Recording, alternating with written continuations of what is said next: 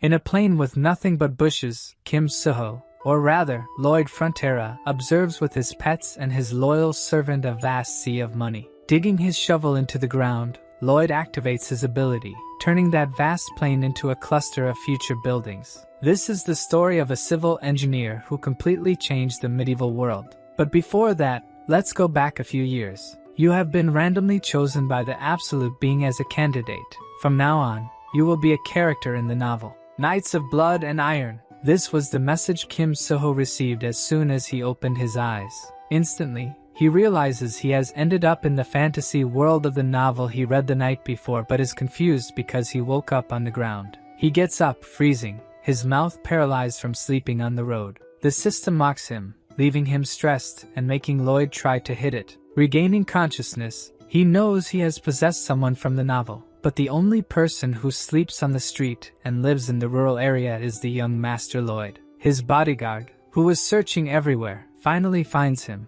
He is none other than the protagonist of the novel, Javier Azrahan. The protagonist recognizes him immediately, as he looks exactly like the illustrations in the novel. In the novel, Javier's reputation as a swordsman spread throughout the continent, but initially, he is just an anonymous knight who works in the countryside. When the protagonist finds out he is the vagabond Lloyd, he becomes extremely irritated. Seeing this, Javier says he never called him a vagabond, but is glad he has self-awareness. Back at his family's mansion, Javier is warming the fireplace, asking if Lloyd really can't remember what happened. Apparently, he drank until he was completely drunk, destroyed the bar, managed to get back home on pure instinct, but ended up fainting on the way. The protagonist, freezing, observes the ground. Although it's warm, the environment is still very cold, as expected in a fantasy medieval world. Before leaving, Javier says he will report the bar incident to Lloyd's father and is questioned by the protagonist about his family's debts. He knows the whole story from the novel, having read it in one night in his apartment. He also knows Lloyd's family's fate. The Baron and Baroness were killed by scammers, and vagabond Lloyd died vomiting blood. The protagonist is furious at how Lloyd has been living until now. It's even worse than his past life in Korea. The next day, his mother asks if he really destroyed things at the bar last night, and asks him to apologize to the owner this time. The protagonist thinks the body owner should apologize since he didn't do anything, but still says he will apologize. His words truly scare them both. They never imagined he would apologize to anyone. In the city, a man working with Hay sees Lloyd and his guard walking through town, so scared of him that he hides behind the cart. In fact, this happens to everyone in town. Even children are instructed not to make eye contact with him. His mere presence disgusts the villagers, but this is something he already knows. He wonders why Javier is following him. Javier says the Lord asked him to prevent any accidents from happening again. In short, he's there to protect the villagers from Lloyd. The protagonist wonders if he should try to clean up his image first, but the more urgent matter is to make a lot of money to settle the family's debts so he can enjoy a good life. He checks the system for any hacks he can use, but only finds 2 useless abilities. Javier asks where Lloyd is going since they are already in front of the bar. The protagonist says he got distracted and didn't realize they had arrived, but Javier is still very suspicious of his actions and suspects he is lying. As the protagonist enters the bar, Javier thinks he's different from the night before, as if he's become someone else. Inside the bar, we see that Lloyd indeed caused a mess the night before. He apologizes, but it only puts the bar owner on high alert. Seeing that the bar owner is scared because he's speaking formally, he tries to be a bit more arrogant, but it seems his apology didn't work very well. Outside, Javier says it's normal for the bar owner not to accept his apologies, since he destroyed all his furniture and decorations that took so long to acquire. He says the bar owner will only be satisfied after receiving compensation, but the protagonist has several family debts to settle. Javier continues, saying the bar owner's mother's condition has worsened due to the winter cold, but this gives the protagonist a brilliant idea. As if a light bulb had finally lit up in his head, he remembers that there's no concept of heated stone slab floors here. If he could make one in this world, it would definitely sell well. This is something Lloyd could never do, but with Kim Suho's knowledge, it would be possible. In Korea, he studied civil engineering and even managed to build a house while in the army. Excited about the new idea, he tells Javier he'll go back to the bar, but as he's returning, he receives a notification from the system saying his real journey has begun, and now he had RP points to earn from people. At first, he doesn't quite understand what it means and imagines it must be similar to XP. However, unlike XP, he doesn't gain it by killing monsters but by improving his relationship with characters, so he takes the opportunity to test how it works on Javier. His impression level with him is at -30, finding this number very low. He tries to compliment him by saying he's handsome, but this only makes the impression even more unfavorable, now at -31. He decides to set this aside for now to avoid irritating him and proceeds to the bar. At the bar, Lloyd is trying to make a contract with the owner. The contract states that he will build something to pay for the cost of all the items he broke. The owner obviously becomes wary and suspicious of his actions, even using a mental barrier ability against the protagonist. Since his reputation is completely destroyed, he can't simply try to transform into someone else to redeem himself. Instead, he uses his reputation as a vagabond to make the bar owner sign the contract. Now with the contract in hand, Lloyd says it was an excellent choice to negotiate with him, while his bodyguard looks at him with suspicion of his actions. Outside in the bar's yard, he's measuring the site with a shovel. Javier asks if he's trying to establish a new pattern of misconduct, since he threatened the bar owner to sign the contract. The protagonist says he's judging him based on what he did in the past, but now things are different. He will make them smile in the end. He starts digging and thinks that the reason for their smiles will be the foundation of his future money. He begins digging a hole and flattening it, hitting it several times to make it smooth. Then he constructs the house structure using wood from the mansion's warehouse. A week later, the foundation of the house is almost ready. He just has to use the red clay by the river to create the exterior. However, he's not an inexhaustible machine. His body is still physically weak. Javier is truly impressed that he is keeping his part of the contract with the bar owner. Even though he's exhausted, the protagonist says he has no time to rest and continues his work. He prepares to cut the wood but is stopped by Javier, who takes the axe from his hand and asks what needs to be done. He tosses the wooden planks into the air and quickly cuts them into perfect shapes. The protagonist is impressed, giving him a thumbs up. This is expected from someone about to become a sword master, and he compares it to modern equipment. He boldly asks Javier to help him dig, which obviously annoys him since instead of thanking him, he's asking him to work more. But the protagonist convinces him, saying that if they finish quickly, he'll be able to satisfy his curiosity about what he's doing. With no other choice but to help him finish faster, Javier starts working with the protagonist, and shortly after, they complete the house. He questions him about the symbol on the plaque, but the protagonist says it's his logo. Then he calls him to check what kind of problem he caused, lighting the fireplace and calling the bar owner and his mother. Both seem to love the warm room. The old woman says she feels like her joints are loosening, while the bar owner wonders how he did it. The protagonist thinks it's normal for people in this world to be surprised by this. It's the power of the Andal floor technique, a Korean method for heating rooms. Javier is impressed, seeing that he really managed to make the two smile. Even though he still doubts Lloyd's intentions, it's undeniable that because of him, two people are happy. Javier's impressions of the protagonist increased by 2 points, earning him 36 RP points. The protagonist even jokes a bit with his bodyguard, saying he was probably thinking, how could trash like this think of that? Even though he spent a bit to build this house, it doesn't matter, as this model house will be the showcase of his new money source. A few days later, people were lining up to experience the sauna. Those coming out all sweaty only made those who hadn't entered yet more curious about it. The protagonist takes this opportunity to try to sell his idea. He created 2 different plans, Type A, which is a separate construction, and Type B, which remodels the existing house floor, also offering a 10% discount if they buy both constructions. While the protagonist is using his cunning to sell the contracts, his father appears, asking what he's doing. The protagonist becomes apprehensive when he sees him, and already in the mansion, they are having dinner facing each other at the table. It's not like he's avoiding him, but it would be problematic if he forbade him from working on the constructions. His father decides to listen to what he has to say and asks what he is plotting this time. He tries to act as Lloyd would and says that the only thing he did was build a heated room for the bar owner, although his father already knows about the contract he made with him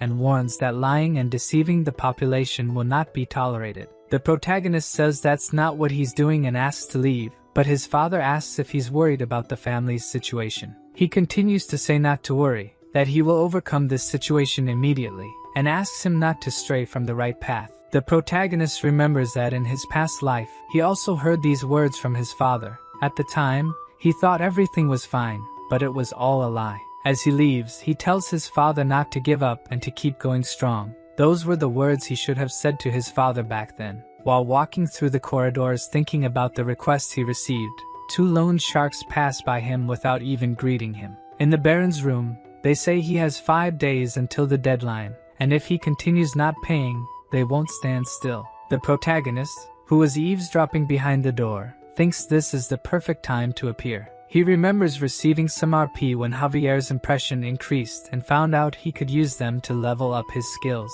A sensor scans him completely, analyzing all the skills he possesses. The system says he's smarter than he seems, and the protagonist, angry, says it's obvious since he was a high-achieving scholarship student. The 2 skills he acquired based on his current knowledge were basic measurement and basic design. Even though he doesn't quite know what they mean, he buys both.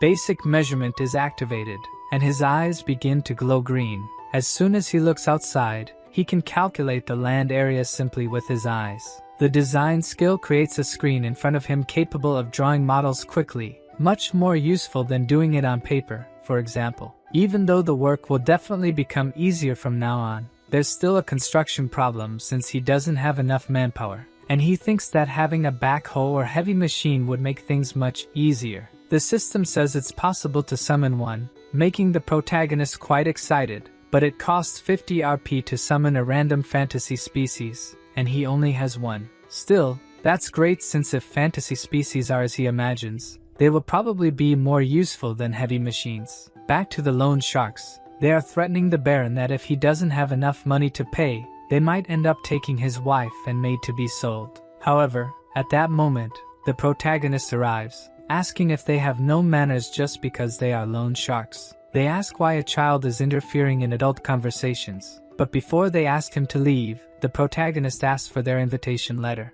In the kingdom's noble law, in Article 3, Section 6, it says that all nobles have the right to protect their rights and interests, and entering a noble's mansion without an invitation is equivalent to invasion. The loan sharks say they've never heard of this law, but he tells them to check it together and calls Javier. As soon as he enters the room, the protagonist orders to cut off the invader's arms. The loan sharks ask if he's crazy and if he plans to resolve this in court. Then he says that's why he told them to check together. He wants to see which side the court will take. Seeing Javier unsheath his sword, the 2 loan sharks get scared and flee, saying they will regret this. His father questions him scared, saying this won't help calm the situation, until Lloyd throws a bag of money on his table. He says that's the initial payment he received and that it's a considerable amount for this month. His father thinks he's extorting money from people, but Javier tells him not to worry since he's monitoring the young master to keep his promise. Seeing that Javier trusts his son, he allows himself to trust him this time. In the corridors, Javier asks how he knows about the law, as he always thought he was an ignorant person, but the protagonist, angry, replies that he found it around. In fact, he found it in the novel. After the couple's death, the loan sharks wanted to dig and take the bodies to sell. At that moment, Javier talks about the law and cuts off the heads of the 2, knowing the novel's content is beneficial, but in any case, one message catches his attention now. He gains 60 RP as his father's trust increased. He goes to a secluded area away from people and activates the random spin. Several gears start floating in the air, forming a magic circle, but it's smaller than he imagined. From this circle, a small mouse comes out, falling to the ground. Seeing that tiny mouse, the protagonist thinks his summoning was a failure, making the poor mouse cry. It manages to communicate, saying that it's not a failure and can do many things. The protagonist asks what it can do, so it spits out a manual. Despite finding it grosses, the protagonist takes the drool-covered manual and discovers that besides being cute, they can have their constitution altered by feeding them sunflower seeds. Red seeds make them giant for 12 hours, while blue ones make them small. He asks if it can become as big as a human, since hamsters are good diggers. If it were human-sized, it would be really useful. When he feeds it, the hamster starts glowing and growing. It grows so much and so quickly that it ends up colliding with the protagonist, throwing him a bit away. The hamster, which could fit in his palm before, must now be over 10 meters tall. Besides, it has the digging ability, able to quickly dig through the ground. It can also harden the ground by rolling over it, and can store plenty of things in its mouth. The protagonist is happy because the heavy machinery problem is solved, but he can't just show up with these giant creatures since people might get suspicious. So, he will carry a book with him all the time and claim to be a summoning genius. The next day, Lloyd is instructing the workers with his slogans. He makes everyone repeat with him. Safety first. The army of 30 people is clearly demotivated for work, even though they are still paid even if they don't work. The protagonist wonders why the Baron didn't fire them before, but this works better for him since there won't be additional labor costs. To try to motivate them, the protagonist gives a motivational speech, pointing at a handful of dirt, saying he spent the night digging it up and they should take it to the constructions. In reality, it was Padong who did it in 30 minutes. But even with a speech, they are still not motivated at all. He even thinks it's a normal reaction since people don't like to work. Then he is interrupted by the senior knight Nauman, who asks what he just ordered his troops to do. This man appearing there was something he expected. There are 3 knights living on this property, Newman, Bayern, and Javier. In the beginning of the novel, Bayern and Javier remained loyal until the property collapsed. But this man in front of him was the first to betray the Baron. Lloyd asks what he's doing, and he says he can't believe he's giving his soldiers dirty work, and as the head of the knights, he can't accept that. The protagonist says he got approval from the Lord, but he insists on talking about the past and that the protagonist must be using the soldiers for personal purposes. Lloyd asks if he wants a beating, and just with that, the guy gets quite stressed. He then makes the first move by throwing sand in his face. Everyone who sees that is shocked, while the guard asks if he really just tried to tarnish his reputation as a knight. The protagonist pretends he didn't hear what he said, then challenges him to a duel right away. Returning to the mansion, Javier asks if he has confidence in defeating Newman. His opponent has a mana heart, and is also known as a sword specialist, while the protagonist is just a wretch. How could he even think of winning against him? Javier gets irritated with Lloyd teasing him, almost cutting him with his sword. He tries to analyze his actions, but everything he is doing is very strange. After picking his nose, he asks Javier to teach him swordsmanship. Javier says he would never teach his swordsmanship to someone like him, as someone with bad character like him could use it against people around him. The protagonist knew he wouldn't teach his swordsmanship right away, so he proposes to cure his insomnia. Javier wonders how he knows that, as if he's answering him in his head. The protagonist says he read it in the novel. In the novel, the ranking of the knights is divided into 4 levels. Javier's level is expert swordsman, and he will soon rise to the highest level, master swordsman. And the reason he can't sleep is that his nerves are superhuman. He agrees to the contract with Lloyd, but he will only teach swordsmanship if he can make him sleep, and says that he has already tried several ways to cure his insomnia, from cognitive behavioral therapy, herbal remedies, aromatic therapy. Even after saying all that, in a few minutes, he was already sleeping like a baby, hugging his pillow. The method the protagonist used to make him sleep is the same as teachers do in the classroom. He talked so much that at some point he just fell asleep. Now that he has fulfilled his part of the deal, all his sword techniques will be his. The next day, Javier, now refreshed from having a good night's sleep, tells the protagonist to start training with 50 laps. And surprisingly, he starts running without complaining. He completes 1 lap and says he hates doing it, but by the 2nd lap, he totally changes and says he surely didn't expect him to do it without complaining. By the 3rd lap, he unmasks his plan, saying he would say something like, "You don't have talent for this," and ignore the training. While he's being totally annoying to Javier, he gains a skill that asks him to hit himself, but he tells the system to discard it. It would be a lie to say he's not tired, but this is nothing compared to his past life. He had no family and woke up alone every day. At work, he carried bricks up to the 4th floor of a building every day, and at night, he unloaded trucks. All this just to survive, hoping that one day it would get better. Compared to that pain and despair, this is nothing. Seeing that determination and sincerity, Javier decides to teach him his sword technique.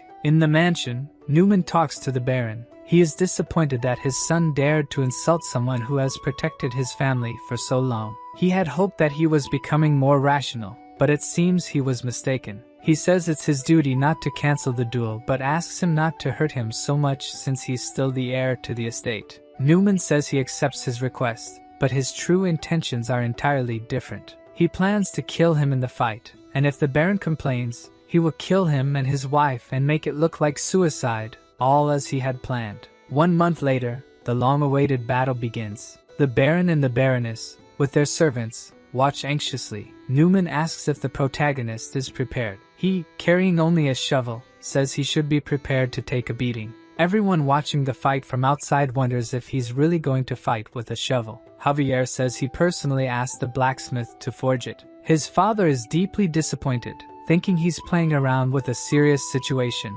But Javier, who has been following what he's been doing for the past month, doubts that he's just fooling around. Early in the morning, he did the basic training without complaining. Then he went to the construction area to teach the residents about Andal, and then practiced swordsmanship until falling asleep at night. Someone who dedicated himself so much for a month couldn't be just fooling around. Javier is sure he's taking the fight seriously. The Baron initiates the duel between them, and the protagonist starts the combat with a pretty mediocre stance. Newman, who was already pissed off with him, is the first to attack but has his first attack defended. Both his father and Javier are impressed that he managed to defend an attack, and it wasn't just luck, since he continues to defend all the subsequent attacks. Javier is impressed with the extraordinary efficiency of his movements. It's like a sword technique evolved over many years. In fact, it's called modern combat, bayonet charge, something every Korean man learns in the army. Even using the shovel as a weapon wasn't random,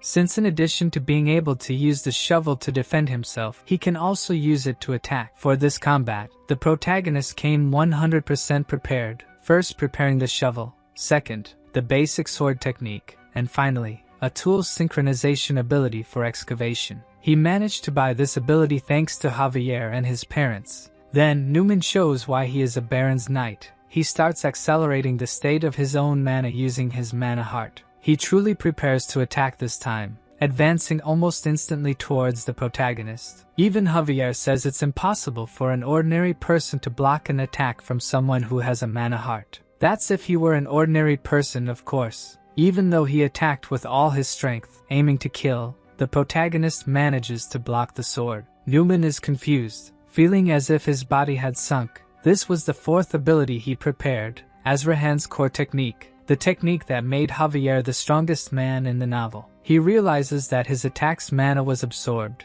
immediately pulling out his sword, but the protagonist takes advantage of this opening to land a blow on his face. The impact is so great that he sees one of his teeth flying, and then he is hit by another attack. Everyone around is shocked. Lloyd really managed to win. His father ends the duel, but this isn't enough to quench Lloyd's anger. He continues to beat him while he's on the ground. His father gets angry, telling him to stop trying to tarnish the knight's honor. As some of the soldiers try to stop him, saying that the duel is over, the other knight from the family remarks that he's out of control. Lloyd claims to have calmed down and asks the soldiers to release him, only to hit him again immediately afterward. Javier, who is observing more closely, notices that he's hitting only in places that would cause almost no wounds, and the calm expression on his face indicates that he already knew this would happen. 15 days before the duel, the protagonist came asking him to teach the mental technique Azrahan. This startles Javier, since this technique was created by him,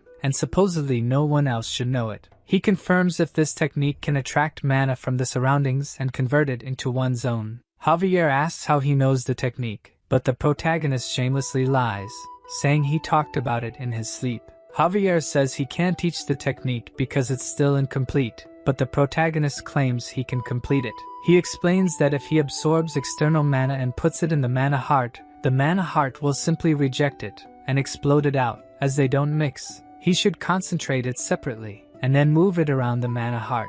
Javier thinks this might really be possible and asks how he came up with it, but the protagonist continues to brazenly say he just imagined it would work. That day, Javier was able to complete the technique he had been worrying about for so long, and on the first try, he managed to create 3 circles. Lloyd says he doesn't want to create a mana heart. All he wants to learn is the absorption part. He just wants to absorb what he can touch. Since he had learned this ability, Javier thought he could defeat Newman, but he triumphantly won. His father again tells him to stop talking about his reputation as a knight, but he tells him to look under the tablecloth and then say if this man deserves to be called a knight. He finds several letters, and when he reads their contents, everything is there. From the property's situation to the Baron's likes and dislikes and instructions on how to forge fake documents. These letters contain everything he has shared so far. Newman wonders how he found them since he had hidden them inside the wall, but due to the novel, he already knew where they were and sent his hamster to fetch them.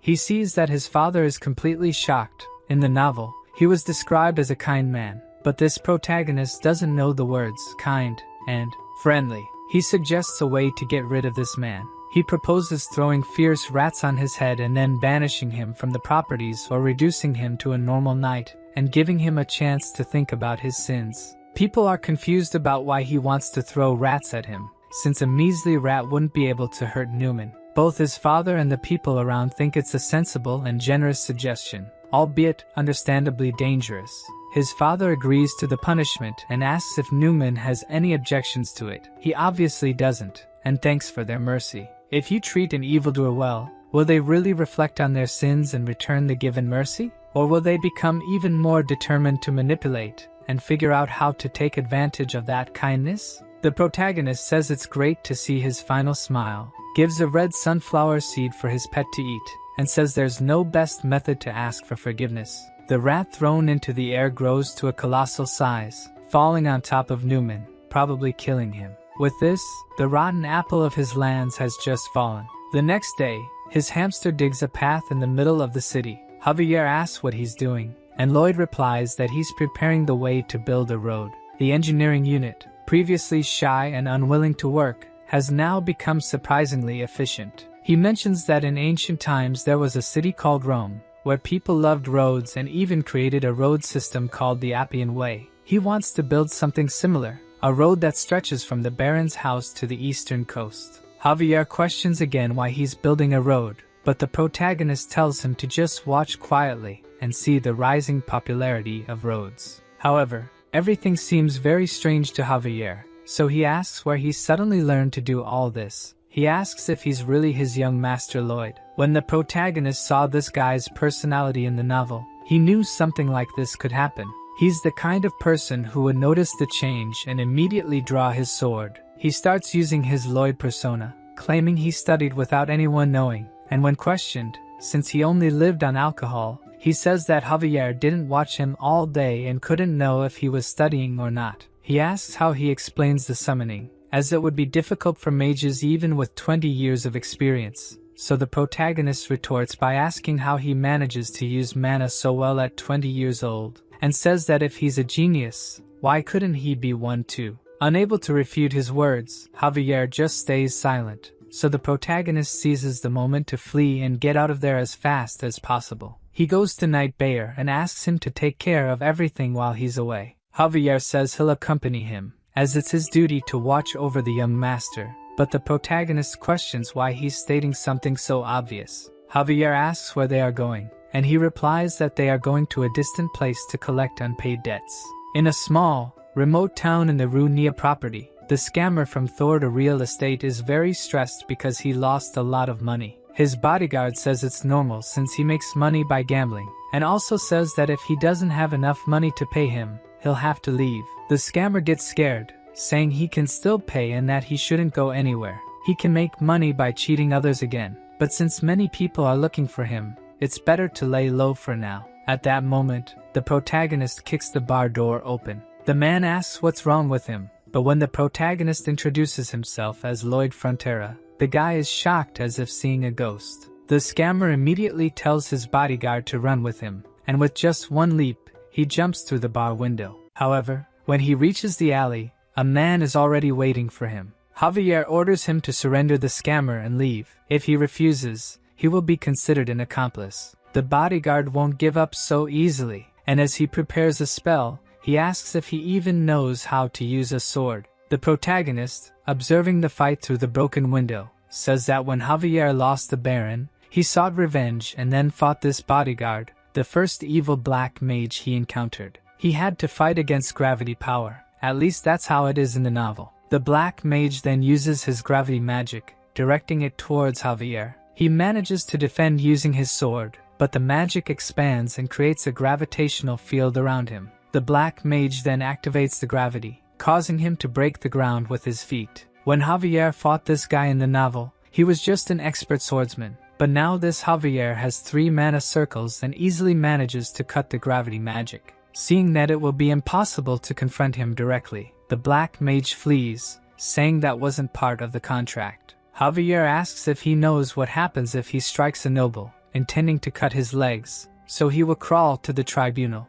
However, at the last second, the scammer is saved by Lloyd, who steps in the middle of the attack and prevents it from landing. He shouts at Javier, saying he will be punished with death if he goes to the tribunal. Javier is shocked. Lloyd just showed kindness to another person. They tie up and lock the swindler in the room. Seeing him quite apprehensive, the protagonist tells him not to be so afraid since he won't kill him. After all, if he did, the people he owes money to would cause a mess. The swindler asks if the protagonist will forgive him, and Lloyd replies that he won't take it to the tribunal, but he expects compensation in money. But since he doesn't have money to pay, the protagonist has another way to forgive him. All he has to do is sign this contract, and that's it. The swindler asks what kind of contract it is. It's just an ordinary worker's contract, and he will be paid, of course, but 80% of his salary will go to repayments due to the high debt, to be paid after 520 years. This shocks both the swindler and Javier.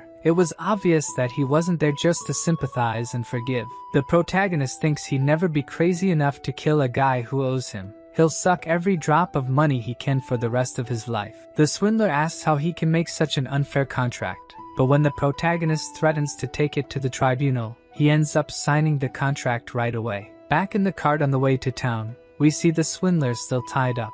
Javier mentions that due to this guy's money, they won't have to worry about interest for a few months. However, the protagonist corrects him, saying he'll use all that money to invest in labor costs since the 30 soldiers aren't enough. A few days later, we see the protagonist recruiting employees. The line is so long that it extends for several meters. He asks Javier if these people really hate him. He's sure they do, but due to selling the Diendal for a lower price and being firm in punishing the traitor, people have started to see him as trustworthy and capable. The man in front of him asks where to sign the contract but thanks him first since his son used to get very cold in winter. But thanks to him, he doesn't have to worry about that this year. The protagonist even feels ashamed, as he's only satisfying his greed. The man continues, saying he has relatives from another town who would like to buy the Andals. The protagonist expected this to happen, since he didn't build the Andal for nothing. Now he'll raise the price under the pretext of travel expenses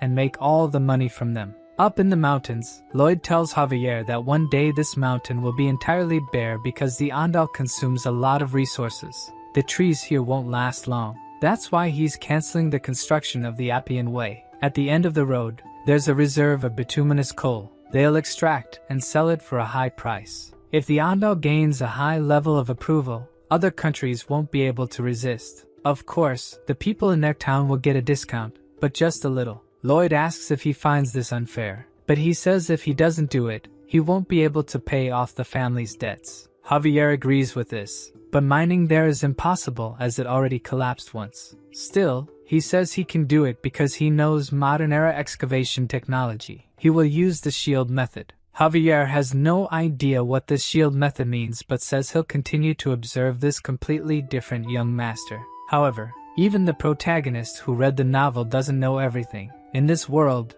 there are hidden dangers, and within the cave are thousands of creatures just waiting to emerge. Lloyd clasps his hands and performs magic, casting it upward and summoning a high-level apartment. A huge building appears from the sky, falling behind him. At least that's what he would like to do, but the only magic he uses is on his finger to design faster. Tired because this project is taking too long, he thinks he would like to summon 100 undead workers who don't need a salary. Due to the incident with Newman, he gains 639 reputation points due to favorable impressions from people. He upgraded his basic design skills and basic measurement skills to intermediate level, gaining new functions. Arriving at the mine entrance, he reflects on how he's supposed to dig there. He activates his intermediate measurement skill and can scan up to 5 meters. With this ability, he can find the safest path, but the problem is how to unearth the entrance quickly. Humans will take too long and get tired easily, and Padong is sick of the road project. He sees no other choice but to randomly draw a new species. He activates the mini portal again,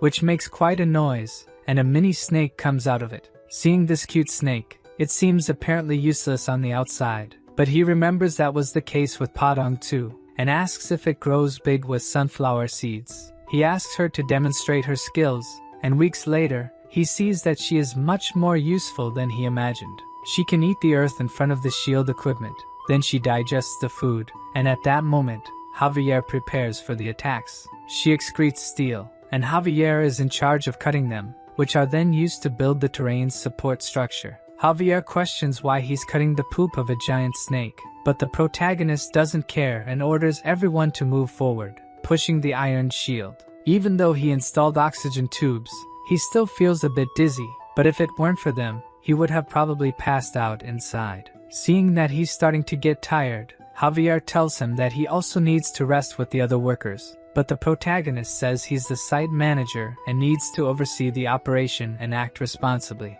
In Korea, the people in charge of the work were the kind of people who didn't even show up on site. He hated those people and promises never to be like them. So, he uses his ability and detects luminous coal ahead. He cheers everyone up, saying they're almost there, and thanks the little snake because thanks to her, they were able to do this 10 times faster. While the protagonist explains that after they reach the coal, they'll have to dismantle the shields and expand the space, they start hearing a noise coming from the ground. Alarmed, the protagonist uses his ability and sees a small hole that wasn't there before, and this hole begins to grow larger until a giant ant emerges from it. Javier immediately cuts its antennae, and Lloyd uses his shovel to crush its head. The sudden appearance of this monster surprised him since it's something that didn't appear in the novel. But this is not the time to relax because an ant never walks alone. Thousands of ants begin to appear, and the protagonist evacuates everyone outside, while Javier manages to hold several of them, cutting them into pieces. If there's an ant colony, there can be from 200 to 1,000 monsters there.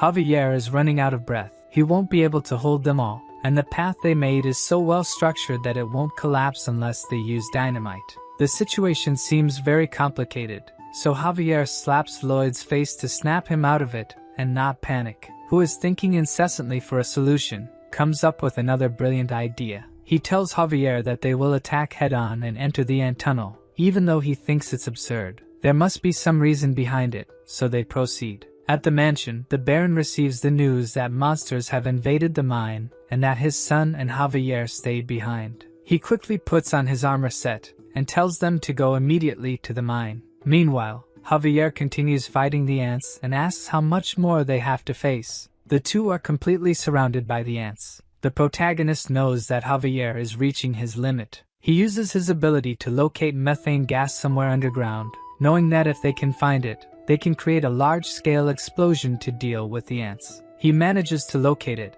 and starts digging to unearth the methane gas, with Javier protecting him. Things seem to be going well, but they both hear a very loud scream. The Ant Queen has decided to show up, and just by seeing her size, Javier says he can't face her. However, in this situation, he has no choice but to push beyond his limits, managing to defend against and counterattack the Queen's assault. While Javier fights her, the protagonist continues digging until he finally uncovers the gas. He tells Javier to get out of there as fast as possible and run to the entrance, while he grabs a still-burning torch. They run through the tunnel filled with dead-end bodies, and when they finally put enough distance, he throws the flaming torch towards the gas outlet. The Ant Queen tries to attack them but is hit by the massive explosion caused by the gas. Not only her, but all the ants in the cave are caught in the blast. Outside, people hear the noise and a great tremor from deep inside the cave. The Baron worries about his son and tries to enter the cave but is stopped by his bodyguard. Inside, the two survive the explosion, but Javier and the snake have fainted. To make matters worse, the entrance is blocked. Realizing they will soon run out of oxygen, the protagonist uses his ability to see through the wall. He sees no other option but to start digging. Javier, who managed to keep some consciousness, sees him working to get them out, and as a result, he builds a stronger bond with him. Seeing that he has nothing more to lose, he asks the system to enhance his abilities.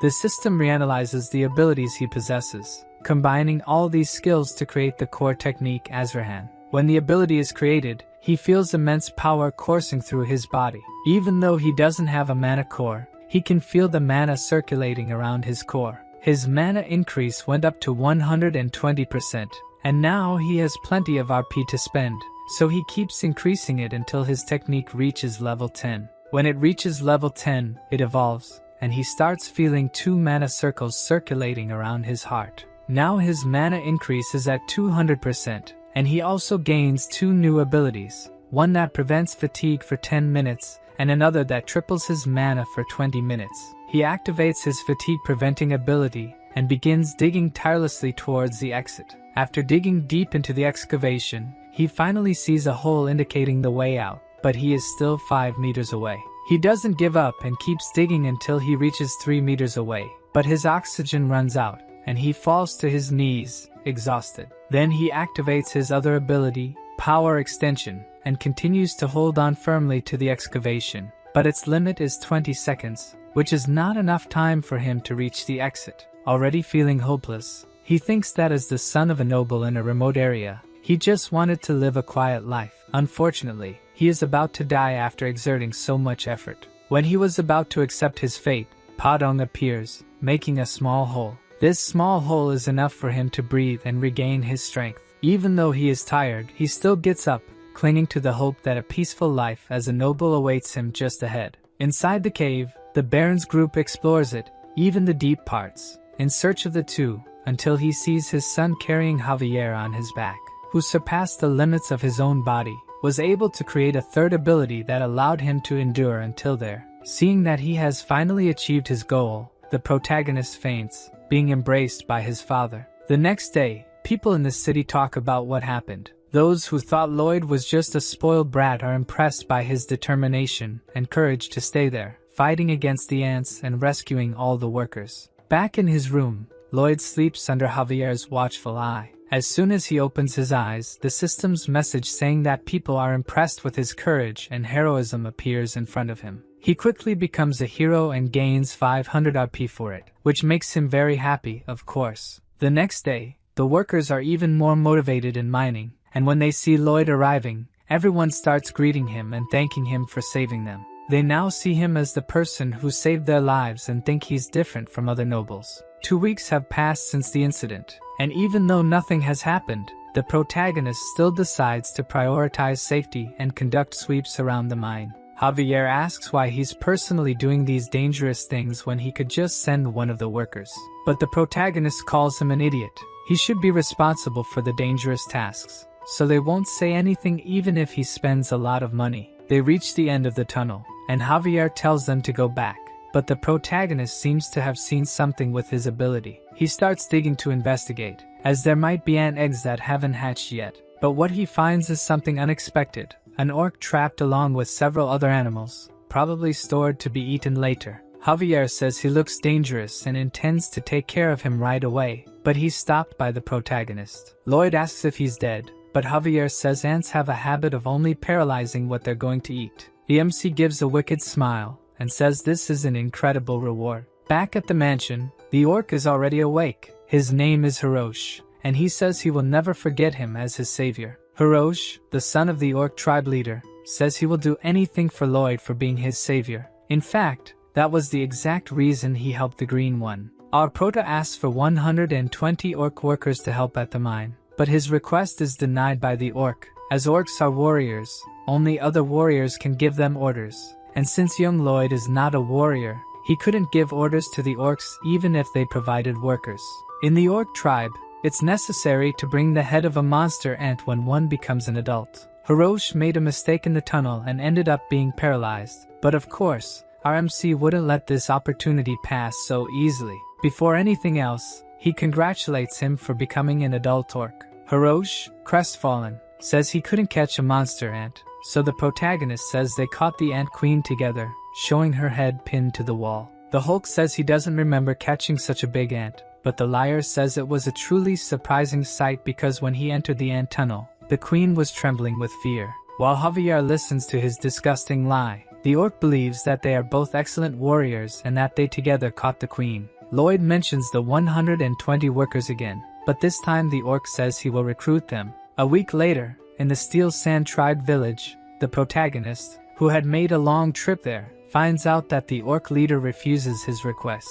Shocked, he asks why. The orc chief says they need to hunt every day, and if they don't eat protein right after the hunt, they will lose muscle strength. Javier says these orcs are bodybuilding maniacs, so it will be impossible to convince them. The protagonist asks if there was a way to preserve the meat so they could go without hunting for more than 3 days, and he says he knows how to prevent the meat from spoiling even after several days. Let's go back a little in time to remember the moment they arrived in the village. The father and son, who hadn't seen each other for so many days, were extremely emotional to see each other again. They run to each other and give a tight hug. The impact of the hug alone was so strong that it caused a gust of wind to spread around. Lloyd says that if anyone had been between those two, they would have turned into mincemeat. Our mercenary thinks that if they can get 120 workers with these two, productivity will increase hundreds of times. But that wasn't the only thing that caught his attention. When Hirosh brought the Ant Queen's head as a celebration, the orcs were using massive gold objects for squats. Lloyd is shocked and wonders where they found those. It's as if they stole or took them from somewhere. Because of this, he makes a deal with the orc tribe leader to get both the labor force and the treasures. Javier is reading the contract and discovers that they will build a stone-cold storage warehouse. Not knowing what that means, he asks Lloyd. The royal family preserves food using ice magic. What they are going to do is similar, but they won't use magic. To make it, they will need a special stone called granite. It is a very resistant stone and will be difficult to extract. Normally, one would use dynamite to extract the stones, but right next to him is a human dynamo. From Javier's look, he already knows he will use him again. In one of the main episodes of the story, in the city of Namram, the entire population was trapped in a magic barrier, and within this city were thousands of refugees that Javier needed to save. At this moment, Javier was a sword master with 4 cores spinning around his mana heart. At this moment of despair, he unintentionally created a skill. The explosion from the collision was so strong that, aside from destroying the magic barrier, it became one of his main techniques. Lloyd explains this technique that he could use. Javier again asks how he knows about this, but the protagonist says he just thought of it at some point. Even though the real reason he taught him this technique was to use him, it would still be a great strength boost if he could execute it. Protecting the mana heart with 1 core and moving the other 3, he releases an explosion into the rock.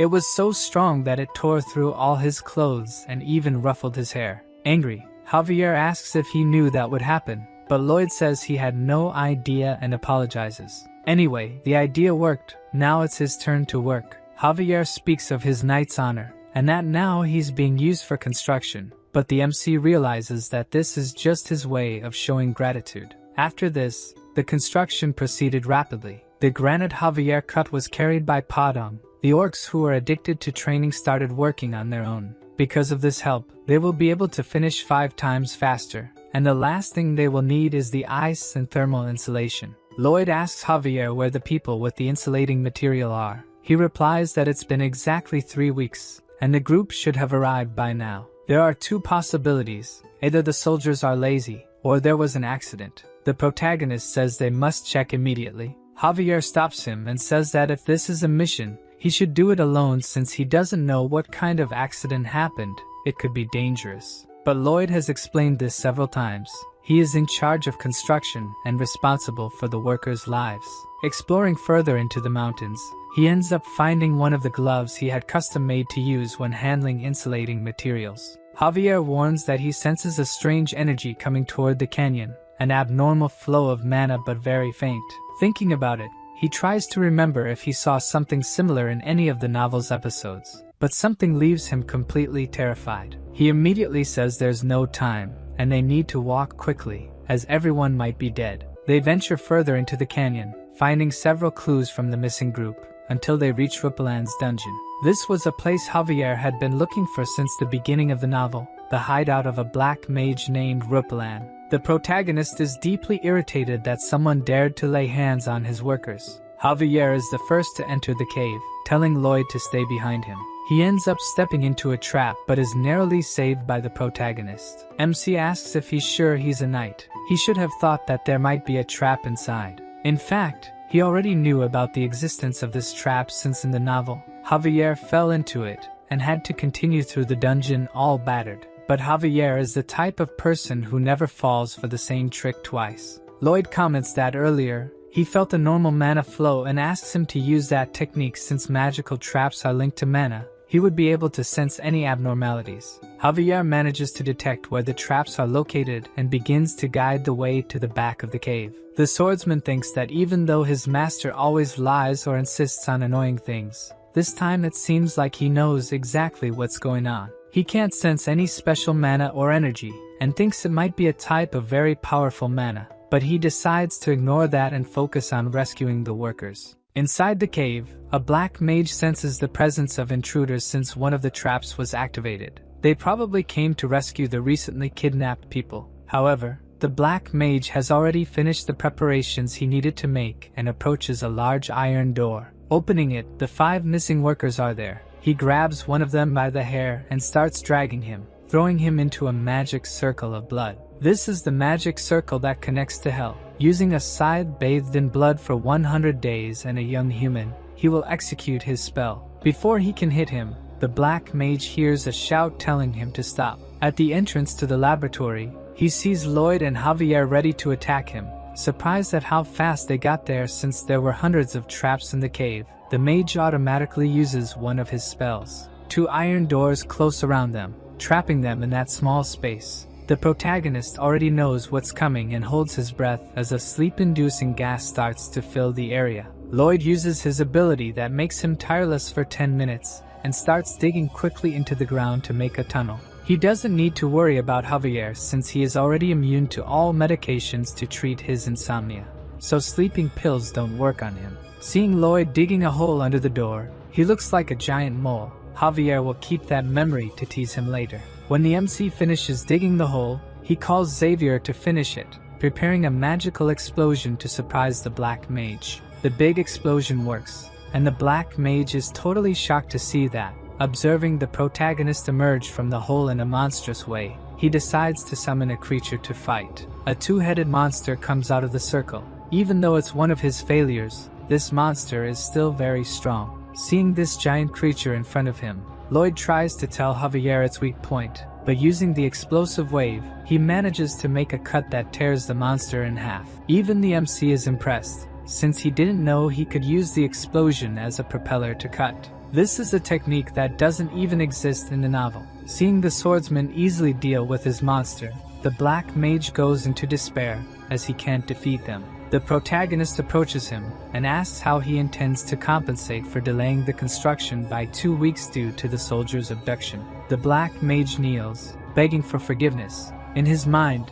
all he thinks about is surviving, but the protagonist doesn't care about the apology and asks about the compensation. With no alternatives, the black mage offers all his magical items. Lloyd is quite pleased that all the items will be his, while Javier rescues the soldiers. The MC asks what he was going to do with the kidnapped soldiers. The black mage was studying the resurrection of the dead, trying to bring back his deceased wife and son. He worked as a mage in the Lord's mansion, but one day the Lord tried to take them away from him, so the black mage planned to escape with his family. Lloyd interrupts his story right in the middle. He is not interested in hearing it at all. The protagonist asks if the black mage really thinks that bringing back his wife and daughter after killing hundreds of people will be good.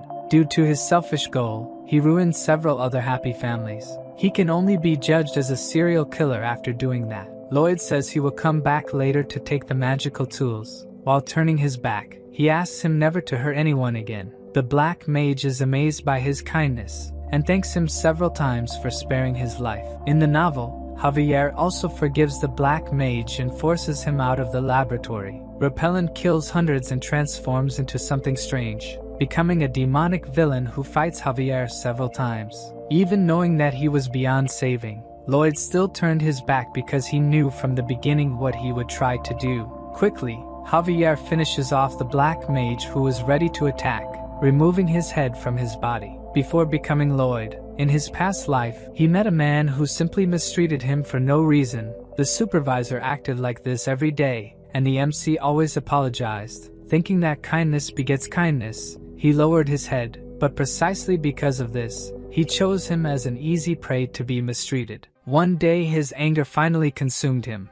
and he couldn't stay calm anymore. That day the protagonist gave the beating that bastard deserved. While hitting him, all he could think was that he was screwed. But the result was completely different. The man started to fear him and avoid him. On that day, he realized that there are certain moments when violence needs to be stopped with violence. Villains must receive punishment equal to their crimes. Returning to the orc village, the protagonist notices that his men are very tired. Seeing that he could faint at any moment, Lloyd instructs him to hand over his backpack. The worker hesitates to comply, but Lloyd explains that if he faints, someone will have to carry both him and his backpack.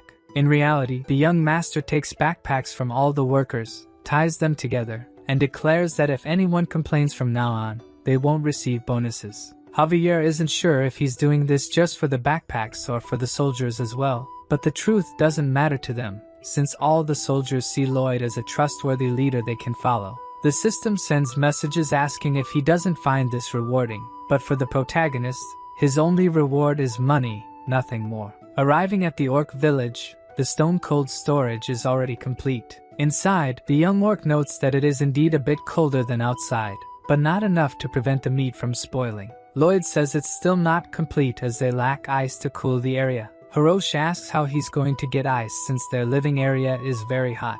With a smile, Lloyd says he'll get it one way or another, which makes the orc doubt him, thinking he brought a swindler to the village. However, the young Hulk decides to trust him, since his savior shouldn't be a bad person. When the orc leaves, Javier asks how he's going to make ice, but that's something even the protagonist doesn't know. Javier questions him signing the contract without a plan, but Lloyd explains that to be successful, you have to make the impossible happen. At night, the protagonist sits on rocks pondering how to make ice. First, he made molds and asked his pets to fill them with water, but he doesn't know how to turn it into ice. In this world, there are ice mages, but he doesn't know exactly how their magic works.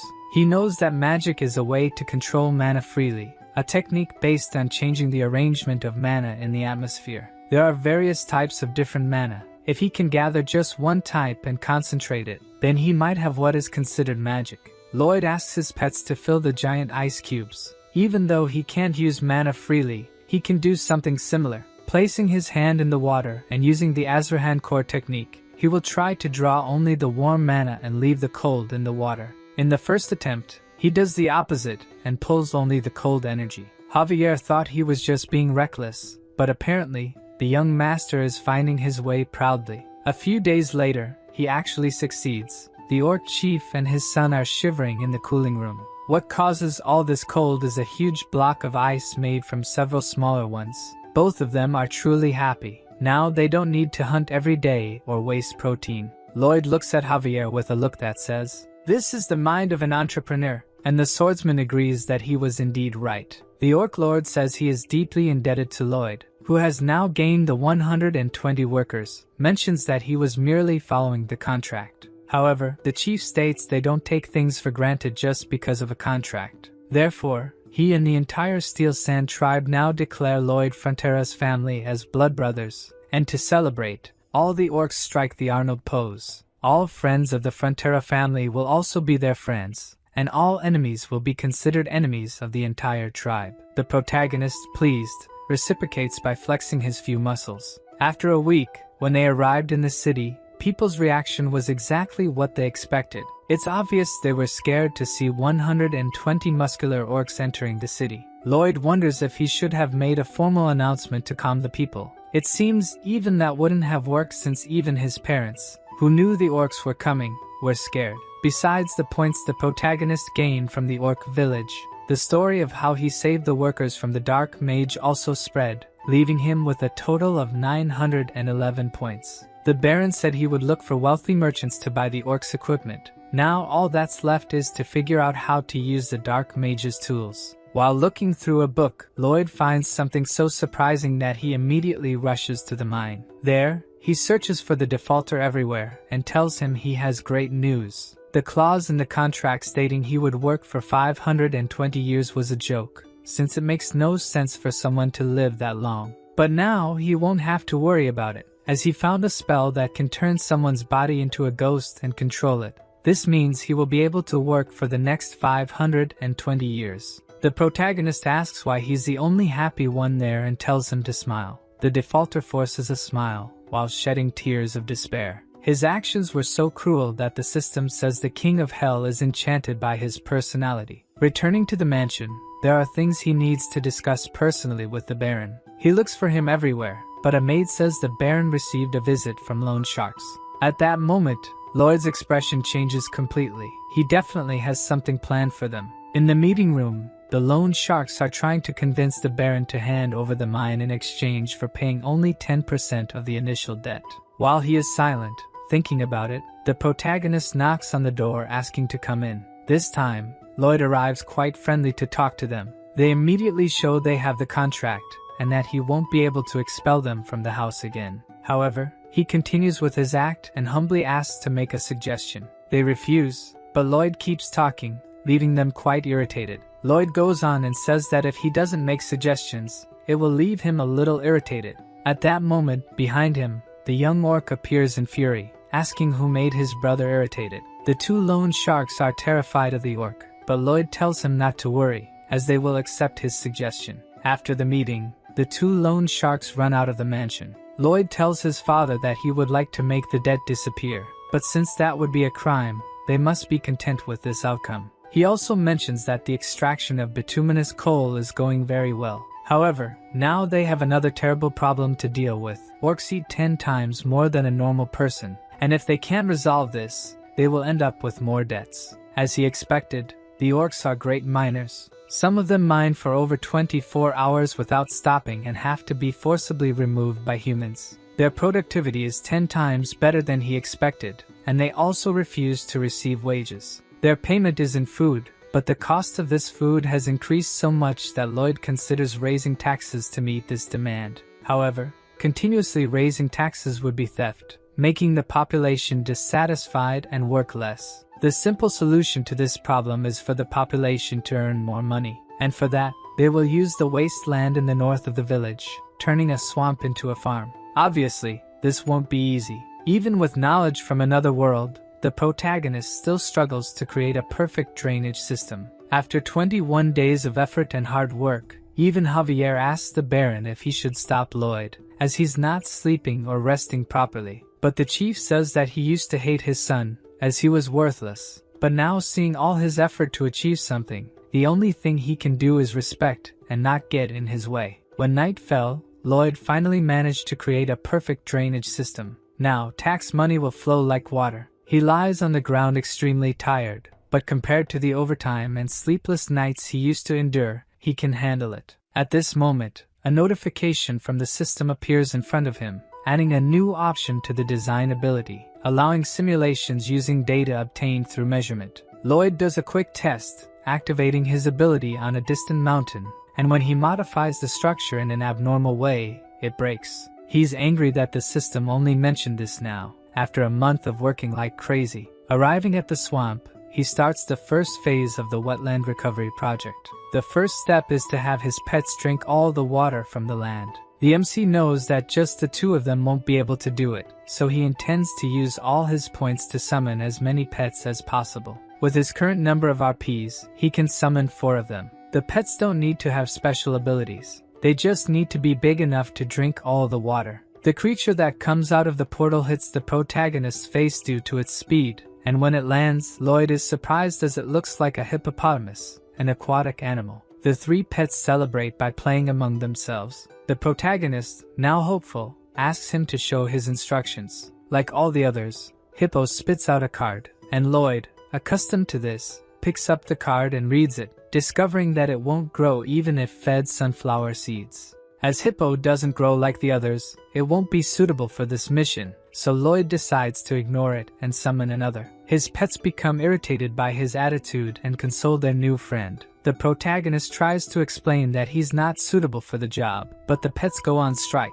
insisting he acknowledge their values. Lloyd decides to give it a chance and asks about its ability. The small hippo demonstrates the one gulp ability, which allows it to drink a lot of water in just one gulp, but it can only drink what its stomach can hold. Lloyd briefly thought this would be the best ability for the job, but is once again disappointed. Hippo decides to show what it can do and starts drinking water from the lake. The protagonist thinks he's hallucinating. As Hippo seems to be getting bigger, it begins to drink the entire lake, leaving Lloyd astonished by how much it has grown. In a few seconds, that immense swamp dries up. Hippo seems satisfied after drinking so much water, while the protagonist is completely shocked by how much he managed to drink in such a short time. The other two pets look at their master with a "I told you so" expression, while Lloyd asks the system if this is really random since he always gets the magical beasts he needs. But the system is vague and only says he's lucky. Hippo asks if it can keep drinking more. The reincarnated architect tells him to drink until he can't anymore,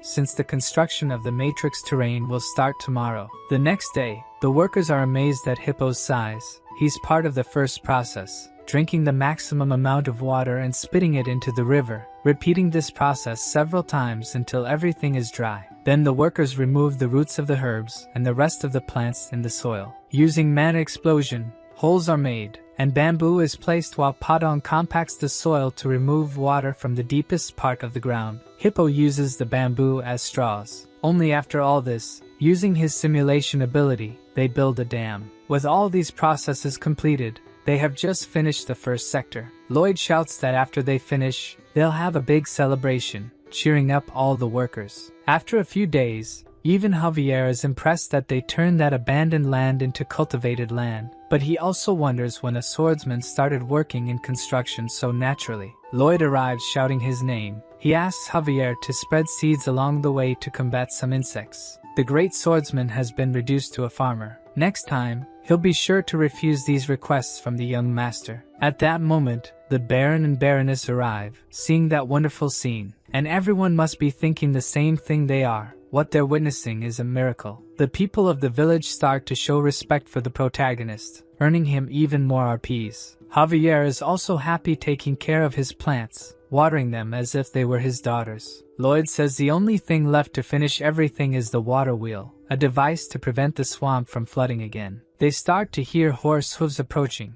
An entire cavalry is heading towards them. Lloyd asks who those men are. Javier says that's Viscount Racona, who owns the northern part of the swamp. When they arrive, the protagonist identifies himself as responsible for the construction. One of the mounted subordinates says this is the Viscount's land, and they should leave immediately. The Mara's swamp is a place that hasn't been visited by anyone for hundreds of years. The northern part is land administered by Viscount Lacona, while the southern part is administered by the Frontera. However, they obviously claimed rights over the land out of nowhere, aiming to take this fertile land without any effort from the start. It makes sense for them to insist on handing over the land, since a part of the swamp is indeed their property. That much is clear until now. Lloyd asks the Viscount if he's really saying that his land was invaded. The man on horseback tries to speak but is interrupted by the protagonist, who says this conversation is among nobles. The man gets angry, while the farmers question the young master's actions. Lloyd introduces himself as the eldest son of the Frontera family. The Viscount comments that his behavior is indecent and asks to call Baron Frontera. The MC pretends not to have heard and scratches his ear. When questioned, he says the only thing he heard was the sound of a dung fly. The Viscount looks for the fly but is alerted by his guard that the young man is referring to him. Lloyd talks about the laws of the kingdom's lands, Law number 321, a special law about cultivating wasteland. If wasteland is abandoned for a long time, it's possible to establish ownership of the land. If left unattended for 100 years without residence or cultivation, it's considered land without an owner. To be recognized as property, the land must meet one of 4 requirements, and one of them is to have a harvest of at least one specific planting. At that moment, Javier remembers his conversation with Lloyd some time ago, where he mentioned that the seeds are to rid the land of pests. The protagonist congratulates the Viscount on witnessing the first harvest in the history of the Mares swamp. Realizing that he had already prepared himself, the Viscount feels deceived. Lloyd kindly gives the cabbage as a gift to him and orders the cavalry to leave his territory, or else they would be considered trespassers. Seeing them all leave disappointed, Javier asks if he received a prophecy that these people were coming. In reality, this isn't the first time the protagonist has dealt with people trying to take advantage of others' efforts. All the farmers are also satisfied and celebrate that the young master managed to protect their lands. However, he continues to maintain his mercenary pose, only thinking about money, and tells everyone to get back to work. Late at night, the protagonist sits watching the crops being hit by a huge storm. With summer ending, autumn brings rain. Even though he has used simulation hundreds of times, he shouldn't let his guard down and observe until the end. By morning, the rain has passed, and with it, the worry. Thanks to his great invention, that land didn't turn back into a swamp, and he even gained achievement points from the system. Now that the first thing is done, he will move on to the next step. Meanwhile, in Viscount Lacona's territory, he might be indignant with the situation. If they continue planting for 2 years, the land will officially be theirs. The swamp is the land where golden eggs will hatch. Even his stomach is hurting from having to give up his precious land. He can't let this fertile land slip from his hands and asks his executive to call the dye workshop supervisor. A few days later, Lloyd wakes up from his bed with a severe headache. Perhaps the long days without sleep have finally caught up. Even so, he can't just lie in bed, as there's much to do. The problem arises when even Javier wakes up strangely. He's also experiencing the same headache, making the protagonist realize that this isn't just a coincidence, but something intentionally done by someone. It wasn't just the two of them who were affected. The maid Emily, Mr. Alap, the boy in charge of the cows, and the cows themselves were all affected. In summary, this is affecting everyone in the village, humans and animals alike. The animals with better instincts refuse to drink water, leading the protagonist to believe that the water must be causing this. Lloyd's greatest weapon in this world is his knowledge, but after the incident with the ants, he realized that not everything is as it seems. Expecting the Viscount to take action, research was done on his territory, revealing that his main source of income is dye technology using the Ladona fruit. The problem is that this fruit can be toxic to humans. Due to his envy and greed, Racona, without a doubt,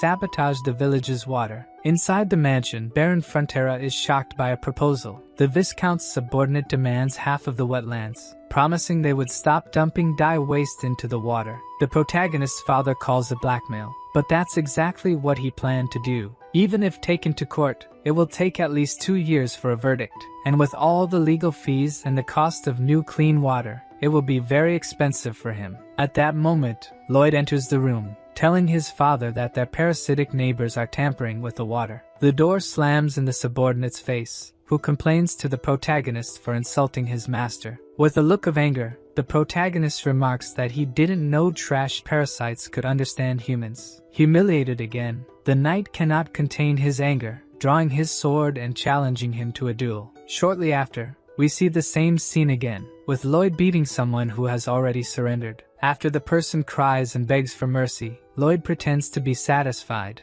only to beat him again shortly afterward. The Baron warns his son that the duel is over, but his expressions show he's quite pleased with what he's doing. After being beaten, the subordinate returns to his master, who calls him trash for being beaten by the incompetent son of the Baron. However, upon reflection, the subordinate did a good job because the Frontera can only take the case to court, and they can use this public beating to delay the process by 3 or 4 years.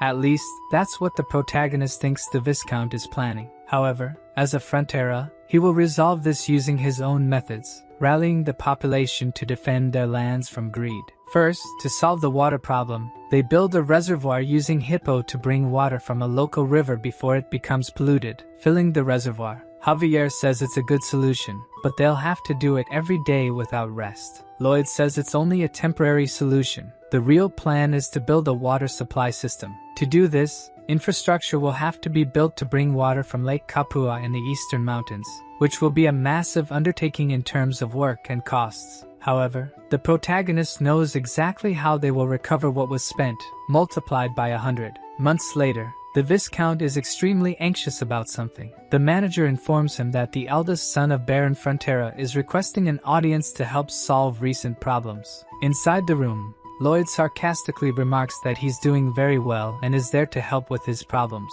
The Viscount tries to play dumb, saying he has no problems, but Lloyd insists he could save his dye workshop from bankruptcy. At that moment, the Viscount understands that the crisis he's facing is the fault of young Frontera. But before he says anything, Lloyd explains that due to the waste he dumped in the river, they had to bring water from Lake Kapua. Workers had to dig a long path of land, laying pipes for the water to pass through. In the middle of the route, they came across a huge valley, and their only alternative was to build a Roman-style aqueduct. For this, Javier had to blast a lot of limestone, as it's a material used in construction.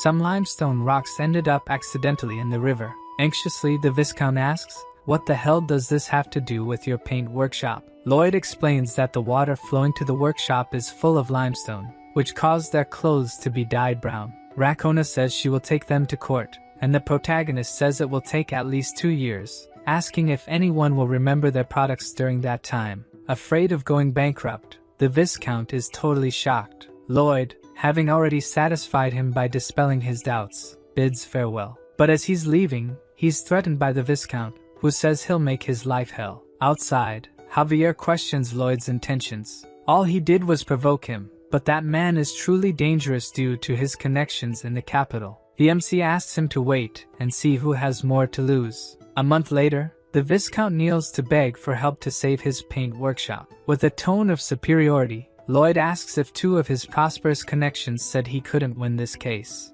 Deeply regretful, the Viscount apologizes, but the protagonist isn't interested in pride or apologies.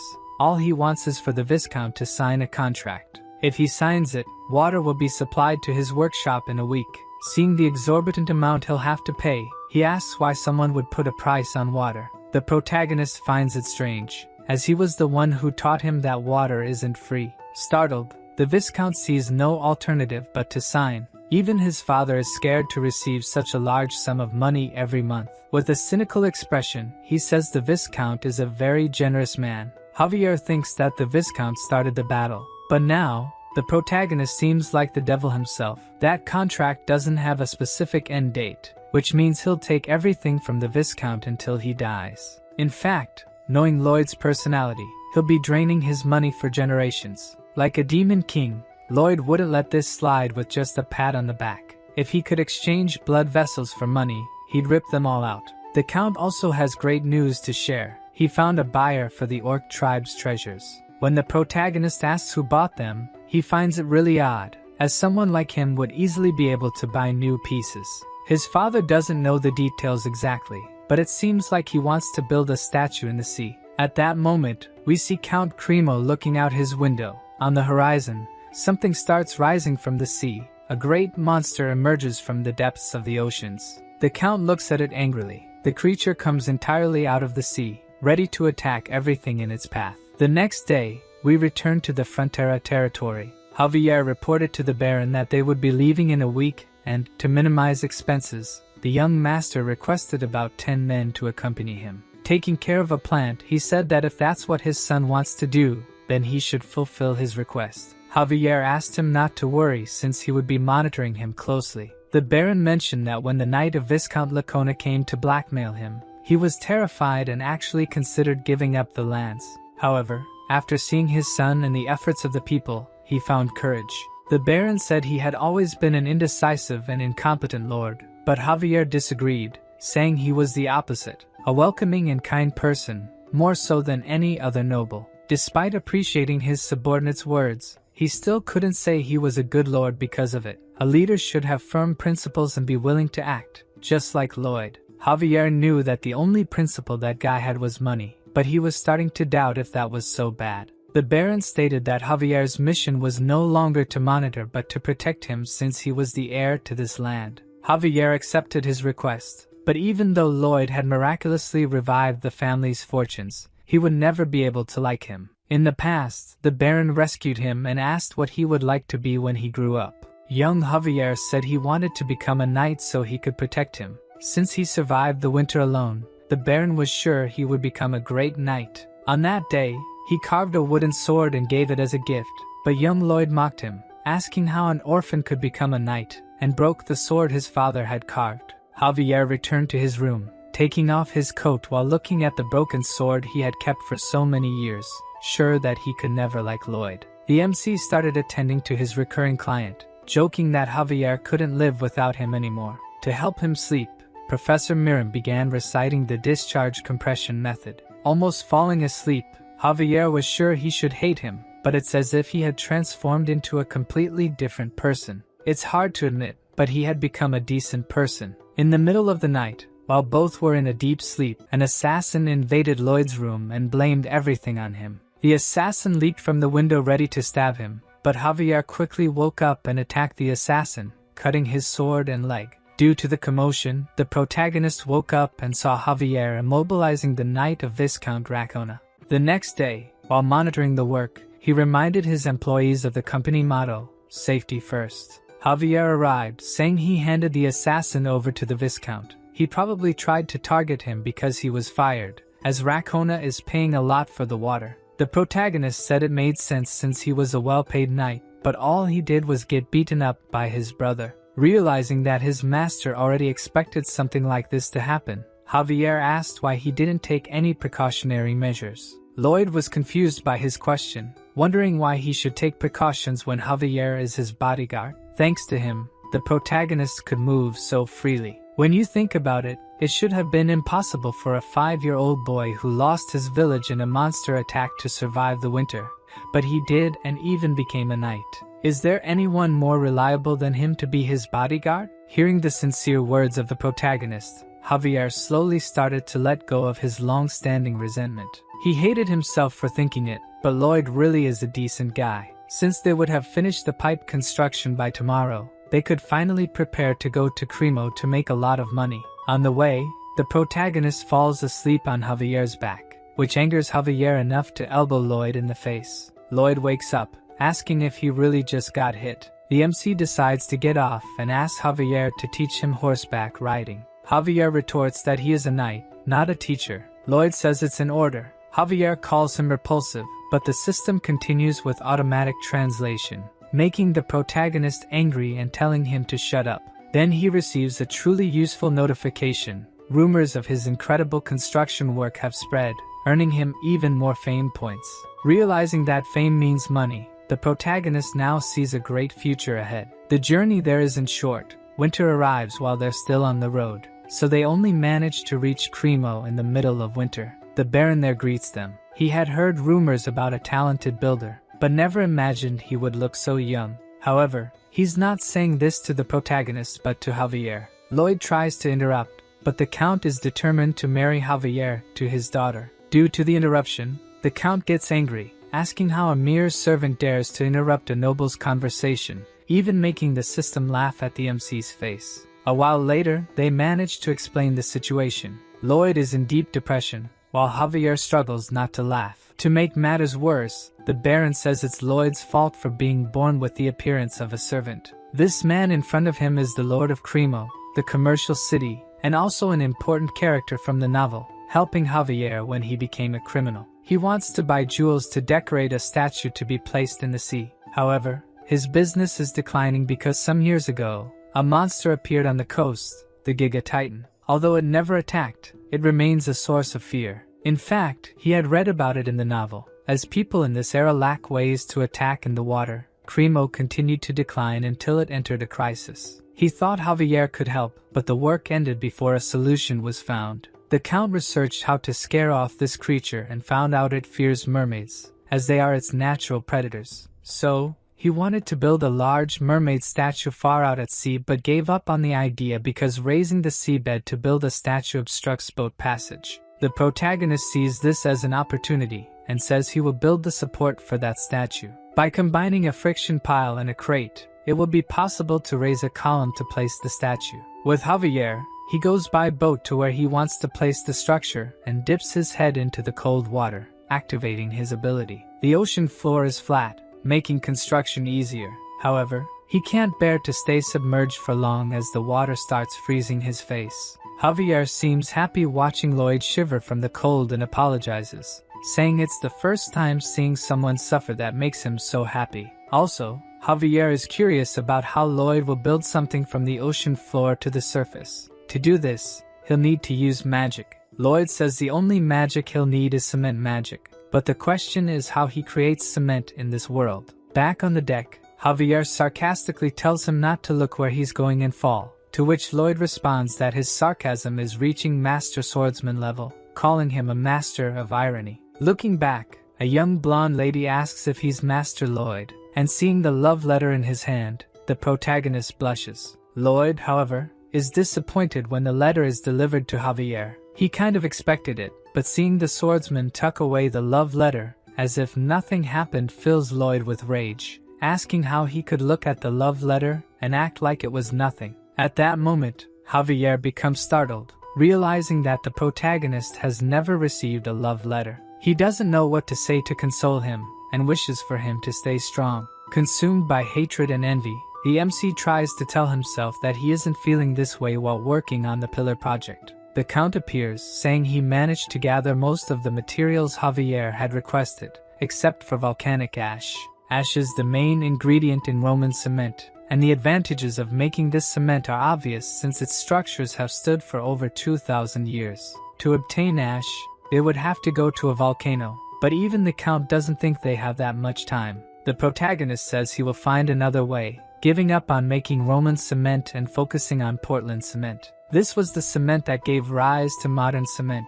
The MC knows roughly how to make it but not the specifics, so using his brain, he will experiment with all possible combinations and figure out how to make it. However, even after 129 samples, he still hasn't made a strong enough cement. Seeing his master exerting so much effort, his pets become sad, trying their best to get him out of the house a little. He shouts that he's busy but remembers a little dog he had in his past life. At that time, it was his only family. After its death, he regretted not playing more with it. Lloyd then hugs his pets and says they are more important than the research. While walking through the streets at night, Lloyd apologizes to them. Until now, he has only been giving orders as if they were machines, but if something happened to them, he would regret it deeply. Seeing his sincere feelings, the pet's relationship with the protagonist changes, and now they start to consider him part of the pack. Even the system congratulates him on one of their evolutions. The pets themselves ask for his sister Cobra to evolve. She starts to glow and float,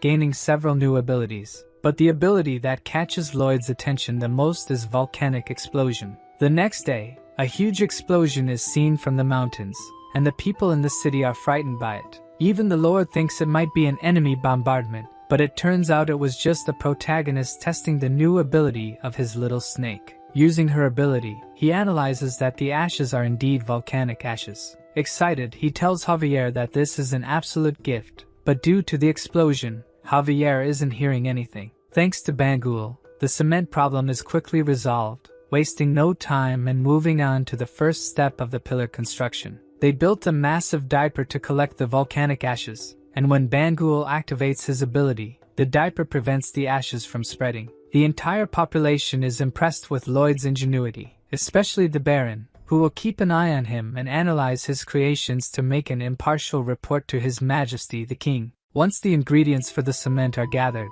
it's time for the second step. A large coffin to pour the cement into is made and placed in the sea, using Hippo to quickly remove all the water from the coffin. The third step is to cover the bottom of the coffin with wooden stakes to anchor it, obviously done by Javier since he is the strongest. He quickly finishes using all the stakes and asks when more will be brought, leaving the protagonist impressed that he hasn't complained so far. Reminded of his duty, Javier drops the hammer and walks away, but as usual, Lloyd uses emotional blackmail to make him come back to work. When the protagonist finishes the morning training, he uses Bangle's steel manure launcher to build the tower structure, finally pouring the long-awaited cement. Once the cement dries, they dismantle the wooden coffin, completing the first large artificial maritime platform. Lloyd explains to the Lord that they made it 50 centimeters higher than sea level to give the impression that the mermaid is floating. The Baron is still hesitant, and doesn't believe this foundation can support the weight of the statue.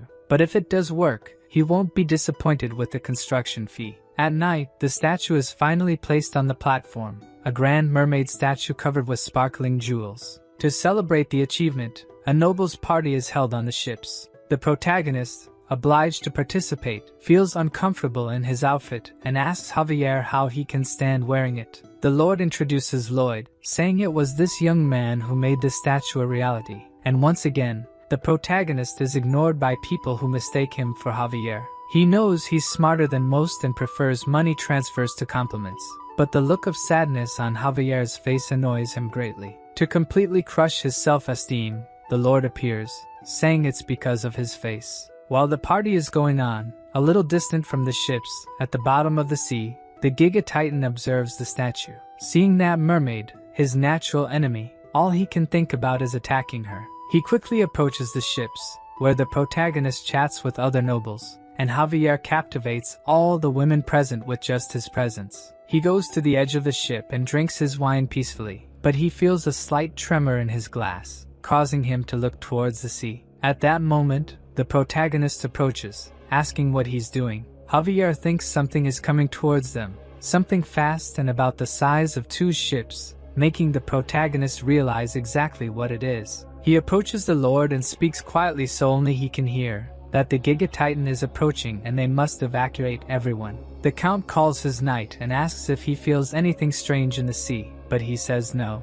Since he has reached the level of Sword Master, the Count trusts his senses, but the protagonist knows that Javier's senses are even sharper since he is the main character. The Lord continues, saying that the Giga Titan has never attacked them in all these years. But Lloyd says that now he has a reason to attack and looks at the large mermaid statue. At that moment, the Lord realizes what is about to happen and orders the anchors to be raised and the boat to be moved away from the statue immediately. Realizing that this will take too long, the protagonist asks Javier to take care of the anchors. Without hesitation, he jumps into the cold water while the protagonist throws Padong at the statue. Under the sea, Javier prepares an attack on the chains, using his mana to heat the blade. He cuts them easily, while Padong breaks the ropes that are attached to the statue. When Javier finishes cutting all the chains, he realizes that the Giga Titan is speeding up. Even though the ships are already loose, it is too late. The Giga Titan appears, knocking everything in its path.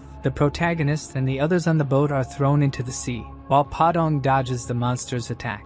Javier uses a mana explosion to quickly get out of the water, saving Lloyd from falling into the sea, while the statue is hurled into the city, destroying everything and almost hitting some people. The people thrown into the sea are in despair. The protagonist knows there won't be time to save everyone, but has a brilliant idea. He uses Hippo to drink the seawater and pull people along. Meanwhile, the Giga Titan emerges from the sea and heads to land to destroy the entire city. Javier tells his master that they should try to stop it, but the protagonist is already fleeing to the other side. Lloyd says that trying to stop something that big is foolishness. He will only die trying to do that. Many things are happening at the same time. The Lord orders his subordinates to rescue the men at sea by throwing ladders from the ships that have not yet sunk.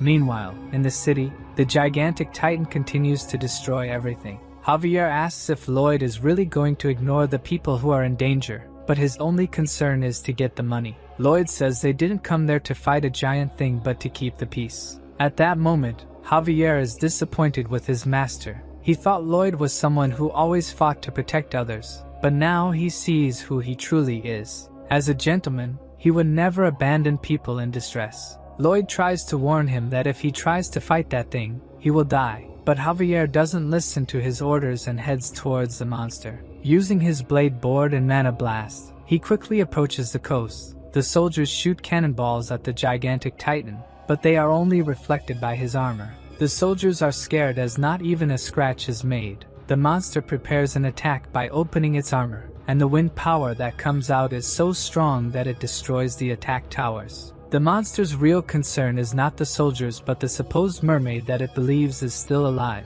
Only its advance towards the statue destroys a large part of the city, causing fear and panic among the population.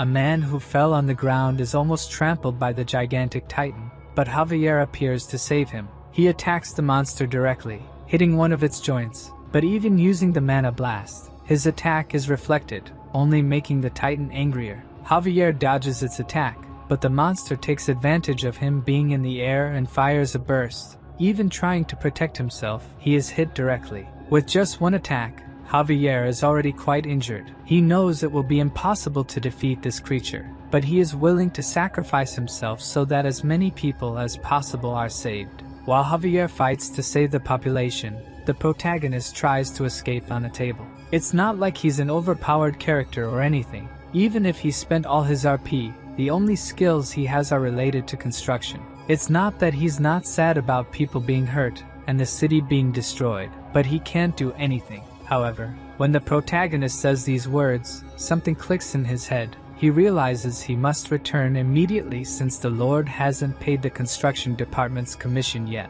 While Lloyd advances quickly to the city, Javier fiercely fights the creature. Dodging its attack, he thinks that as monstrous as it is, it's still an animal. Its weak point is probably in the eye. However, even using the mana blast and attacking the eye directly, nothing happens to the monster. With nothing else to do, Javier is attacked by one of its antennas. But Hippo appears just in time to save him, releasing all the water and returning to the protagonist's head. Lloyd is extremely angry because the giant lobster dared to interfere with his cash flow. Javier takes advantage of the opening his master created to attack the monster, but once again the attack is only repelled by the armor. He becomes scared since he can't get through this thing. At first, he thought he could win, but now he knows it's impossible. However, even though the situation is unfavorable, he remains calm since his master has returned. There is a possibility of victory. 2 minutes earlier, the protagonist was using the Padang to move through the city,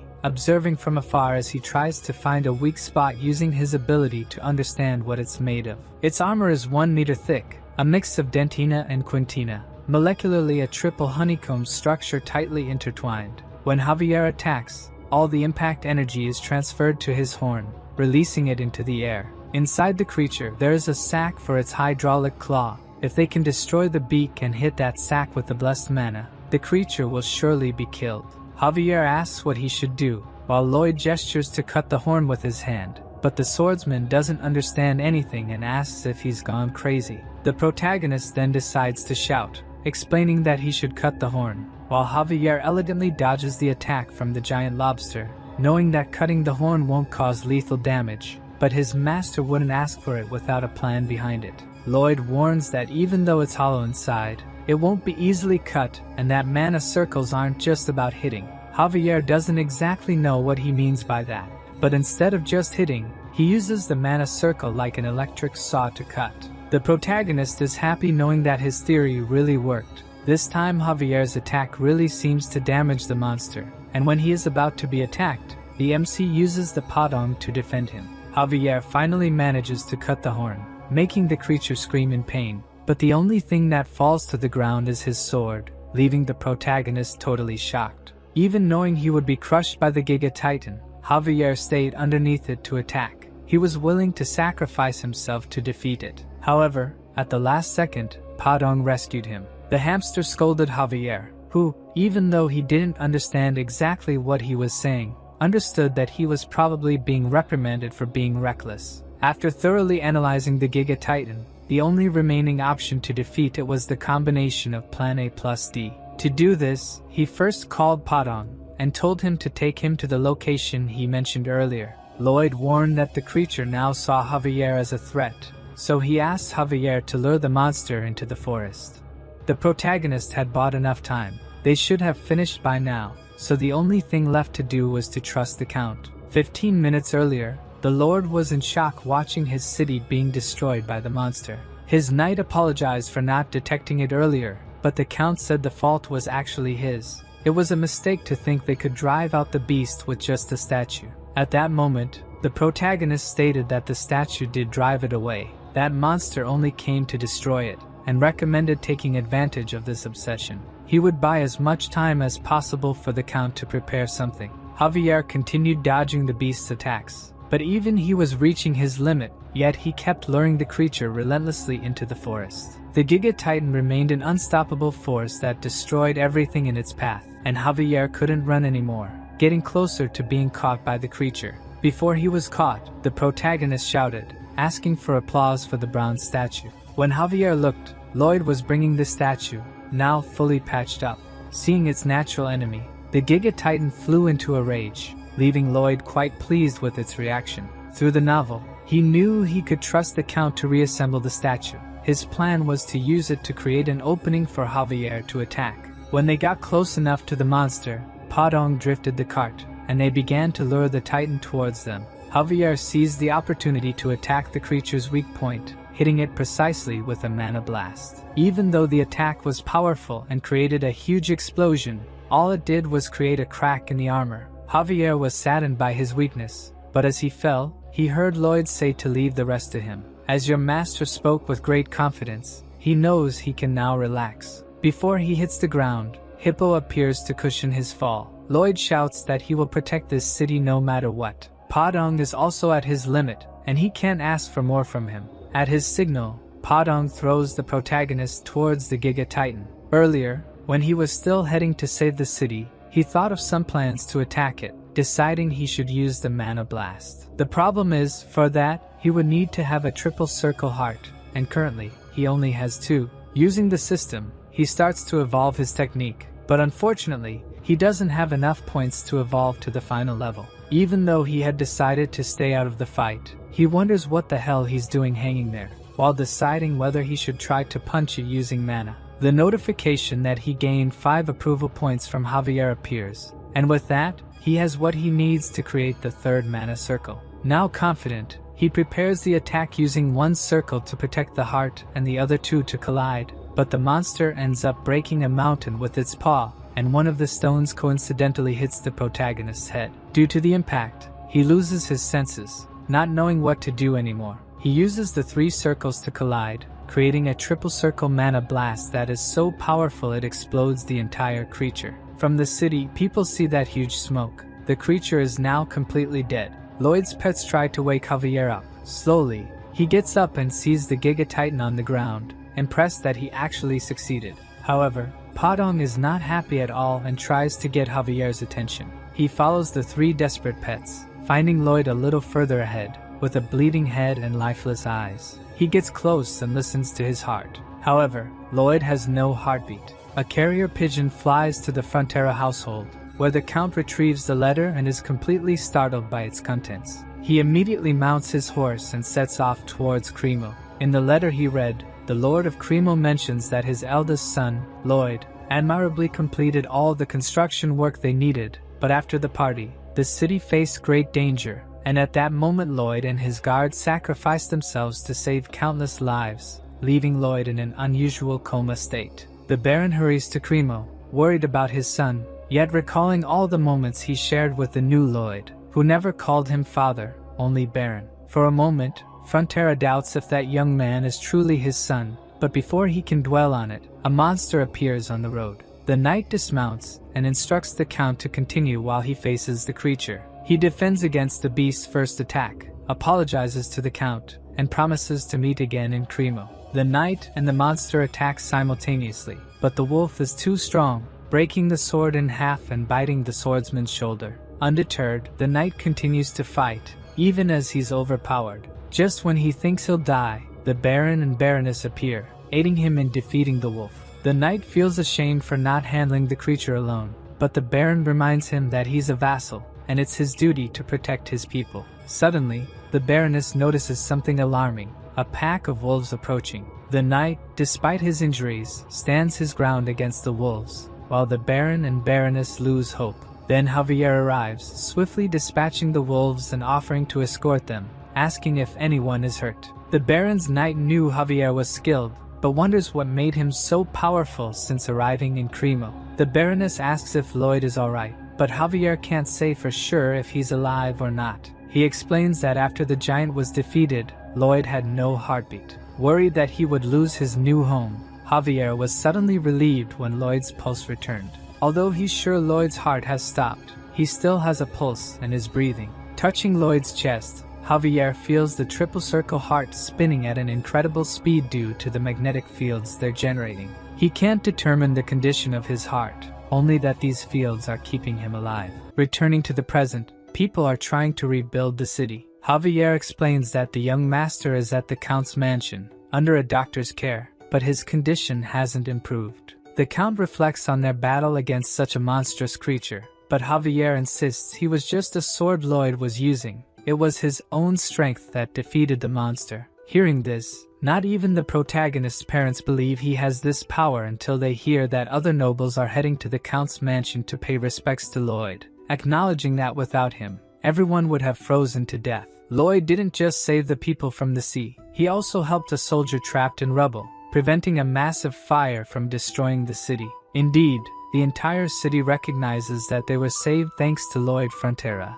and everyone outside the Baron's house pays homage to him. A man tries to start an argument, blaming Lloyd for the incident because of a statue he made, but he's beaten by the crowd, who are quite agitated. In the room, the protagonist finally wakes up, his head hurting, and some system notifications are in front of him. He remembers using the triple mana blast like an idiot, and wonders if he's really alive. The system confirms he is, prompting the protagonist to ask how, since his heart should have exploded. At that moment, Javier enters the room and is shocked by the scene. Lloyd is happy to see him, immediately asking how much they will be paid for the construction. For a moment, Javier is disappointed that these were his first words, but he's happy soon after because Lloyd seems healthy. The Baron and Baroness rush into the room, embracing their son who has just awakened. Whether he is the true Lloyd or not doesn't matter now, they are just grateful he's alive. In the royal capital of Magenta, a servant reports to the king about the letter from the Count of Cremo.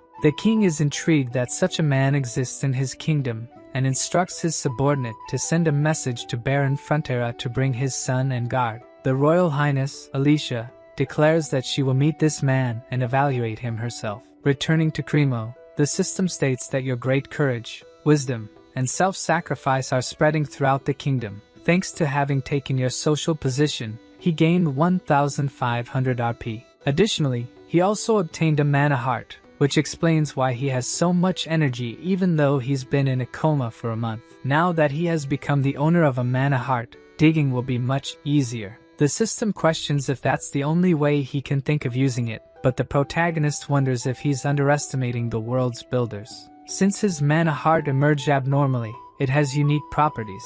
He gained the ability of neutralized shock, which literally means he can use the triple core explosion whenever he wants. Now the work in the mine will be much faster. The protagonist explains that the mana heart needs to be protected from the impacts caused by blessed mana. It acts practically like an ammunition depot, which is why he must protect the mana heart using one of the circles. But at that moment, he didn't have a mana heart, so he was able to survive the shock caused by the explosion. Who would have thought that neglecting mana heart training would end up being beneficial? At that moment, the Lord enters the carriage, saying they must leave immediately. As he watches the Lord go to sit down, the protagonist gives a look as if planning something. The carriage continues through the city streets, and looking out the window, Lloyd wonders how much it will cost to repair the buildings and streets. The Lord says it's hard to say, but it will probably take a month of the city's budget production. Upon hearing this, the protagonist plays his card and says that if the Giga Titan had not been defeated, it would probably take half a year of production to repair everything. Realizing what's happening, the Lord immediately asks what he means by that. Lloyd says that what he's gaining compared to what they'll save in construction is a small portion. He continues using his manipulation game and mentions that he heard from some attendants that the Lord would financially compensate anyone who worked for the city's public interest. Realizing he has no choice, the Lord increases the amount he will receive by 1.5 times. The atmosphere in the carriage remains heavy. The protagonist says he wasn't asking for money, but he finally realizes that for the Lord, the lives of his civilians are worth 1.5 times the commission of his construction. Due to emotional blackmail, the Baron doubles the commission. Lloyd remains silent with a cold expression on his face, causing the Baron to increase the proposal to triple. At that moment, we see in the window's reflection the monstrous expression the protagonist is making. The Baron realizes he has just been extorted, while the MC extends his hand to him. Now with a completely friendly atmosphere, he appreciates his generosity, and says he will make good use of the special compensation. The Lord shakes his hand, though he finds it very strange since he was definitely just extorted. Still, he can't bring himself to hate him. The Count's carriage passes through the crowd, who are shouting incessantly that Master Lloyd has arrived. For someone who is a complete nobody in Korea, this is a lot of pressure. The Lord says they have prepared a podium for him, using a voice amplification sphere. The protagonist thinks of giving a generic speech since he won't make money from it. So on stage, seeing the crowd shout his name, the only thing he can think of is making money from each of those people. Instead of giving a speech, he asks if the citizens have heard of Andal coding. Realizing they haven't, he begins to explain how Andal will change their lives. All the time they spend by the fireplace will be replaced with peaceful family time, greatly improving their quality of life. Anyone interested should visit Baron Frontier's mansion, located in the Frontier Barony. Instead of a speech about saving the city, he just sold his product. The Lord understands why he doesn't hate him. Someone so obsessed with every penny of profit that persists in their goals is someone you can't hate, but rather desire by your side. Returning home, or rather, his future golden goose, Lloyd thought that the oldest knight, Lord Byron, earned far too much compared to his level of skill, which barely reached intermediate. However, the man in front of him left him completely amazed. He neatly organized the ongoing mining plans, the list of names and details of land construction, and simply everything that needed management, even down to sales and profit. Startled, the protagonist asked if he had done all this while he was away. Byron replied that he had left it for him to take care of, so he was just doing his job. A worker arrived and reported that the interior of the Andal floor project was complete and awaited inspection. Outside, he meticulously observed every detail of the floor, praising the workers for this time there were no flaws. Lloyd was simply shocked looking at him. This man he thought useless was extremely capable. If he had been born in modern Korea, he would probably be a director of a major corporation. The large-scale contract was entirely handled by the Baron and Baroness. These two had a gift beyond being lords of a state, making the protagonist realize that your luck starts the moment you are born. Javier asked if they really needed such a large warehouse for coal, but the protagonist said yes, as it would continue to come in all the time. With what he earned from construction alone, he managed to pay off more than half of his debt, and thanks to foolish neighbors, he would continue to pay without problems, leaving him truly glad that his retirement of fun and joy was almost here. Seeing the disdainful expression on his master's face, the only thing Javier thought about was punching him several times. But before he could do that, they both heard a trumpet, and the worst part was that neither of them knew what it meant. When they looked, a man on horseback holding the royal flag approached. The protagonist was angry at this ridiculous display and wanted to get straight to the point, feeling a terrible foreboding that this meant trouble. The man began to read the king's letter. Due to what he had done in the city of Cremo, his efforts to protect the nobles and civilians had been noted, and the king wished to meet with the two heroes who defeated the Giga Titan. His father was extremely happy, but Lloyd realized how problematic this situation was.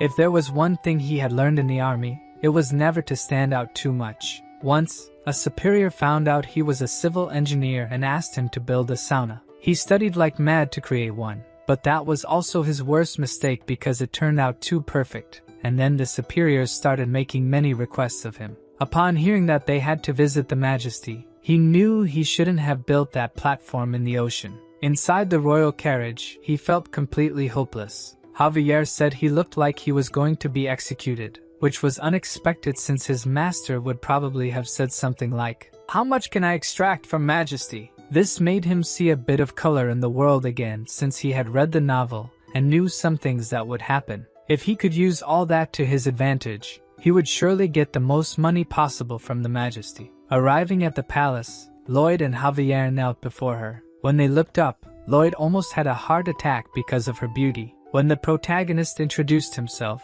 Majesty was surprised that he was Lloyd Frontera since he and his side had a much more noble aura. She also sensed a different mana flow coming from Javier, and he seemed worthy of being her fighting partner, as expected of one of the kingdom's two martial masters. She immediately discerned that Javier was special. It seemed awkward flattery wouldn't work on her. The queen appreciates the courage and altruism he demonstrated. However, she doesn't judge a man based on what others say, but rather on what she sees. As the protagonist already expected, she wants to test his abilities. The opportunity Lloyd was hoping for has arisen. If he does well, he'll secure a contract with the Majesty. So the queen asks which construction he thinks is most urgent in the royal capital. Even though the protagonist has just arrived, he obviously knows, having read the novel. The queen thinks that if he is truly capable, he will perceive it the moment he enters the royal palace. The most important construction at this moment is repairing this ruined palace. At least, that's what she would like to hear. But Lloyd says that the most important construction now is a bridge over the Magenta River. The Queen looks at him with a displeased look. The protagonist knows this is not the answer she expected, but given his personality, the test won't end here. Queen Magenta is the one with great authority and absolute power, a tolerant, fair, impartial woman who listens to everyone regardless of their class or rank. She asks why the bridge is necessary. The protagonist says other men might think differently and say that repairing the royal palace is most important. He knows a dragon with a bad temper took down 2 towers of the palace, which is why the roof is so heavy. However, this weight is pressing on the ground and its pillars, causing it to slowly collapse. Even after all this, the protagonist says that the repair can be postponed and that building the bridge is more urgent. The Queen realizes he knew what she was thinking and still gave a different answer, while the protagonist knows that she knows he gave a different answer. The Queen, like a lion ablaze, shows her power, while Lloyd is like a puppy chasing after a construction contract. He says the current Magenta River Bridge has been rebuilt 20 times and regularly collapses due to not withstanding the rising waters in spring, asking for Majesty's trust to build a new bridge that will never collapse, clearly referring to a modern suspension bridge. Seeing that the man in front of her just criticized her decision,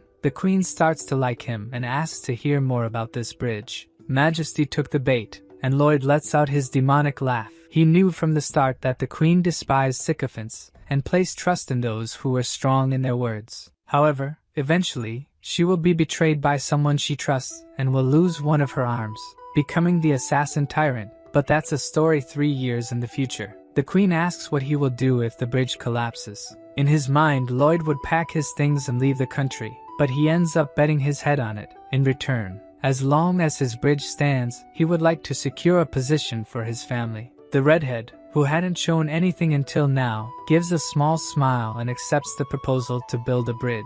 Lloyd reaches into his pocket and pulls out a contract. The Queen asks if he doesn't trust his words and is impressed that he prepared a contract in such a short time. Humbly, the protagonist says that this contract states if he doesn't build a bridge honestly, she can do whatever she wants with him, thinking of it as a loyalty contract from a humble man to Her Majesty. The Queen ends up signing the contract and finds it strange that she was led to do so, but she doesn't mind. As a gesture of gratitude, the protagonist raises his but while holding the contract. Walking through the palace following the butler, Lloyd twirls and shows off the contract he managed to get from the Queen. Javier asks him to be a bit more careful, since she could have taken his head if she wanted. The man next to the Queen says that he is quite intelligent. She really thinks he's more cunning than she imagined. When Kyler asks if she wasn't displeased since he knew from the start that he could defeat her, the Queen says no, as he seemed pathetic and adorable. A few days later, Lloyd prepares to leave with a large bag on his back. Javier asks if it's okay to go alone, but the protagonist says it's even better without him, since his presence alone attracts all the women in the region. Before heading to the royal city, his mother asked him to deliver a bag full of blankets and clothes to his younger brother, Julian. As he goes to him, the protagonist tries to remember what happens in the novel. At this point in the story, the Baron had already lost everything, and his younger brother was probably expelled from school and died wandering a back alley at night. Lloyd feels incredible for saving lives and sets out to find his brother, without even knowing what he looks like. Arriving at the Royal Academy, Lloyd looks at his brother with curiosity. Even though he's the same age as Javier, he's practically a garden gnome, and the way he's looking at him makes it seem like he must have suffered at Lloyd's hands.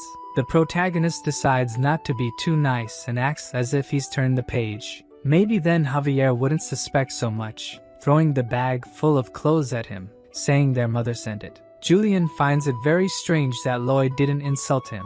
Moreover, he wonders if he really came there just because their mother asked. The system warns that his brother suspects his identity because he's being too kind. To try to act a little more like Lloyd, the protagonist leaves cursing at him, but Julian finds his human behavior even stranger since he left without beating him up. Before leaving, Lloyd reminds him that their mother asked him to have lunch with Javier, even though he finds it a drag. He asks if there's any fancy restaurant around. Julian questions why he's asking, and Lloyd says he'll take him to lunch since their mother asked. At the restaurant, his brother is extremely suspicious. He orders a basic set, but the protagonist tells him to choose something more expensive since he doesn't frequent these kinds of places often. Julian wonders why he's acting so normal. He used to hit him just for looking at him directly, and starts to find it even stranger when Lloyd says he quit drinking. A few days ago, someone from the palace came to say that his brother saved the city of Cremo from the Giga Titan attack. At the time, Julian thought it was an unfounded rumor or that he stole credit for something Javier did, but seeing his current behavior, it really is like he's a different person. Suddenly, Julian gets a slap on the head. The man asks what a nobody like him is doing there. Even as he tries to explain, the man keeps punching him, saying a poor baron should eat where he can't be seen. The protagonist looks around, and 2 students are laughing at the situation. There are even teachers and staff there, but they're just ignoring what's happening. They call it an academy, but all they really value is family status. Lloyd wonders if he should intervene, but if he did, his brother's life would only get worse in there. Then suddenly, the student beating up his brother mentions that his family has the renowned Lacona painted fabric in their title. Immediately, Lloyd associates that this young man is the son of Viscount Lacona and again makes that demonic expression, probably planning something. Lloyd approaches and asks who his father is. The blonde says it's the merciful and wise Viscount Lacona and tells him to move, getting slapped immediately afterward, losing 2 teeth. Lacona's son flies and lands at the end of the restaurant. That's the anti-horse slap, but the system says that's not an official skill. Another student yells at Lloyd, asking how he dares to touch a member of the elite union, but he also receives a slap that knocks out a tooth. Another student who is considered the best second-year fighter appears, but is neutralized with just 1 slap. Extras keep appearing. The twin brothers get beaten up at the same time, and the guy who introduced them also gets beaten up. Even the 2 who were just laughing at the situation against Julian get beaten up. Lacona Jr. appears behind the protagonist, punching him in the face, but immediately realizes that was the worst decision of his life as Lloyd looks at him as if he's going to kill him. He beats Lacona Jr., but before killing him, he's stopped by his brother. Julian is worried that he will be even more intimidated at school after this, but the MC says with a smile on his face that if they die, they will never bother him again. Julian is completely shocked at how he can say something like that with such a bright smile. Lloyd continues beating and thinks he's seen many guys like this in high school. The best remedy for dealing with them is the fear of death. Suddenly, soldiers appear, commanding him to stop immediately. An old man says this is the Sacred Academy, and asks what he's doing. The protagonist, still holding the Viscount's son like a demon, leaves his brother scared, thinking he will try to hit the guards too. But to his surprise, his attitude changes completely, and he calmly introduces himself as the son of Baron Arcos Frontera. He apologizes for the commotion, but says he was only defending Her Majesty's honor. The old man says this is ridiculous and asks who would dare tarnish Her Majesty's name. Lloyd says Lacona's son was intimidating his brother, and even points to a teacher who witnessed the situation. But since there was no intention to punish him, he had to intervene. The reason he didn't do anything is obvious. The staff of this academy has been bought by the nobility. There's no way the administration of the academy doesn't know what's going on, but they will just ignore these cases. The old man asks what all this has to do with Her Majesty. The protagonist says that insulting his brother is the same as insulting him and even insulting the queen since he is a royal guest. As soon as the old men see the royal symbol, they all immediately kneel before His Highness. Lloyd says they must have understood the situation and is leaving. However, the old man plans to punish Julian since the royal invitation is temporary. But when he looks at Lloyd's face, he again has that demonic expression, leaving the director totally scared. In the corridors, Julian asks where they are going. Lloyd replies that they are going to the administration office to ask for a leave for him. Obviously, he hates this situation and asks how much more he intends to ruin his life. But Lloyd responds that this place will soon not be good for studying, and he should take the opportunity to rest his mind and keep his body in shape. At the palace, Javier explains to Julian that if Lloyd has a plan for him, then he should trust it. He also explains that the plan to defeat the Giga Titan was entirely made by the young master. Furthermore, he managed to open water channels, develop quarries, and become friends with wild orcs. The brother he knew became another person. Lloyd listens to the whole conversation behind the door and is happy that Javier trusts him so much.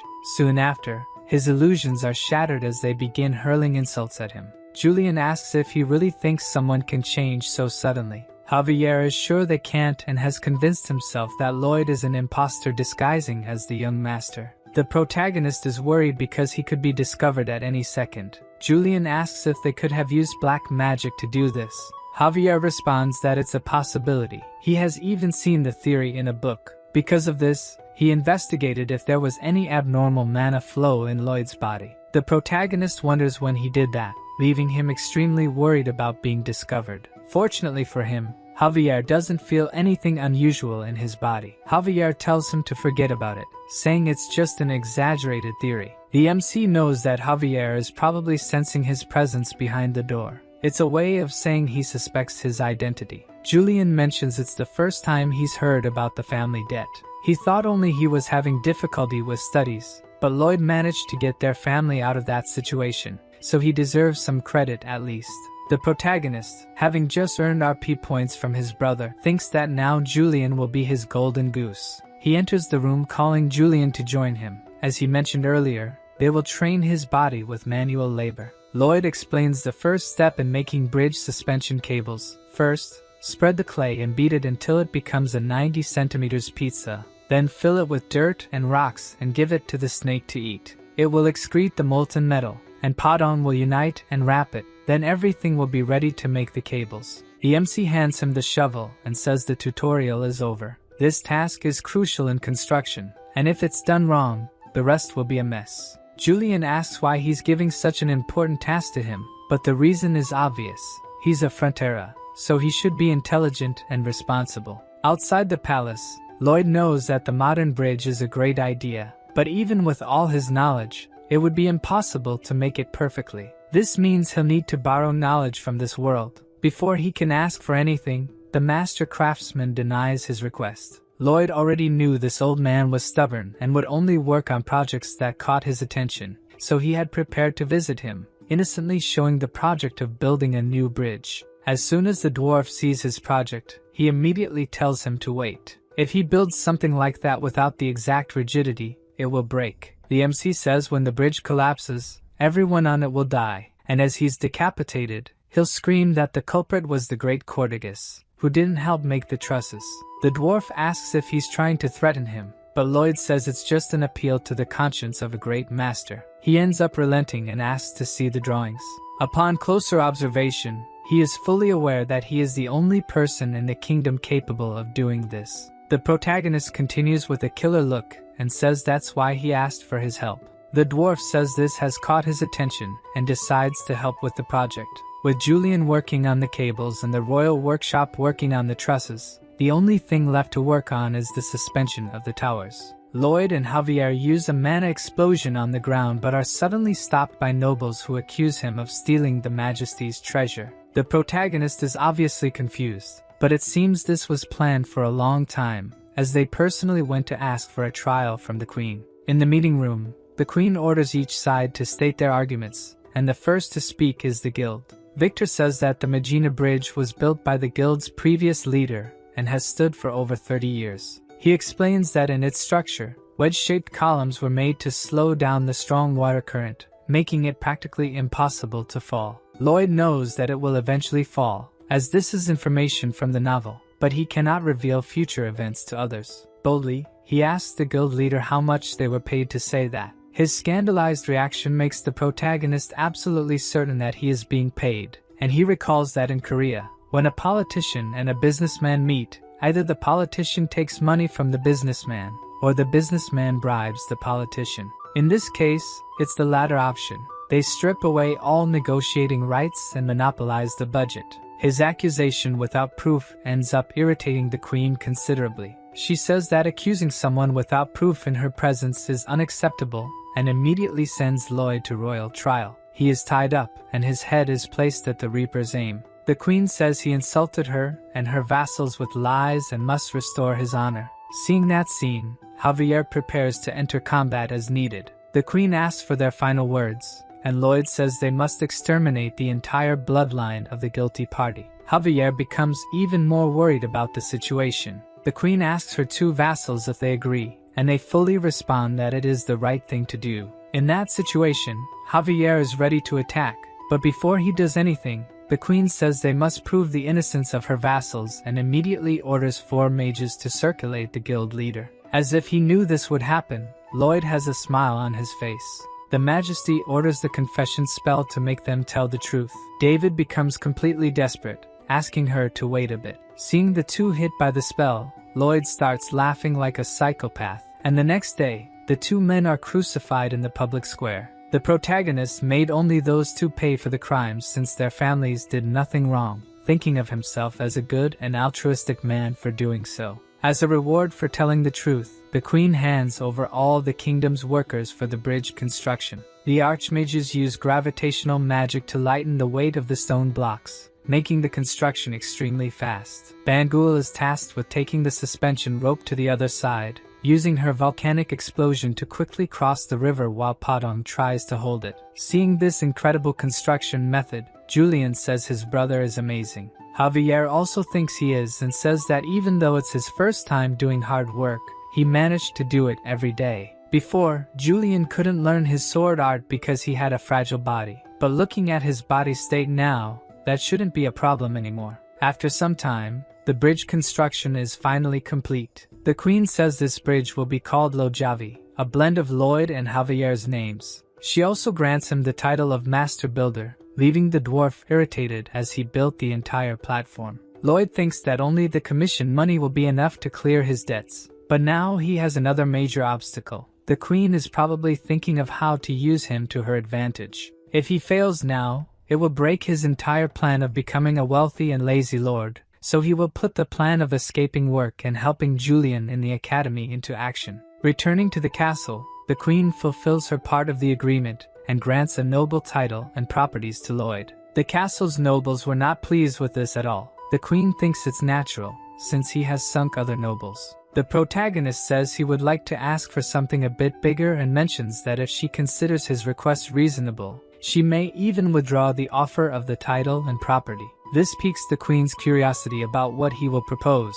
Nevertheless, regardless of what the scoundrel asks for, her desire to keep him by her side will not change. The protagonist expresses a wish for a thorough cleaning of the Royal Academy, which is currently rife with corruption, inequality, and despicable behavior. Instead of studying, the students only use their status to harm those of lower rank. The teachers and supervisors are aware of this but choose to ignore it, furthering the social barrier within the institution. Both the headmistress and the nobles present are incredulous at what he has just said. Javier presents the results of a 4-month investigation conducted by Lloyd, which identifies all the corrupt nobles and workers in the academy. Upon hearing this, the nobles claim he is spreading lies and that such things couldn't happen in the Royal Academy. However, this turns out to be signing their own death warrants, as the queen orders the use of truth-telling spells on them, adding more nobles to the public lynching. Inside the academy, the queen is cleaning house with her soldiers, intending to rid her land of all the filthy rats. Lloyd watches from afar, a satisfied smile on his face. Javier asks if his smile is because the nobles are being condemned, but in reality, it's because his plan to get rid of the queen and enjoy a lazy life has worked. Suddenly, the royal bodyguard appears with a message. He can go home whenever he wants, but must attend the banquet tomorrow night. Furthermore, the queen found his plan to dodge work excellent and respects his desire to live as a slacker. Lloyd is a bit shocked to discover he has been in her palm all along. When he sees the swordsman leaving, he asks Javier if he couldn't sense him approaching. The obvious answer is no, since this man is a master swordsman. So let's go back to Lloyd's room. Julian asks if he hit Diego knowing this would happen. Basically, yes, as he already planned to investigate the academy after its construction and trusted the queen's confidence in him for it to work. Julian tells him he no longer needs to pretend to call him a little shit and now sees him as a brother he can be proud of. Lloyd is impressed by his words, but then says it was so bad it made him want to vomit. At night, the celebratory banquet finally begins. The protagonist tries to hide from the queen, but she finds him and insists he come closer. She remarks that hiding like this makes him look like a mole cricket, with Javier fully agreeing and stating he definitely looks like one. Lloyd is annoyed that Javier seems relieved, while the queen again orders him to come closer. The protagonist apologizes and approaches a bit, but the queen insists he come even closer, making Lloyd increasingly uncomfortable. She leans in and whispers that if he changes his mind, he can come see her anytime. This excites our mercenary. As much as lazing about is good, he now has a nest to return to whenever he needs money. As he eats, happy with the new development, he remembers that in 3 years, the queen will become a villain, causing his nest and properties to vanish. It's at this moment that Lloyd hears Kyle say the banquet will continue until sunrise, reminding the protagonist exactly what that phrase means. It's the secret code used by those planning to assassinate the Majesty. The problem is, this was supposed to happen in 3 years. And also, why is the secret code to assassinate the queen coming from the royal guard? A while later, she finds herself in her quarters. The queen looks tired and wonders if she drank too much, but she thinks it must be because she's been working hard in recent days. This excessive work is due to Asfahan, an enemy state where King Samarkand has been amassing an army. But it's probably not for an invasion, since trying to invade through the jungle would be a suicide mission. At that moment, the queen feels a strong headache. She finds it strange, since the effects of alcohol should be neutralized by the mana in her body. Soon after, it becomes difficult to control her heartbeat and breathing. She tries to circulate mana to neutralize the effects, but a sharp pain hits her heart, preventing her from circulating mana throughout her body. The queen has no doubt it's poison and tries to walk to the door, calling for help from anyone who might be there. The front door begins to open,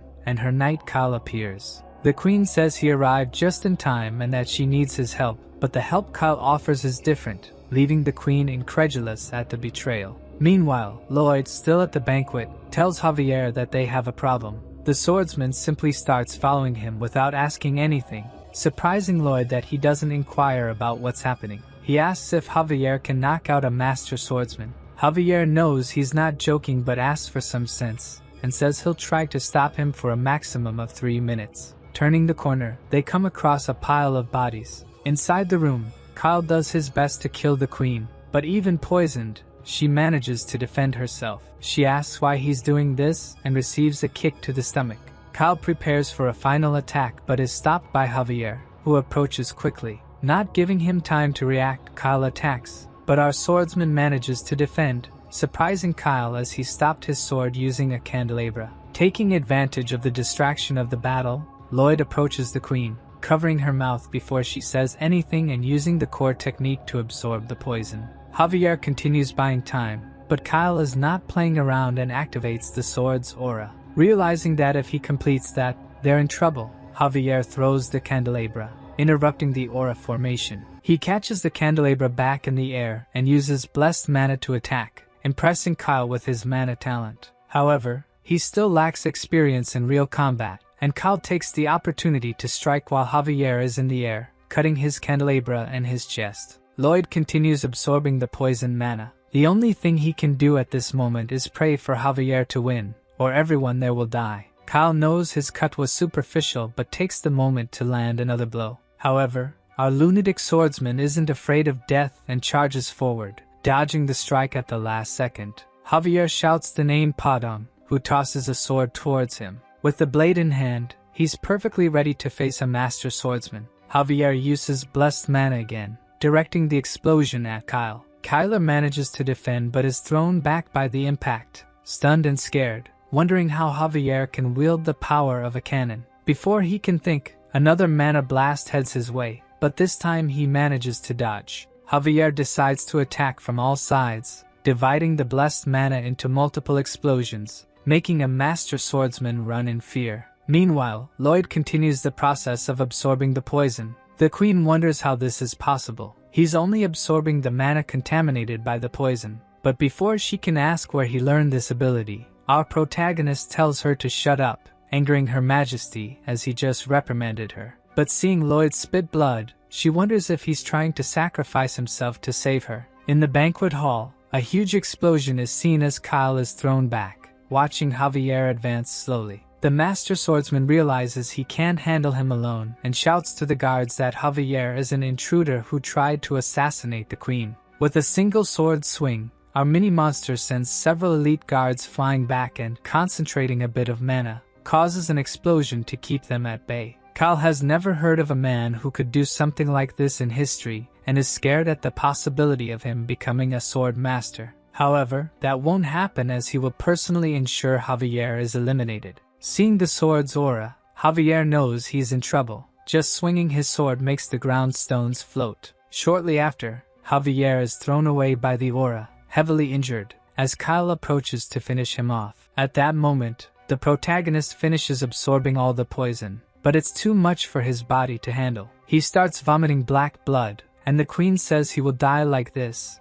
instructing to gather all the mana in his arm. However, our mole man refuses to lose an arm as it will make digging harder. Lloyd grabs a butter knife and activates Mana Blast using all his mana, expelling the poison all at once. The explosion is so massive that it destroys part of the castle, leaving Kyle questioning where all this power came from. But before he can dwell on it too much, Javier rises, ready for the second round. He made a vow to Lloyd, and he needs to keep that vow alive. Before reaching the royal capital, Javier admits he was hopeless from start to finish. He was supposed to be Lloyd's guard, but he abandoned his duty and ran to the gigantic titan. Because of this and his lack of strength, he no longer feels capable of fulfilling his duties as a knight. Lloyd tells him not to worry too much, as he'll deduct 6 months from his salary, leaving Javier impressed with his lack of shame. Perhaps this shamelessness of his master is rubbing off on the swordsman, as he tries to negotiate the salary deduction down to 3 months. He promises to become a sword master in a year, but the protagonist remarks that these are quite ambitious words for someone who couldn't keep the promise of losing 10 pounds.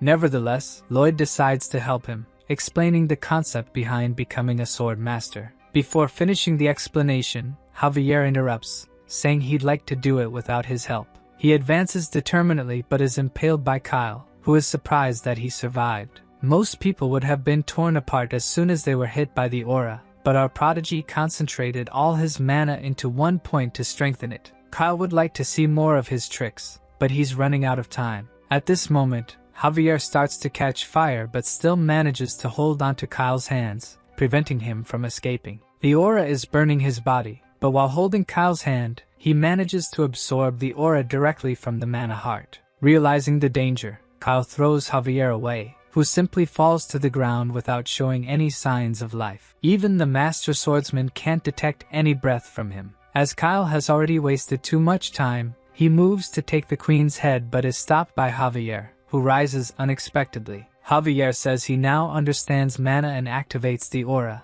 creating a new sword blade. Kyle is at a loss for words. In all his life, he has never seen such a cursed brat. Javier further increases the aura of the sword, making it giant and attacking immediately. The swordsman tries to defend, but the power of his aura is completely overwhelmed, and his arm is severed. He screams in pain as the other guards approach. Javier orders everyone to retreat, warning that they cannot face the sword master. In the room, the queen is worried about Lloyd, who shows no sign of life. The protagonist slowly wakes up and discovers that he is now immune to poison and can absorb mana from the environment. He is quite happy since these seem to be great, but due to his creepy face, the queen reflexively punches him. He is confused about being hit out of nowhere, and even the queen cannot explain why she did it. She just says that when she saw his face, she felt like hitting him. Putting that aside, she asks if he is okay and can stand up, but that massive surge of mana left the protagonist incapacitated.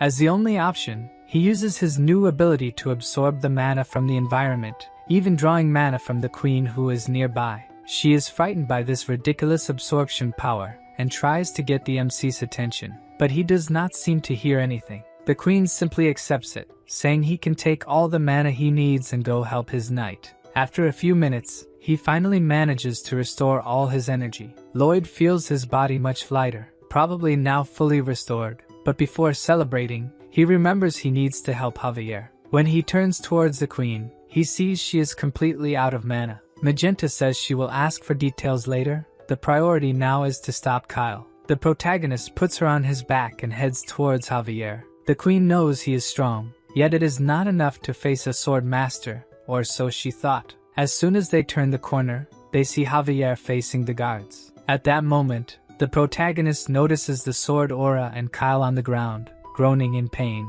The queen orders the guards to lower their weapons and explains that these were the two heroes who protected her from her guard's betrayal. All the guards line up as the queen states that everyone who attended the banquet must be investigated. Lloyd asks if he really became the sword master. Javier casually says yes, as his master keeps putting himself in dangerous situations. This is his way of fulfilling his duty. Due to all his incredible achievements, the system activates a new function called the praise system. Whenever he does something fantastic, he earns a title, and this title comes with an ability, but he did not expect the boost from the ability to be so great. The system also gives CP, but Lloyd has to beg the system to tell him how to use it, discovering that this CP is used to see a final spoiler. Returning to the room, Lloyd complains of exhaustion, having been unable to sleep the previous night due to the investigation. Julian asks if they found the culprit behind the plan, but Lloyd explains that they used some barrier that prevents the truth spell. Because of this, he will have to stay a little longer in the royal capital since the novel had no information about the murder, besides these events being supposed to happen in 3 years. Julian asks if Javier is still under investigation, discovering that the queen summoned him separately since he became a sword master. Julian didn't know Javier had evolved and is extremely surprised, but Lloyd explains that this is just common thinking, as he was the one who defeated Lord Kyle. At that moment, we see Her Majesty thanking our swordsman for his deeds, offering him a position as a royal knight, since a vacancy has opened up.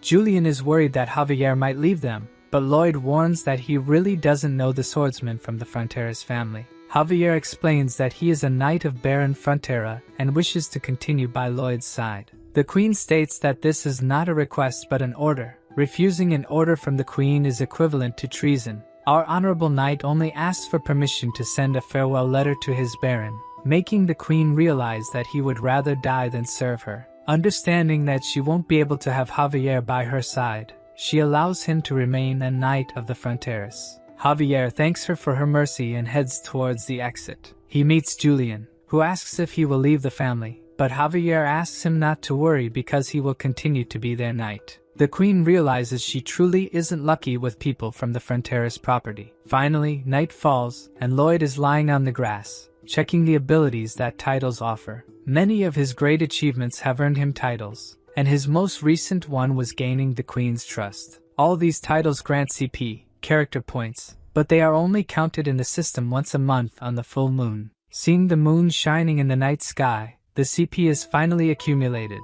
and he decides to see a final spoiler. As he activates the ability, the space around him becomes dark, until suddenly the darkness is replaced by flames. Walking a bit, he realizes he's at the Frontera's property, but the beautiful place is completely destroyed, and people are dead. Lloyd starts running, asking what kind of ending this is, trying to get any information from the system, but what he finds further ahead leaves his mind completely disturbed. The protagonist sees Lloyd and Javier staring at two bodies on the ground, immediately recognizing them as the Baron and Baroness. Illusion Lloyd is desperate, apologizing for not being able to protect anyone, making the protagonist even angrier with this ending. Suddenly, he hears a noise coming from behind, and when he turns, he is faced with a swarm of insects. Javier walks up to him and prepares to attack the swarm of locusts with his sword aura. He lands 3 strikes, making the protagonist think he's really gotten rid of them, but the swarm is much larger than he imagined.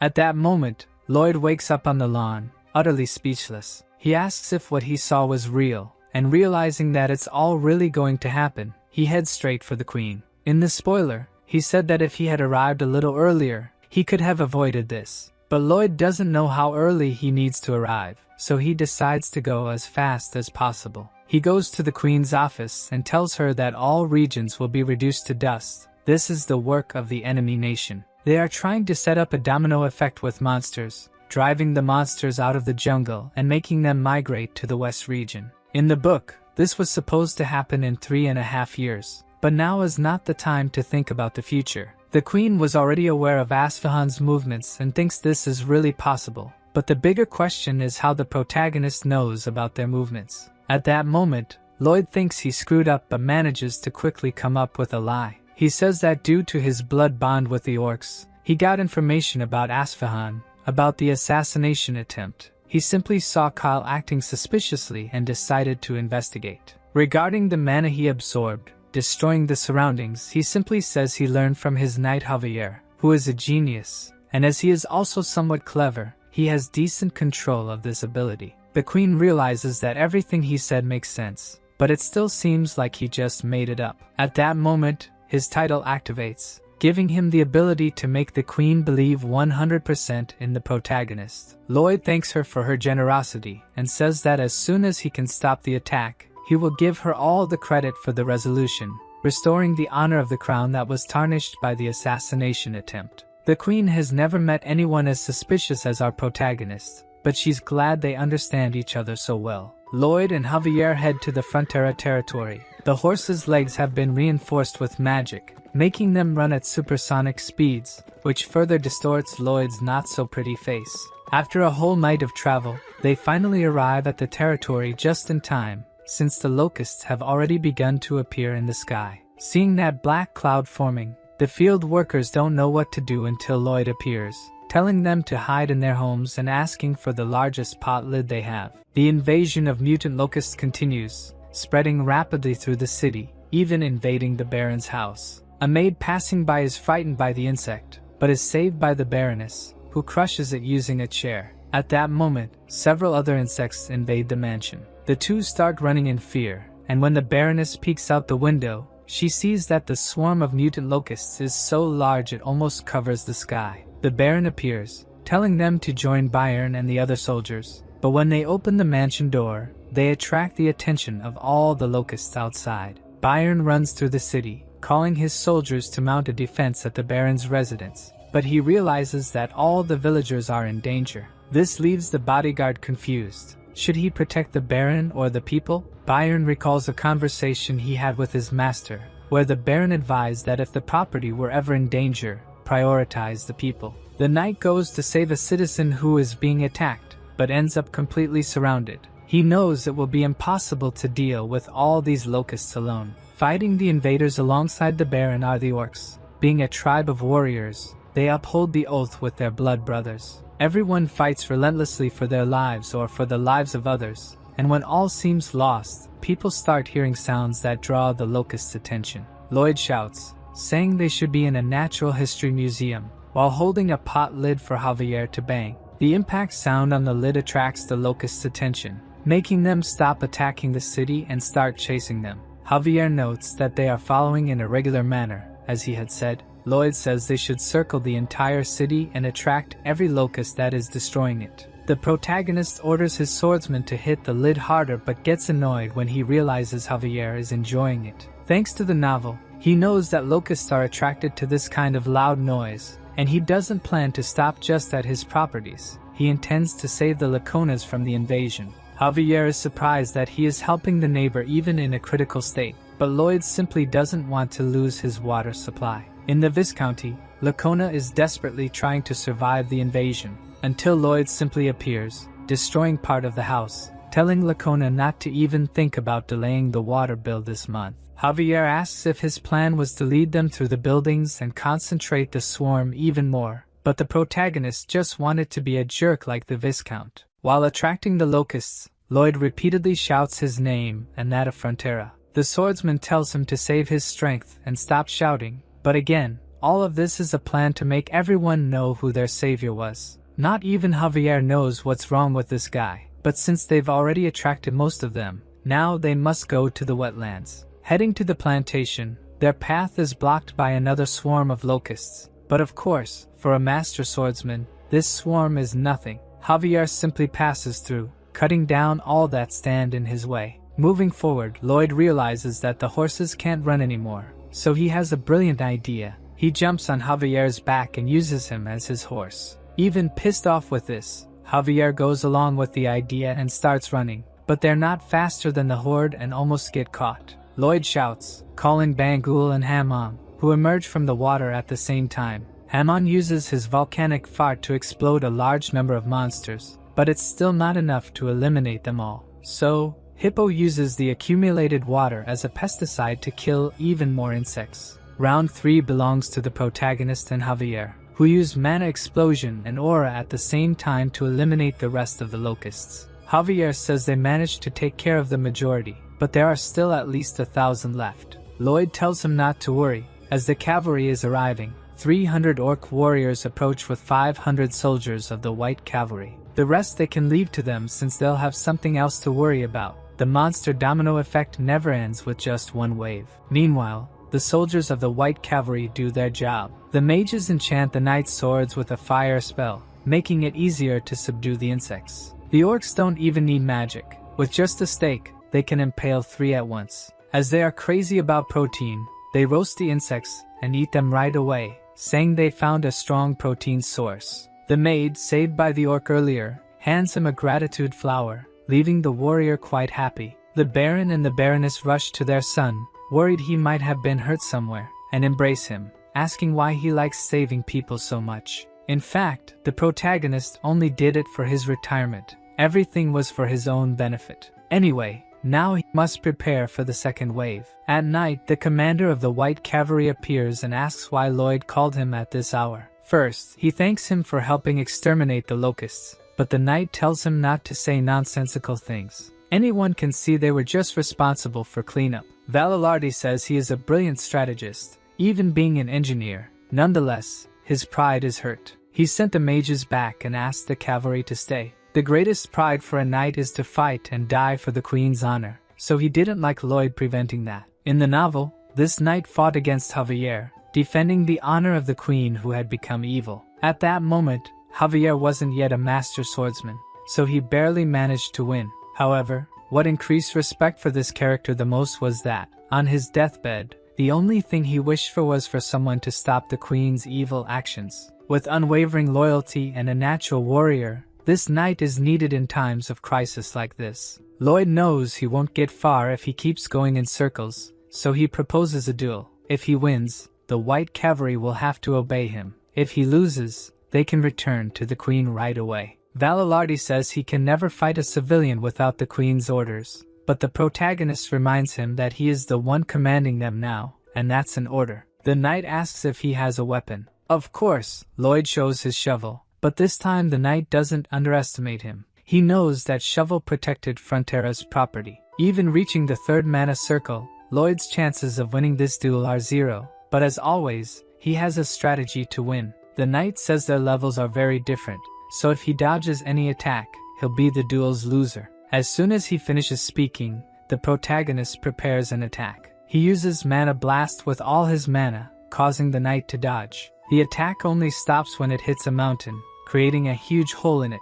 Lloyd falls to the ground with no energy left in his body, but still has enough energy to smirk wickedly with the easy victory. With that, the 500 strongest in the kingdom will become employees in the Frontera barony. Of course, the knights wouldn't be happy about it, but their leader says there's nothing they can do since he lost the duel. At the top of a mountain, Javier asks if this will really work. Lloyd says it was tested by the orcs, so it's a method with 100% effectiveness, showing a large sculpture being made on the mountain walls. After a few days, the second attack finally begins. The villagers hide in their homes. The entire Frontera property was drowning in terror. At the same time, they all shared the same feeling, that young Master Lloyd would protect them. The leader of the white cavalry observes smoke approaching. He finds it hard to believe, but what Lloyd said is indeed true. A huge herd of mastodons is quickly approaching. A few days ago, the leader of the knights asked for evidence for Lloyd's certainty, but Lloyd simply dodged the question,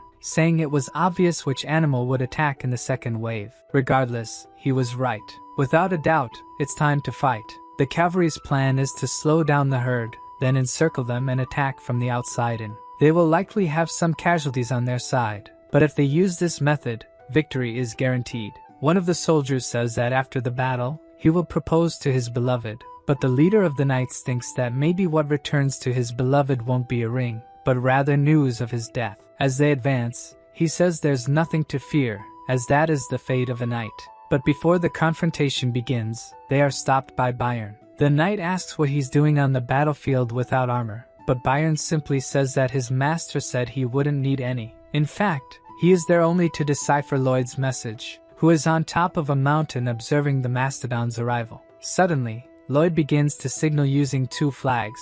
Bayern translates that he's sending the soldiers of the white cavalry to the southeast border of the village. This leaves the commander confused. since he's practically asking to clear a path for the mastodons. If they go to this location, they won't be able to stop the mastodons' advance.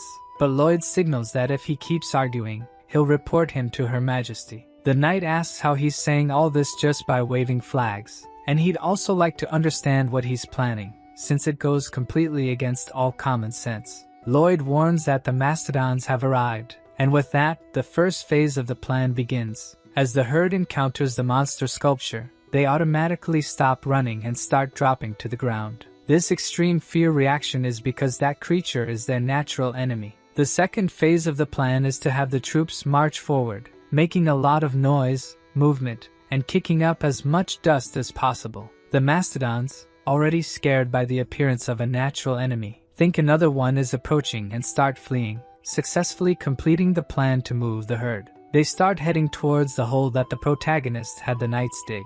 They all fall into the trap, and at that moment, Hippo appears pouring water on all of them, leading that gigantic herd away. Lloyd throws down the 2 flags he was holding and is pleased with his flawless performance. The knight is impressed that they managed to win without even fighting. Lloyd says that there is plenty of food down there, so there's no reason for them to return to a place with their natural enemy. Normally, after a battle, at least 5 men don't return home. They are tasked with delivering this news to their families, and even though they tell themselves that dying in battle is honorable, they know there is no honor or bravery in death. Deep down in their hearts, they all know that the only thing left behind are hellish days for those who remain. However, now, their soldiers celebrate a complete victory. They hope to be invited to their comrade's wedding, while their leader is happy that they had no casualties. Lloyd says that they will probably still have to deal with dozens of hordes like this one, but executing a large-scale plan every time something like this happens will cost too much. Lloyd would like his swordsman to try to guess what he's thinking now. Javier has spent a lot of time with him, so he will probably try to end the invasion using the least amount of resources possible. The captain of the White Cavalry appears, saying that the knights will help with his plan. What he saw today was a true victory, making him understand that he has been an incompetent leader until now. As a sign of respect, he kneels and asks for permission to learn from his wisdom, joined by all the other knights. This is perfect for our protagonist, who was already thinking of pleading for them to stay a little longer. Everyone heads to the meeting room. Lloyd reminds them that his father was firmly against the construction of the canal in Lake Kapua, saying that a legendary beast lurks in its depths. This time, the plan is precisely to awaken this legendary beast. Obviously, the Baron and the Baroness are against this idea, but the commander and Javier are in favor. The Baron questions how a bodyguard can accept this, but the truth is he knows he won't win this argument even if he tries, so, by democratic process, the construction in Lake Kapua will begin. All the new workers march towards the mountain. Javier asks if he will try to control King Storma in some way, but Lloyd is not a wizard or anything like that, so the only thing he managed to do was study his habits. The only things he found out are that he's a beast as big as a mountain and that if his habitat is damaged, he will let out a roar before starting repairs. The protagonist's evil plan is to destroy a part of the lake every day so that his cries scare off the monsters coming from the eastern mountains.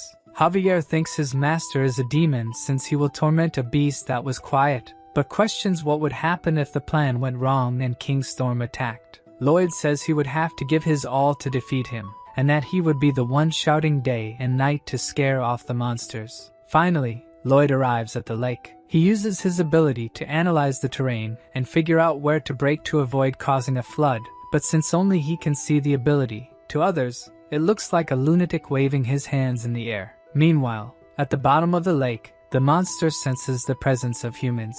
Last time, he let it slide, but if they interrupt his rest again, he will kill them all. A few days later, while Lloyd walks through the village, he ends up seeing a very intriguing scene. As soon as Byron realizes he's being watched, he stands up and asks if he can take care of the mastodon pups that have been separated from their mother. Lloyd finds this dangerous, as they tend to become fiercer as they grow, but Byron says that won't be the case since they are adorable. Realizing that the manager is a true animal lover, the protagonist simply gives up and tells him to do as he pleases. Anyway, the Lord will do a good job using them, and if successful, perhaps these animals could become a great asset. Because of the domino effect, the orcs also have to return to their village, It's a shame to lose such an important ally, but Lloyd understands and sends 5 men along with the tribe. Finally, all the preparations are complete. Today is the day they will awaken an ancient beast. Lloyd gives a motivational speech to the White Knights, who this time are quite excited to work, even praying for the blessing of the Grand Shovel.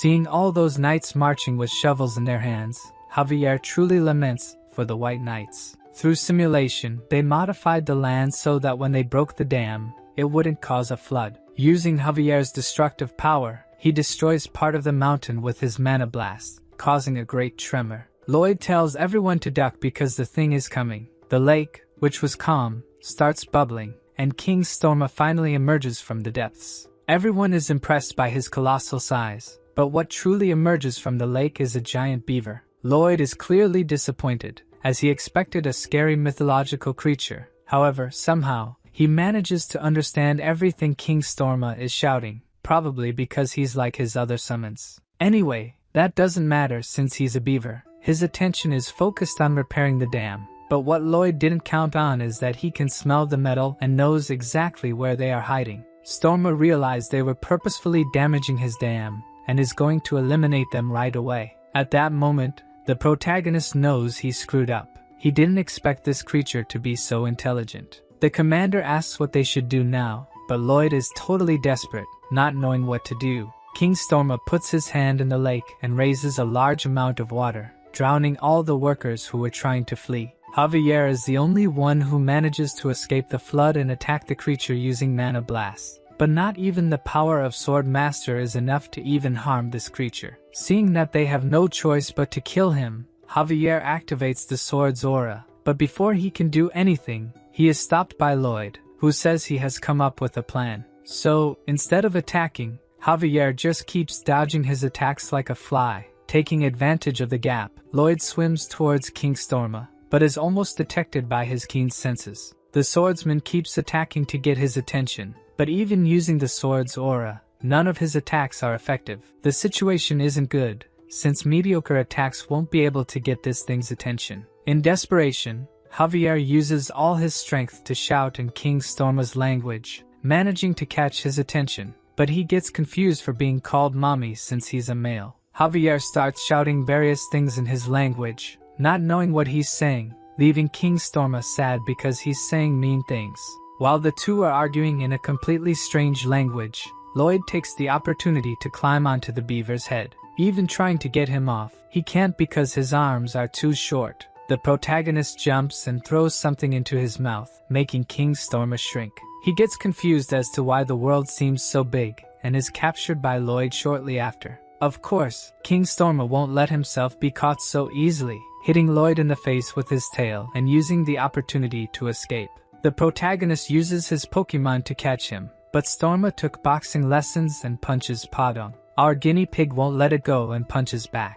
The two start fighting until Hippo takes the opportunity to hit him from behind, but Storma manages to dodge the sneak attack and flee. Lloyd quickly appears in his path, ordering the snake to catch him. King Storma is a beast born for unknown reasons even to himself, spent 500 years simply breathing and sleeping, but for the first time in his life, he witnessed the light. In short, the squirrel fell in love. Obviously, Lloyd notices this and asks if he's now willing to talk. Storma tries to pose as a gentleman, and says he will talk to him since he is a knight. Going to the Frontera mansion, the beaver asks what his request is. Lloyd just wishes for him to scream once in the morning and once at night. The 500-year-old squirrel is not a fool and says that if he's going to propose a deal, he has to give something in return. But the protagonist doesn't exactly know what to offer and says that if he does this, everyone will be happy, especially Bangul. Storma is totally in love and accepts the request right away, making the protagonist scoundrel want to use his passion repeatedly for slave labor. Bangul, even being of the opposite sex, has zero interest in him, so King Storma will be an eternal bachelor. At that moment, Lloyd remembers that he is also single. In fact, both of them are eternal singles.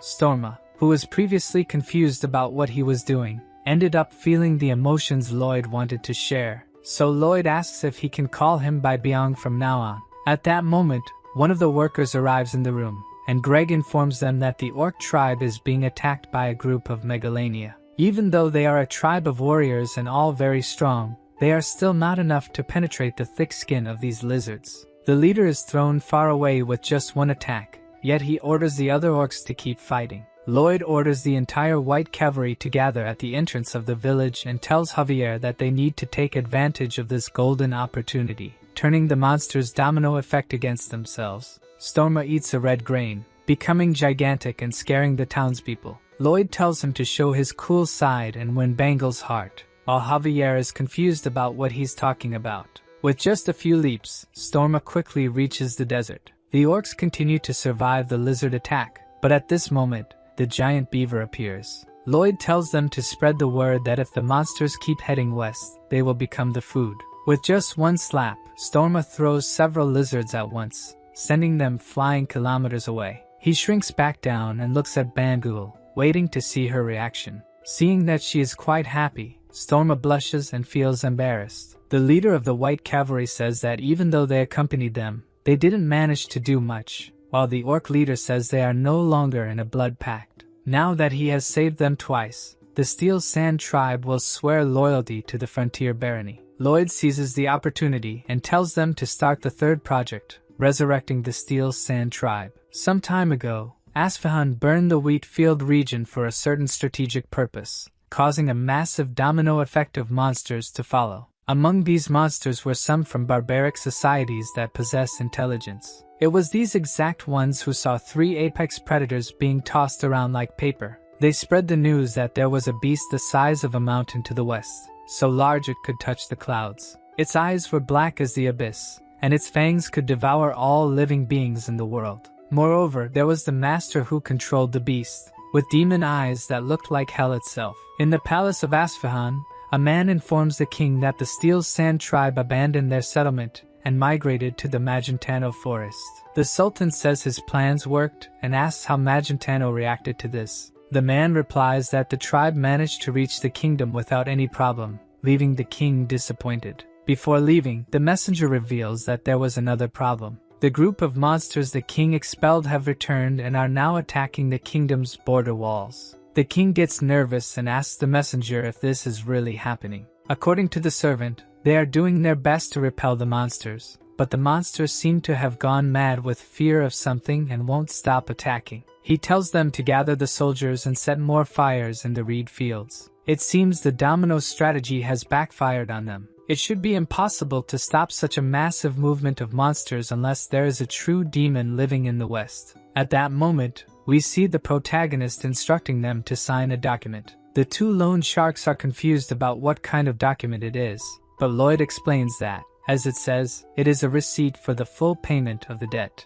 The loan sharks are shocked, looking at the huge check, but the MC asks what they are doing, tells them to sign it quickly, and get lost. As the 2 idiots leave, the Baron arrives. He asks Lloyd if their enormous debt was really paid off. Lloyd shows the Baron the payment receipt, and even suggests putting the receipt in a frame. In tears, the Baron hugs Lloyd and apologizes for making his son pay his debt. He reveals that he doesn't even know if he deserves to be the father of someone like Lloyd. Looking into the Baron's eyes, Lloyd asks if he really loves his son. To the Baron, this is a silly question because he is certain that he loves him. So the protagonist says that this is enough to make him his father. While walking through the mansion's corridors, Javier finds him and says that the tribe's relocation went well. Lloyd takes the opportunity to tell him to take the day off. With the tribe's relocation, they might buy some time if the domino effect returns. His debt is also paid off, so he has nothing more to worry about.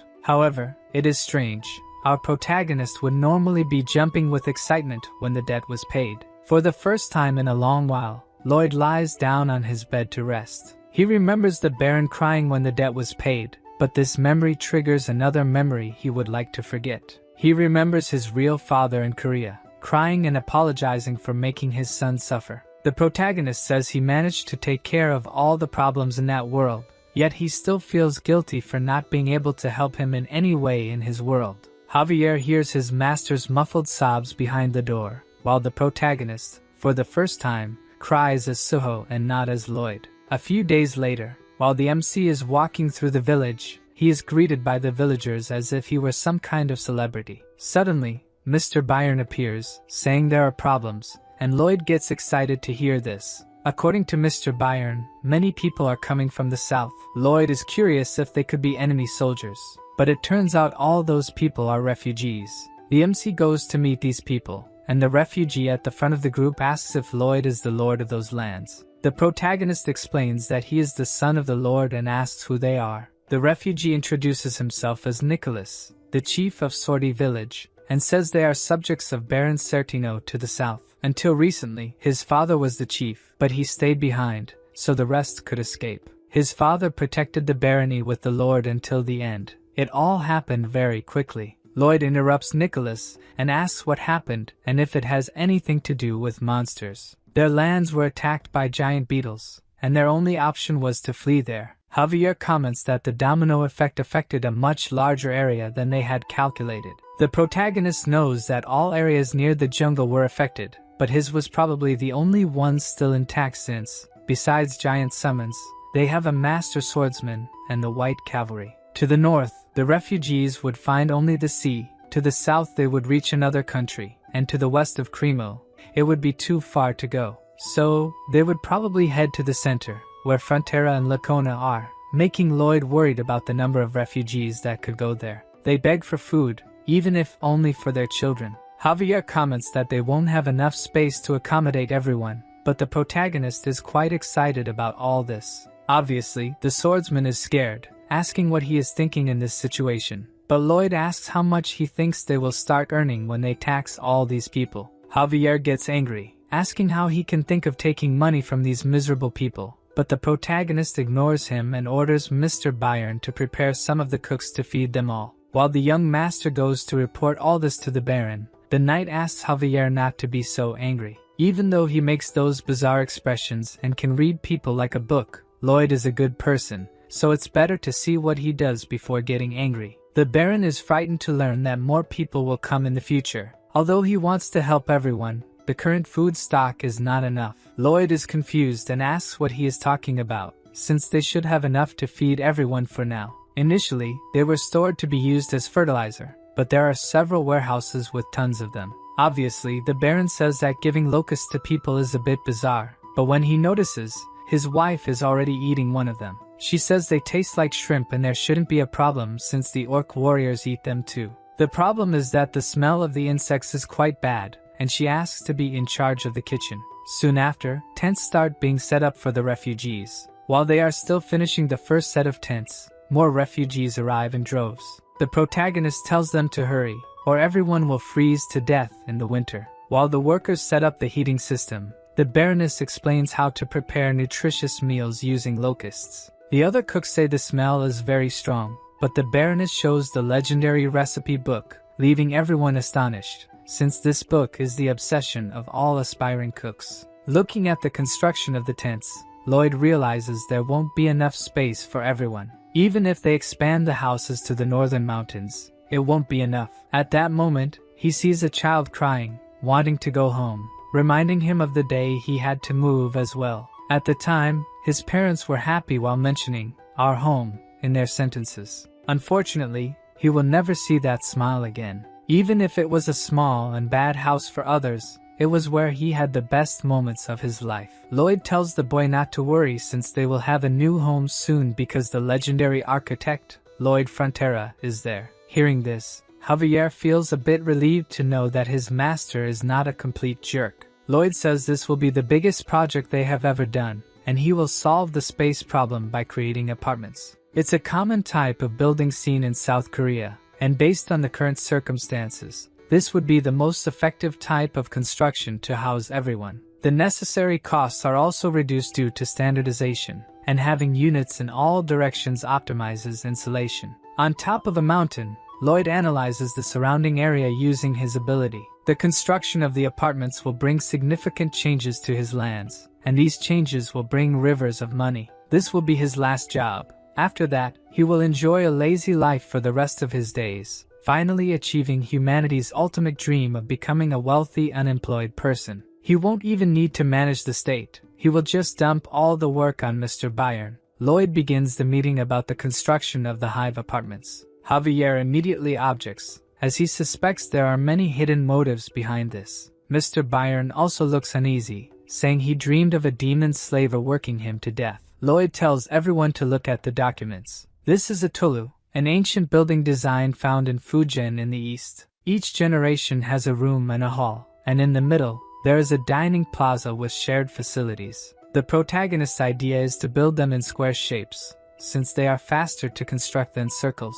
Another essential aspect of the construction is that it will become an impenetrable barrier, protecting the Frontera estate. Then the questions about the construction begin. Javier questions the necessary income to do this, but the protagonist ignores his question. However, when the Baron asks about the necessary funds, Lloyd responds extremely politely. After the questions, Lloyd jokes with Javier, who got angry during the meeting, but for a moment, he decides to be serious. Even our legendary engineer is scared. He doesn't know if he is really capable of doing such a project, but he can't show weakness to others and must always appear fully confident in what he is doing. The only person he can be truthful with is his bodyguard and friend. Javier gets upset, asking if he is just an emotional trash bin, and from the look on our protagonist's face, that's exactly what he's saying. The two then go to the Viscounty of Lacona. Diego, who was expelled from the Royal Academy, walks sadly through the corridors until he comes across the guy who beat him up. The young man,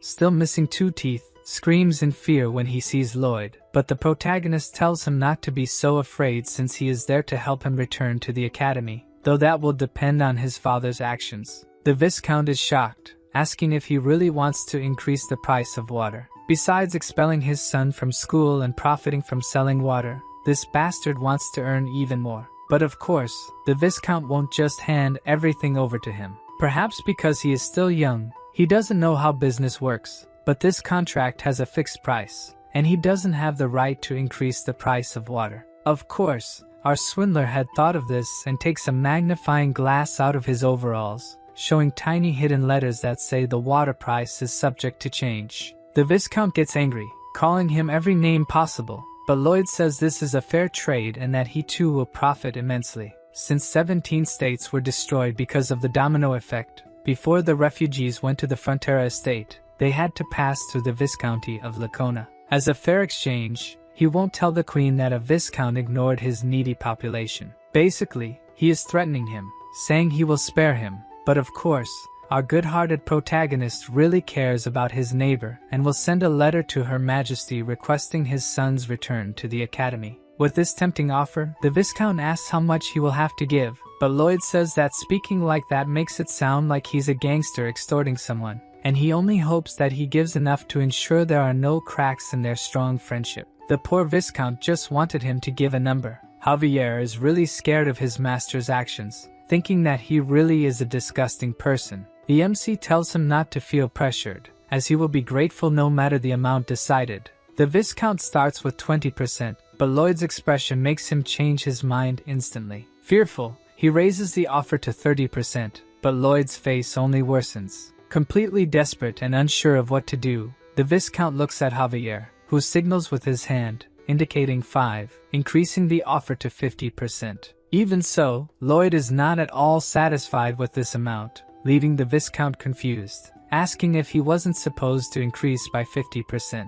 Javier shakes his head, indicating that he meant 5 times. This drives the Viscount crazy, as 5 times the initial value is utterly ridiculous. But the protagonist says he doesn't want 5 times, just 4 is enough, making the Viscount immediately agree to this amount. However, after analyzing the contract a bit more, he realizes he has just been thoroughly extorted. Outside, Javier feels bad, saying he feels like he has become a blackmailer. Lloyd tells him he shouldn't feel like a blackmailer, as he already is one. The swordsman says his duty is to protect him and that he won't help with his frauds, but the MC says if he doesn't obey, he'll stop singing him lullabies. Javier says he has become a master swordsman and can now control his senses perfectly, no longer needing his lullabies to sleep. When night falls, the swordsman can't sleep alone and goes to Lloyd's room, begging for the lullabies. The protagonist asks if he has heard of sleep hygiene, which involves repeating a certain routine to form a sleeping habit, implying that Javier won't be able to sleep without his lullabies. He sings the swordsman to sleep and then starts his tasks for the day. Lloyd was lucky with the construction of the Andal, as it was knowledge he already had, but the apartments are different. Never in his life has he built one, meaning our protagonist will test all simulations until he finds one that works. A few days pass, and Lloyd is stressed, giving various orders for Mr. Byron and others to carry out. At night, he continues testing possibilities for his new project. Even Mr. Byron is worried about the increasing number of refugees, but Lloyd tells him to accept everyone. He's running out of ideas to ensure his project doesn't collapse. He refuses to reduce the number of floors in the apartments, and at this point, his body is showing signs that it won't hold out much longer. The next day, Mr. Byron explains that the 4 months they have to build the apartments will not be enough. Although Lloyd insists it will work, it is clear he is exhausted. Suddenly, Lloyd's efforts take their toll, and he collapses on the sidewalk from overwork, leaving everyone around him worried. In the royal capital, the kingdom's knights prepare to shoot with crossbows. The target of all their shots is the queen, who is undergoing simple combat training. All shoot in her direction, creating a rain of arrows, but the queen, also a master swordswoman, manages to deflect them all. Despite this impressive feat, she doesn't seem satisfied with her progress, all because of that humiliating situation she went through. An old man appears, saying that the messenger from the Frontera barony seeks an audience. This messenger is Javier, who reads the letter sent by his master. The queen is obviously suspicious, as anything from that sly fox is dangerous. The letter states that, thanks to Her Majesty's wise judgment, they were able to save the territory. However, other territories were not as fortunate and left many refugees homeless. Since the Great Queen is known for sympathizing with the commoners of her vast kingdom, Lloyd decided to follow her will and shelter all the refugees, but he ended up running out of money. The shamelessness of our protagonist surprises the queen, but she had anticipated something like this and was considering sending supplies. However, as if reading her thoughts, Javier says they will need 3 times more than she has in mind. She is shocked, as 3 times is a staggering amount, and she even questions whether Lloyd has gone mad. Once again, Javier responds to her thoughts, saying he has not gone mad. The protagonist explains the idea of the apartments, which will serve as housing for the homeless, and again mentions that he does not have enough money for this. Her Majesty says she understands the message he is trying to convey, but cannot arbitrarily use a large amount of money and will need to speak with a financial expert first. At this moment, Javier, who had already read the first letter, pulls out a second one. It states that the buildings will be designed in such a way that they function as a fortress, preventing attacks from enemies and monsters coming from the east. Since the defense is directly against the enemy state, everyone who agrees with this plan will definitely gain a much better position within the kingdom. The queen sees no problem with having a fortress city, as there is indeed a possibility that the Frontera territory could become as large a commercial center as Cremo.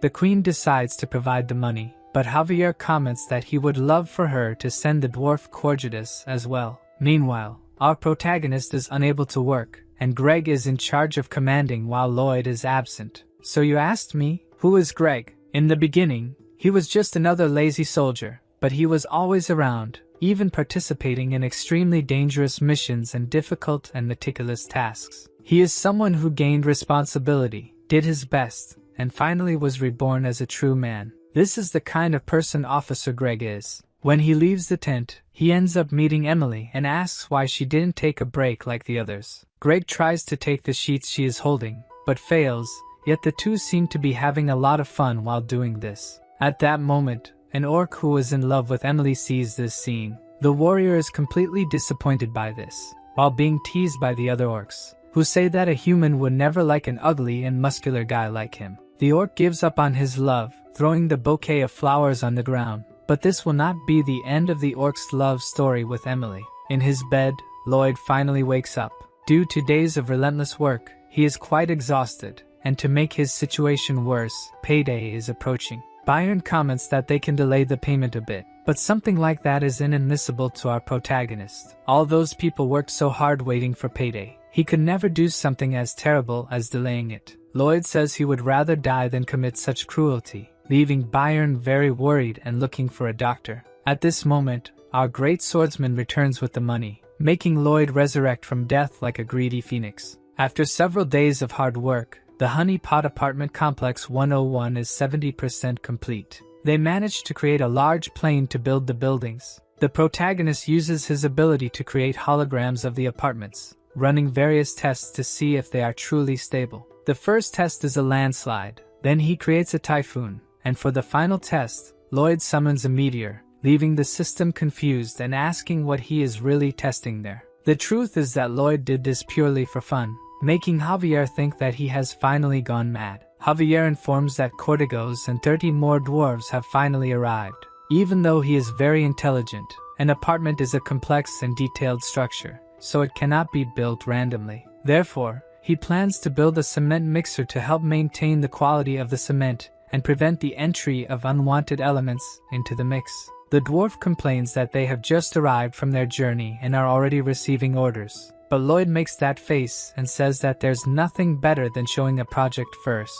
With the dwarves in charge of the construction, he and Javier need to use mana explosion to soften the ground, leaving Padong in charge of turning the cement mixer. The orcs are also involved, twisting several metal bars with their bare hands. Lloyd pours the cement into the molds, explaining to Mr. Byron how to avoid leaving air pockets in any corners. Everyone does their job, and in a short time, the first apartment is almost complete. From this point, Lloyd asks Mr. Byron to take over the project. Now that everyone is accustomed to the work, Lloyd needs to worry about other problems.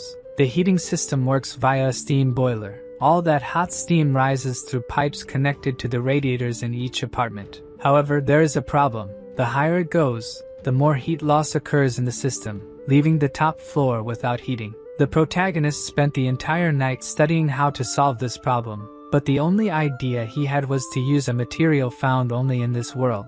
There is an episode where Javier faces a dragon. As the name suggests, this is a legendary creature, and just its breath is enough to take any knight off the map. However, Javier withstood the breath head-on, thanks to armor with absolute fire resistance. It was created using the sap of the Alencia tree, simply the best thermal insulator in the world. Therefore, the two are on a mission to find this tree. The problem is that the tree is exactly where the elves live. As soon as he finds this out, Javier tries to escape this suicidal mission. The elves hate humans and are not a race that can be negotiated with, but regardless of this, he is unfortunately the escort knight and will have to accompany him. Javier asks how he plans to convince them, since no one has managed to contact them for over 500 years. But Lloyd's real intentions are to steal and leave quickly. Upon arriving in the forest inhabited by the elves, the place is teeming with life. The protagonist warns that they must now remain silent to avoid drawing attention. Javier, unable to hold back, sneezes, but the problem is that he does so like a Hollywood heartthrob, prompting Lloyd to ask why he sneezes that way. Javier explains that because he has a handsome face, everything he does looks beautiful, but that's something Lloyd wouldn't understand, leaving the protagonist incredulous that he actually said such a thing. Lloyd questions how a sword master can hold back a sneeze, saying he is imperfect for not even being able to hold his own crap. But Javier is used to these jests, and retorts that Lloyd mentioned crap because he has nothing to say about his face. The protagonist gets so angry that he tries to hit him, but this only makes Javier happier. Lloyd gives up trying to strike him and continues on their way, but the earlier shouting has already caught the attention of all the elves in the forest. Javier says this is not good, but Lloyd had expected something like this might happen. Things just progressed faster. The elf women start shooting simultaneously, but the sword master easily deflects all the arrows. Lloyd takes advantage of the distraction and says he will get the sap from the tree, leaving his bodyguard to deal with all the elf women alone. Since the protagonist is just ugly, they decide to focus on the handsome man, using the leaves of the trees to move around. Javier realizes his master was right. The elf women love plants so much that they can harm them, so they developed a special way of stepping. To escape their arrows, they must use the plants they love so much against them. However, even using a tree as a shield, Javier still finds it difficult to dodge all the arrows and fleas, but he realizes they are intentionally leading him somewhere. Meanwhile, the protagonist finally finds the tree. Since all he needs is the sap from the root, Lloyd starts digging to avoid being noticed by any passing elf. Javier is led to the middle of a lake, with no trees to use for protection. The elves attack from all sides, but for a sword master like him, a rain of arrows is something easy to handle. Leaving the elf women with no options, they use their special weapon, Malika. An elf woman looking like a truck of pure muscle appears. Her bow is so large that it has to be planted in the ground to be used. The shot is so powerful that, even using aura on his blade, Javier is still thrown far away. The swordsman uses all his strength to try to stop the gigantic arrow. Using sheer brute force, the elf was able to snatch Javier's aura sword. Since Lloyd warned that if a single elf were hurt, all the others would come after them, the swordsman cannot counterattack the elf. Their assassination skills are far superior to those of the orcs. Javier raises his aura-infused sword to defend against another shower of arrows, thinking it's time to go to his master, even without knowing exactly how he will drive the elves away without injuring any of them. Malika has another giant arrow ready to hit Javier. The swordsman shreds all the normal arrows that were shot at him. At that moment, the brute elf launches her gigantic arrow, and Javier uses his power to deflect the flying arrow. The deflected giant arrow heads toward another one launched by the warrior elf, and the two collide.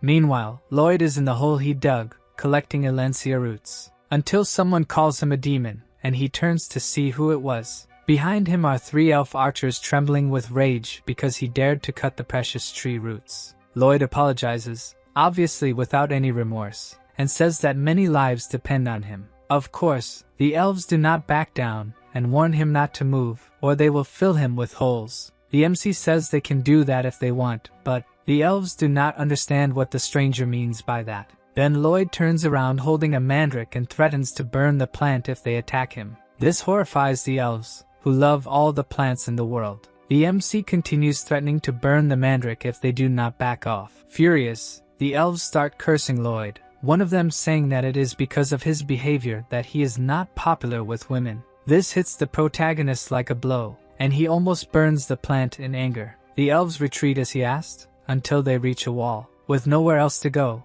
one of them says it's time for them to talk. Lloyd does not want to talk and starts biting the mandrake, which cannot stand the situation either. The MC orders the elves to climb out of the hole, and with no choice, they do. Outside the hole, Lloyd is still holding the mandrake, waiting for Javier to find him. The problem is that outside, he is more exposed and could be found by other elves. If something like that happens, it will be the end of our protagonist. One of the elves starts to feel sick after being nervous about the whole situation. Soon after, another one also feels unwell, and their leader insists they must endure and not show weakness before the plant killer. The elf barely finishes saying this, and her stomach growls loudly. Thus, the three fall to the ground, feeling ill after seeing Lloyd threaten the poor mandrake. Lloyd looks at the elves, not quite sure what's going on, and he remembers that earlier, when he and Javier were surrounded, they seemed to have tired eyes. Thinking back, since he entered the forest, he has not heard a single bird or seen any animals. With the monster domino effect, they all moved to the end of the mountain range, leaving the forest completely empty. Since the elves refuse to harm any plants, it means they only eat meat. In other words, these elves are starving since all this began. Back to Javier, the swordsman is exhausted from the battle, and on the elves' side, the same is happening. Both sides are exhausted. Javier finds it strange that they tired so quickly, given their skills, but thanks to this, he might be able to force his way through them. Even tired, the elf archer fires one more giant arrow at Javier. The warrior does not back down from the arrow, hoping his master is safe. Javier manages to get past the elf archer's encirclement. Their leader yells at her companions not to let him escape, but her subordinates are sprawled on the tree branches, too hungry to pursue. Except for Malika, who, even sharing her meat with her companions, still has the strength to chase Javier. She does not give up and continues shooting her huge arrows at the swordsman. Javier tries to hide from the arrows, staying behind a tree. But Malika appears, coming towards him carrying the arrow like a spear. Javier narrowly manages to dodge the elf's attack. While dodging successive attacks, he thinks only that he should be protecting his master. The other elves also launch arrows with their last strength to help their companion. Focused on escaping and getting to Lloyd, Javier manages to support himself on leaves, just as the elves do to evade them. Seeing this, the elves think he is a monster. This was a skill they took a century to learn. Using the skill, the swordsman manages to distance himself a bit from the arrows. But Malika is preparing a new attack, using 2 arrows at once. Javier's last jump propels him above the trees, and he can see the Alencia tree, where his master went. From above, Javier shouts for his master, hoping to be heard. On the ground, Lloyd is with the other elves having a kind of barbecue and turns when he hears Javier's voice. The swordsman finally found his master,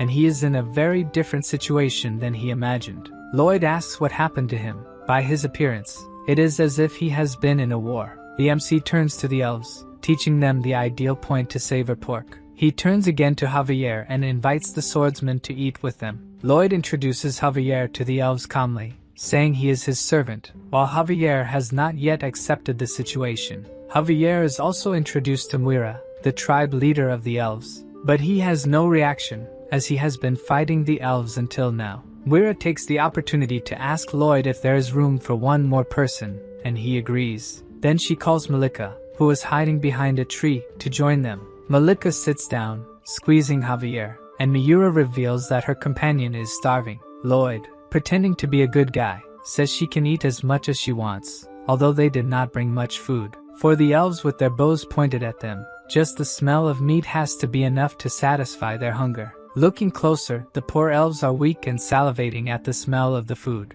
Taking advantage of the conversation, the MC says that the male elves doing the housework while they do the rest of the work must be starving. Hearing this, they burst into tears, remembering their poor husbands. Lloyd continues, asking how the younger elves and the elderly will survive without anything to eat. Miura says they will be the first to not withstand it, and will return to the great Mother Nature. Even Lloyd is crying, not out of sadness for their lives, obviously, and he proposes a deal to the elves. Miura, even though she is moved, tells Lloyd that elves do not make deals with humans. But to him, this is nonsense because they made a deal to save the mandrake, and they also accepted eating the meat he brought. The elf leader silently reflects on the deals she made without even realizing it. Lloyd reveals what he has to offer to the elves. First, the chance of survival. The leader does not understand what he means by that. Then, the MC explains that he is offering unlimited pork and charcoal to cook the meat.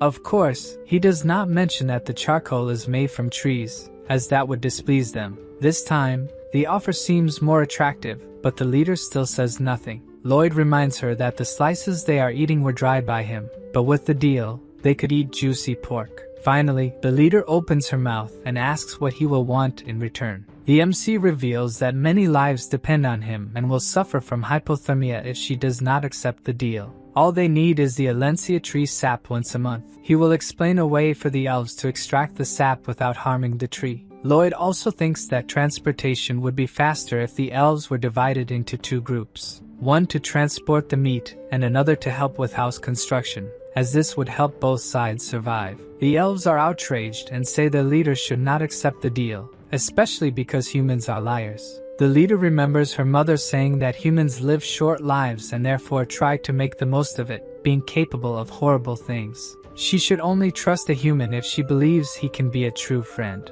A silence falls over everyone around the campfire as the leader ponders what to do. Finally, she refuses the deal, saying she would only make a deal with humans who are friends. The MC realizes that even though they are starving, it will be difficult to make a deal with these elves. Lloyd wonders what it means to be a friend. In his original world, he was always alone, dirty, ugly, and poor. When he joined the Traditional Architecture Research Club to learn something, they laughed at him behind his back. People said he was too poor and always ruined the atmosphere of places. He learned to accept these insults and tried to learn, aiming to use that knowledge to escape poverty. Until one day, someone told him not to take what people said into consideration, because he had better results than others and was also better at duties. This person was eating Korean barbecue with him, and said the MC could eat as much as he wanted, since all he could afford to eat was canned tuna. Hearing something like that made the protagonist freeze. The other guy looked down at him, smiling, as if he was doing a good deed by feeding a stray dog. This made him cry because that good deed of feeding a dog was very delicious. Lloyd did not mind that the guy thought he was superior and continued asking for more portions of meat. Thus, that guy became his best friend. Precisely because he has that kind of friend, he thinks nothing good comes from friendship. Lloyd takes out more meat from his backpack to offer to the elves. Their leader looks hypnotized by the meat, as if it had something special. After they savor a little more of this delicious feast, Miura accepts the deal with Lloyd in exchange for more meat, without even consulting the elders. After 500 years without contact with humans, the Everglow elves signed a contract with the Frontera barony. On the way back to the barony, Javier is annoyed, thinking that if everything was resolved just with stakes, he was not necessary on this trip. The people of the barony look at the passing elves, admiring Master Lloyd's ability to make deals with other races. The elf leader notices that everywhere there are things made of plants, which seems cruel to her. Lloyd, who is ahead of her, says that there are also tribes that abhor eating animals. There are many races and religions with different values. He says he believes in a world where people cooperate for mutual benefit, committing to some values. She understands what he means, but in her heart, accepting these differences is still difficult. The MC tells her he knows it will take time for her to accept these things, and she can think about it while eating a steak. The leader salivates just hearing those words, as if she would understand everything better by eating. The construction of the Honey Pot Apartments 101 and 102 continued while Lloyd was away. One of his concerns before leaving was whether they would be ready before the temperature drops below freezing. If the water in the concrete freezes when the temperature drops below zero, it will only thaw at the end of winter or when it gets warmer. If these water droplets become impurities inside the concrete, it will be a disaster. However, this will not be a concern for him. The elves, using their skills to jump from place to place at incredible speed, it will make the construction progress much faster, and after the day's work, they will eat meat. On the first snowfall of the year, the Honey Pot Apartments 101 and 102 are ready. Now, they will start finishing things to accommodate everyone until the next autumn. They will test using Alencia tree sap mixed with soybean oil to make thermal insulation. As soon as they finish insulating the pipes from the first to the 8th floor, Lloyd orders the boilers to be turned on to see if the insulation worked. As soon as they turn on the boilers, Lloyd and the others start sweating inside the apartments. The plan was a success. Leaving the apartments, Lloyd orders preparations for people to move into the place. Javier argues about the priority of the moves, but Lloyd wants people to move in as soon as possible since it has started to snow. The lack of attention he receives from his master makes Javier red with anger, as usual. The MC tells Byron that the priority for moving is families with children, then the elderly and the sick.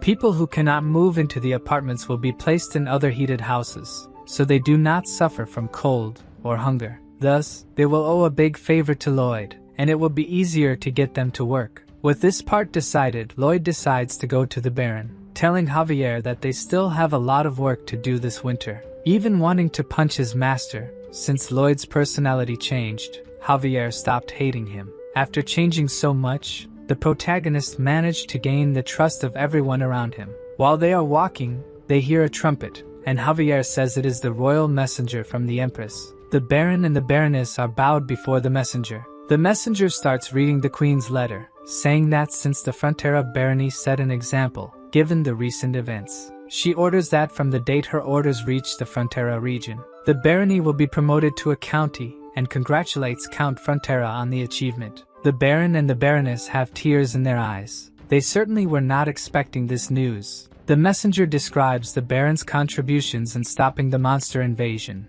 protecting refugees who lost their homes, and rebuilding part of the eastern region, transforming it into a fortress. Because of these contributions, the county becomes independent of Cremo and now has the duty of reconstructing the east. The royal family will provide sponsorship and resources for the reconstruction of the east for 10 years. And lastly, they will be exempt from paying taxes to the crown for 20 years. Lloyd is ecstatic upon hearing this. The Queen must trust him greatly to believe he can complete the entire reconstruction in just 10 years. He turns to Javier, saying they need to return to the village because there is something there he has been preparing for a long time. He leaves, boasting that all the territories bordering the east now belong to the Frontera, including the Viscounty of Lacona. The Baron looks at his son with tears in his eyes, thinking that all of this is thanks to him. It's as if Lloyd were a miracle in person. Later, in front of a statue of the Empress adorned with flowers, Lloyd,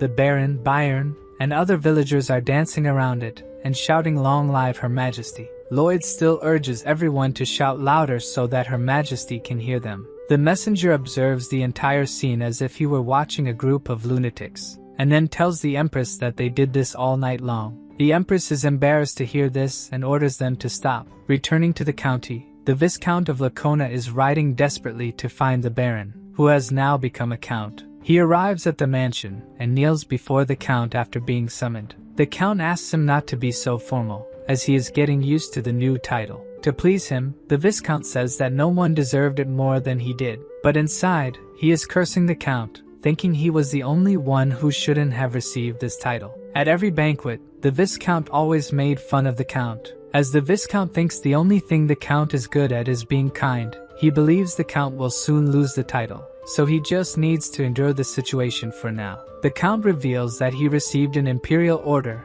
and will have to rebuild many areas in the east. But unfortunately, they do not have enough labor, so he asks if the Viscount could provide some engineers for him. The Viscount agrees immediately and asks how many engineers the Count needs. The Count says that if the number is too high, it might be problematic for the Viscount, but he wants as many as the Viscount can manage. The Viscount raises his head a bit, looking incredulously at the Count who has just made the request. This time the Count has the same devilish look as his son, and says it would be best to send what he asked for so their friendship is not strained. Now the Viscount has learned that he is no longer dealing with just the kind Count. The Count looks at the Viscount through the window. This was the first time he said something like that, and it felt incredible. Meanwhile, Bayern informs Lloyd that the admission of residents to apartments 101 and 102 has been completed. It is time for the MC to reap the rewards of his hard work. In one of the houses built for the refugees, a family is excited to eat the meal they received,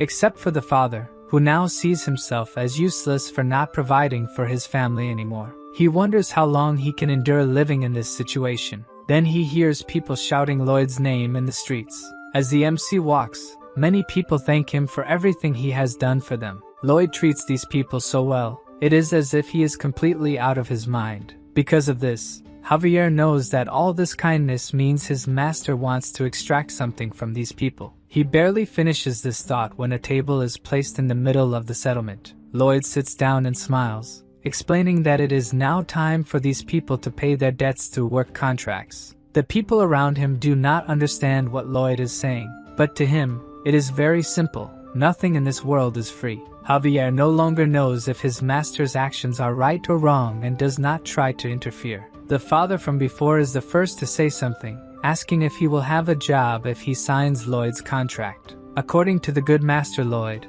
if he signs, he will even get paid for working overtime. But after signing and receiving the first salary, the worker will have to buy things with his own money. The worker, who does not want to live depending on anyone's goodwill, asks the MC to read the contract for him. Lloyd tries to explain that the contract will exploit him to the maximum but is interrupted. A young woman is also interested in the job, and of course, the contract also accepts women. Quickly, a line of workers forms in front of Lloyd's table. He is already thinking of a new project to provide food and land. He plans to cut parts of the eastern mountains and use Gabions to build farms. The problem is that Bangul has not recovered from the work on the apartments. Making her work so hard makes Bibian even angrier at Lloyd, and he kicks the master. After thinking for a few days, the only option Lloyd could come up with was that he needed to summon another pet. Even though he was constantly mocked by the system, Lloyd acknowledged that he always received the ideal pets for what he needed. Padong and Hamon, who were with him, waited eagerly to have another friend. With nothing to lose, the MC asked the system to summon a creature capable of helping him build his dam. The system opened a summoning circle, but Lloyd noticed that something was different this time. Instead of a new pet emerging from the magic circle, a flame appeared and hit the protagonist. With his hair burned, Lloyd asked if the world system was no longer on his side. All the previous summons were just coincidences to make the MC more confident that he would always get the ideal pets for what he needed. Lloyd was furious because someone as manipulative as him should have already understood how this system worked. Even so, he was induced by the system to try his luck again, and started another summoning. The only difference this time was that the explosion was much bigger than the first. Lloyd was overwhelmed with rage and tried to fight the system in vain until he was warned always to try 3 times. And on the 3rd attempt, predicting that there would be another explosion, the MC and his pets threw themselves on the ground to protect themselves. Lloyd noticed that no explosion happened and went to see what he had summoned. Finally, a creature came out of the magic circle, but it looked more like a raging monster than anything else. So, the only thing the three could do was run away before being devoured by the monster. Lloyd went desperately to Javier, who was sleeping peacefully, to get rid of the creature. The swordsman killed it with just one blow and could go back to sleep. Meanwhile, the MC was even angrier at the system, saying he would never summon again. Then, the system showed that he had unlocked the bankruptcy skill for being deceived 3 times and could now choose a skill as compensation. A list with hundreds of skills opened for Lloyd to choose from, each more useless than the last. Until, looking more closely, one of them caught the protagonist's attention. With the ability to get spider webs, Lloyd would have a strong and elastic thread that would also take time to wear out from the sun. Decided, he selected in the system window that he wanted a creature with this ability. Another summoning circle appeared, emitting a very strong light. The light was so strong that it disturbed Javier, and it caught the attention of the workers, who saw something strange. Above, there was a small dot descending very quickly towards them. From the color and feathers it was shedding, the workers wondered if it was an angel falling. But in fact, the angel was Lloyd riding his new summon, Goming. The workers celebrated Master Lloyd's new summon. Lloyd continued his ride. He thought it would be a spider due to the type of ability, but it was more beneficial that a bird appeared. To the workers, it was as if Master Lloyd was blessing them from above. With Goming, he intended to promote himself as a prodigious summoner and increase his followers. Goming's main ability was to get spider webs, but it could also spread webs, create a nest, and bombard with poop. Additionally, it released spider webs behind its backpack. From Lloyd's tests, the webs were very resistant and could only stretch a little. He asked Goming to go to a nearby plane to make a net with the web-spreading ability. But Goming didn't like his master's idea and went elsewhere. The bird stopped abruptly in front of a snowy mound, causing his master, who didn't expect this, to fly face first into the ground. Lloyd got up, furious with Goming, asking what the bird was doing. Goming sat on the ground, chewing a branch, and told Lloyd he was lazy. Now, Master Lloyd would have to figure out a way to make his new pet work for him. The previous night, right after Lloyd had summoned Goming, he asked if his new summon could show how it produced the webs. But Goming just sat on the ground, with no desire to do it, and asking why someone like him had to work like a slave. From that moment on, Lloyd realized that his new pet was not like the previous ones. Padong went to Goming, trying to be friendly with the new little friend. And he said that Goming could build the infrastructure of society, improve people's quality of life, and find satisfaction after doing so. The new pet could be an existence capable of bringing happiness to the world. After this speech, Goming felt a bit more motivated and said he would try to do it. The next day, when he was supposed to be helping Lloyd, he got lazy again, leaned against a tree, and didn't want to do anything. Seeing that his colleague's determination didn't last even a day, Padong went to him again, encouraging Goming to work together. The bird decided there was no reason to keep working. He believed the world would continue to develop without his help and that Lloyd, the idiot who summoned him, would keep feeding him. Lloyd was so irritated by what Goming said that he considered cooking the bird. The little Padong did not give up trying to convince his colleague to work a bit, but the little one's words did nothing to encourage Goming. Instead, he threw the branch he was chewing in the direction of the guinea pig. Poor Padong didn't even have time to dodge and took the hit right in the forehead. Seeing that friendly conversation wasn't going to work with his colleague, Padong asked his master for a sunflower seed. After that, an explosion could be seen in the forest, and Goming was trying to flee in panic. But before he could do so, Padong, now giant, grabbed the bird by the leg. The bird, desperate, screamed for help as the guinea pig started punching him in the mouth. Even Lloyd couldn't believe the scene he was witnessing. His pets weren't supposed to do something like this. At that moment, Padong practically swallowed his colleague, who was giving his last screams of despair. Fortunately, the taste of the bird must not have been very good, and he was spat out by Padong. Wiping his lips, the guinea pig asked if his colleague wanted to do it again. Proving he was just lazy and not stupid, Goming was now determined to work. Satisfied with the decision, Padong gave an evil smile just like his master would. Not that Lloyd wasn't also pleased with his pet's persuasive power. Back to the works, the first step was to dig a trench. Step 2 was to have Bibiang sift the fine sand with a giant sieve. Step 3 included using Goming's labor. After filtering the sand,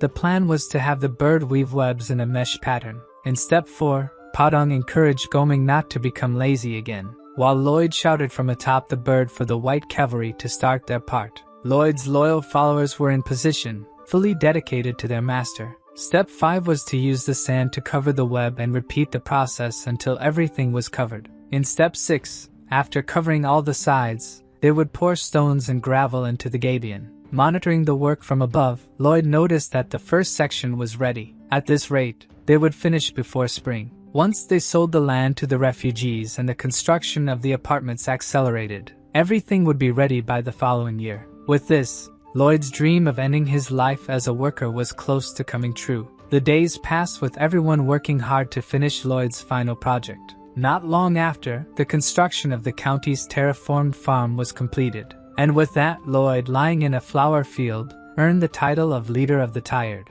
To enjoy his new retired life, Lloyd spent the day playing chess. His opponent was none other than himself. Javier appeared, asking if he really found this fun, and Lloyd tried to hide that he was enjoying his new life. It was the first time Javier had seen Lloyd play since that day, and according to the master, there was nothing left to do. They had already improved the wizard's magic, and now their work was much more productive. Everything was going well. This phrase triggered some old memories of his original world. In them, his father said that he should always reconsider if everything was going well. Remembering his father's words left the MC petrified. Then, Lloyd decided he needed to do something before putting Javier to sleep. He needed to be sure that everything was indeed going well. Alone, he invoked the system that gave Lloyd the option to get a spoiler of the story's end. And to make sure the future was secure, he selected that he wanted to see this spoiler. Suddenly, Lloyd finds himself alone in a completely dark place. Gradually, the darkness is replaced by what appears to be his room.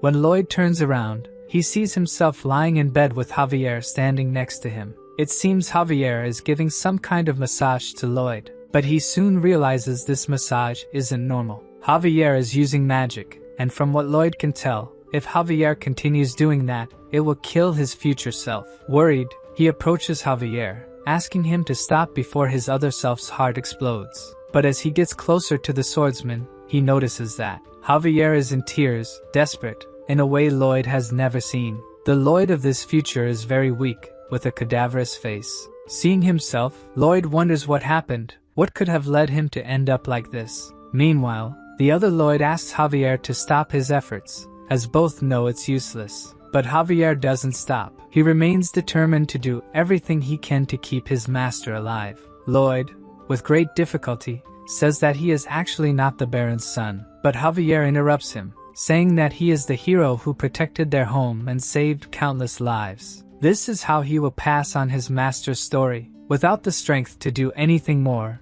the Lloyd of the future meets his end. His pets, all gathered around him, begin to cry over the loss of their master. And since they were all summoned by him, as soon as he leaves this world, they also begin to disappear. Our Lloyd, who continues watching his horrible future, tries to stay calm. This isn't the first time he's seen his end, and he needs to analyze this situation. Since this Javier isn't much different from the one he knows, this future must not be far off. This Lloyd is very thin. He might have suffered dehydration, but for what reason? Javier carries Lloyd's body, and from the landscape, all this should happen in the spring. Our Lloyd keeps following the swordsman, analyzing where he is going. At the end of the path, Javier reaches a place full of bodies scattered on the ground. Lloyd looks at what seems to be a real massacre. Even the Count and his wife are bandaged among them. Then, Javier starts spreading oil over everything, and shortly after, he appears with a torch. Now we begin to understand what is happening. As he intends to burn everything,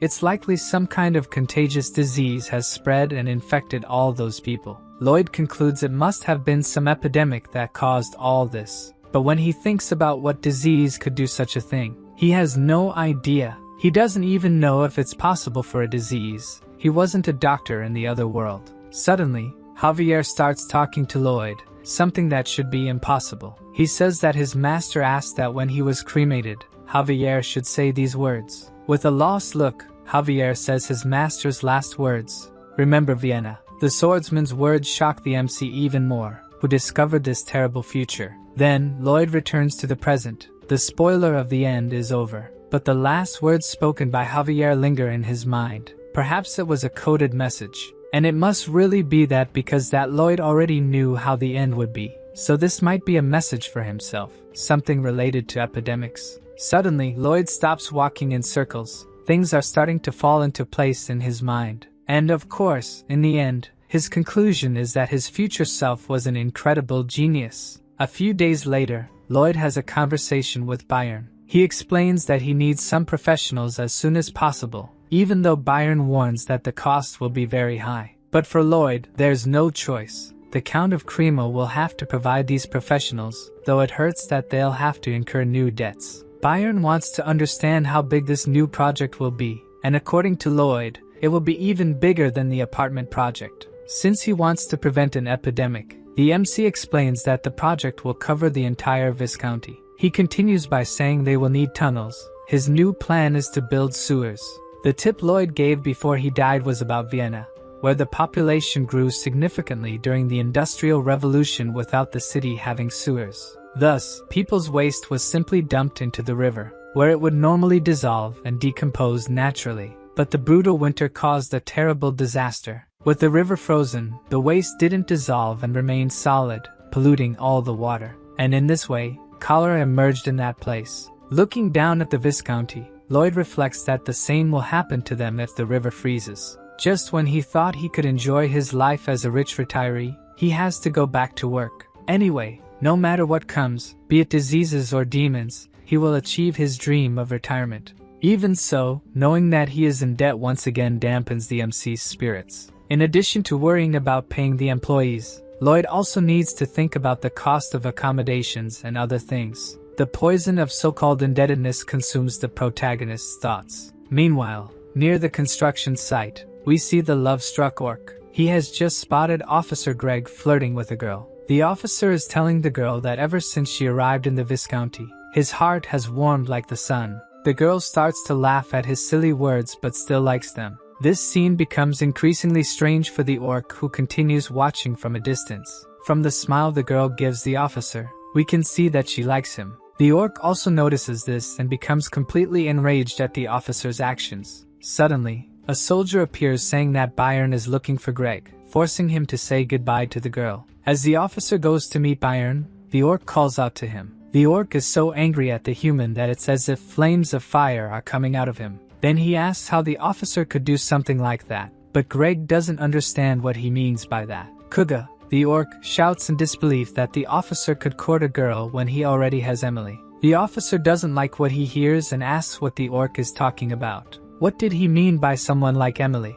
Kuga can no longer contain his anger and tries to punch the human in front of him. The problem is that Greg dodges and punches the orc, sending him to the ground. It takes a few seconds for him to understand that he has just been punched by a human. According to the officer, the orc's weak punch wouldn't have enough power to hurt him, especially now that he can use mana. After a lot of training, the Viscounty soldiers learn to use mana, but they use the power to build Lloyd's projects. Recovering from the blow, Kuga gets up, ready to counterattack the human. Officer Greg is also in an attack position, equipped with his mana. Thus, the two charge at each other to resolve their dispute. But before Greg could attack, Byron appears saying that he is too slow. Neither of them saw Byron arrive, such is his skill. The knight is not at all pleased that the soldier took so long to come to him, and thinks the subordinate was just lazing around. As they walk, he explains that the officer will be sent on a work trip because he trusts him despite his mistakes. Byron continues to reprimand the soldier, who is focused only on staring at the orc. Kuga, in turn, stares back, not admitting defeat. From their faces, this doesn't seem to be the end of their conflict. At the Frontera mansion,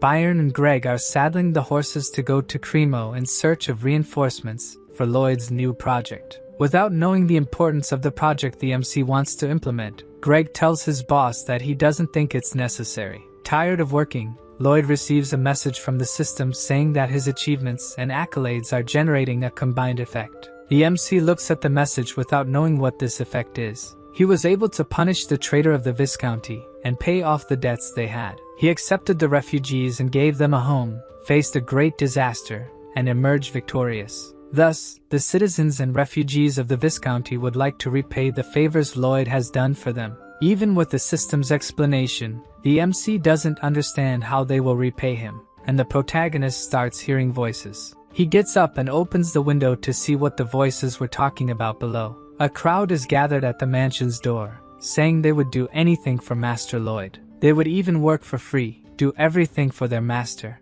At first, he doesn't even know how to react to this crowd. Then, the MC gives the best possible response, shouting for all of them to shut up. This proves they would really do anything for him, as the crowd immediately falls silent. He reminds the crowd that he never gave them anything for free, so they better not even dream of working for free. To avoid this, he will make a contract immediately. After hearing these words from the MC, the crowd becomes even more devoted to him. Inside the mansion, away from the others' eyes, Lloyd wipes his tears. Elsewhere, a carrier pigeon is arriving with a message. It came from spies the Sultan sent to the west, to the village taken over by the domino of monsters. In the village, they found a strange bird capable of opening the skies, a beast so powerful that it destroyed the land, another with the ability to swallow an entire sea. They also found a snake that devours mountains, and finally, a monster whose roar echoes in the skies.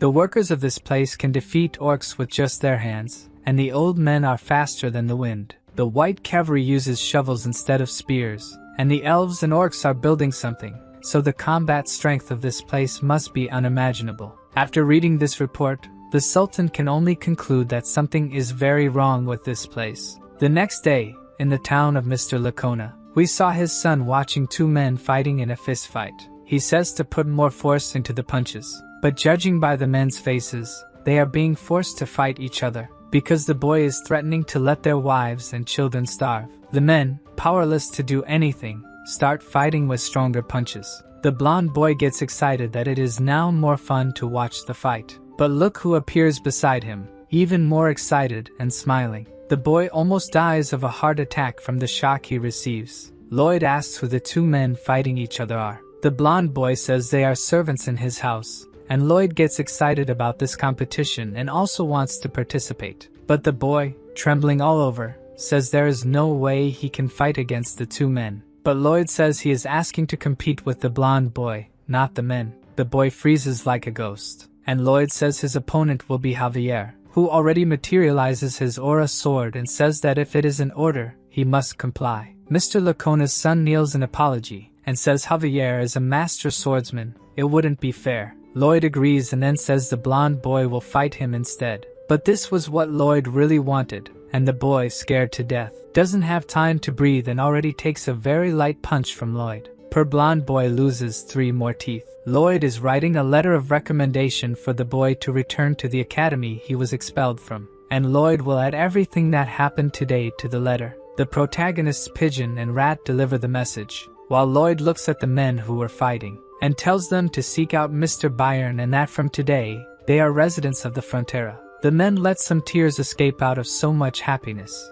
Meanwhile, Mr. Lacona wakes up scared from a dream that Lloyd was in, which is a nightmare for him. He thinks the day is not going to be good because he dreamed about Lloyd. Mr. Lacona's servant knocks on the door, saying he needs to tell him something. But Lacona gets very angry and grabs a whip he uses on the servants. But Lloyd opens the door while shouting that he missed Mr. Lacona. But the old man's heart can't take it, and he faints. Lloyd asks if his face is that scary, and Javier says yes. Lloyd goes up to the mansion's terrace and shows Mr. Lacona the areas that will need terraforming. But the old man is uncomfortable, wondering why all this is necessary. But Lloyd asks if they will need to resolve this the hard way while pulling on his mustache. Lloyd tells him that for making these tunnels, it's better to use granite than cement. He also tells the workers to make the path straight to Lloyd's estate. On the way to the construction, there's the residence of the Lacona family, but the workers follow the protagonist's orders without any curves.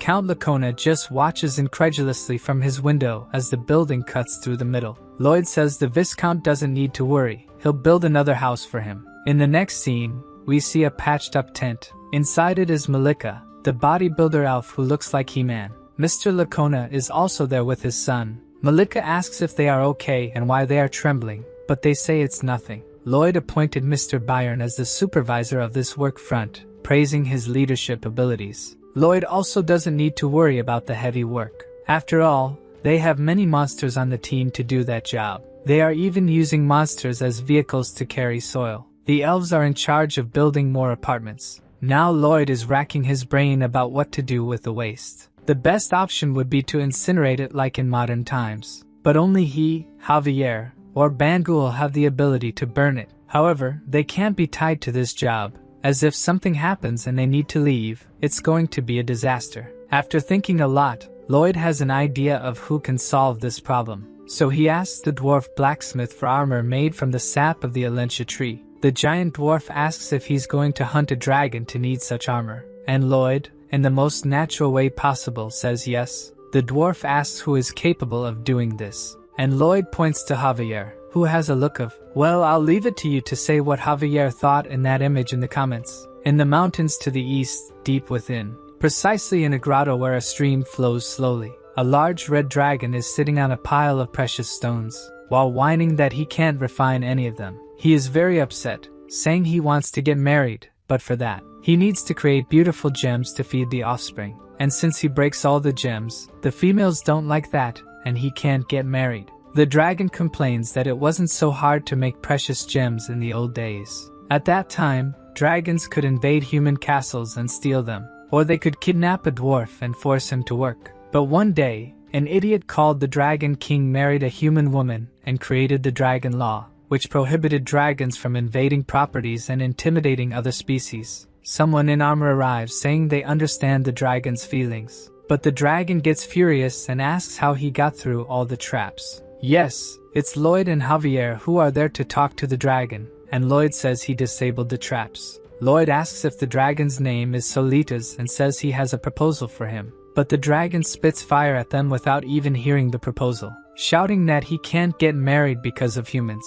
But while in the middle of the fire, Javier asks what the plan is, and Lloyd says he already told him the plan, but Javier says he didn't hear. And while the dragon unleashes a shower of fire, the protagonist tells Javier that the plan is to capture the dragon. Javier tells him to stop joking and say what he needs to do right away. Lloyd insists and says step 1 of the plan is to fight the dragon and step 2 is to capture it. Then he pushes Javier into the dragon's field of vision, who immediately notices the human that was hidden. He's surprised he's not burned and wonders if the armor has some special power. If fire doesn't work, the dragon will crush him then. At least Javier has Lloyd's moral support. Javier summons his aura sword as the dragon's paw approaches. He dodges as his sword grows even more. The dragon tries another strike, but Javier dodges again, making the dragon even more furious. Javier finds it strange that the dragon seems weak and that he can really win. But in reality, it's Javier who is a monster.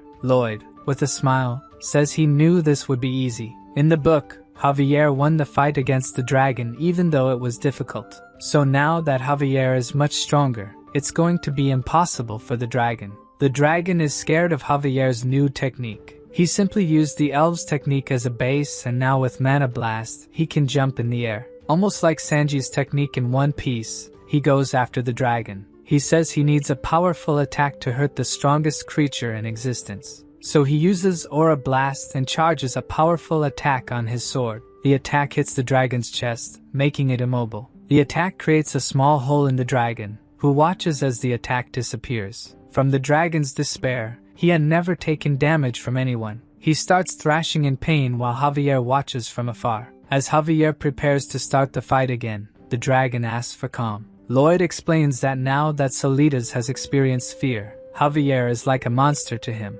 Before Javier attacked the dragon again, the creature asked him to wait a moment because it had something to say. Thus, the knight did not attack, waiting for what the dragon had to say. But he was deceived by the dragon, who took advantage of the pause to strike the swordsman. The problem was that when the dragon raised its paw, it realized the knight wasn't crushed beneath it. Then, Javier appeared behind Solitas, who had no chance to dodge this attack. The explosion of mana that the swordsman used hit a very small area on the dragon's back.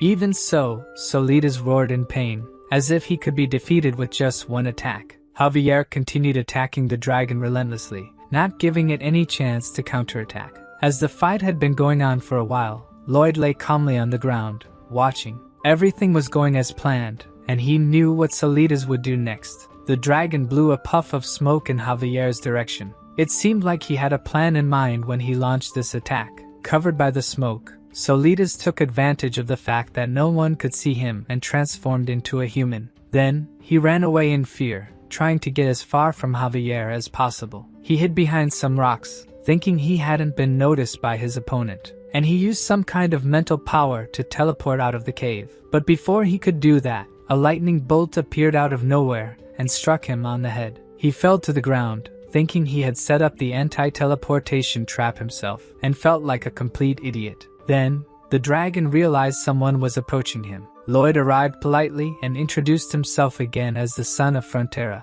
and Solitas tried to disguise, telling the MC that he was not a dragon at all. Lloyd just smiled at him without saying anything. It was obvious that he was the dragon. Disguising, he said he didn't know how he ended up there, while Javier approached from behind him. Stealthily, the knight launched another mana attack on the dragon. Hit in the middle of the back, he screamed like a little girl for being attacked. Lloyd told the dragon that humans don't scream like that when attacked, but Solitas was more interested in knowing what they wanted. Then, Lloyd reminded him that they were there to make a great offer to the dragon, who asked, crying, why they attacked him instead of talking to him. But he was reminded that he was the one who attacked first, and Javier only counterattacked. With no way to escape from these humans, Solitas inquired about what they had to offer. Finally, Lloyd saw that his negotiation would progress from that point. In the novel, the MC noticed that Solitas couldn't contain his anger, but it wouldn't be possible to talk to him, so Lloyd had to use another means. Even with the dragon calmer, it would be difficult to negotiate if his pride was hurt, having been defeated by a human.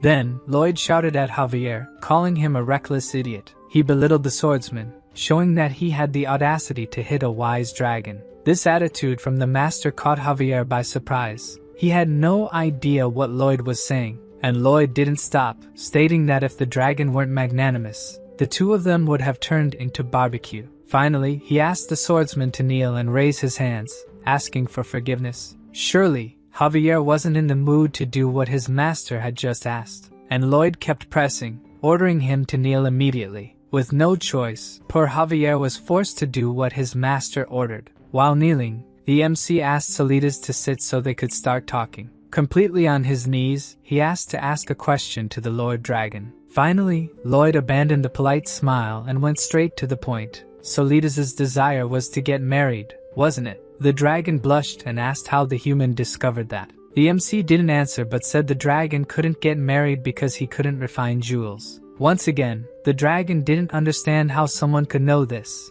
nor how he was found. Then the protagonist made his proposal. He would help the Lord get married in 10 years. This speech made the dragon so happy that he didn't even question how Lloyd would do that. Quickly he came back to himself and wanted his questions answered by the human. But Lloyd kept saying things that made him blush. Like dragons, they could send love letters telepathically to each other, or even make a heart with their tails illuminated by moonlight. With Solitas seduced by the idea of romance, the MC soon presented a contract for him to sign, showing that he could just sign at the end without even reading what was written. As soon as he heard the dragon sign, Lloyd's expression became demonic again. He took the contract from Solitas' hands before the ink could dry. Then he reminded him that there was a very interesting dragon commandment. If any dragon dared to break a contract with humans, he would be burned by the Dragon King's breath. At that moment, Solitas' instinct told him that he had just signed a contract with a real demon.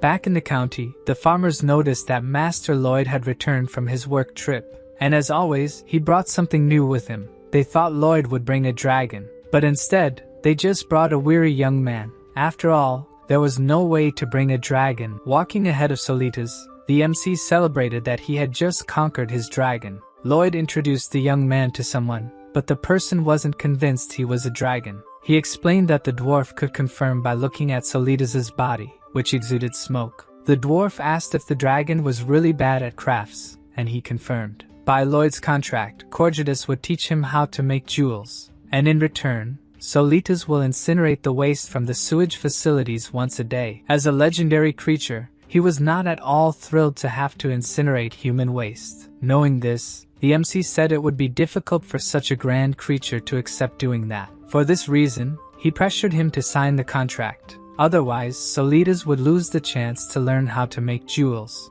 and not knowing how to produce jewels would make it much more difficult for him to get married. Despite being proud, this couldn't be more important than the chance of marriage. Totally bound to the contract with Lloyd, the dragon surrendered and called for the dwarf. Humbly, he said he would be in Corjudus's care. Being a dwarf, he never thought he would have such a majestic student as a dragon. According to Solidas, dragons are indeed more powerful in terms of power. But the dwarf is definitely the best when it comes to craftsmanship. So he asked Corjudus to teach him. From afar, Lloyd thought that no matter how silly he was, the dragon was still quick to adapt to the situation. Corjudus accepted the disciple but warned that he might be a bit harsh with him. The dragon didn't mind. He had already decided he would do everything to improve his skills. Then the dwarf's face turned scary, and he ordered the student to stop loafing and go get the materials. Solidas almost cried and asked if the dwarf was really talking to him, and Corjudus retorted for him to go quickly. Frightened, the new disciple ran off to do what his master ordered.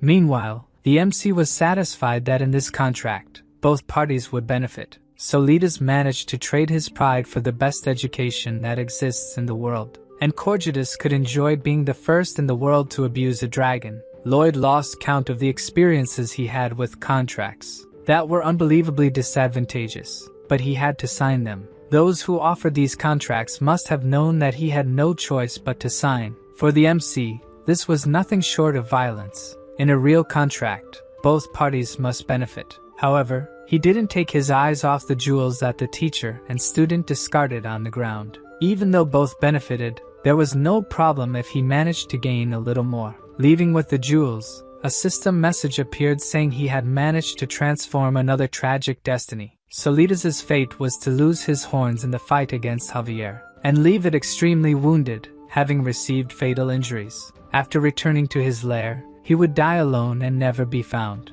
Which is a bit different from what Lloyd knew, because in the novel, the dragon just appeared fleeing to his lair. If it weren't for the MC, the Frontera couple would have the same fate too. The Count is multi-talented, and without the debts, he can focus on jobs he couldn't do before. He is happy now, thanks to Lloyd. Julian, who would have perished in a foreign land, is now recognized as the best student at school. All thanks to the MC. It's impossible to calculate the number of lives he saved. With the compliments, the protagonist became convinced, but what he needed now was the skill to build the sewage system. The estimation skill doesn't gather information from the whole county at once, and that makes Lloyd's job difficult. This skill stagnated at a point, and Lloyd knew that in business, he needed to do what's necessary to evolve. Therefore, he starts spending the points he has to level up the skill. After investing a lot, the skill's estimation radius more than triples. And the MC also gains a new skill option, Construction Guide. To test the skill, Lloyd summons the 3D construction diagram. The system then prompts him to activate the construction guide. As soon as he activates it, the MC is impressed by what just happened. In front of him is a hologram of a life-sized house, allowing builders to work much more precisely. In other words, the skill can reduce Lloyd's workload by at least 50%. Immediately, he decides that he needs to test it on a real project. Lloyd creates a hologram on the ground and explains to Javier that he is to excavate this area. The swordsman is suspicious of his master's plans, but the MC will give him the details later. Javier notices that the green outline is not just on the surface, but also inside the hole he is digging. To test, Lloyd asks him to dig outside the green light area. As soon as he does that, the light turns red, indicating there was an error in the project. Additionally, a hologram with the MC's face appears, saying the work is being done poorly. To Javier, this appearance is a true monstrosity. Probably no one would mess up their work if they had to see Lloyd's face when they did something wrong. Seeing his master remain silent, he finds it strange and asks if something happened. Without a response, Javier asks if the MC is going to say he was a genius with a magical illusion, or if it's a magical tool he stole. Since the question came out of nowhere, Lloyd doesn't know how to lie convincingly, so he just asks which story the swordsman finds more plausible. Since it seems easier to believe that he stole the skill from a mage, that's the story they will use. Even he will pretend to believe that was what happened. Lloyd won't tell the whole truth about his skills, but he asks if there's anything Javier would like to know. But the priority for Javier at the moment is not his curiosity. It's that his master can save all the people of the county. In his thoughts, Lloyd is grateful for the trust the swordsman places in him, and he says, of course, he will save everyone. On another day, Byron explains to the workers that they will build a sewage system to prevent the people of the county from getting sick. He shouts to the workers, asking what their motto is, and they respond that safety comes first, they will not get hurt. Lloyd and Javier watch the workers devoted to the work and their master. The MC comments that they seem crazier by the minute, not knowing how they got that way. The waste thrown into the sewer will flow to the main pipeline. Even alone, Padong is capable of digging a smaller sewer, but he alone won't be enough to dig the main tunnel. So, what they need right now is encouragement. Watching Bangle's encouragement, Bibyong's heart starts pounding wildly. He gets more than encouraged and starts working at full power. Suddenly, one of the workers digs in the wrong spot, and the area turns red. Then, a hologram of Lloyd criticizing his lack of attention appears. All the workers stop to see the projected image of Master Lloyd, and instead of being intimidated by it, they get more excited to continue the work. From above, we can see several holograms summoned, and the workers competing over which one is the ugliest. This makes Lloyd furious. They weren't supposed to be playing with the holograms, and he asks Javier why his workers started acting like lunatics. A heavy spring rain falls over the county, and the construction of the smaller sewers increased drastically in just 3 months. Using the construction guidelines, the construction of the main sewer progressed rapidly, and with that, the project quickly extended northwards. At a ravine, Lloyd gives Byron instructions on where the main sewer will pass and where the sludge treatment station will be. Byron remembers that the mastodons are in that area, but for Lloyd, as long as Bibyong is there, they won't attack recklessly. Anyway, he warns Byron not to let the workers agitate the mastodons and to approach quietly. They did as instructed, but no mastodon was seen, perhaps due to Bibyong's presence there. At least that's what they thought. With nothing to do for a while, our protagonist started playing games. Playing with himself out of pure boredom and still finding it fun. Until Padong appears, looking sad and asking why his master seems bored. Then he starts explaining something very seriously to him.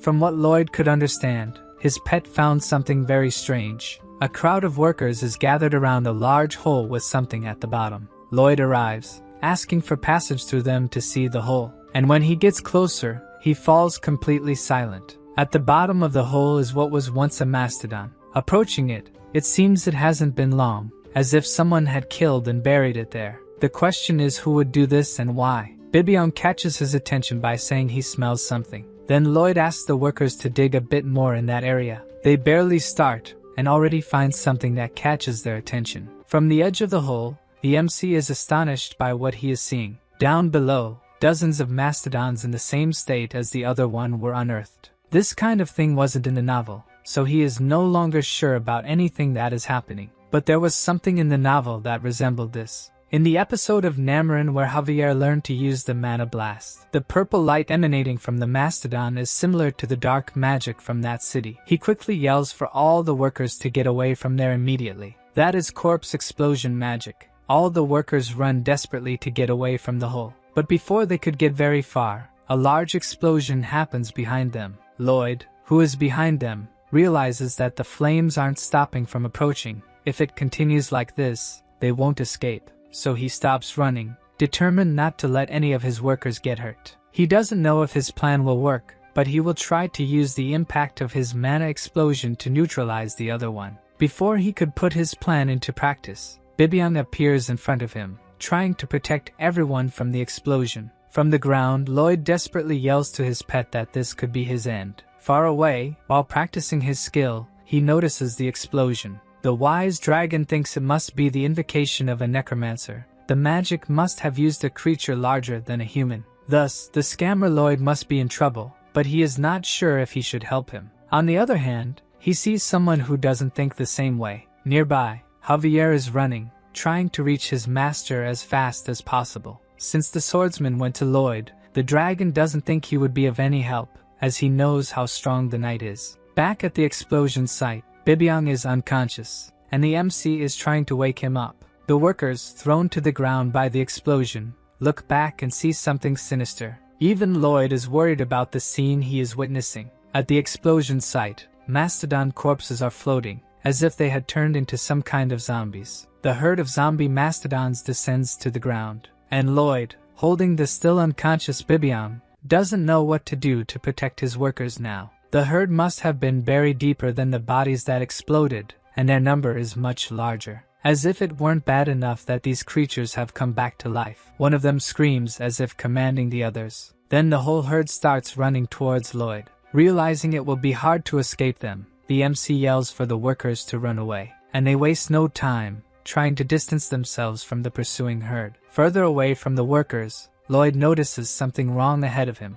The leader of the white cavalry gathered his men, wanting to stop the zombie mastodons. He shouts at his men and he will fight to protect the people and Frontera County. Knowing that this won't work, the MC orders them not to do it. Fortunately, he is heard, and the cavalry retreats and resumes fleeing. Running, Lloyd thinks about what he can do to keep distance from their pursuers. He spots Byron and asks where they are. The knight reveals they are in the field, but we don't know who they are. Then the protagonist calls Padong to delay the mastodons. The guinea pig distances itself from its master, heading towards the zombies. As it approaches, the mastodons become alert to the new enemy. Padong is much larger than the resurrected ones and prepares to attack. He hits one of the mastodons with the Padong explosion, and the creature is thrown into the middle of the herd by the force of the attack. The guinea pig continues attacking, landing elbows and kicks capable of sending its enemies flying. The mastodons don't just take hits, they also attack, momentarily forcing Padong to retreat.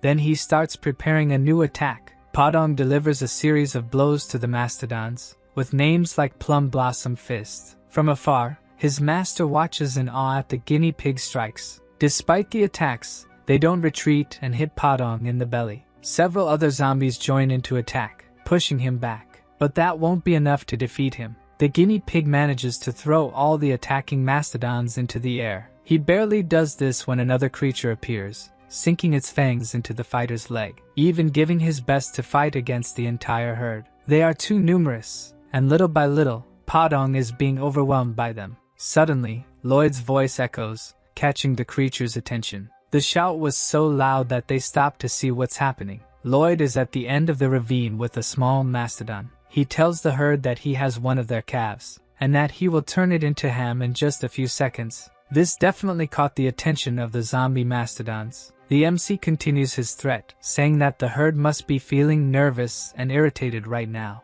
If they don't get to Lloyd soon, he will tear the calf apart. Then the herd starts screaming, wanting to save their calf, and they run towards the protagonist at full speed. Lloyd's plan worked, and he managed to get their attention. He grabs the calf and runs. The calf, which is actually named Pending or something like that, wasn't part of the herd. In fact, it was one of the calves under Mr. Byron's care. From the hint given in the novel, mastodons are docile creatures that don't attack humans, unless their calves are in danger. In that case, they become true beasts. Faster than the zombies, Padong catches up with his master, and Lloyd says they will head through the valley, and asks the guinea pig to lead them to the forest to hide until everything is over. The ravine is empty after the zombie mastodons go after Lloyd. Only the workers remain there, feeling saved once again by Master Lloyd. Meanwhile, in the forest not far from there, Goming is being lazy again, sitting on a branch and humming, until suddenly, a hand appears and captures the poor bird.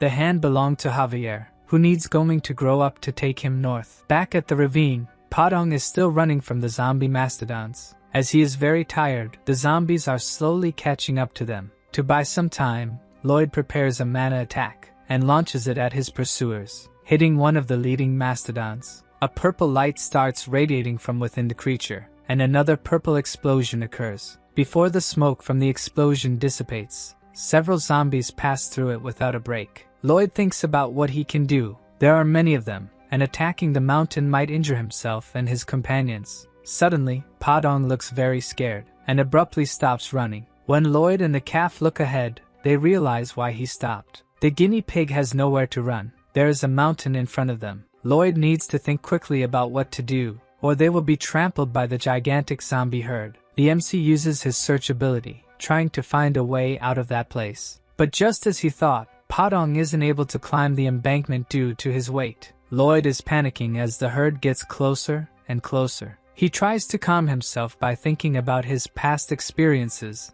and what he has learned to do something. Padong calls out to his master, not knowing what will happen to them, and Lloyd asks him to stay close to the wall and hold the mastodon calf tightly. He was worried that using the triple core mana explosion might kill him, but actually, this is the trick to getting through this. So, the MC gathers his mana for the decisive attack, and invokes the triple core mana explosion. A gigantic flame shoots out of his shovel. The flame rises toward the mastodons, with the 3 tongues of fire reaching toward the sky. The heat from the explosion was so intense that Lloyd's shovel almost melted. Very tired from using something so powerful, the MC falls to his knees with the shovel by his side. Meanwhile, the mastodons haven't slowed down and are very close to the group. Then, Lloyd's overload ability activates, and a purple light starts emanating from him. As soon as the ability hits the mastodons, they immediately begin to decompose, turning into just small remains in the end. The MC is absorbing all the mana from the things around him, and he struggles to direct his target. Then, he raises his hand, showing that the target is in front of him. Lloyd intends to absorb only the mastodon's mana, leaving Padong and the valley out of it. With the ability focused only on the zombies, they disintegrate completely as they run out of mana. While doing this, he remembers using this ability on the Empress to level up his mana heart. The MC had asked to feed off Javier's mana, and although the swordsman disagreed, he had no choice since it was an order from his master, who was planning to increase the level of his mana heart by using overload to absorb Javier's mana. Then he begins the mana blast several times, until he ends up completely without mana, to thus be able to activate the overload ability. But the ability started to suck the mana from everything around. So Lloyd focused all his efforts on taking only the mana that mattered, Javier's. Even having his mana sucked, the swordsman showed no concern, while the MC laughed diabolically that he would take every last drop of mana from his servant.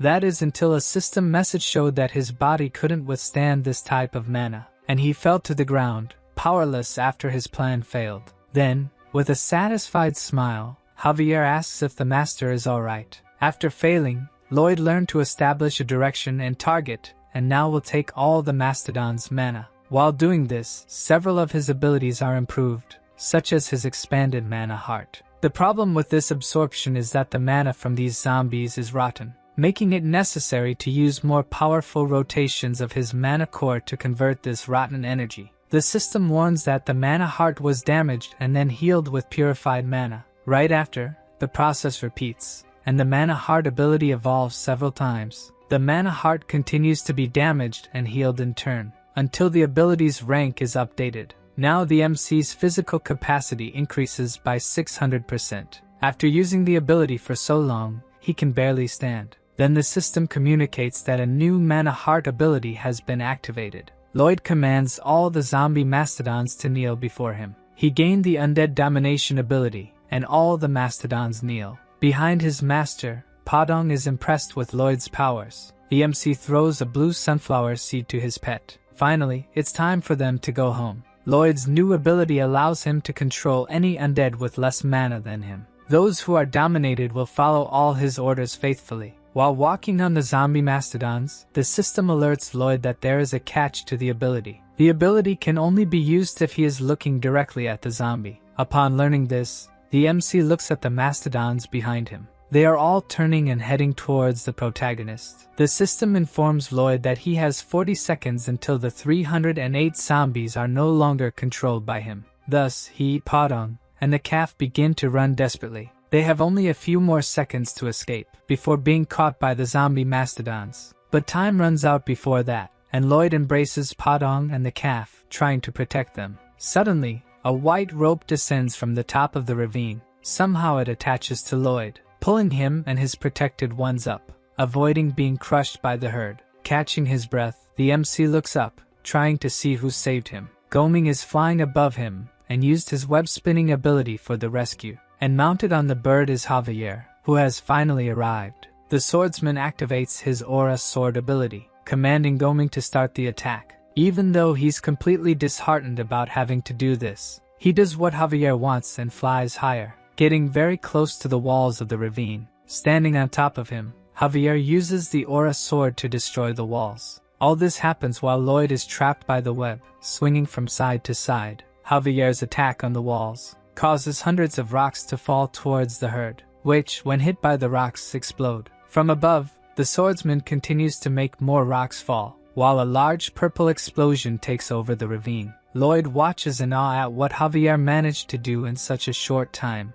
After Goming takes them far from all that, they are finally safe. Still catching his breath, Lloyd thanks the swordsman for saving his life. Contrary to what he expected, Javier is not happy and asks how his master can still be smiling. Lloyd is silent, not quite understanding what he meant. As an escort knight, he believes he should be by his master's side if something like this happens. And he still remembers that the MC used himself as bait to evacuate the workers while riding on Goming. But Lloyd says it wasn't quite like that. He was trying to lure them to take them all out at once. Then Javier questions whether his plan worked. Knowing the outcome, the MC asks what exactly Javier wants him to say. The swordsman yells that his master should worry about himself at least once. Without the master, the apartment and sewer projects would end. Even the lives of the villagers would be in danger. The MC needs to take care of himself because countless lives depend on him. So Lloyd asks if that's what Javier meant. That some people might die as long as he is alive. But the swordsman explains that's not what he meant. He just doesn't want his master to keep taking risks. But Lloyd shouts angrily that if he hadn't done what he did,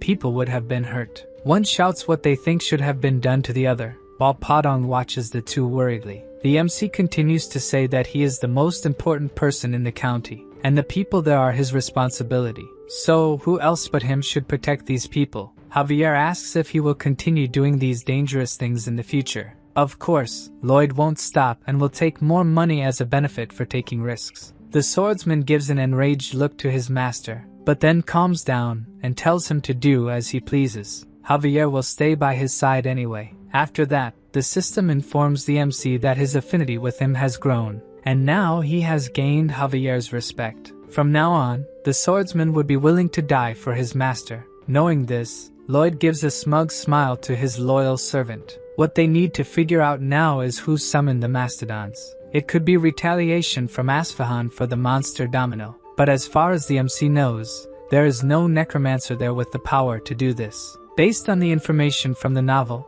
the only mention of using dark magic was regarding the walls of Namarin. For now, it's better to stop the work there and look for clues. Lloyd's guess comes from the chapter about the walls of Namarin. If he's right, he just needs to find evidence, and he can hold them accountable for all the property damage. Sometime after the attack, the workers are digging a huge hole for Lloyd. He continues trying to find evidence, even though it's like looking for a needle in a haystack.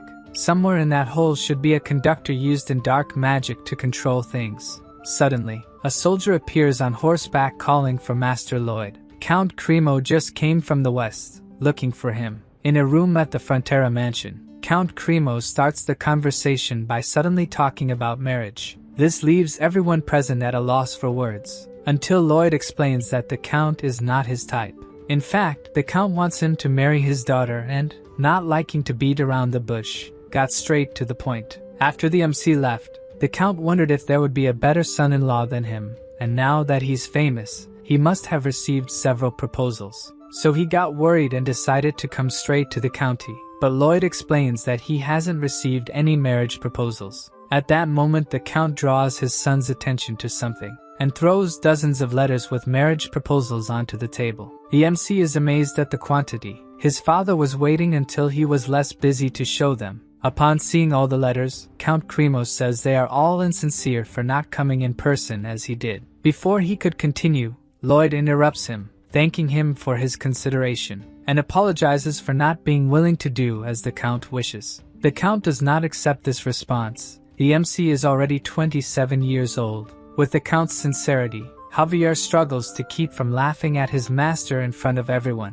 while the Count thinks Lloyd believes his family isn't good enough. Beside the Count, his daughter has an anguished look. She introduces herself as Count Cremo's eldest daughter, and tearfully says she is willing to devote herself entirely to the welfare and promotion of her family. The way she said it, it appears to the MC that she is being forced to marry a demon. Now Javier is even using his mana to keep from laughing. Lloyd's father joins the conversation, making a request to the Count. He explains that while it's important to take care of the family, everyone's feelings must also be considered. According to him, It would be impossible to spend your whole life with someone you don't love. For the sake of the Count's family, he believes his daughter's wishes should be taken into account. After hearing what Lloyd's father had to say, Count Cremo looks at his daughter, reflecting on whether he respected her wishes, and says he almost made her unhappy for the sake of the family's status. The young woman looks at her father, unable to hold back her tears, and says she loves him,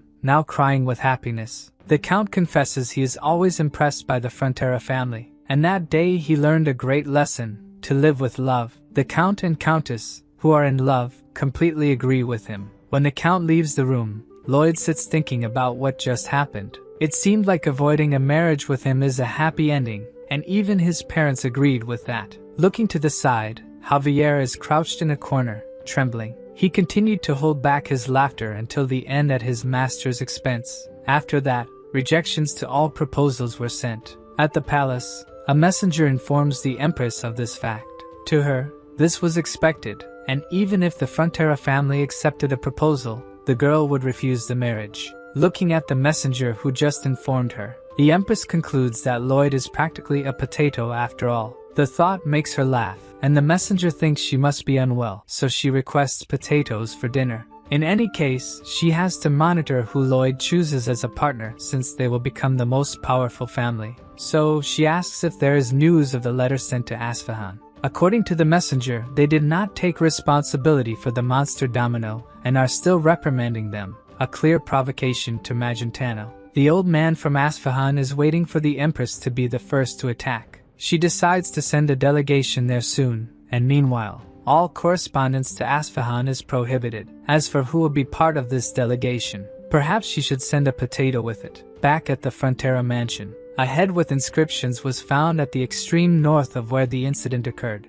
That's why Mr. Byron believes it is involved in the incident, but there was no need to put a rotten thing on the dinner table. Lloyd analyzes the symbol on the goat's head, and remembers seeing it before, in an illustration from the novel. In the novel, the symbol was on a large red flag, and it represented the symbol used by the new Dark Queen Alicia in her new kingdom. This brings up another fact that wasn't in the novel. The walls of Namarin and Queen Alicia must be connected. His presence in this world caused several changes. The queen did not turn evil, and the events that enabled Namarin to disappear. The refugees who would be the trigger for Namarin did not happen, and so someone is trying to do something that didn't happen in the novel. Cannavaro, the dark mage who made the walls of Namarin and sent countless people to their deaths, is Lloyd's main suspect. The MC asks Mr. Byron to resume construction, and as soon as it's completed, they need to go somewhere. His parents are worried because he has barely rested these days and is already thinking about going somewhere. Lloyd reveals that he will go to Namarin and catch the bastard responsible for this. On another day in Frontera County, approximately 6.2 miles north is the waste management facility. Lloyd asks Padong to open the large cover of the facility, and the guinea pig struggles to move it. Then the MC says it's Solidas' turn to do his part of the work. The dragon goes to the edge of the station, channeling his mana, and mentally commands the waste to rise. The mountain of waste starts to ascend toward the station's exit, forming a dense mass with various items united into a single piece. Then Solidas' eyes flash with a red light, and he begins to transform into mist, returning to his original dragon form. Looking at him, Lloyd thinks that one day people will know this story. Solidas channels his firepower before breathing out, and then spits out a great flame to incinerate the waste he had gathered earlier. Back in the MC's thoughts, people will know that Solidas willingly used his powers for human health and hygiene. He will be known as the legendary Solidas, the dragon of fecal destruction. Solidas is annoyed hearing Lloyd say these things. He doesn't want to be known by such a title. According to the MC, being a man of science, he couldn't be good at naming things. With this achievement, the system shows that Lloyd has established the concept of public health and earned the title of Toilet Ghost. Returning from the sewage station, Javier asks when his master intends to go to Namarin. They should go soon. Before going, they need a plan or the trip will be a waste. The swordsman catches Lloyd's attention to look ahead. Several noble carriages are parked in front of the Frontera mansion. For some reason, the MC has a bad feeling about this. After entering the family mansion, his father explains that the rejection letters were not well received, so the nobles sent their daughters hoping he would change his mind. The father also made lists to organize the order in which the girls would meet Lloyd, clearly enjoying it. Deep down, the Count is worried about not having grandchildren and that rumors about his son being defective are spreading. Even the system mocks the lack of romance in the MC's life. In the end, it's not bad to have a line of women waiting for him, but what really matters are their parents, who are waiting for a chance to make an alliance with the Frontera family. The first girl enters the room and Lloyd greets her. As soon as she sees who is in front of her, she becomes completely flushed. She was enchanted at first sight by Javier, thinking he was her suitor. When she finds out that the MC is the suitor, she looks disgusted.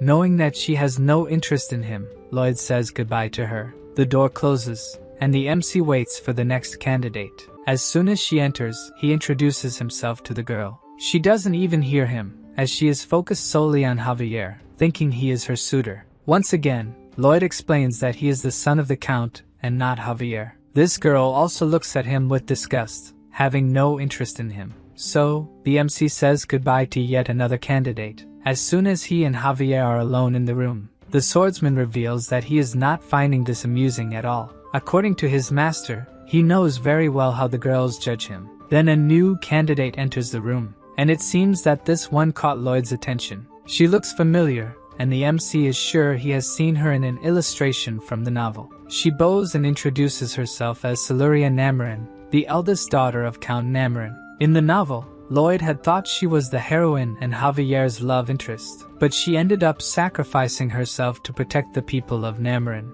This left the readers outraged because the author always kills those Javier loves. Siluria says she is there at her father's insistence but confesses that she found the suitor much better than described. Then, Lloyd explains once again that he is her suitor and not Javier. Surprisingly, she knew this and also that Javier is a renowned master swordsman. Realizing that she found the MC pleasant leaves both him and the swordsman petrified. The girl sits down and says it must be strange for Lloyd to receive these proposals at a time when he is so busy. She explains that on her way to the mansion, she saw the buildings and roads he is constructing, so it's incredible that he has any free time. Thinking she will be rejected, she asks to leave, but the MC wants to talk a bit more with her. Lloyd asks if Namarin is going through difficulties recently, like a significant population increase. Then she sits down again and asks how he knows this. Indeed, 400 people, refugees due to monster attacks, went to her county,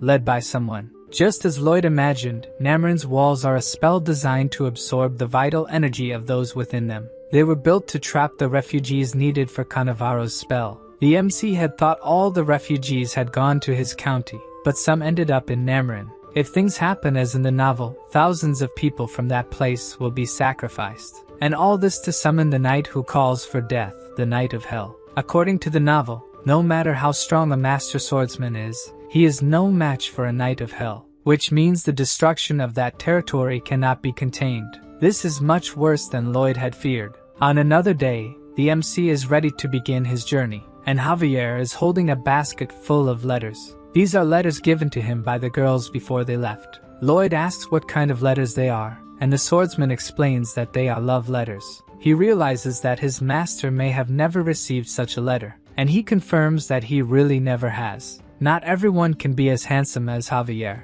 so he kneels to rummage through the letters, and offers one of the love letters to the MC. Lloyd takes a good look at what his servant is offering. For an instant, tension forms between the two. Then Lloyd gives Javier a pretentious smile, and says he wouldn't want a letter that wasn't addressed to him, and that they should leave soon. While his master continues walking, Javier remains holding the letter, kneeling, probably feeling foolish for offering the letter. After that, inside a carriage, Lloyd is explaining to Siluria that there are several ways to use these structures. Since Namarin was built on a ridge, it's natural for the surrounding slopes to erode. Even without securing the marriage her father wanted, Siluria thinks he will be delighted with the presence of someone like Lloyd. This is the perfect opportunity to investigate Cannavaro and still make money with a new project. Almost arriving at Namarin, the MC is confident he will win the dispute against the Dark Mage. Shortly after, the carriages arrive at the county, and through the window, Siluria points out to them the head of the merchant caravan, Cannavaro.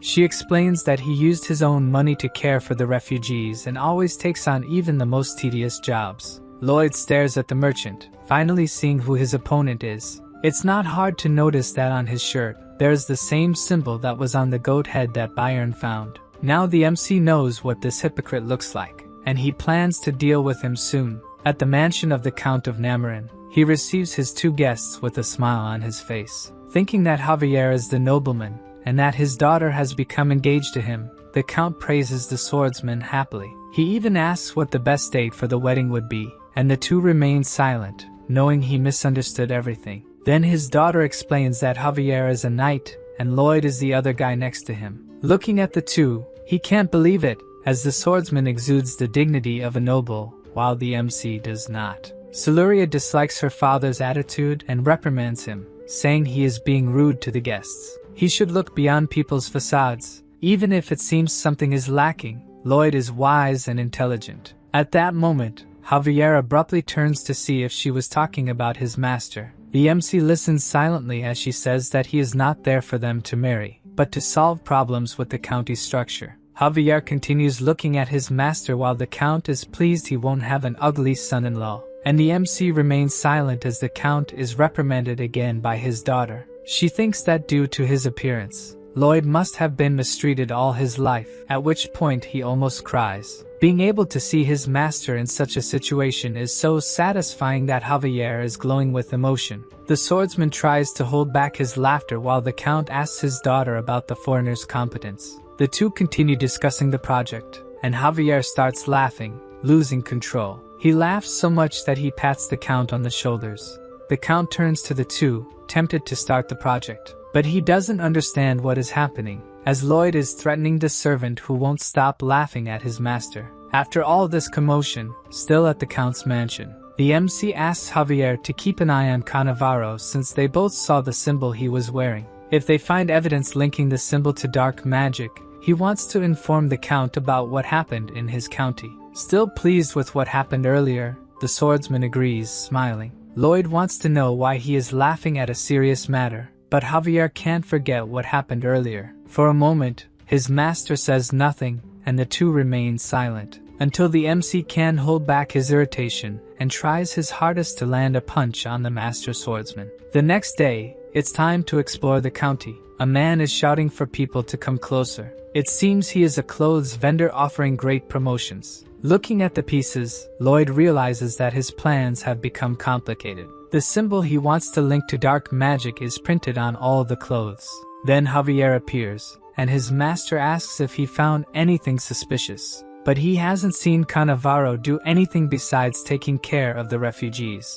So, the swordsman wanted to investigate the merchant's house, but it is guarded by a magical lock, which he could easily break, but he might be caught doing so. He also discovered that the symbol on the clothes is from the wandering minstrel, and because it is very popular, it is sold in all the big cities. Lloyd thinks that maybe they need to find the minstrel, but if the wall is built in the meantime, it will be the end of them. The novel didn't give details about how the wall's magic is produced, so it will be more challenging to figure out and stop it. Maybe the MC should send Javier out of the city. He could break the wall, but Siluria would meet the same fate as in the novel. The novel mentions a Grand Master, much more powerful than a Master Swordsman. Without knowing how to become this great master, the MC cannot train Javier to become one. Continuing the conversation, the swordsman says they should keep investigating Cannavaro. With that lock, he has something to hide. Javier reveals that there is another way for them to get in. His master just needs to be patient and trust him.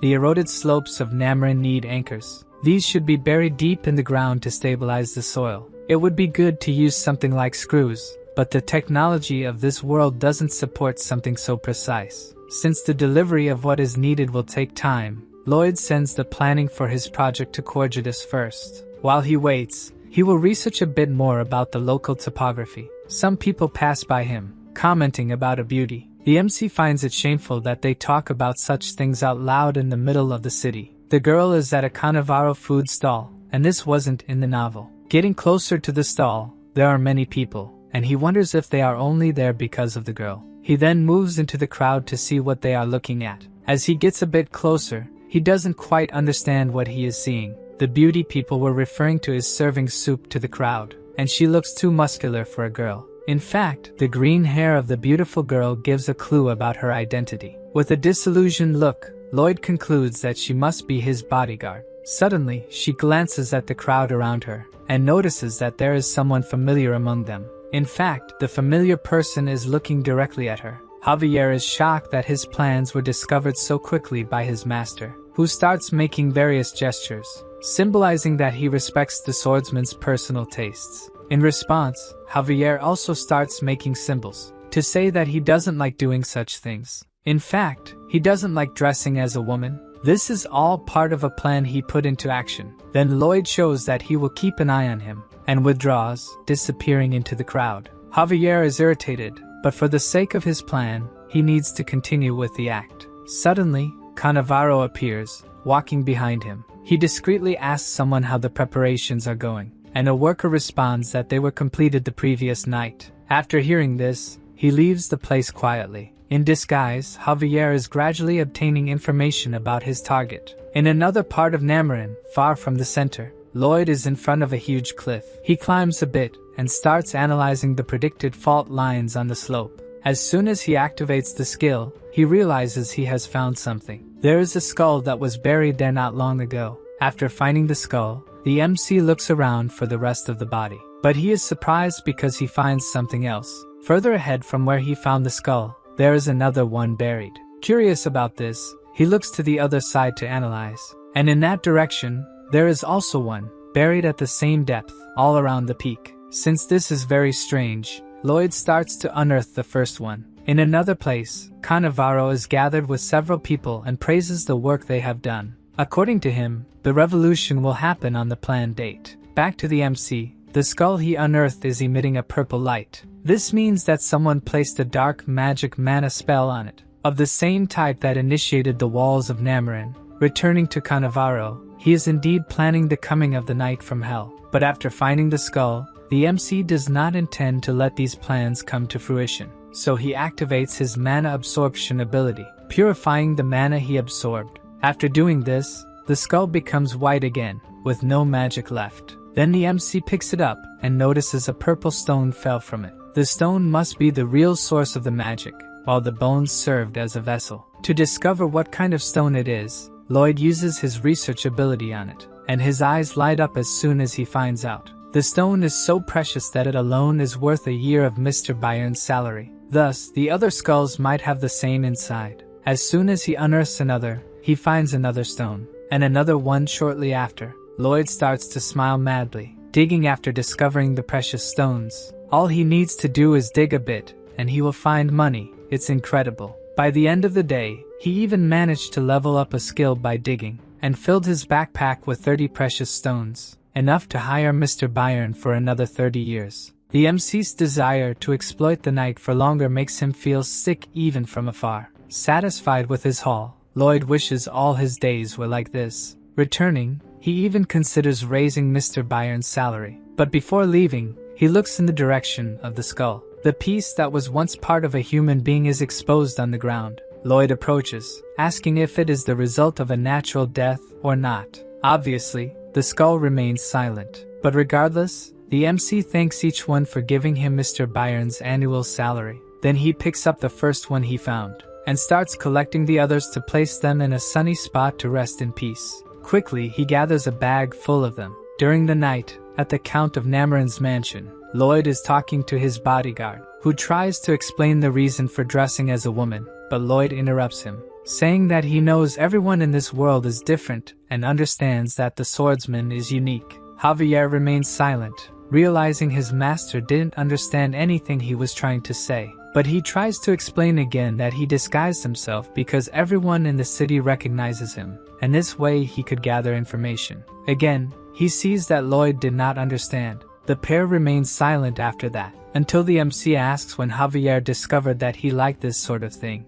This time, the swordsman loses his patience and shouts that he didn't do it because he likes it. Lloyd sees no reason for him to be upset. It's not like there's anything wrong with that hobby. Returning to important matters, Javier was sent to Cannavaro's house while in disguise. In the basement, there was a door that led deeper underground. The first time he saw him, The swordsman thought he was a good person and that his master was wrong, but he must be hiding something behind so many doors. Maybe the MC is right about this guy too. Therefore, Javier will try to find physical evidence about Cannavaro. The MC agrees with him and reminds the swordsman that he doesn't need to be ashamed of his hobbies. That same night at Cannavaro's mansion, he is furious upon learning that all the Noctanium is gone. A man tells him that both the stones and the bones have disappeared. So he wonders if this was something planned or if someone found them by accident. Some men criticize Cannavaro, saying that he claimed the plan was foolproof and that they invested a lot to create a world for dark mages. Trying to calm them down, Cannavaro says that not all is lost. The stones were in those places only for security. If they help once more, it will still be possible to bring the knight from hell as planned. The next day, a bucket full of water appears floating and falls on the muscular beauty's head. Javier, disguised as Javiella, tells a concerned woman that he accidentally got wet. She says that Javiella can change at Chief Cannavaro's house, lending one of her dresses. The girl goes to the mansion, impressing the guard with her beauty. In a closet in the mansion, she becomes Javier again. He begins to use his mana control, trying to completely hide his presence in that place. Having done that, he exits through a window to explore the area. With his stealth, he manages to pass without the house servants noticing him. He goes to a locked iron door. The door leads to the second basement, and Javier is not sure how he will open it. As he looks stealthily at the door, Cannavaro is standing right in front of it. The dark mage looks around, checking if anyone else is nearby, and uses his mana to unlock the enormous padlock on the door. As soon as he does this, its gears start to move. Hidden, the swordsman thinks that this lock needs a combination of mana to be opened. In another location, where the stones Lloyd took are, he is pondering if there are more of them scattered around and if the walls of Namarin could be activated with them. The MC cannot let something like this happen. Therefore, it's time to go after more easy money. Back to Javier's espionage. He observes Cannavaro leaving the basement and hears the lock closing again. He waits hidden until the mage climbs the stairs and leaves the room. Then Javier approaches the padlock that keeps the door locked, and tries to replicate what he saw Cannavaro do earlier to unlock the padlock. It really works, and the padlock opens. The swordsman goes through the door, entering a dark corridor. He notices that there is something else there, and after descending a few more steps, he realizes there is something strange about that place. There is a small bright spot coming from the end of the corridor. As he gets a little closer, the spot takes the shape of a person. Javier takes a good look at what is approaching. In fact, the thing looks much more like a zombie than a person. It approaches very quickly, and the swordsman barely has time to dodge its punch. Filling his hand with mana, he punches the creature right in the middle of its belly. As strong as Javier is, his attack seems to have had no effect, and the zombie decides to return the punch. Even using mana to block the attack, the zombie's power was strong enough to push the swordsman back. This zombie is completely different from the ones they encountered in the valley. To make matters worse, he is not alone. Several other zombies appear, joining him. Javier takes a deep breath. Then he pulls 2 kitchen knives from the pockets of his coat and imbues them with mana. Cannavaro just confirmed his suspicions that he wasn't such a good person after all. The group of zombies is about to attack the swordsman, but suddenly he notices something. Behind the zombies, there's a guy who definitely saw Javier, and quickly hides behind an iron door. At least there's someone for the swordsman to question about these things. The zombies begin their attack. Javier, using the improvised daggers, attacks them with the mastery that only a sword master could have. He continues slashing the zombies one by one, trying to carve a path through them to reach the door, leaving only bits of zombies behind. He gets very close to the door and kicks it, making it fly into the other room, taking the guy behind it with it. The guy falls on his back, appearing just like a weak human. In front of him, Javier looks imposing, holding the pair of daggers. Scared,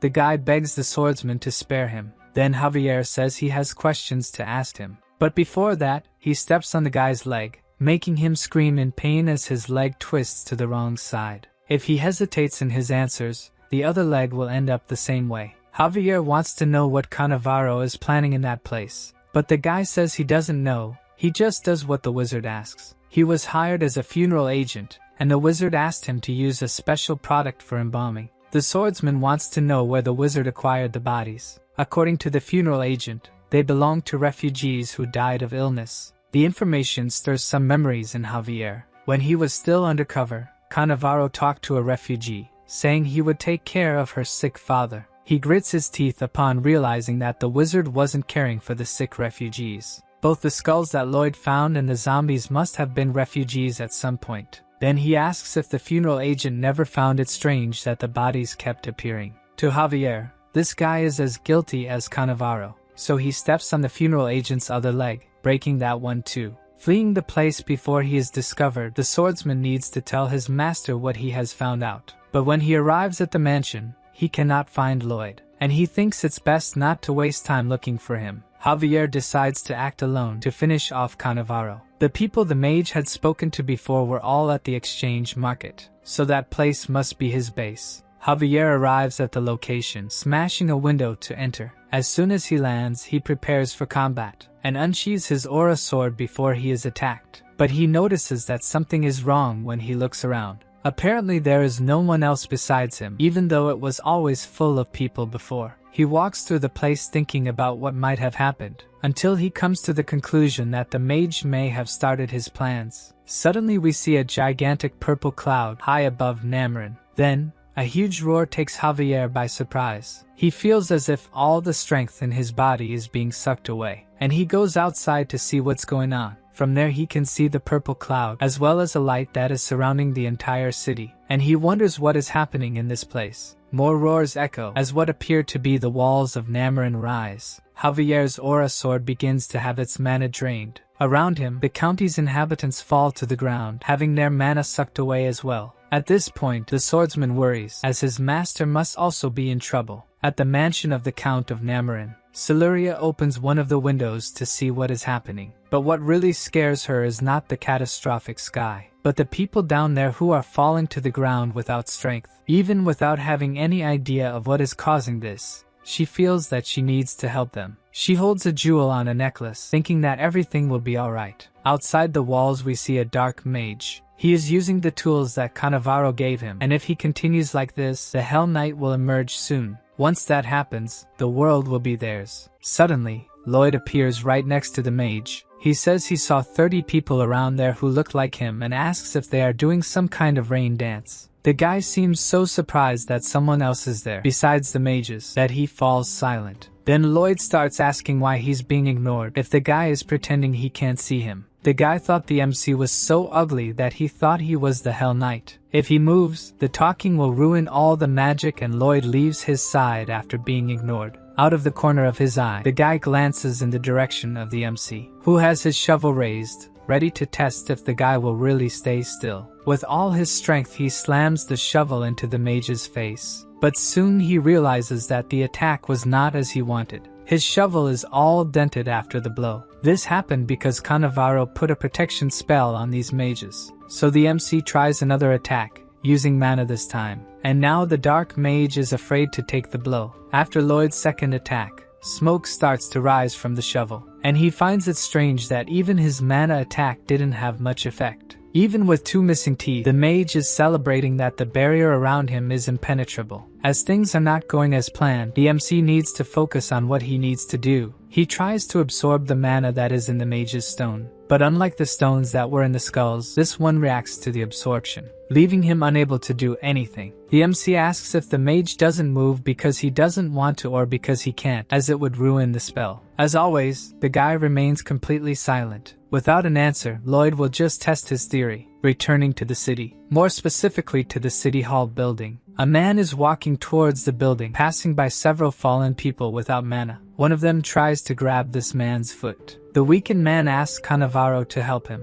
but the mage looks at him with disgust, calling people pests, and kicks the face of the poor man who was asking for his help. Looking around the city hall, there is a very large statue of a fallen angel. Cannavaro makes a small cut on his finger, and he says that the statue will become the portal to the Hell Knight, returning to the protagonist. The black mage is sweating coldly with whatever Lloyd is doing. The MC is focused on digging a hole, until he stops, tired from the effort. He dug up the entire area around the mage, leaving only a small space to balance on top of. So Lloyd starts to approach the mage, who starts to panic as he gets closer. The The MC approaches with his demonic face until he almost touches the mage's face. Then he blows a puff of air in the mage's face, making him break the small portion of land that was holding him up, and fall to the ground, still motionless. Fallen, the mage panics, looking at the jewel around his neck.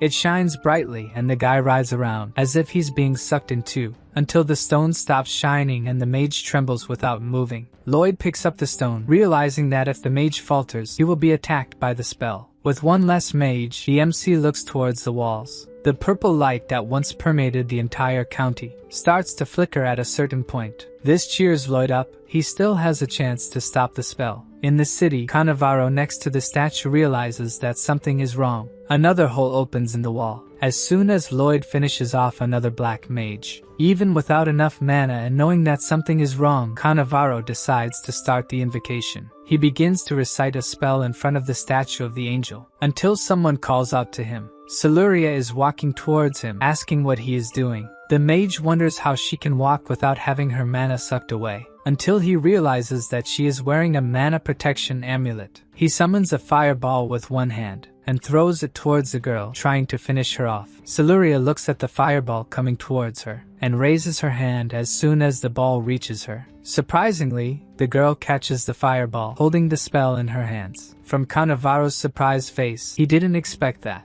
Then the girl creates a much larger fireball from that one. Siluria calls the spell the punishment of the god of fire and throws it towards Cannavaro, who is about to be hit by it. The mage summons a protective barrier, surprised that someone so young is at such a high level of magic. Even with the barrier, an explosion happens as soon as the spell hits the mage. Further away, Siluria is catching her breath after using such a powerful spell. Cannavaro is lying at the feet of the statue after receiving the spell, and the girl approaches, wanting to know what he was planning in that place. The mage continues to recite the spell without answering her, who is surprised, not yet knowing what he is doing. Cannavaro stops reciting the spell and summons the Hell Knight. Suddenly, the statue begins to crack with a purple glow coming from within. Siluria, who understood the Hell Knight part, knows that something very bad is coming. Then the mage lunges towards her, wielding a sword. But from a hole in the middle of the ceiling, Javier emerges. The sword master cuts off the mage's attack before he can get close to the girl. Cannavaro is completely dumbfounded that someone would appear and stop his attack, while Javier gives him a serious look. The mage's severed arm hasn't even hit the ground yet, and Javier is already prepared for another attack. This time, Cannavaro uses a magic barrier to block the attack. Even so,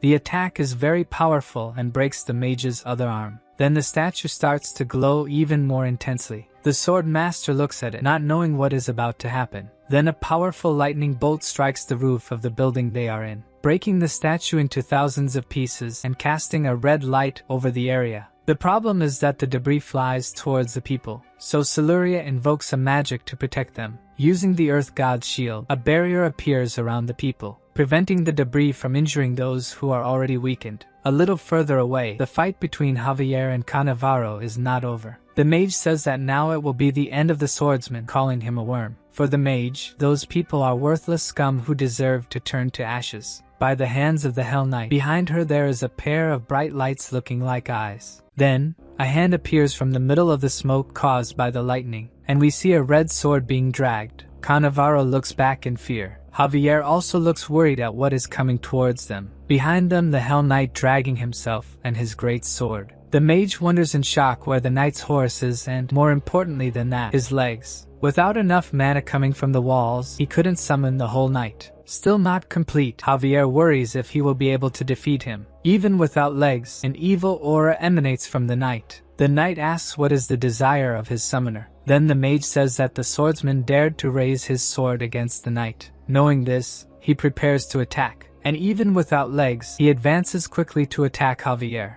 Javier used aura and mana to protect himself, but he still feels his bones reverberating from the attack. The knight's strength is so great that it breaks the ground around the swordsman. In addition, he teleports from one place to another, making it difficult to defend. Suddenly he appears right behind Javier, who will not be able to defend himself. Then Siluria throws a wind dagger using magic, giving Javier an opening to dodge the attack. The knight's sword hits the ground with such force that it breaks the space around it. The knight looks towards the girl, saying that she dared to attack him. With the sentence, she knows that she will be his target now. and he really advances towards her. Javier behind him prepares a powerful attack using his aura sword. Before the knight reaches Siluria, he is hit by the attack, and his head, which was hit, disappears. With the impact, he is thrown away from the girl and remains motionless. Javier looks at his enemy, tired after using so much mana in an attack. A purple smoke begins to rise from the knight's body, which does not move, until it becomes just a pile of ashes. Unconvinced by this, Cannavaro says that this should be impossible. Then a sword is pointed in his direction. The sword belongs to Javier, who tells the mage that they were able to defeat the knight thanks to Siluria.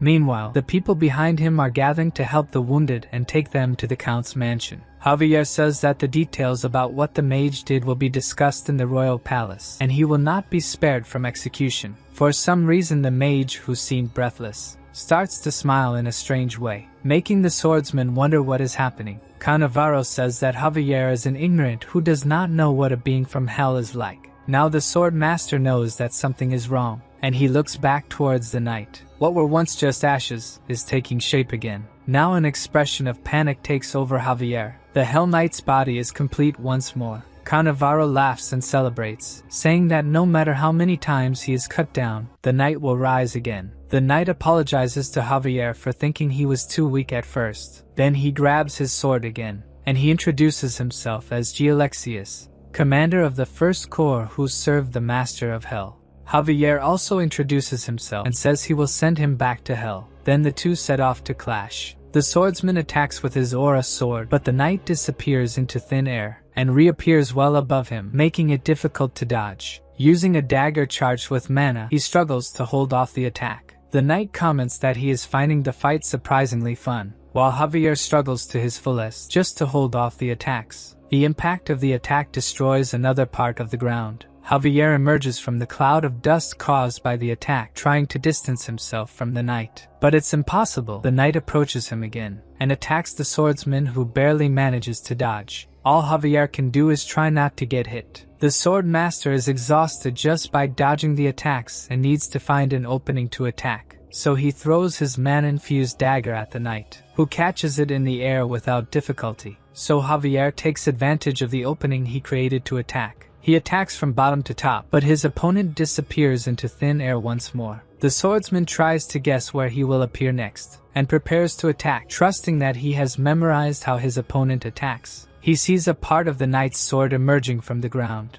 and attacks him, but the knight manages to deflect the attack using his sword. Already expecting this, Javier attacks him again. This time the knight won't have time to react, and his head is hit by the swordsman's new attack. So the knight grabs the swordmaster's leg. He knows that his opponent is trying to throw him to the ground and needs to reinforce his body with mana before that. The mana he absorbed from the knight is disrupting his mana flow. This prevents him from reinforcing his body with mana, and he ends up knocked down. Javier feels a terrible pain as he is thrown to the ground. The knight lifts him up again, just to throw the swordsman back to the ground with even more force. His opponent confesses that it was a pleasure to fight with him, and that he will remember his name with esteem. The knight raises his sword about to finish Javier off, saying that they will meet again in hell. Suddenly a voice yells at the knight, causing him to miss the attack. The knight turns to see who the stranger is who has appeared. Lloyd is holding the shovel to Cannavaro's neck and says that as far as he knows, if the summoner dies, he will go back to hell. The MC gives him 3 seconds to get away from Javier before he cuts the mage's head off. The knight thinks that there is something wrong with this human, for the expression on his face is terribly frightening. Surely Lloyd is not joking about what he said and could do even worse. The knight asks if Lloyd is also a being from hell, as the expressions in his face are like those of a being from that place. The MC just shows that his count is over, and is about to leave the mage headless. To protect his summoner, the knight casts a spell in their direction.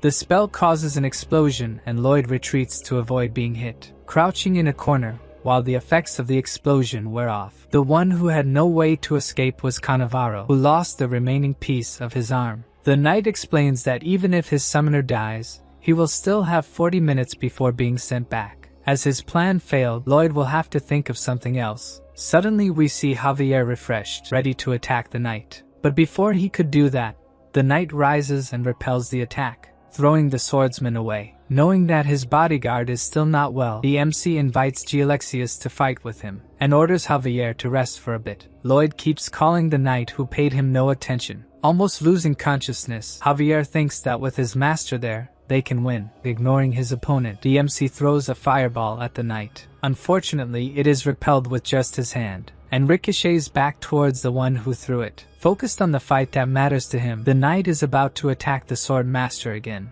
The swordsman is almost out of strength, holding his sword in a defensive position. Then Lloyd appears, throwing himself in the direction of the knight. Trying in every way to prevent the attack, the MC grabs onto Gialexius' back. The knight warns him that he is a fool, his mana will touch his heart and kill him. Lloyd is not scared by what he said, and he warns that he has purified a good amount of dark mana recently. Gialexius, scared, asks what kind of creature this is. Lloyd absorbs his mana while he talks and activates his human lock mode, attaching himself to the knight. Obviously, Gialexius tries to remove the pest that has attached itself to him, but with macabre agility, the MC manages to dodge him. Realizing that he won't be able to get rid of the human by trying to grab him, the knight headbutts him back and this time hits his mark. Lloyd falls back but doesn't let go and grabs his opponent's legs. Desperate to get this thing stuck to him off, the knight raises his sword, trying to hit the MC from below, which doesn't work as he dodges, and appears again stuck to Gialexius' neck. No matter how much he shakes, Lloyd just laughs and doesn't let go of him. When he's tired of trying, the MC draws his attention to something. In the meantime, he has completely forgotten about Javier, who is ready to attack the knight, surprised that his opponent has recovered so quickly. As soon as he thinks about blocking the attack, Lloyd grabs his arms. With that chance, Javier attacks him, opening a gash in the middle of the knight's chest. Gialexius roars with anger at being hit, while the sword master prepares to attack again. This time the knight is faster and manages to disappear into thin air, reappearing from above behind Javier.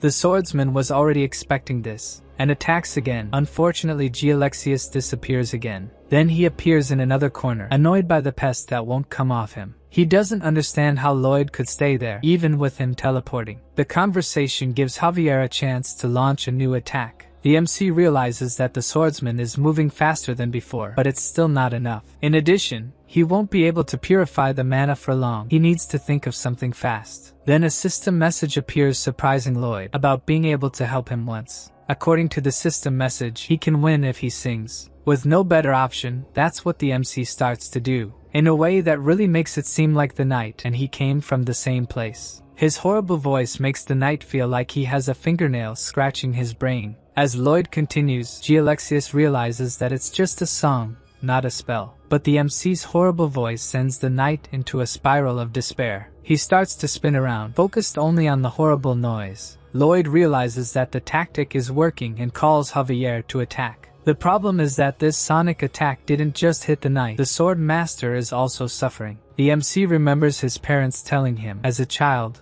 never to sing. In a test, the music teacher even threw an organ at him, thinking he was purposely singing badly. Even in his time in the army, a priest thought a demon had appeared and threw holy water at him. As there is no useless skill, at least his lack of tuning served for this moment. At this point, the knight is already calling Lloyd a demon, desperate. Javier uses his mana to cover his hearing before he goes crazy from his master's voice, while the MC rolls in the air with the knight. Without stopping singing for a moment, Lloyd manages to knock the knight to the ground. The swordsman prepares to attack with his aura sword. Finally, the MC detaches from the knight who has fallen before being hit. Then it's Javier's turn to hit him in the middle of the chest, and use the aura blast to finish off his enemy. With the attack, an explosion of light hits Gialexius. A large area around them is destroyed by the impact. Lloyd barely manages to get away and avoid being hit. The knight's body disappears, but Javier remains kneeling breathless. The MC approaches him, saying that they won. But according to the swordsman,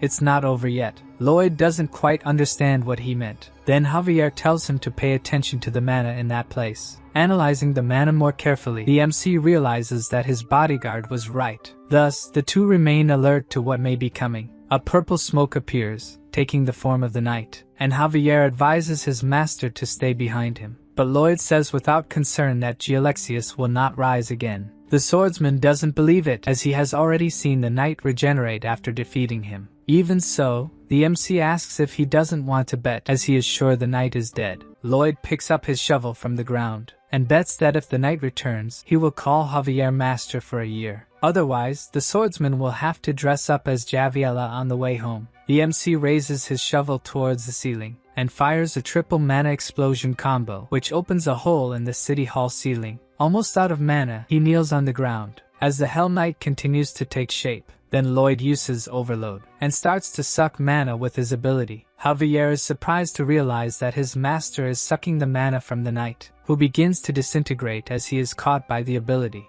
Alexius claims that the MC will not be able to absorb his mana. Indeed, Lloyd is not able to absorb it. There is too much mana and it is too strong, but there is no way, he has to endure. While being sucked, the knight says that the MC must already know that he has failed. At this point, Lloyd is using his last strength and won't last much longer. Then, Javier and Siluria's hands touch his back. The two of them help him purify the mana he is absorbing from the knight, to increase the effectiveness of what he is doing. Siluria uses the Life Blessing spell to heal the protagonist. Then, the MC starts to smile, sure that they will win. The knight gives his last enraged screams as he disappears, leaving only the three humans in that place. Lloyd stands with his clenched fist glowing, finishing the absorption. Soon after, the light emanating from the fist diminishes, and he says that he has finished the soul domination with a scary look. As soon as he finishes saying that, his strength runs out, and he falls to the ground, completely exhausted. The girl gets worried and tries to help him, but Javier explains that her master usually ends battles this way. Looking at him, Siluria can't help but worry about someone who is passed out. Unconscious, the system reports that Lloyd defeated Alexius, which surprised the King of Hell, who now wants to meet him. A few days after all this commotion, Cannavaro was arrested and transported to the capital by the royal guard. At this point, Lloyd has a big problem. He can't continue with the construction. Due to the walls, none of the workers have enough energy left to work. If he had known that something like this would happen, he would have asked for workers from the county in addition to the anchors. Thinking about what happened won't help. He needs to find a way to make money, no matter how. As soon as Lloyd woke up, the system showed that he had received a new skill. His zombie domination skill evolved into a new type of independent skill. If the MC can dispose of zombies, he will no longer need to pay for workers. In addition, he also received the title of the Possessed Tenor. What he needs to know now is how to get zombies and if it's really viable. For now, the only thing he finds incredible is the power of hell that makes his eyes shine. The MC's poses in the mirror are interrupted by a knock on the door. He opens the door asking who it is and has something strange on the other side of the door. In front of Lloyd, there are several headless skeletons surrounded by a purple glow. There are dozens of skeletons scattered around his room. Trying to understand the situation,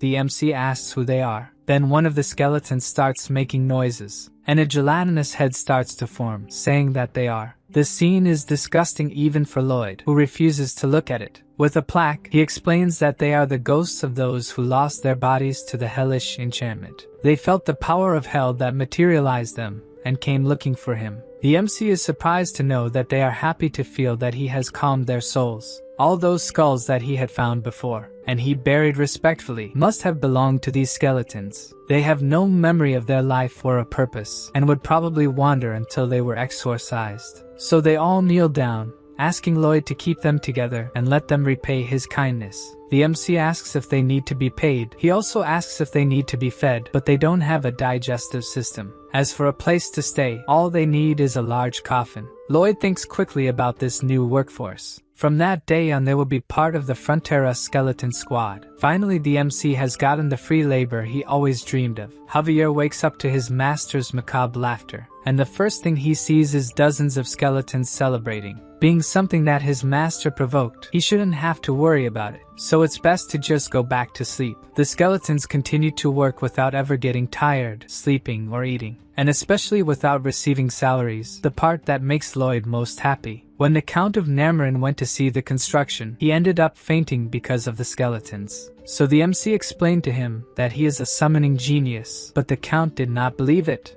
If Siluria could be a genius using magic, Why couldn't he be one too? The Count thinks about it for a bit, and ends up apologizing for thinking that Lloyd would not have that ability. In winter, the anchors arrived and the cliff stabilization project reached its final stage. Sitting on a cliff looking at his own hand as the snow falls, Javier remembers when his hand touched Siluria's, the moment the two of them tried to help his master. It's like he felt something different in that touch. Then a familiar voice calls out to him. Siluria is right in front of him. The swordsman comments on the construction and that his master can give more details, but she reveals that she is there to see him. He doesn't understand what issues she would have with him. She says that she can improve her magic skills and maybe he could help since he controls mana so well. Javier would be more than happy to help her. The girl is happy and a little blushed that he accepted. From afar, Lloyd watches the two talking. They are sitting next to each other talking and laughing. This moment triggers some memories of the MC about the novel. In the story, the price for defeating the Hell Knight was Siluria's life. People stopped asking for his help, thinking that he brought death to those close to him. He was destined to live in loneliness without getting close to anyone, or he would end up taking that person to death. His unprecedented strength determined his lonely future. Fortunately, in this reality, Javier is smiling, living happily, and seeing that makes the MC happy too. Sometime after that, the construction was finished, and if repaired periodically, the Count would have no more problems. The troop of skeletons is packing up their master's belongings for the departure. Lloyd thanks the Count for paying the construction costs, and even a little more. The Count does not think the amount is enough, as he saved the county and the villagers celebrate it. The MC listens with satisfaction to the cries of gratitude.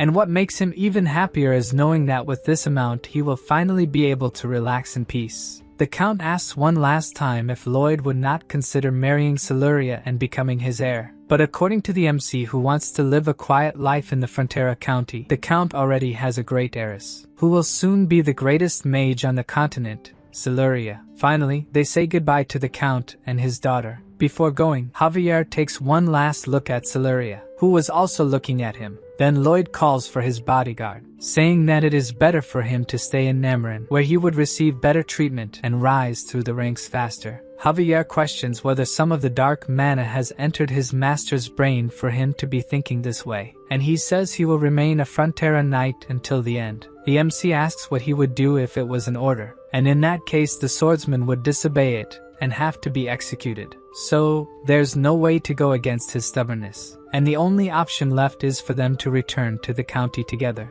In the snow-covered Frontera County, Lloyd's parents come out of the mansion to greet their son and are met with something different. This time, their son has returned accompanied by a troop of zombie skeletons. The MC tries to explain about the skeletons, but this is not his father's main concern. What really shocked the Count of Frontera was to see Javier dressed as Javiella. The swordsman is sorry for agreeing to that bet without thinking. Lloyd bet him that if the knight didn't return, he would have to dress up as Javiella when they got back. The Count slowly approaches Javier and hugs him, saying that he must have suffered a lot to keep this secret for so long.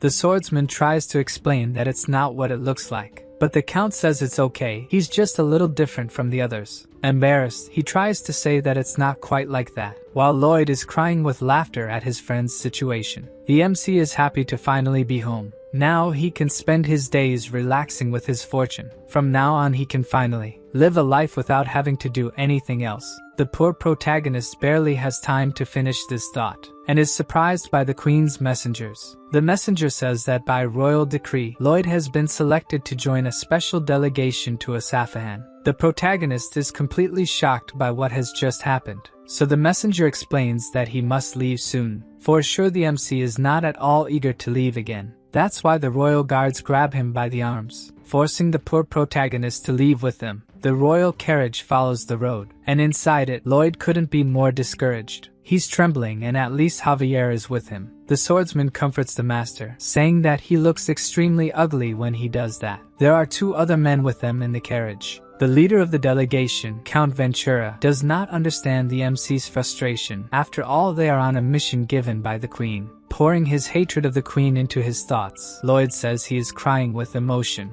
But Ventura remains irritated with him and remembers to have asked the queen why she selected the MC for the delegation. Maybe it was to represent the refugees from the monster domino, or because he had a diplomatic profile. Alicia thinks about Lloyd being suitable as a diplomat, but that kind of thing had nothing to do with her decision. She assured him that when Lloyd was summoned, he would cry, saying that it would ruin his plans for a peaceful life.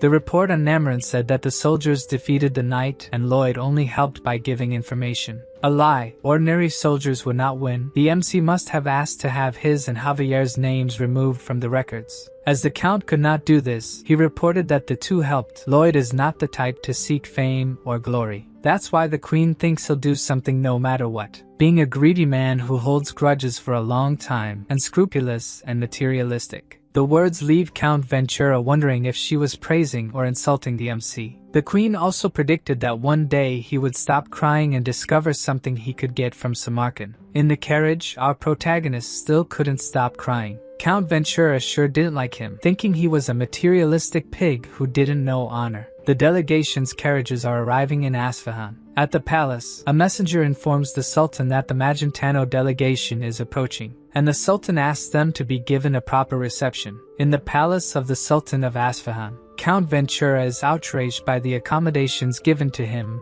and the other envoys. But according to a servant, there was no mistake at all. They are just following the orders of Sultan Samarkand. So Ventura demands to see the Sultan, ordering them to be introduced. The MC still hasn't recovered when the servant explains that Samarkand is very busy and it will be difficult to see him. They must wait at least 6 months to have an audience with him. The delay and unwillingness of the servant completely infuriate Ventura. Suddenly, the servant shows the Count a kind of pendant. It's a padishar. As long as he has it, he will have all the kindness the Sultan has to offer anywhere in Isfahan. To the Count, it just seems like they are offering alms to beggars. The servant claims that he is mistaken. Receiving the padishar is an honor. However, he throws the pendant on the floor when he says this. So the servants leave the room, asking the guests to make themselves at home. Ventura is enraged. For him, this treatment is practically a declaration of war. He wants the messenger to communicate with Magentano and other kingdoms about this and ask for a larger delegation. The Count hears from the messenger that Lloyd disappears and doesn't care. Another thing that disappeared was the padishar that had been thrown on the floor. During the night, in the kingdom of Isfahan, a poor girl is selling torches on the street. A man passes by her, almost knocking her over. Without having sold any torches, she looks for an alley to sleep in, until a man appears, asking if she needs a place to sleep. Lloyd says he will help her and asks her to go with him. Then we see a kind of mansion all lit up. They are in front of the most expensive hotel in the capital, and the girl refuses to be a burden to them. The MC explains to her that he bought this hotel. All she has to do now is sign the deed and the place will be hers. And he has all this because he fell into the good graces of the great Samarkand. With the padishar, Lloyd goes to the most expensive restaurants, orders the best dishes, and even pays everyone's bill. With the power of this pendant, he offers food to everyone who is hungry and is applauded. Holding the padishar, the MC says that the great Samarkand is blessing all of them. In a fabric store, the seller presents the finest silks in the world. So the protagonist chooses all the ones he likes. Excluding 2, he will take all the ones the store has, with the power of the padishar. At the port, an employee understands that he wants to rent the sailboats in the port. But showing the padishar again, the MC says he wants the sailboats for himself. He buys everything from the finest perfumes to the best spices. Then he puts everything he has collected on the sailboats and sends them to Frontera County. Knowing that Lloyd is buying the luxury goods, a crowd of vendors goes to him. Determined to continue his shopping, the MC declares that Samarkand's grace will spread throughout the world. Then several soldiers appear, looking for him. Thus, the two are tied up and taken back to the palace, where they come face to face with the great Sultan, who is not at all happy that Lloyd has spent the equivalent of a year's palace budget. With his head bowed, the MC introduces himself, greeting the great and almighty Sultan Samarkand. Samarkand is shocked to meet the man who reversed the monster domino, recognizing that what Lloyd was looking for was a meeting with him. The protagonist continues to be threatened by a sword wielded by the guards. Samarkand is not happy with this encounter. With his head lowered, Lloyd knows he needs to avoid a war with the Sultan. If that were to happen, the Frontera County, located at the border, would become a battlefield. The Sultan acknowledges in his thoughts that the first one he would encounter in a war is the MC. Even with all the military strength of Isfahan, the fall of the Frontera territory is not guaranteed. Samarkand has no idea of their military power or what strategy they would use. Perhaps he should end Lloyd now. But looking at the situation a bit more closely, there is someone very powerful in that place. And even if they defeated Javier, all of Asfahan could turn to ashes. Smiling, the MC knows the Sultan must think carefully about his actions. Perhaps the great leader should try talking to his guests. Not knowing what they plan, Samarkand feels blackmailed. And even trembling with anger, the great leader takes a deep breath and orders the guards to release his guests. With this gesture, Lloyd feels he has won the first round of the battle. Then the Sultan asks if he enjoyed the Padishah. The MC raises his arms to make a deep bow and bends to the ground, wishing a long life to the great Sultan after having enjoyed the power of the pendant. This time, instead of being angry, Samarkand is astonished by the honesty he just witnessed. Indeed, Lloyd did not lie. He is immensely grateful. It's as if the CEO of a company had given him a corporate card to use. What other choice would he have but to spend extravagantly? The leader inquires if he isn't worried about what his country might think after bowing to an enemy nation. The MC responds without hesitation that he doesn't care, shocking the Sultan once more with his high confidence. Then Lloyd explains that the amount he spent is just a little less than what he received from the Queen.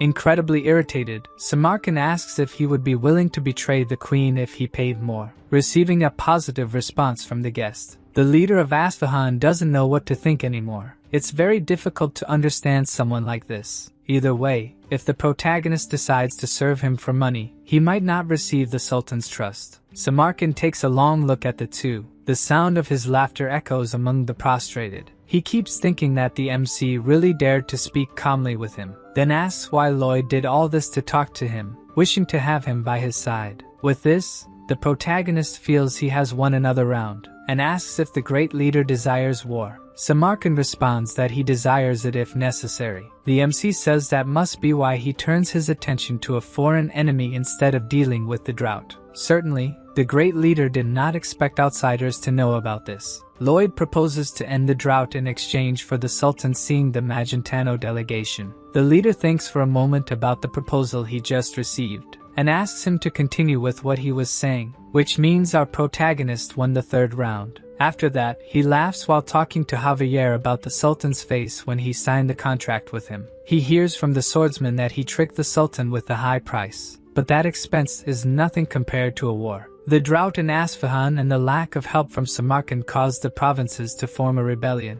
As the events of this world changed compared to the novel, if a war begins before the rebellion, the damage would be enormous. After night falls in the Asfahan Empire, the Sultan receives a visit from a girl, and we hear her call him father. He has a mission for his dear daughter Scheherazade, to be Lloyd's bodyguard during his trip to Kandahar, and make him hers, using any means necessary. The girl makes a small bow and agrees to do what her father wishes. The next morning, Scheherazade introduces herself to the MC, saying she is the bodyguard assigned to him. He explains that he already has Javier for that, but the girl pretends not to hear and says she is eager to serve him. In his thoughts, the MC concludes that she is stubborn and might be there to observe them. Thinking a bit, her name sounds familiar. Then Lloyd remembers that she is the princess. But why would a princess escort him? She starts making some strange movements. Striking a pose, Scheherazade says again that she is there to serve him, leaving the MC astonished by the sudden suggestive pose. Despite her look, seeming like she wants to tear him to pieces. Suddenly, he finally understands what she intends. Scheherazade is trying to seduce him. This plan could only have come from one person, the Sultan, as if Lloyd hadn't had enough marriage proposals already. The key to overcoming the drought is a kanat, a type of water transportation system used by the Persian Empire. With the scorching desert heat, any water flow evaporates quickly, so the route has to be underground. The mountain ranges miles from the city are covered in snow all year round, and they will take advantage of that. Our group arrives at the capital of Kandahar, Kandara. Lloyd is relieved to finally have a break. At least that's what he wished. But looking to the side, it seems that won't be possible. Scheherazada's strange insinuations continue, and her eyes make the MC think she would try to dismember him when he sleeps. Knowing he won't be able to relax, he sits on the bed, asking to talk with the girl, but first for her to stay in a natural position. She tries to convince him that she is naturally like that. Scheherazada is the youngest of the Sultan's 4 daughters and the most beloved, a very skilled swordswoman from a young age. The identity of the princesses is kept secret, and the MC will continue pretending he doesn't know who she is. Lloyd inquires if she doesn't need to rest, but she says she has to stay by his side day and night. He insists that he doesn't need protection, be it day or night. Scheherazada seems not to understand what he is saying, so he points to Javier, explaining again that he already has a bodyguard, who is a high-level sword master, much more powerful than a normal sword master. In fact, he is more powerful than 10, or rather, more than 50 people of Scheherazada's level, so he doesn't need her. Hearing this leaves the girl completely enraged, so much so that she even draws her sword. Lloyd pretends to be scared,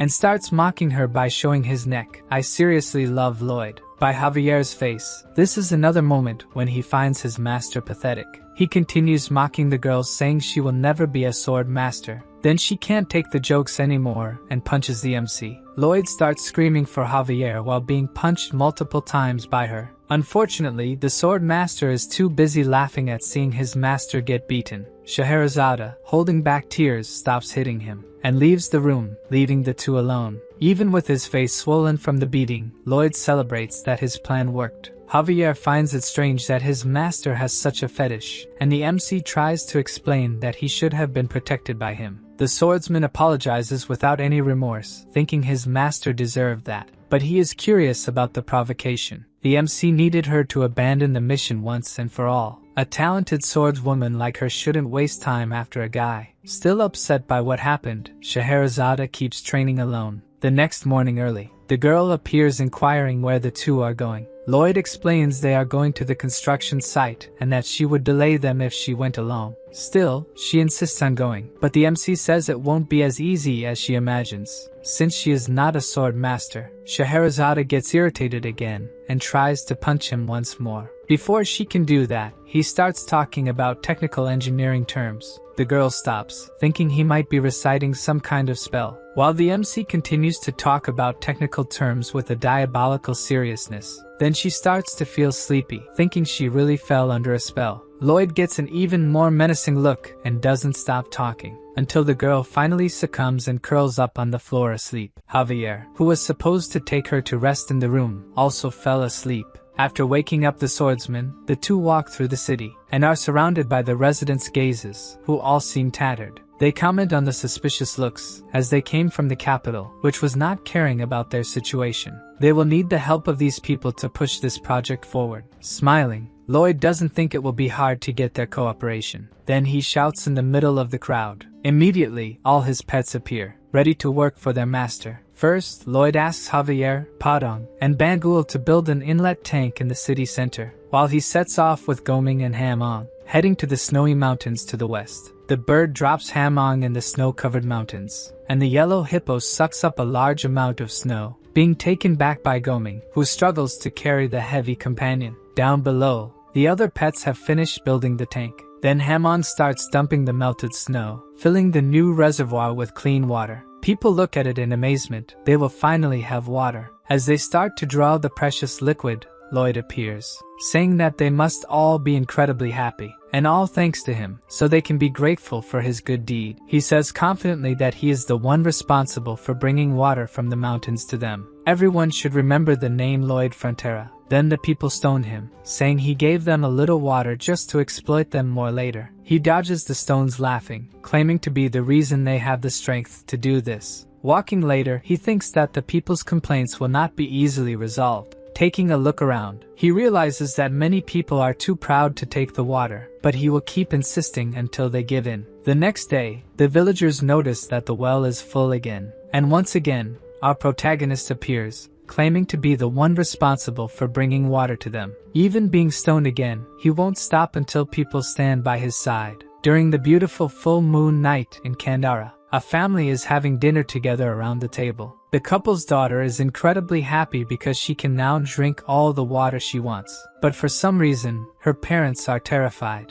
The reason for this is Lloyd standing outside their window. With a serious face, he points to the water the family is drinking, and then points to himself, reaffirming that he is the one responsible for bringing the water. What he achieves with this is traumatizing a family that was happy until then. In the following days, he continues to do this kind of thing, trying to instill in people's minds that when they think of water, they will immediately remember him. Walking again through the city, he meets the same resident as before, and once again, the guy catches his attention. The guy removes the scarf he uses to protect himself from the sun, revealing a beautiful black mane. Knowing he has one another person to his side, the MC gives his strange smile, and the guy returns another strange smile. From atop the well's tent, Lloyd shouts water to the people, and in return, they imitate the strange face he always makes. To make sure people understand his point, he shouts again. And once again, everyone responds with a strange smile and saying his name. Not satisfied, he continues shouting to reaffirm being synonymous with water. Javier asks if the master has not hypnotized those people, but according to him, this is the result of his marketing. If water is good and he is synonymous with water, then he is also something good. And he starts joking with the swordsman, who finds it not funny at all. Then momentarily, Lloyd feels depressed. But either way, the foundations for what he plans are ready. The MC sets up a table near the well, inviting people to work on the construction of the underground waterway. One of the candidates asks if meals are included in the contract. According to the MC,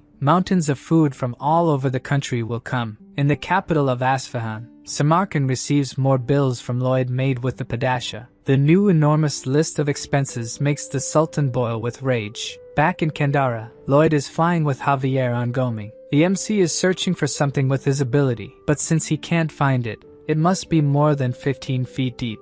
Even if he hires the necessary people, it will take too long to dig a 22-mile waterway. What he needed now were the underground tunnels made by the rebels. Returning to the city, Lloyd thinks there is only one way to find this tunnel. Night falls, and at the place where they are staying, Scheherazade is asking Javier to leave, but the swordsman stands in front of the door and does not move, even when she says there are rebels in the area. It's too dangerous to leave the MC alone. Javier agrees that she is right, but as his master said he would be fine, he will believe it. The girl says the guard should be by the master's side to avoid unexpected dangers. But the swordsman says it's not quite like that, for his master is always right. Now we see the room where Lloyd was empty. He must have been kidnapped by the invaders. Scheherazade considers Javier too stubborn, so she moves quickly, trying to pass by him using brute force. But the sword master easily stops her attack, praising her skills. Obviously, she is not happy at all for not being able to attack him, so she attacks again several times, and he defends each one, while preventing Scheherazade's attacks. Javier gives several tips on how to become a sword master to her, who does not think she needs his training. The swordsman is doing this because it was a request from his master. As soon as she knows this, she wonders why Lloyd would do that. In another part of the city, the MC is surrounded by kidnappers who want to know what kind of scheme he is doing in the city. Since he has a sack on his head, it's impossible to understand anything he tries to say. Then the guy who seems to be the leader makes a sign, and the sack on Lloyd's head is removed. Something catches the leader's attention as they start to remove the sack. The protagonist has a serious look. A strange sensation takes over the leader. Although they are the kidnappers, the MC's diabolical face makes it seem like they are the ones who have been kidnapped. Lloyd says that to reveal what he is planning to do in that area, he will need to explain how he got there. But before that, he would like to be untied. Claiming to be a weak person who wouldn't be able to escape from them, he insists it wouldn't be a problem if they released him. Noticing the MC's calm demeanor, their leader asks if Lloyd was already expecting them to show up. As someone sent by the Sultan, he had anticipated the rebels would do something. With the knowledge from the novel,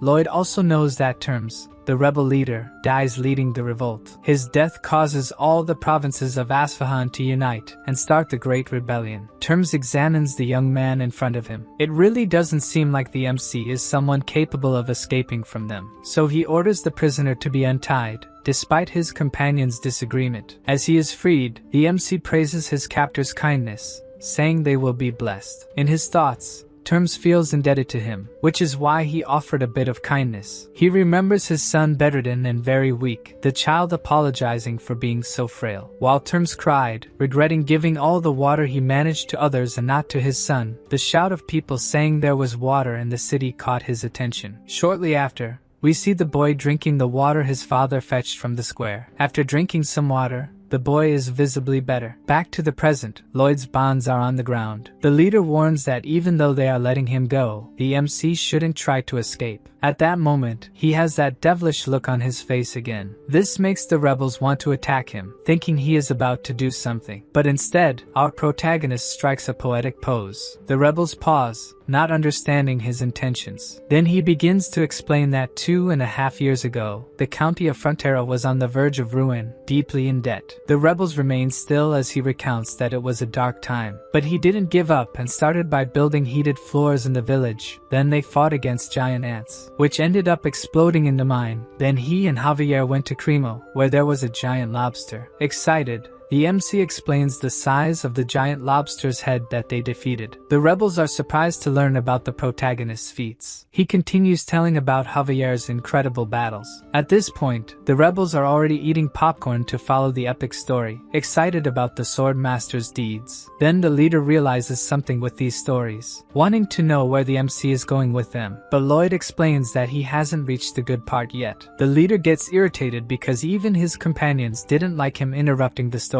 The MC continues telling how they were attacked by locusts the size of dogs. The whole sky turned dark when these creatures arrived attacking. Even Terms is startled by Lloyd's reenactments of the battles. The night passes as he continues to talk about everything he went through with Javier, until the sun begins to rise in Canara. Goming, as lifeless as always, is carrying his master and Terms. The leader is in a panic, not knowing where they are going, and Lloyd explains they will see the queen, but he doesn't remember how they decided this. So he decides to tell the whole story again, but Terms stops him from doing so. Since Lloyd will need the underground tunnels for the waterway, they go to the queen to ask for asylum for the rebels. Terms really remembers talking about this with the MC, who assures him that all companions and family members will be sheltered in Magentano. Then they spot the royal palace, where Cannavaro is being restrained by the court magicians. He begins to tell the queen something about Targa having said something to the dark wizards, but he has a coughing fit probably caused by the excellent treatment he is receiving. So the queen determines that he has said enough, thinking she needs to find this Targa. As she is returning, a messenger says that Lloyd is waiting for an audience with her. She is a bit puzzled because the MC was supposed to be in Asfahan. Then, before her, he and Terms kneel, asking for asylum for the rebels. Without much thought, the queen grants asylum to all of them and their families. Lloyd thanks her, while the rebel leader is surprised by how easy it all was. He can hardly believe that the MC brought him to the queen and secured asylum as if it were nothing. Even though things didn't go as she expected, the queen is happy that her orders are being followed. Thanking him for the compliments, she begins to talk about an old saying that says skilled men must work until there is nothing left of them. Her words leave our skilled man extremely worried. Changing the subject, she says that Cannavaro's interrogation has progressed and she will need his help soon. With a bitter face, he says he will gladly help the queen and is tired from the long journey. Then Alicia approaches, inquiring if he missed her, as she wanted him to come back to see her. Her question makes Lloyd start to sweat. Holding his face, she asserts that he is not a selfish person who comes to her only when he needs something, and feigns ignorance when she says she wants to see him. Who would have thought that the greatest enemy to our protagonist's peaceful life would be the very leader of the nation,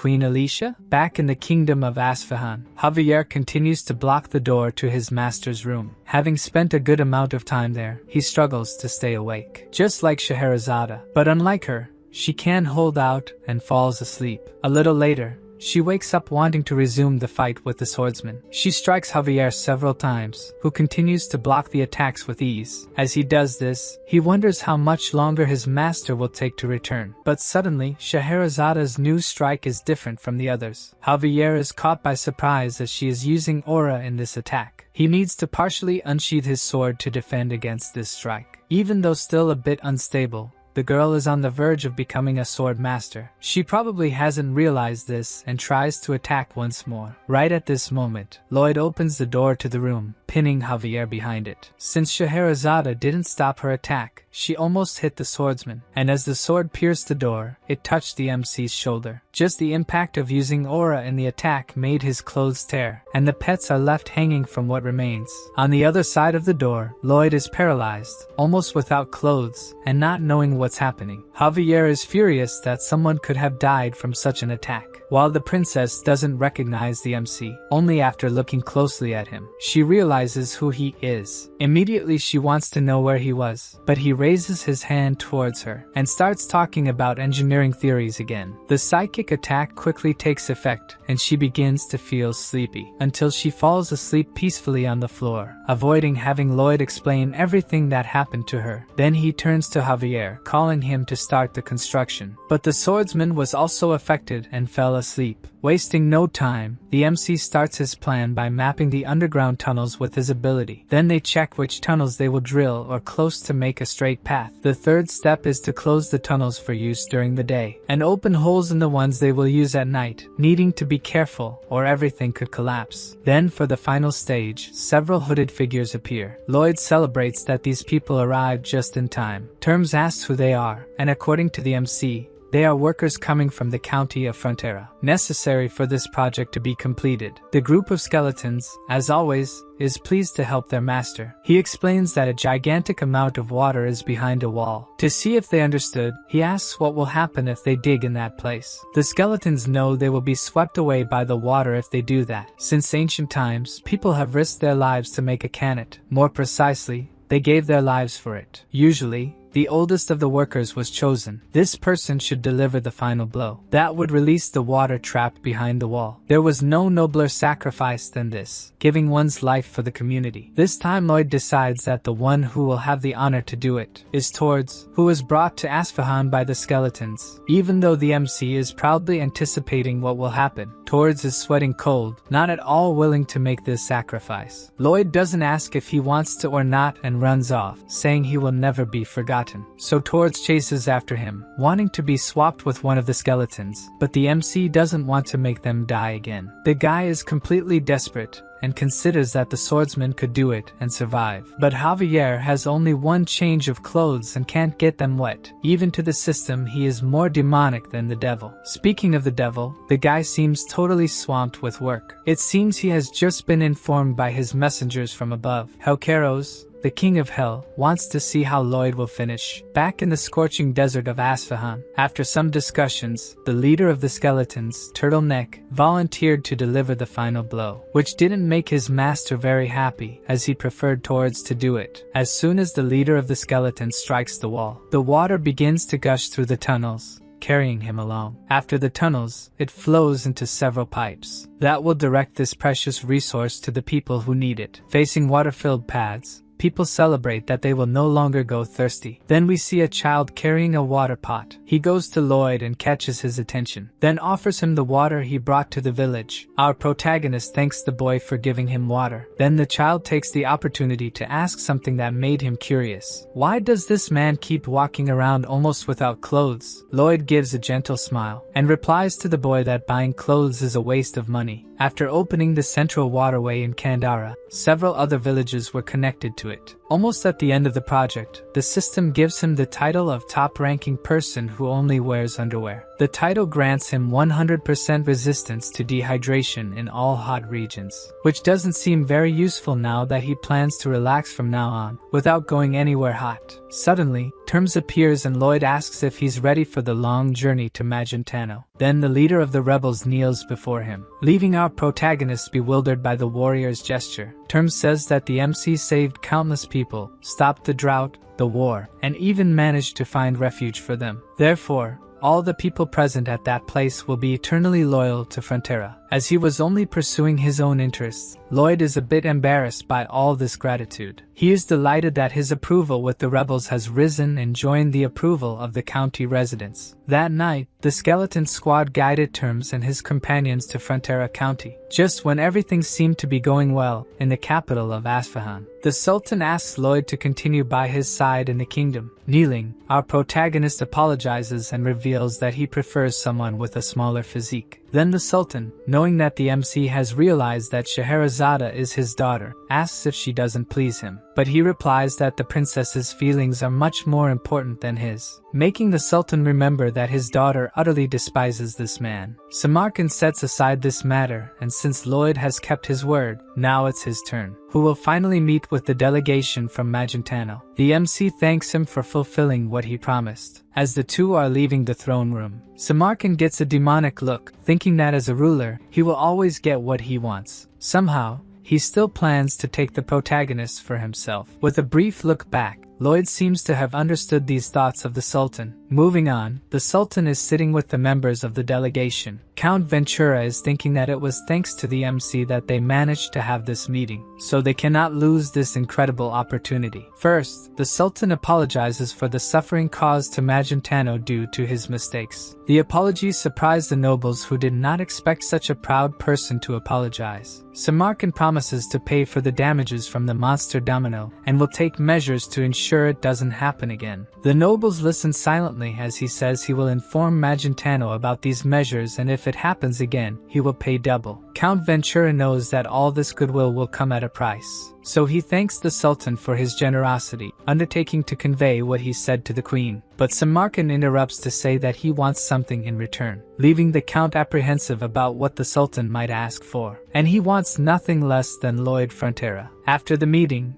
Lloyd wants to know how Ventura responded to this request. The Count is somewhat cornered to respond, until he reveals that he agreed that the Sultan could have him, causing an incredibly happy expression on the MC. To lighten the mood, the Count says that someone talented like him will be useful anywhere, and the Queen will be pleased. So our protagonist smiles and says the Count did the right thing, and the poor man doesn't understand anything anymore. Lloyd says that what just happened is perfect. In the throne room, Samarkand is trying to decide what he will ask his new servant to do first. Then a messenger appears saying he couldn't bring the MC because he decided he would get rid of the sandworm that is outside the city. The sandworm looks like a scary monster with a giant mouth and a body like a snake, but its actual size is a little larger than Lloyd's pets. The MC points his shovel in its direction and uses his mana blast, causing an explosion where the creature was. After that, its Podong's turn to attack, kicking where the little creature is, and then trying to hit it with its paws. Lastly, it's Javier's turn to attack. He takes his sword of bright aura and delivers a powerful attack that throws the sandworm. Incredibly, even after all these attacks, the worm continues to move, so Lloyd attacks it with Mana Blast again, wildly. At that moment, the Sultan arrives where they are and sees the MC using Mana Blast continuously. The protagonist is screaming demonically that he will destroy the worm in the name of Samarkand, who stands watching all that madness, and being hit by the rain of sand flying with the explosions. Only at this moment Lloyd realizes he is being watched by the Sultan,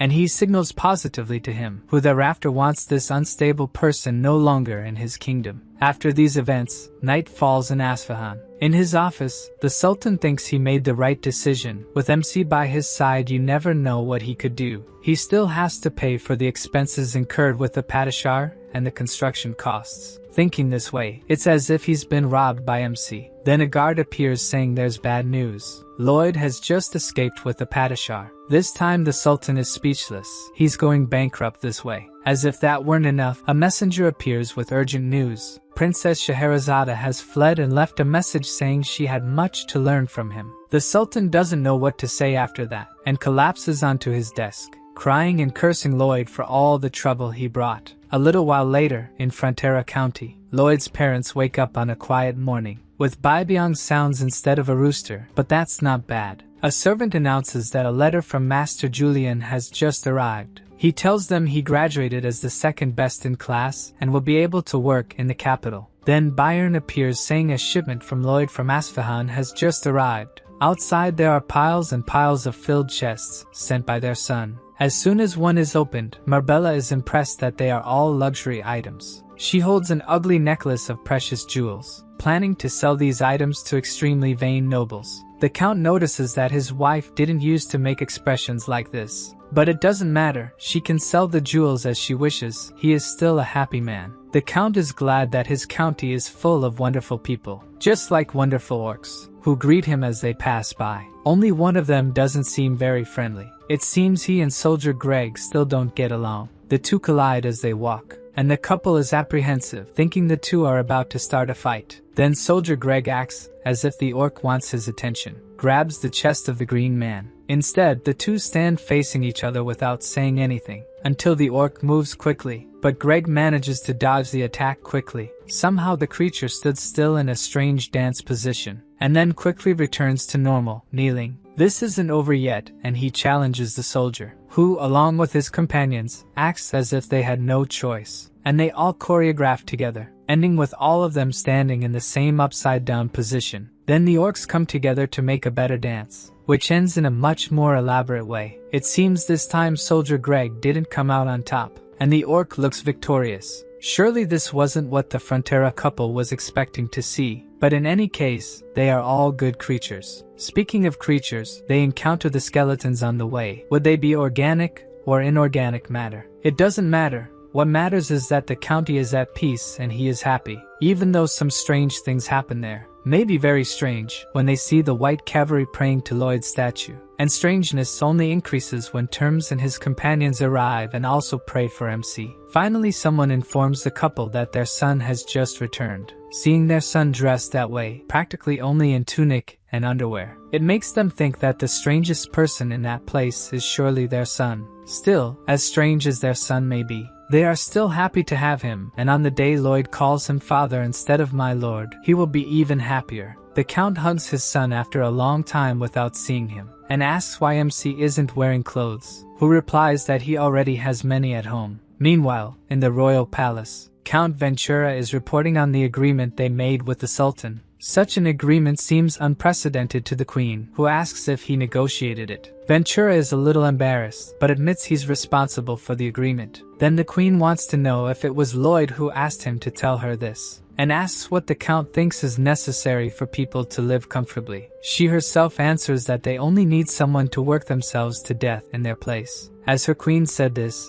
Count Ventura fully agrees with what she said. Although this agreement resolves many things, Magentano and Asfahan have been enemies for a long time. How could they establish a relationship of trust? While the Queen thinks about this, Scheherazade has just arrived in the county, thinking about how she will take this state from him. Unaware of any of this, the Count is pruning the garden plants, and is surprised when someone appears calling for him. He has no idea who the girl in front of him is. Then Scheherazade introduces herself, and the Count wants to know why she is there. The girl explains that she is there to see Lloyd. The Count, still in shock, doesn't understand what she wants with his son. She takes a deep breath, and tells the Count that she needs this man to sleep at night. The Count takes a moment to understand what she is saying. As soon as he understands her words, he is incredulous. This must be the most unbelievable thing his son has ever done. We see the protagonist lying on a dirt floor. Gradually, his consciousness returns. He is at the edge of a cliff, questioning what place this is and why it is so dark. Suddenly, a light appears, illuminating his face, along with a thunderous noise that alarms him. A giant fireball is rising in front of him, which gradually takes the shape of a human body. The immense fiery body stands still in front of the protagonist, until it says it is a pleasure to meet Lloyd Frontera. In fact, to meet Suho Kim. The MC thinks that no matter how real it seems, this must be just a dream. So he asks who this talking fire figure is. From within the fire, the person says they are the one who sees true nature, the ruler of the fire of hell, the king of hell, Helkeros. Lloyd bows, saying he didn't know he was in the presence of royalty, even though he thinks it must be a dream. From within the flames, the leader of hell laughs,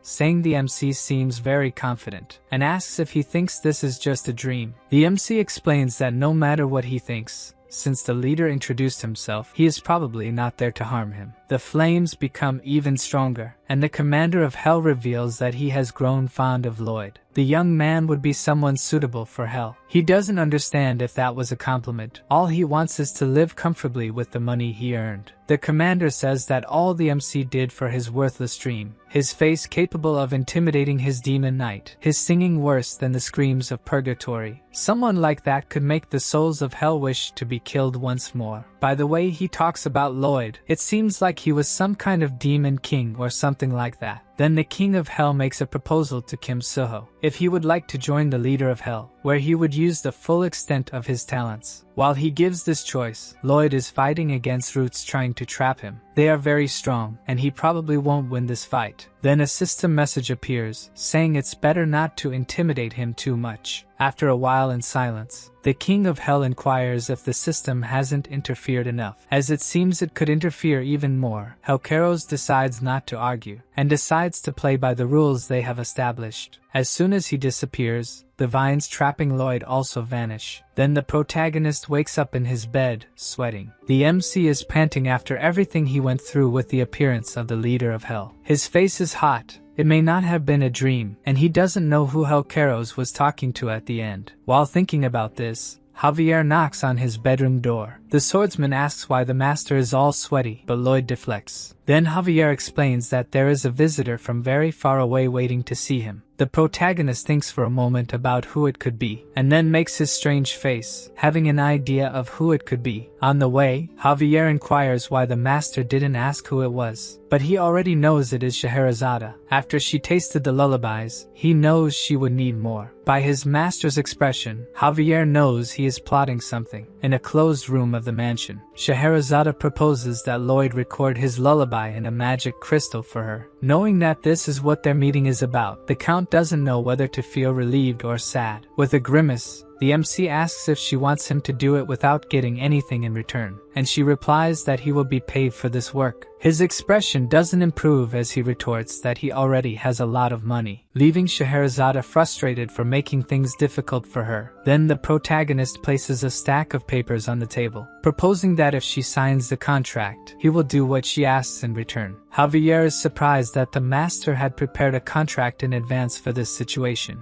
The girl gets irritated. The contract requires her to serve the county for 5 years, and the song would be given only after that time. To her, these terms are ridiculous, but the MC reminds her that she's the one who needs the lullaby. If she sleeps well and trains hard, she can become a sword master, but of course, it depends on whether she accepts or not. Javier realizes that when the master asked him to train Scheherazade, he probably had this in mind. A system message appears saying it's because of such actions that the demon wanted to be friends with him. Scheherazade is furious, knowing he planned to do this to her, but he ignores her complaints. Then, unable to hold her anger, she delivers a powerful punch to the MC's face, and leaves, calling him a piece of trash. A little after this argument, the girl is walking through the forest, still angry with Lloyd, thinking that if she signed the contract, she could become a sword master and be recognized by her father. Suddenly, something pulls her out of these thoughts. She's been walking through the forest,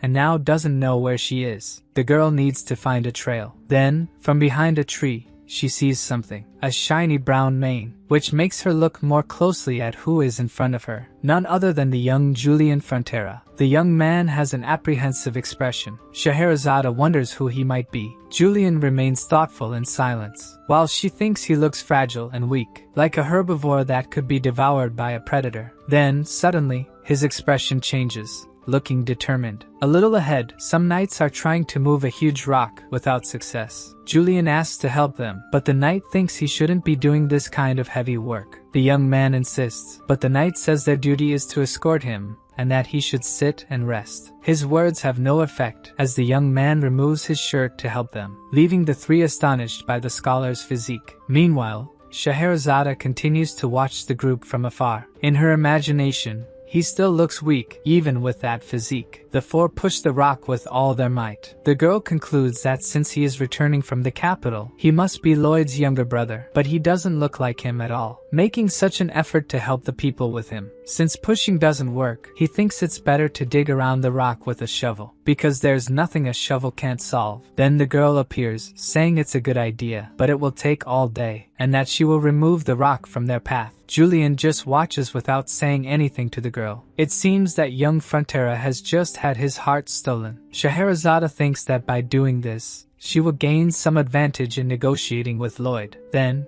with simple movements of her sword, the huge rock blocking the path is shattered. The knights are shocked by the girl's power. She sheathes her sword, standing in front of the small pieces left of the rock. Then Julian thanks her for what she did and asks who she is. she reveals herself as Scheherazade of Asfahan from the east, and that she is currently staying at the Frontera estate. The young man listens to her, totally enchanted. Back in the county, Emily is walking down a street and sees a young orc coming her way. She greets him, calling him Kuga, but he keeps walking while she talks to him. Emily doesn't understand why the orc acted that way with her. In silence, Kuga remembers a conversation he had with her. He had called her while she was hanging clothes and asked if she loved Sergeant Greg. After a moment of silence, Emily told him that Greg was the most important person in the world to her. Her response left Kuga, who has feelings for her, furious. But at that moment, she didn't understand that. He still remembered Greg hitting on a refugee girl, and how his companions laughed at him, calling him ugly when they found out he liked a human. Thinking their relationship would never work, he decides not to tell her what he knows about Greg. Emily still inquires if he wanted to say something, but the orc just retreats among the sheets. Back in the present, Emily is sighing, sitting at a table. Sergeant Greg, who is near her, asks if something happened. So, calling him brother, she asks if people would find it strange if a human loved an orc warrior. Greg laughs, finding it ridiculous, saying that if the human's family knew,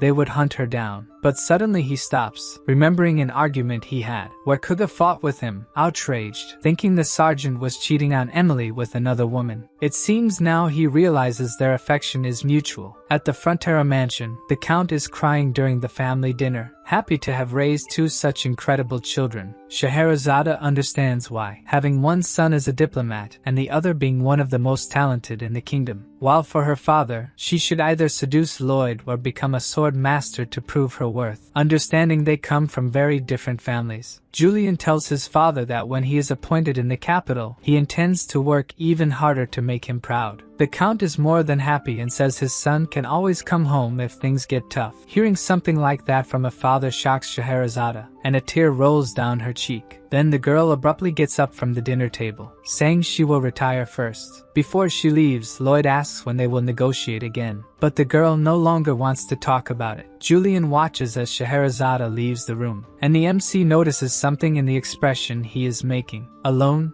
Scheherazade cannot hold back her tears. Then later that same night, Lloyd sees something through the mansion curtains. The girl seems to be sneaking away in the middle of the night, but something else catches Lloyd's attention. His brother appears, running toward Scheherazade. From a distance, he seems to be asking her to stay. The MC cannot stop watching that scene, especially when the girl seems embarrassed by Julian's words. Lloyd is delighted by the luck he had in seeing this. Downstairs, Julian asks where Scheherazade is going at this hour. If she is not leaving the county, the girl hesitates a little, and ends up saying she was just going for a walk, leaving the young man relieved. Since she has luggage, it seems she was leaving. Disguising, Scheherazade ends up saying she was just carrying her meals. Her answer surprises Julian, and he says eating so many snacks so late will harm her sleep. Embarrassed, she says she will not eat them all and most of what is in the backpack are picnic tools. Anyway, the young man feels relieved, because he was worried about her, considering how she acted at dinner. His words make her almost cry again, and Scheherazade says she is okay now, thinking that maybe she could stay in that place for a few more days. Meanwhile, Lloyd continues enjoying watching the two downstairs, until Javier appears, almost scaring him to death. Since it's time for the lullaby, and he didn't show up, Javier went to look for the master. He asks why he was making such a face watching a couple in love, and the MC doesn't understand how he knew that. The swordsman has seen many people fall in love, and the women always look at him lovingly. Lloyd remains expressionless. Hearing Javier finds it strange he never had this kind of experience. The sword master makes it clear he is not willing to ruin Master Julian's love, but according to the master, he will act as a cupid in this case. After his last conversation with the queen, he realized he has many enemies, including Queen Alicia, who wants him to work for her until the end. And the love between these two will be the key to getting out of this. The next morning, Bibiang is waking everyone up with his morning screams. And in the village of Frontera County, someone just greeted our lovesick orc. Sergeant Greg inquires if he is Kuga, and the orc responds that he doesn't want to fight with the sergeant anymore. Then the human puts his hand on the collar of his shirt and throws a paper airplane towards the orc. It hits him right in the forehead. After that, Greg tells him to go to the place written on the plane that night to clear things up. Kuga reads what's written on the paper silently, and says that an orc warrior never runs from a fight. At night at the Frontera mansion, Julian continues to think about Scheherazade, with her hair more radiant than silk, her eyes like pearls, and the sadness in her heart that she hides using strength. Then Lloyd appears beside him, asking if that's not what they call love. Julian feels as if the MC had read his mind, and Lloyd asks if something is wrong, but the young man just blushes without saying anything. Lloyd starts to annoy him, until he asks what the MC wants. Then he reveals that he will record the lullaby for Scheherazade the next day, and after that she will leave. After that, he starts to leave the room, repeating what he said before, that she will probably leave, leaving Julian even more distressed. In the village, Greg was saying something about when the orcs arrived to his companions, and suddenly they appear. Thinking they are plotting something against Kuga, an orc questions that Greg is a coward because the fight should be one-on-one. With a delirious face, Greg wants to resolve this relationship between humans and orcs now. Back at the Frontera mansion,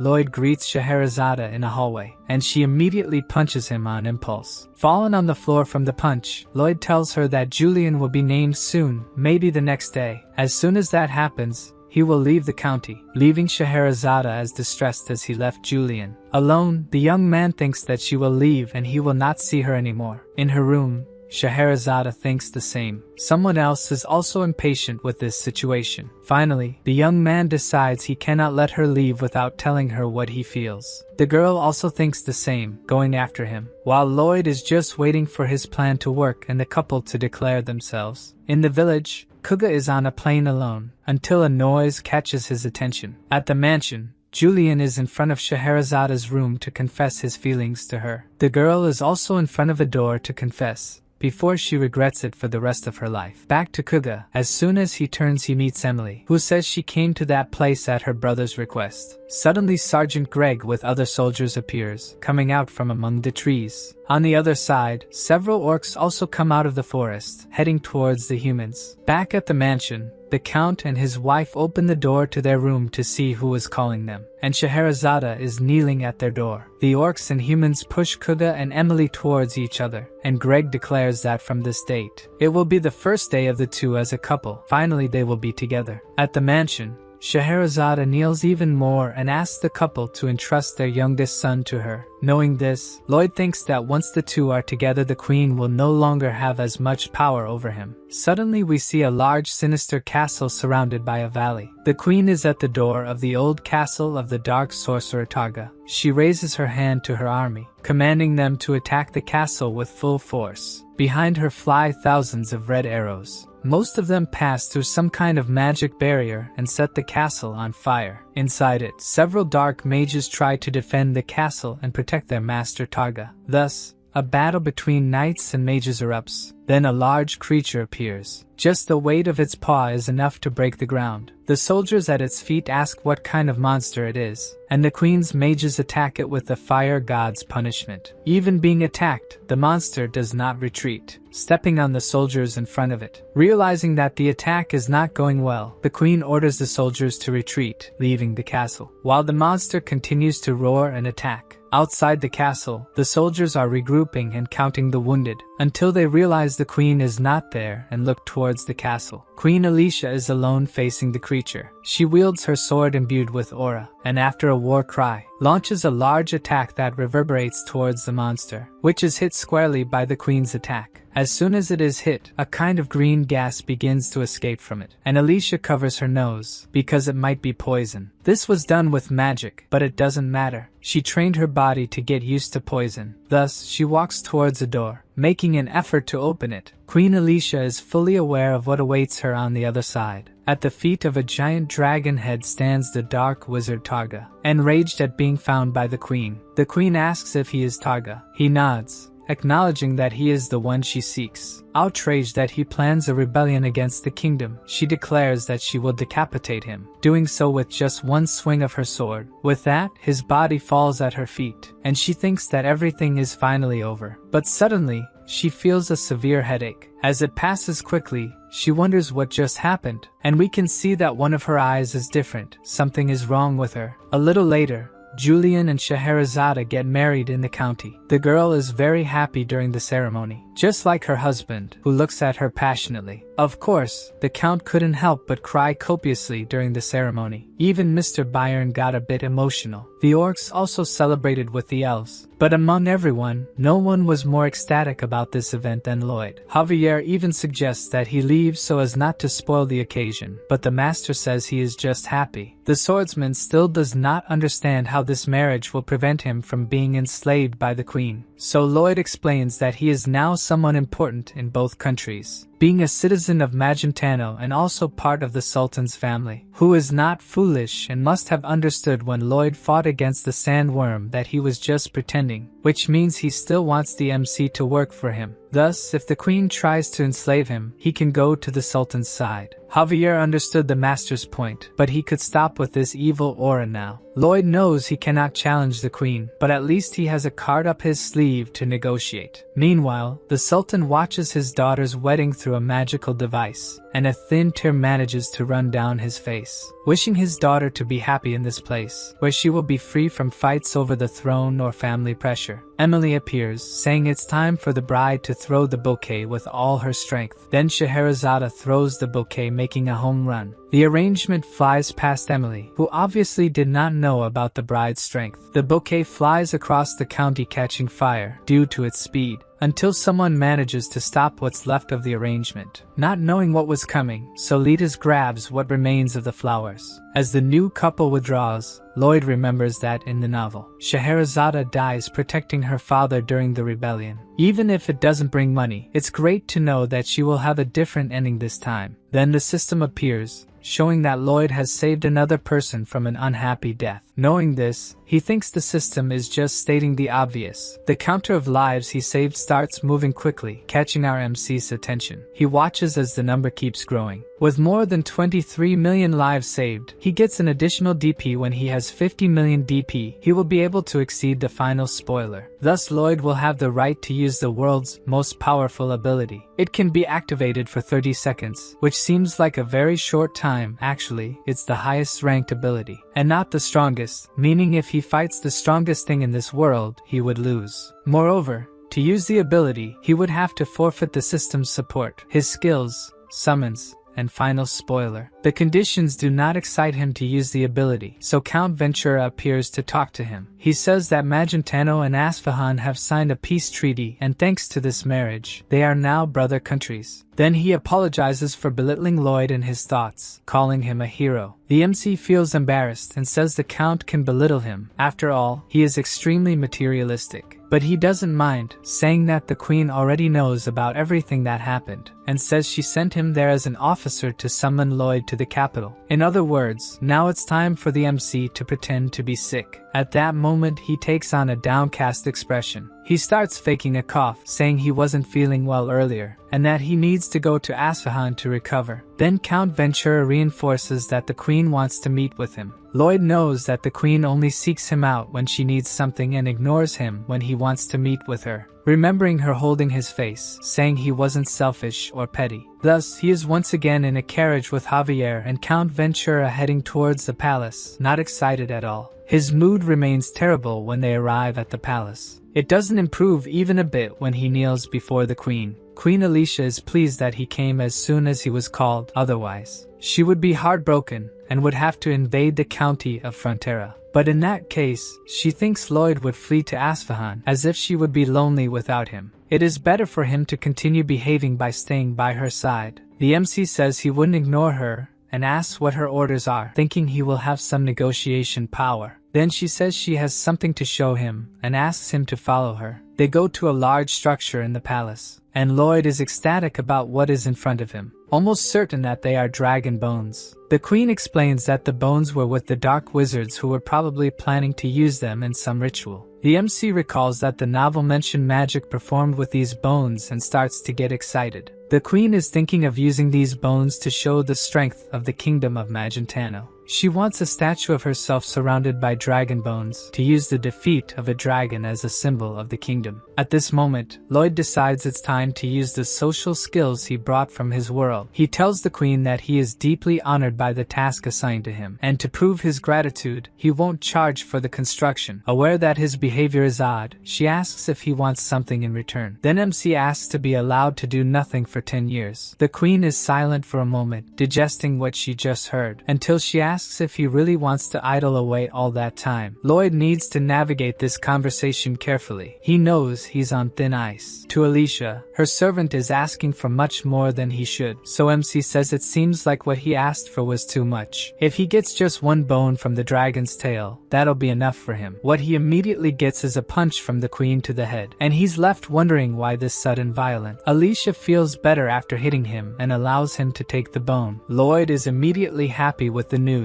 and kneels in thanks, saying the queen can step on him whenever she wants. With this reward, he won't be exploited, but still doesn't want to work anymore. Then someone enters the room, interrupting his thoughts. The guy introduces himself as Viscount Nord, a garden design expert. To the Viscount, MC seems just like a boy and wonders how he can be a craftsman. Born a commoner and socially elevated through his work, Nord considers himself much better than Lloyd. As soon as Nord says he'll work with him, Lloyd is surprised, saying he has no knowledge or experience and couldn't dare to work with someone so respected, clarifying he just wants to learn from him, to see how much knowledge he lacked. The Viscount is speechless hearing this from a young noble, and smiles, feeling that Lloyd understands how good he is at what he does. The next day, outside the palace, the Viscount shows the garden plans, and Lloyd praises him and asks about details of another area. The following day, Nord brings more details and is again praised, and MC asks about more parts of the plan. The next day, Nord seems even more exhausted but is happy, feeling like a genius for doing the project so well alone. Then he leaves to start the topographic part, telling Lloyd not to get in his way. Nord is completely convinced he's amazing and can do everything alone, so MC also leaves, going to a nearby hammock to rest, ecstatic about getting free labor. Thanks to loyal and skilled people like the Viscount, people like Lloyd can relax without doing anything. During the night at the royal palace, in the building that houses the dragon bones, specifically in the bones guarded by the soldiers, from inside the darkness of the dragon's skull eye, a purple light emerges from that point. The light claims to be Targa, who hasn't given up on revenge against the queen, promising that she will die. We see Viscount Nord talking about the lush green nature ahead of them. According to him, humans admire the gods for their unique ability to create something from nothing. Lloyd realizes Viscount feels thrilled by his creations as if approaching the gods. He is glowing with excitement about his work, and it's precisely because of this passion that MC will leave all the work for him to do. Thinking Lloyd knows nothing, Nord decides to meet with the managers alone, and MC apologizes for his ineptitude. He watches as Viscount moves away. Once he's gone, it's time for him to enjoy his time, so he summons all his pets, who appear excited. Bibyong soon starts to strike a combat pose, and Lloyd determines it's time for the games to begin. Bibyong is in a combat stance in front of Padong, who also seems ready to fight. Lloyd commands Padong to release a beam, and the guinea pig gets all riled up. Then Bibyong pretends to be hit,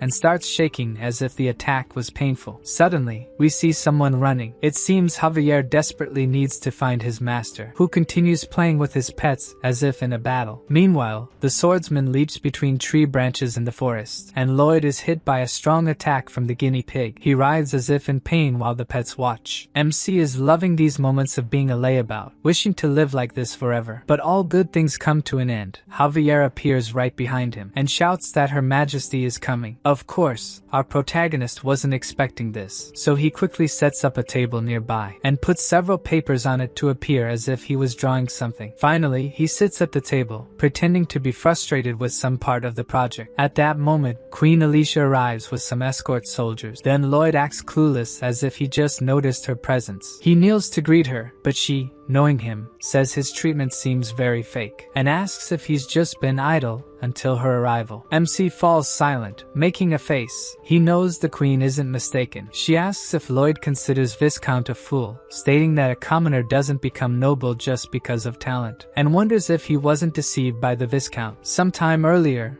Nord had gone to the sovereign to report something to her. He explains that the dragon's bones were requested. In the center of the garden, bowing before a statue of her and a waterway where boats would pass to admire the work. Despite efforts to find a solution, the gradient between start and finish was too steep, causing a very fast flow. Since he couldn't solve the problem, the queen thought he wanted to leave it out of the work, but he insists that's not the case, that Lloyd offered a solution to the problem. According to MC, he suggested building a system of steps in the waterway and putting gates at each level. When a boat enters, the gate behind it closes, and the water is filtered to lower the level. When the water at the current gate and the next gate are at the same level, the next gate opens, and the boat can proceed. He continues that Lloyd didn't just help with this problem, but with many others every time. The young man said they were just thoughts from someone who knew nothing. The Viscount would determine if they were useful. Nord concludes that MC has superb knowledge, but gives all credit to him. Participating only in crucial parts of the construction, the Viscount considers him a model of a capable man. Unaware of the conversation, Lloyd is thinking about what excuse he can give the queen and whether he can be accused of treason by her. Tired of him kneeling, she tells him to sit down and stand up. He does as his queen commanded, looking at her suspiciously. Queen Alicia gives Lloyd a long look, until she says his actions have pleased her completely, and that he should continue like this. MC raises his eyes to see her. He never expected to hear such words from her. She leaves shortly after, leaving him kneeling. So he turns to Javier, saying that she didn't find out he was slacking off. Even with the onset of winter, construction of the huge garden didn't stop. MC also had no time to rest. You never know when he could play like this again. More time passes, and spring arrives. The construction of the garden and its immense attraction finally finished. To celebrate, a grand party in the palace garden is held. Guests discuss the greatness of the queen and her country. Nobles from other lands eagerly look to form ties with the country. Looking at them,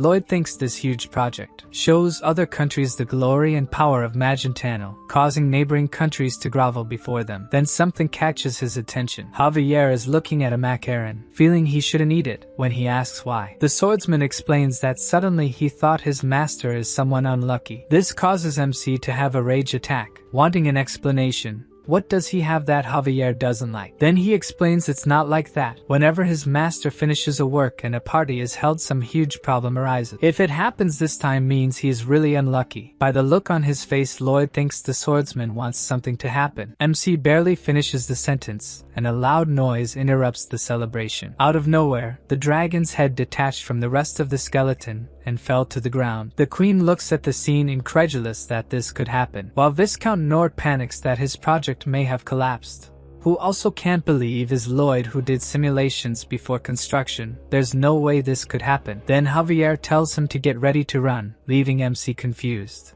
He wonders if he should run now, and why Javier looks so scared. There's something wrong with the bones. A purple mist begins to emanate from the fallen head. It expands to the rest of the skeleton, rising far beyond the royal palace. From the atmosphere, it's possible to see the mist forming a whirlwind that doesn't bring anything good. A light starts coming specifically from the dragon's eyes. Facing the statue, a voice coming from the head says the queen's name. As the head moves toward the body, the voice says that before she decapitated him, he transferred his soul to the dragon's bones. And now the transfer has finally been completed, so the creature lets out a roar, moving its claws towards Queen Alicia's statue. The dragon leaves only unrecognizable pieces after the attack. Then he turns towards his enemy, the queen, who is apprehensive and surrounded by royal guards. Then he flies roaring towards them. Although frightened, they stand firm before the creature. The queen shouts that if the monster doesn't want to have a horrible death, it's better to run away immediately. She attacks, thinking he has mana enough to erase the sky and only a swordsman master can defeat him. But the dragon gives a paw to them, so strong that it throws the queen and the guests in the air. The dragon thinks he's moving slowly, maybe because he hasn't yet gotten used to his new body. But that's irrelevant at the moment. People seem to be nothing more than ants to him, making the ground tremble by flapping his wings, while giving a scary laugh. The queen thinks they won't be able to fight against this monstrosity using only strength. In this case, she calls for Lloyd. He'll find a way to defeat this thing. The only problem is that at that moment, the one she needs the most is running away from the dragon. Seeing this momentarily leaves her hopeless, until she remembers she still has another option and calls for Javier. But the swordsman is also running away, right behind his master. Now she has really lost the hopes she had. In the distance, the two continue running non-stop. They jump over tables with food ahead of them, as if they were obstacle race athletes. Gradually, Lloyd can be seen almost out of breath. Javier warns the master that if they escape, he may not be paid, and Lloyd says he only thinks about money, confusing the swordsman, since his master is motivated by money. Suddenly, Javier stops running and MC shouts because he is stopping. Then he explains that if they don't stop this thing, it will end up reaching Frontera County. Without stopping running,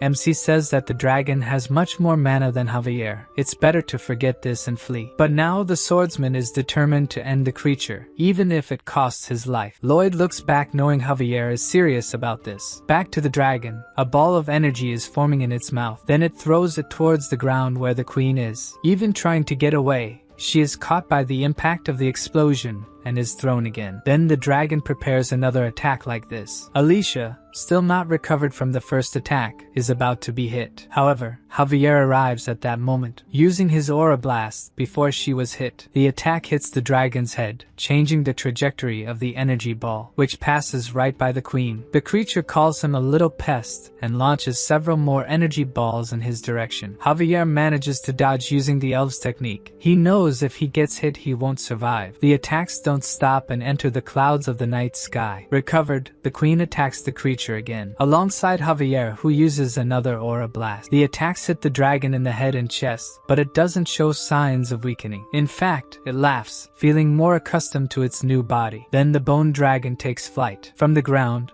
Javier knows some powerful attack will come and stands in front of his queen. As expected, the creature launches more energy balls that explode upon hitting the ground. Javier and Alicia try to escape them, which are getting closer and closer. Then we see Bibiang being held by Lloyd, holding a sunflower seed that was about to throw the beaver. The MC is on top of Goming and throws Bibiang down. During the fall, the pet begins to chew the sunflower seed, getting huge, then uses megaton pressure just above the dragon, which is hit by the giant beaver. Its weight is such that it prevents the dragon from flying and it falls. The MC takes the chance to rescue Javier and the queen with Goming. While the dragon tries to understand what happened, Bibiang, now much smaller, runs away from him. At that moment, Goming is flying right above the dragon, and Lloyd tells the bird to throw its excrement explosion, leaving the poor thing embarrassed, since everyone will see him do that. Then Padong encourages his companion, saying that Bangul wouldn't want him to hesitate. Still embarrassed, he throws his excrement attack, which hits the dragon's head and body. He is silent until he realizes what it was. A much more sinister light emanates from him once he discovers what hit him. Then the dragon screams furiously that he will kill whoever did this to him. In the bird, the queen asks if the MC has a plan,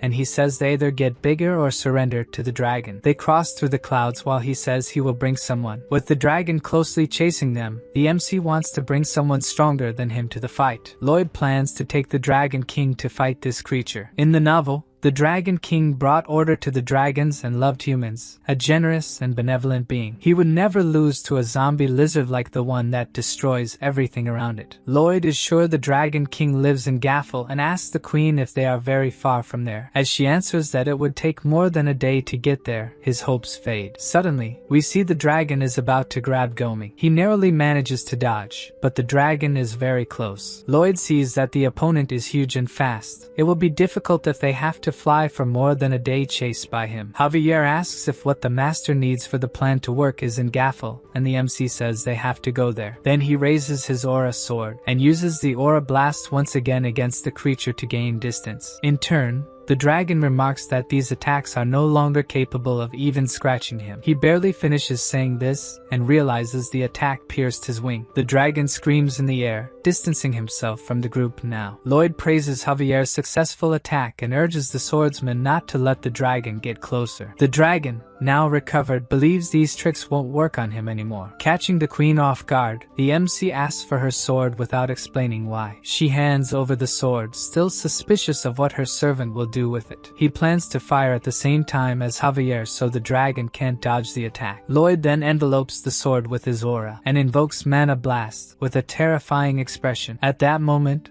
The dragon is preparing to attack. The queen remains apprehensive about what will happen to them. Then the duo launches the mana explosions simultaneously. The two attacks split as they approach the target, which cannot dodge. Lloyd's attack manages to hit one of the wings, while Javier's hits the other wing of the dragon, but neither pierces it. Both are frustrated, and the MC feels the dragon is getting stronger. Suddenly, something abruptly pulls him back. The queen is holding him by the waist and asks Javier to lift her master's body. They hold his body as if it were a plank, while the MC wonders what they will do with him. As he looks ahead, he is caught off guard by the dragon being very close. With her hand raised, the queen instructs him to follow her orders and shout, "Blast!" Just as she slaps his buttocks, Javier holds the master's face, who shouts what the queen ordered with a look of despair. Even the creature is startled by his terrifying expression, and it retreats a bit, increasing the distance from the group. Excited, the queen compliments the MC's success. His expression remains blank, tears streaming from his face. The dragon realizes it was Lloyd who removed the poison from the queen, repelled the Mastodon army, and defeated the Knight of Hell. The MC's terrifying expression almost scared him to death. How could someone so monstrous walk the face of the earth? Either way, it will be perfect. The dragon wants to take revenge on both at once. The queen continues drumming on Lloyd's buttocks, while he continues shouting "Blast" with his monstrous face. But the dragon covers his eyes with a mana band to avoid seeing the MC's face. Then Javier asks the queen to cover her ears so the MC can use the banshee scream, even though he claims he was just singing. Thus, in addition to the horrible face, Lloyd also emits painful noises for the ears, which results in the dragon covering its ears as well and still pursuing them without seeing or hearing. The queen is annoyed by this and lets go of the MC now that he is no longer useful to her. Bringing the Dragon King was a mistake. They have no choice but to bring him down, and she tries to think of what could be this thing's weakness until she remembers something. The queen told him he could take a bone from the dragon's tail as long as no one noticed there was a fake bone. That's it. That must be his weakness. Goming continues accelerating to take distance from the dragon, who never stops chasing the group. He is getting stronger and stronger,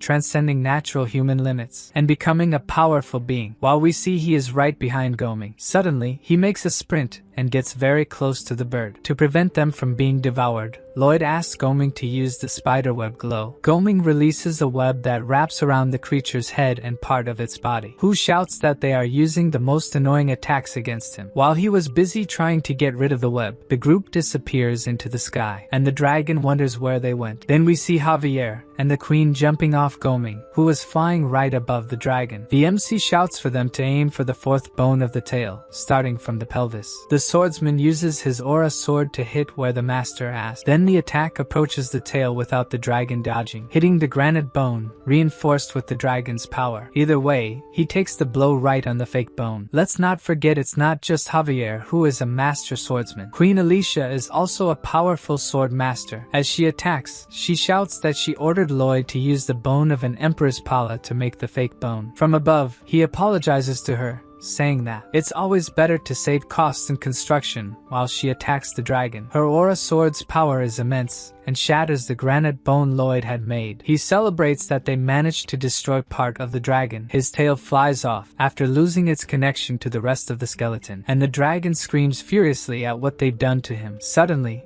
we see Frontera Mansion. Lloyd is talking about the last project being quite lengthy, while Javier asks when he'll put on clothes. His face combined with the lack of clothes makes him 10 times more unpleasant, and the MC complains it's worse when Javier says that. Then the swordsman feigns a smile, saying he'll be more careful next time. His clothes are an issue, but he wonders if the MC will call the Count and Countess father and mother. Lloyd thinks they're having another strange conversation. The swordsman would like to be able to call them that, but considers he doesn't have that right. Lloyd, who could call them that, treats them with formality, as they're not his real parents. He'd be deceiving them by calling them that. Javier says goodbye, and he thinks the swordsman also lost his parents. Then we see photos of Lloyd's real parents in some kind of funeral ceremony. Before Javier leaves the room, the MC asks what his parents were like if he remembers what they were like. The swordsman finds the question strange and inquires if the master really wants to know that, and he says he really wants to know about it. Then we return to the present, when the dragon loses part of its tail. This causes him to lose his balance and fall to the ground, lifting everything in his path with him. When he stops, he left behind a trail of destruction. A little shaky, he feels his body is unbalanced. Above him,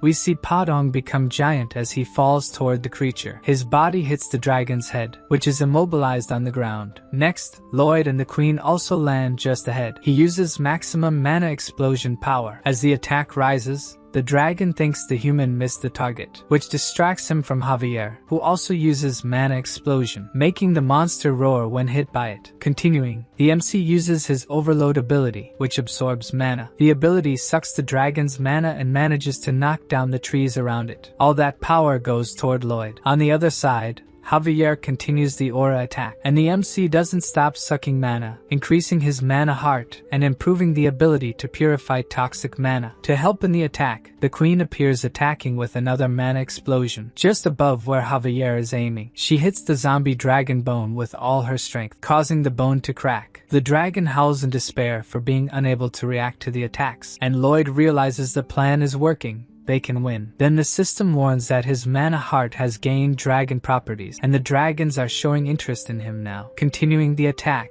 Javier doesn't remove his sword from the dragon. Queen Alicia also doesn't stop attacking, and Lloyd sucks all the mana he can. Then we return to the mansion, with Javier saying the master isn't the kind of person who asks that kind of question. The MC says that, in fact, he doesn't even know why he wants to know about it.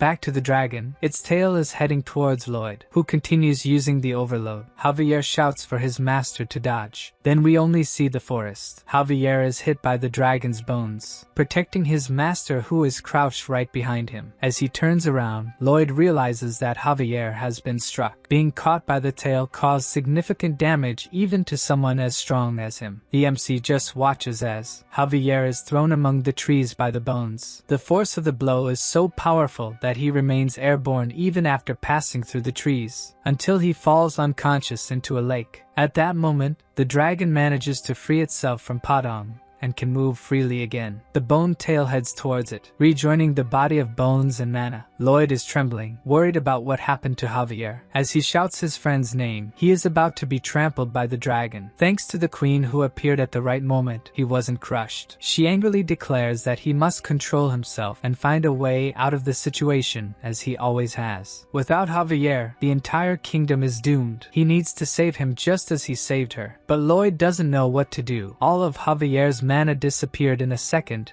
and he has no way to restore it. While they were talking, the dragon got very close to them without being noticed. In the lake, the sword master continues to sink into the water. He is thinking that he needs to gather mana, that he needs to expand and make it clash. The sword master continues thinking that he needs to save Lloyd. Then we see the queen running through the forest, carrying the MC on her back. The dragon is right behind them trying to catch them. Carried, Lloyd thinks he should have seen another spoiler of the ending, or improved his skills to become stronger. While in the lake, the swordsman keeps thinking that he needs to save Lloyd. On the queen's back, the MC thinks the same. The MC tells the queen with all respect that he needs to get off her back, and jumps over her back. Both think that no matter what happens, he needs to save his friend. Then we see that Lloyd has thrown himself into the lake, and is almost reaching Javier's outstretched hand to save him. The MC's hand rapidly approaches Javier, until they grasp each other's hands. In his thoughts, Lloyd wishes for the swordsman to take his mana, and it seems that even without saying anything, his friend understood that. We see the mana in Lloyd's body glowing, while Javier has nothing left inside him. Then his body also starts to glow as it receives the mana that was trapped inside the MC. On the surface, the dragon is about to unleash another energy ball, and only the queen can fight it at this moment. Suddenly,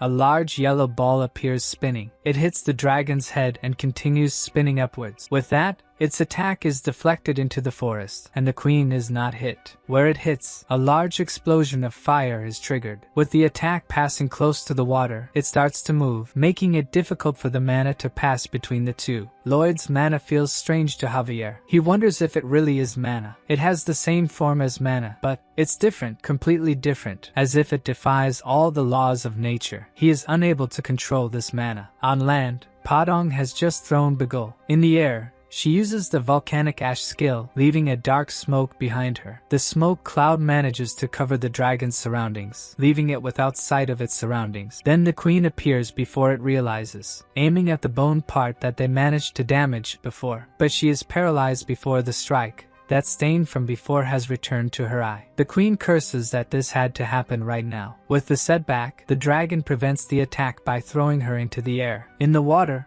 Javier is losing consciousness. He apologizes to Lloyd for not understanding the mana he contains, asking for forgiveness for not being able to stay by his side. In front of him, Lloyd's face is swollen, horrible, almost out of breath. The sight is so horrible that it brings Javier back to his senses, screaming completely terrified. Then we see that something changes in his mana. The system alerts that after seeing this horrendous thing, Javier now understands things beyond the law of causality. Back to Alicia, she is in free fall with much pain in her eye, but is fortunately saved by Goming before she hits the ground. The system alerts again that Javier controls the superior mana obtained from the MC, and his body can ignore part of the laws of causality. Meanwhile, Lloyd's pets are gathered protecting each other from the dragon that is about to attack again with another energy ball. The creature is so large that even in their larger form, the pets seem small before it. In the water, Lloyd, almost out of breath, is reading a new message from the system that says all the cells in Javier's body are activating like a mana heart. Bright wings appear behind the swordsman. Then we see the dragon about to attack. On the other side, even the pets are surprised to see Javier with wings holding his master's body in his arms. The swordsman is shining beautifully, while the MC looks like a vision from hell with water dripping from his mouth. Caught by surprise, the dragon wonders how they got there, how they are suddenly standing in that place. The swordsman releases Lloyd, who falls to the ground as horribly as his face. Then he draws his sword that was previously broken. The dragon just watches what its opponent will do next, and Javier seems to be just standing before it. Then several glowing cuts appear all over the dragon's body, even though it seems the swordsman hasn't even moved. The creature is sliced into thousands of tiny pieces without even realizing it was struck. It doesn't even seem like that pile of bones was something so frightening just moments ago. Its pieces fall in front of Javier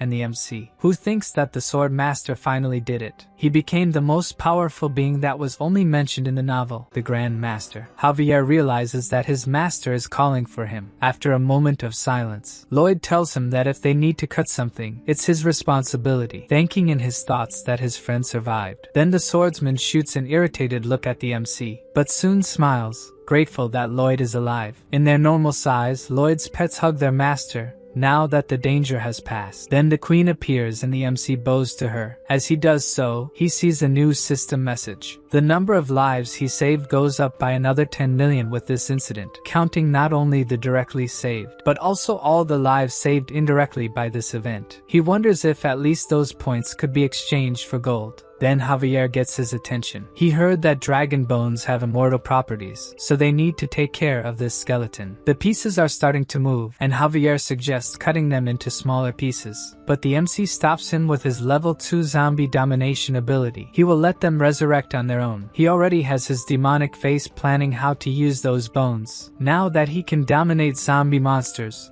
ghosts, and dragon skeletons. Suddenly we see the dragon skeleton reassembling. Lloyd is watching it, preparing for his domination ability. More complete, the dragon roars at them. The system announces that the skeleton's domination has been completed, and asks if Lloyd wants to remove the soul attached to it, and he confirms. The space around him changes. He has been teleported to the skull. Now he must defeat Targa to obtain the dragon skeleton. Lloyd understands that the mage transferred his soul before being killed by the queen. Then something catches his attention, and he turns around. There is a man kneeling on the ground behind them. The man is Targa, and the system presents various information about him, like low blood pressure, age, and weight. Targa starts to say something, and Lloyd looks intently at him. He tells that he was born with cursed mana, so the villagers tormented and discriminated against his family. He cries, saying that his mother called him a demon, that he ruined her life and was her greatest regret. The MC looks at him with a sad expression, while he continues saying that despite all this, he loved his mother. Then Lloyd calls for Targa, asking what that has to do with him. Then his demonic expression returns, and he lunges at the mage, landing a solid punch punch on Targa's face. The blow makes the mage explode, and the system alerts that the MC defeated the parasitic soul. Outside the dragon's skull, Lloyd is expressionless, as if he has no soul in his body. The skeleton starts to glow blue, and the system shows that the skeleton's domination has been completed. Then we see Lloyd's little algae approaching and entering his body through his nose. The system says that now the skeleton has a new personality. This will define how it will relate to the skeleton. With his eyes shining from the ability, Lloyd tells the dragon that he is its father. Then the blue dragon prepares an attack, making the MC wonder if his brainwashing worked, and the others get into attack positions. Then the dragon fires its energy ball, which rises high into the night sky, and explodes like fireworks, forming a blue heart. Fragments of the heart fall onto the skeleton, while its wings almost form another heart, and it calls the MC father. He looks satisfied, while the other two are shocked. Then Lloyd extends his hand towards his offspring, touching its snout and saying that he will give it a name. Unlike a zombie,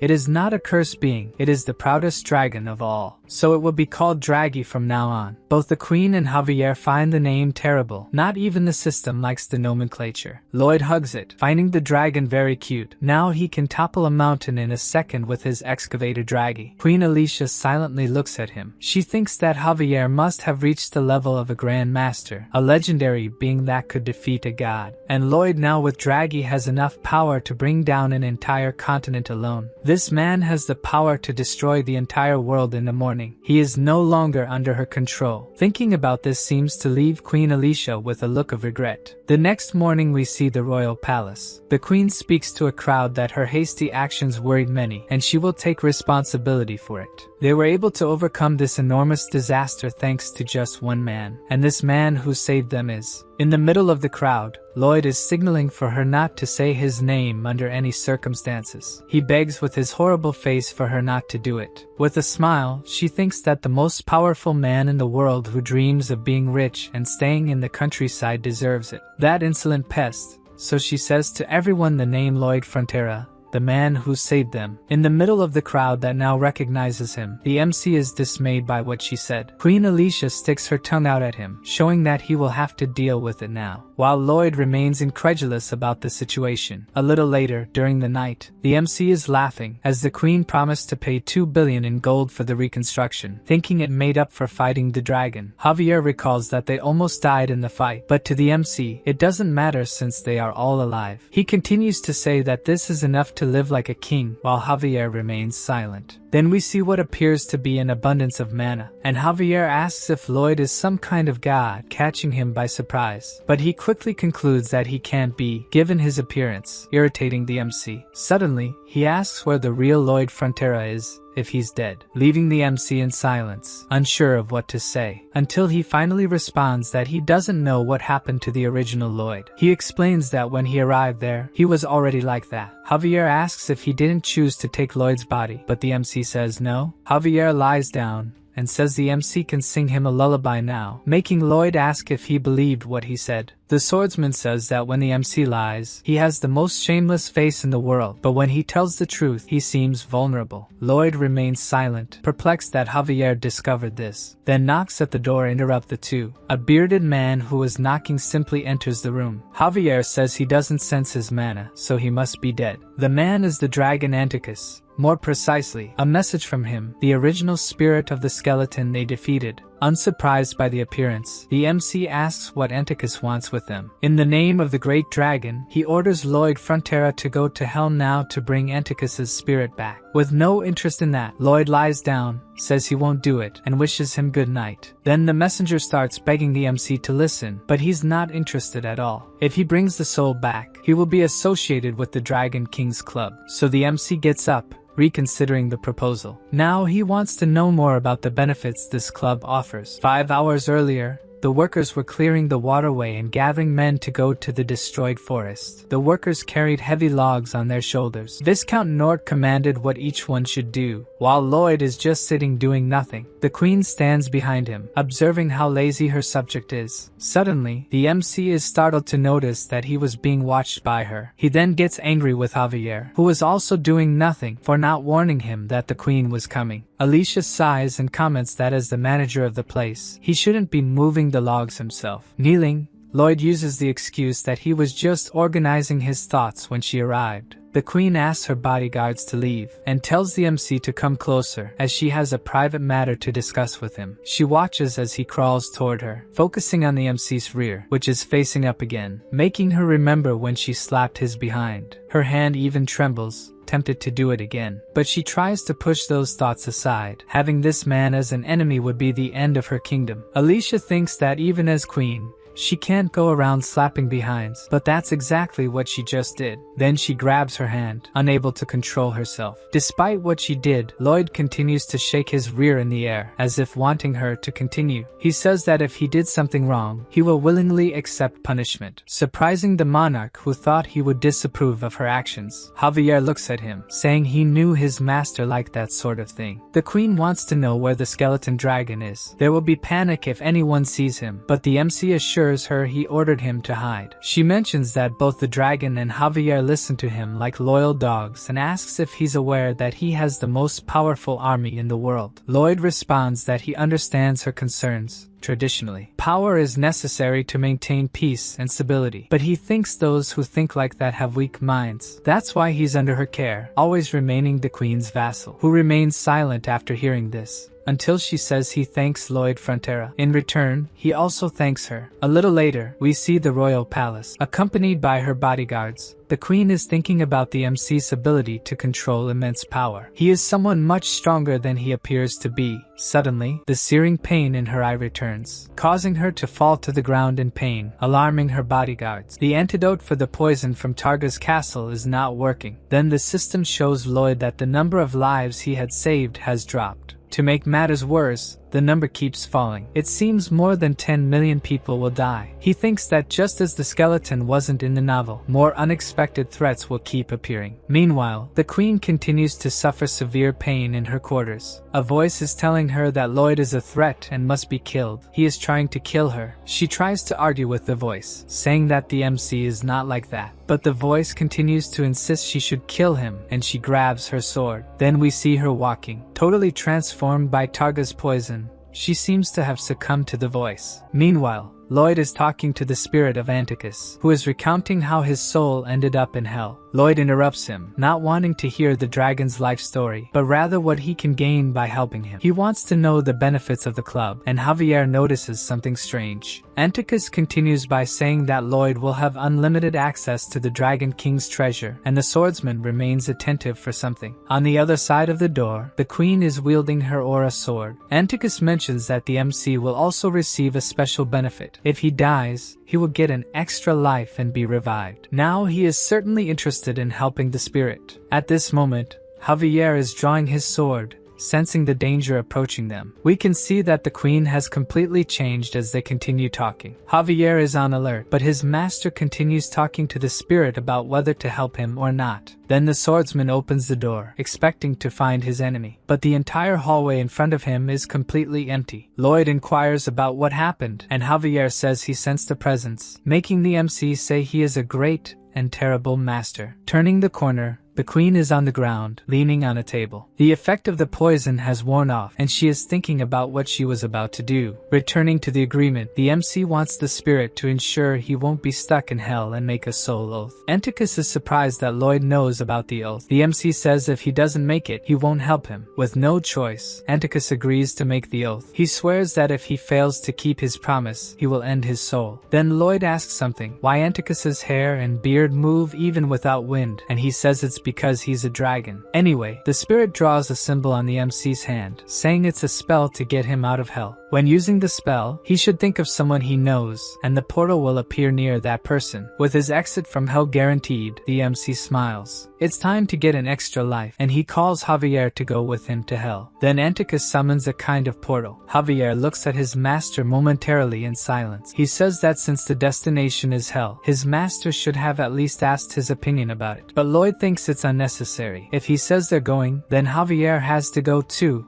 even if it's hell. Jumping into the portal, he calls Javier once more to come with him. Javier thinks he doesn't get paid enough to have to go through this and, with no enthusiasm, jumps into the portal right behind his master. At that moment, all the demons in hell receive a notification that there is a human intruder in hell. All the demons knew about what happened between the MC and the Hell Knight, and they all had the same thought. The best singer in hell has arrived to give them a concert. In hell, we see a small creature running, almost out of breath. The tiny creature runs non-stop, scared. Then someone much larger catches his attention. Two demons are saying that he is a small soul trying to escape. He is trying to flee to avoid being judged. The demon says he will chew him up and then spit him out, while the other simply stares at the small soul. Frightened, it screams for help. Then someone approaches them. With a much worse expression than the demons, Lloyd demands an answer. The soul is now terrified of what has just arrived. The demon says that the MC is just a human, even if he is the best singer in hell. When a shovel approaches him, he hits the demon in the face, causing the fleeing soul to fall. Then the demon collapses on the ground, while the soul runs away trying to escape. The companion, who had been silent,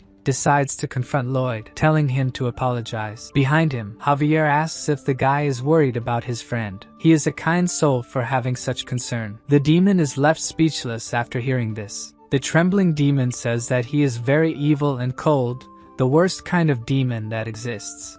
But the swordsman remains firm, saying that clearly his mother raised him with much love. This statement leaves the guy petrified. Javier continues, saying that his mother must have raised him to be a good demon who cares for his companions. The demon trembles as Javier goes on, saying that his mother must have hugged him every day. He is about to cry, hearing that his mother must have boosted his self-confidence and that he should take care of her. Then the demon can't take it anymore and starts crying, trying to say that it wasn't like that. Javier doesn't stop, saying that even when the guy fought with his mother, she talked to him, but the demon denies it, sobbing. Then he concludes by saying that the demon will always be a good son to his mother. Even Lloyd is shocked by Javier's skill with demons. The guy tries to hit the swordsman, telling him to take back what he said. But in the end, the blows are weak and he continues crying, with the MC still surprised, saying that he is incredible at dealing with demons. He says that there are lines that shouldn't be crossed, until he notices that the first demon is waking up. To prevent this, he gives another hit with the shovel to his face. On the other hand,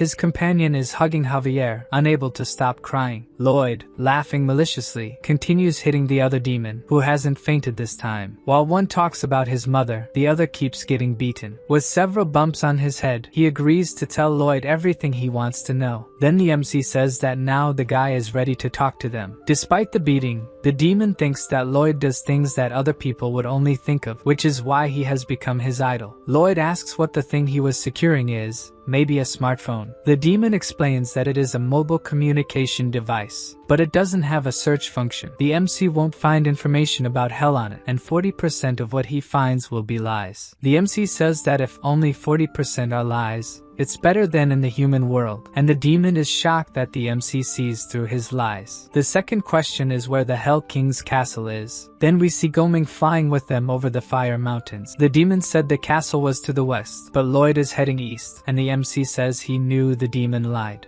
Even being cursed by the protagonist, this demon seems to enjoy it. He tells the guy to say everything he knows about hell and its king, and as a reward, he will call him all sorts of names. The demon wants to know how Lloyd is enduring the heat of hell, but the MC says he's the one asking the questions there. Lloyd is actually enduring it due to his 100% dehydration resistance ability. As they approach the castle, tired, Goming finally manages to land. Then the duo walks with the MC, telling Javier that they will fight the Hell King, but they are interrupted by one of the demons who came with them. He questions why the MC didn't curse him when they landed as he said he would, but Lloyd responds that he's not in the mood for that and tells him to disappear. The guy is shocked by the human's attitude, making him even more enchanted by the protagonist, even blushing, while his companion is at complete peace of mind and bids farewell to Javier, who casts an angelic glance at the demon he converted. Now the duo is practically at the door of the Hell King's castle. The demons working inside are shocked. How can a human walk around there with such confidence? Suddenly, the MC turns to the demon with his demonic expression, almost scaring him to death. Knowing this, He continues to terrify the demons with his horrifying face. After traumatizing all the demons, Lloyd thinks that hell isn't so scary, but Javier says it's better to be cautious. Then the demon Helexinus, head of the Hell Security Office and commander of the 2nd Legion, wants to know what the humans are doing there. Although he seems strong, the guy falls after the first hit he takes from Javier. Thus, the duo arrives at a large door opened by Lloyd. He is the first to witness what lies behind it. As he expected, the Hell King was in that place. Now the MC is sure it wasn't a dream. The creature he saw in the flames was the Hell King. Lloyd bows upon entering, greeting the sovereign and introducing himself. Buried in work, the ruler says that the MC should have come at another time. He shouldn't bother him when he's so busy. Then licking his lips in a way only he can, the MC asks if he wouldn't like to finish today's work. The king then stops what he was doing. He says that if Lloyd already knows the answer to that question, he shouldn't even ask it. The MC claims he might be able to free the sovereign's knights from work. Something Lloyd learned from the demon's smartphones was that the king of hell has been working non-stop for 670,000 years. The previous king worked non-stop for 3.5 billion years, and as a result, he became depressed and ended his own life. The current king of hell, it seems, is following the same path as his predecessor. Finally, the sovereign stops writing and removes his glasses. He asks exactly how Lloyd plans for him to have his nights of rest.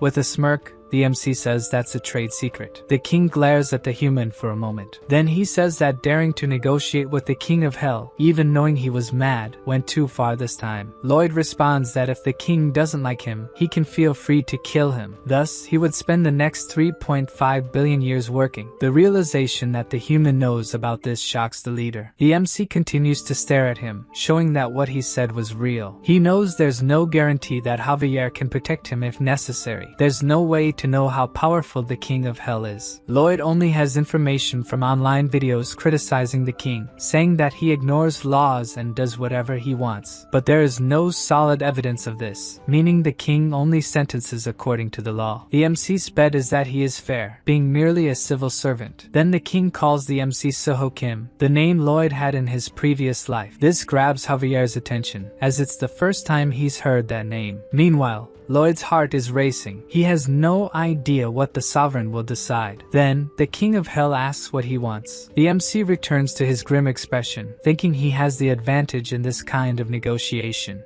He asks for the freedom of Antika's soul that the king has been keeping. With a snap of his fingers, a bright red vortex appears. The king says that Antika's soul, which is in a dome, is just decoration and means nothing to him. Now that the king is engaged with Lloyd's scheme, he wants the MC to answer how he will manage to get his knights off. With a confident look, Lloyd says he will achieve that with railroad tracks. The king has a huge problem with his workload, but besides that, there's an issue that pressures him more. Souls are sentenced by the king and then transported to the Reincarnation gate, carried in carts. Due to the horrible terrain, the routes always change, but the demons are stupid enough not to find a new route on their own. So every time, the king has to find a new route, which is the main reason he can't get away from work. If the MC manages to build a railway, the king's workload will be reduced, and once he obtains Anticus, he will make it for the king. The sovereign thinks for a while before deciding whether to agree or not. Then he says he will prepare the contract, and Lloyd can start the construction. Great! Now the MC is excited about entering the Dragon Club. Since their conversation lasted a long time, the risk of extinction grows as the reincarnation of bacteria and microorganisms is delayed. He doesn't have time to help with workers or supplies, so the MC must recruit any workers he finds. This is his specialty. If the king sends a notification to his smartphone, it will solve the worker problem. Thunder echoes through the burning hell. Then we see the MC appearing from a portal with Javier. The MC thinks the king is super powerful for having teleported them with just a snap of his fingers. Then something catches Lloyd's attention. In front of him is the reincarnation portal, which looks more like a black hole. The MC thinks that if they get too close, it will be the end for both of them. Then, out of nowhere, Javier asks if the MC's name was Suho Kim, but he says whoever the MC is,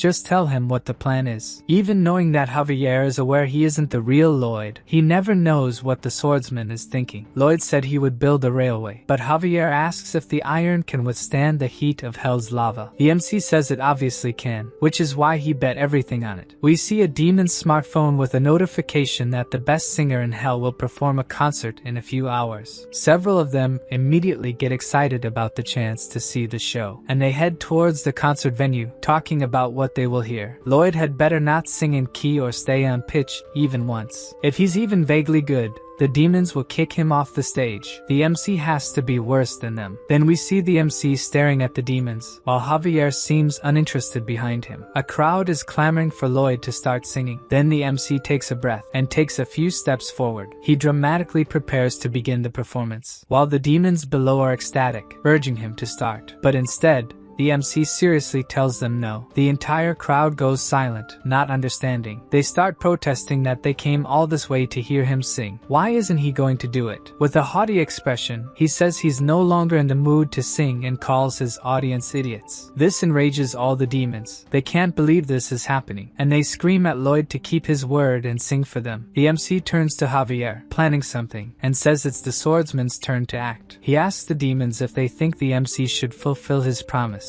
and everyone shouts that he should. Even from a distance, you can hear them clamoring for it. Then Javier says that they must have been well raised by their parents. Immediately, they stop with tears in the corners of their eyes. They ask Javier to take back what he said but are confused about whether to ask the MC to keep his promise now. Then the MC starts laughing with his horrendous face, calling them idiots, saying it's very easy to mess with them. Angry and almost crying, the demons say they can't stand it. Lloyd continues to laugh at them, saying that if they want to get him, they'll have to come up here, leaving the demons furious. The MC's plan is to drive them all completely mad with rage so he can then make them free workers. Suddenly, we see Goming flying over the demons. Lloyd is on top of the bird, further irritating the demons and telling them to catch him if they can. Furious, they shout that they will catch the MC. Then Goming lands on a rock surrounded by the lava of hell, and the MC continues taunting, saying they can't reach him there. One of the demons grabs a long pole and starts running, trying to jump to the island where Lloyd is. But the MC throws a rock at the guy. It hits the demon right in the face,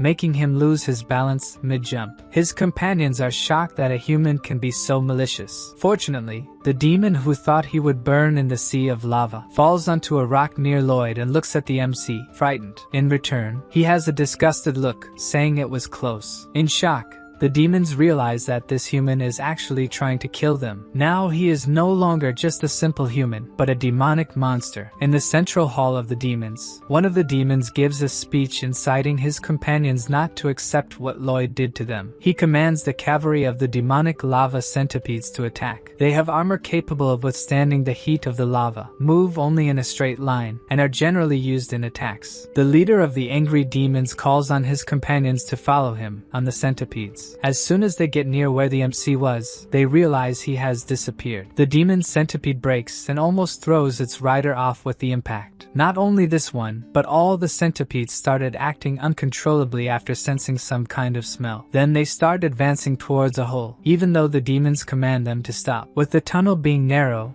the demons keep bumping their heads on the ceiling, but without letting go of their mouths, until they come out into a more spacious section. At this point, the demon is full of bumps on his head. Right in front of him, Goming is in some kind of hot spring, while Lloyd and Javier are doing something next to him. The swordsman is sharpening his sword on a whetstone, and steam continues rising from Goming inside the pool of hot water. With a demonic look, Lloyd says that the smell of roast chicken must have brought the centipedes there while Javier's sword glows. The demon trembles, realizing it was all part of the MC's plan for them to reach that place. Then, with extremely fast strikes, Javier slashes the first demon's centipede to pieces. The next demon looks at Lloyd in astonishment, knowing the same will happen to him, and thus the MC orders Javier to do the same. We only see the swordsman's strikes, cutting around the demon. Outside, the demons inside the tunnel shout to those further back to retreat, leaving their companions confused. There are only Lloyd's voices counting the slashed centipedes, while their their riders scream in despair. Lloyd sits on one of the more than 32,000 blocks of centipedes. He says that the materials for construction have been acquired, and the plan to attract and capture the centipedes has been completed. Then he casts a glance to the side. The necessary workforce has also been secured with the subdued demons. Then Lloyd, with his frighteningly ugly face, orders his free laborers to start digging. From afar, someone is watching everything the MC is doing. The Demon King realized that the MC researched him and the creatures of hell before talking about the railway, even having initially thought that he could use his singing ability as a torture tool. Seeing how capable he is, maybe he can do the sovereign's own work. Back to the demons. It's clear that they wouldn't just start working easily. There were attempts to escape from work, but through aerial surveillance by Javier and Goming, the demons were quickly captured and sent back to work. They even started a rebellion, shouting that they wanted freedom and rights. But through Javier's verbal abuse, saying that this is the attitude of good workers, they fell silent. This is all the duo could use against them. Then we see a demon suffering while carrying a heavy sack and a younger one going to help him. But before he could do so, Lloyd interrupts them both. He extends his hand towards the fallen elder, angelically telling the demon to hold his hand. The older one does so, and the young one watches a little apprehensively. Then the MC gives a very strong squeeze to the old man's hand, crushing it. Lloyd shouts with a face more demonic than the demon's, telling him to get up and work, as he can see he's strong enough. The other one also doesn't go unscathed for wasting 5 seconds being a good Samaritan, and will have his workload increased 5 times. After leaving the duo in tears, calling him the vilest thing in the universe, Lloyd withdraws. And that's exactly why they can't help but be charmed by the MC. He is a model for all demons, who should take note to learn from him. The MC won all their hearts. Amidst the sea of lava and rocks of hell, we see a small soul hidden among the stones. The small soul's attention is captured by the shouting voices. It seems that Lloyd's voice is not unfamiliar to it. Then it sneaks discreetly among the rocks, and from above, it manages to see the MC shouting that the demons do not deserve to receive safety equipment. The soul's eyes widen upon seeing him. The MC is shouting that his workers don't need breaks. They can rest as much as they want after they die. The soul, with hair very similar to someone else's, is incredulous that Lloyd could be there. We see the Frontera County a few years ago. One day, Lloyd's soul suddenly just left his body. Seeing his body fallen on the ground, he thought that his body had been taken from him, and is shocked when he sees his body rise again, without him. Lloyd's soul advances towards the body, saying that he wants his body back,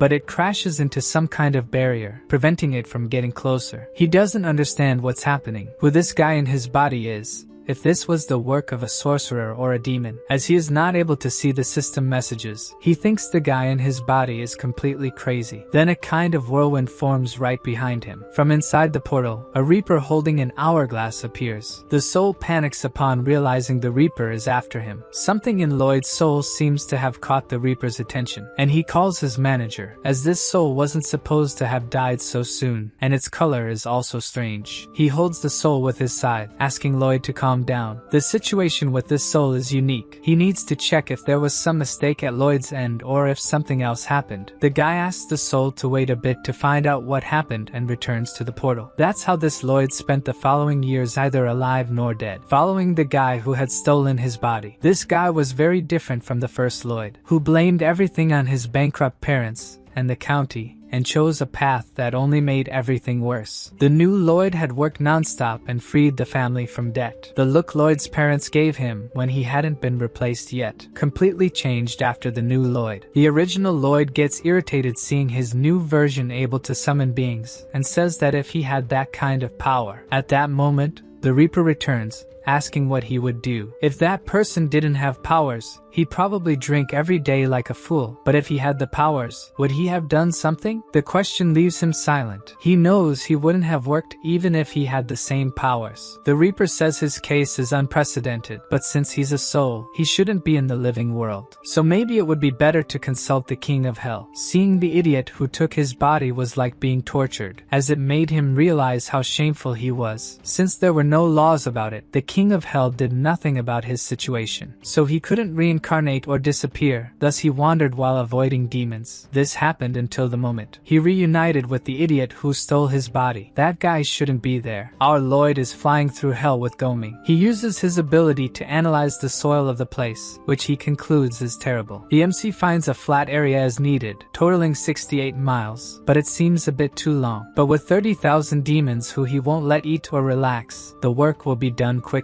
He dismounts from Gomi, who is exhausted, and goes to check if there's any problem with the soil. While distracted by this, the original Lloyd's soul hits his face. Its force begins to twist the MC's face, pushing him back with a disproportionate force for such a small soul. With the blow, Lloyd even falls to the ground, and gets up angrily to see who did this to him. As soon as he does, the soul hits him with kicks in both eyes. While the MC screams in pain, the soul keeps jumping on him, calling him various names. But Padong appears behind him, grabbing the soul by the shoulder, then punches the soul in the stomach, making it spit out with the blow. Lloyd's soul is dragged by the guinea pig and doesn't stop cursing him. Then Padong throws him to Bibyang to hold, and Lloyd appears, possessed, asking who the soul thinks it is. Looking closely at his face, the soul is also horrified that the MC can be so ugly. Then our Lloyd realizes something and asks if that is the soul of Lloyd Frontera. The true Lloyd's soul screams that the other Lloyd is a fake and stole his body. The MC looks at the soul apprehensively, so it was in hell that the real Lloyd was. The soul wants to know why he died so early. If he was able to steal his body, he should have at least lived longer. He cries, saying that his parents were finally happy because he had become someone, and they must be devastated now, telling him to go back to the living world. Hearing such things leaves the MC uneasy. He asks the soul to calm down, but it can't and keeps shouting that it won't calm down. Then Padong takes drastic measures, punching him. Little Lloyd goes silent, and the MC says he now seems ready to talk, so they can resolve this. But the soul starts calling him a body thief again, and Padong seems to enjoy hitting him. So the guinea pig tries to calm the soul with its special way again, making it stay silent this time. The MC explains that he's not there because he died, but to complete a construction contract with the king of hell. He also didn't steal any body and was quite confused when he woke up in Lloyd's body, but the soul doesn't believe it and wants to know who he is. Our Lloyd says he is a young and timid loser from South Korea who studied civil engineering named Suho Kim. As the soul remains silent, the MC thinks it believed what he said this time. Not far from them, Javier is monitoring the demon's work on the construction. He can hear the soul saying that as soon as the MC entered his body, he became like this and tells the MC to fix it. But our Lloyd retorts, there's no reason for that because the county is doing much better with him. Javier can only feel Suho Kim, so it seems he's talking to himself, but by the way he talks, he is sure that the real Lloyd Frontera is there. The soul screams that it could have had a great life if not for Lloyd. It's his fault he became an unregistered spirit. He wants Lloyd to fix it since it's all his fault. After thinking a bit, the MC proposes something to the small soul. He won't gain anything by helping the soul, so it's better for him to continue enjoying his life and the soul its life. Little Lloyd can hardly believe what he just heard. Then the MC bids farewell and starts walking, and the soul runs after him, calling him a moral fraud. Before he could continue the pursuit, he takes another nice punch from Padong and lies lamenting on the ground. The MC glances briefly at the fallen soul, which is weeping for being left in that situation. Lloyd thinks the real son is in that place, and stops walking thoughtful. Irritated with himself, he curses,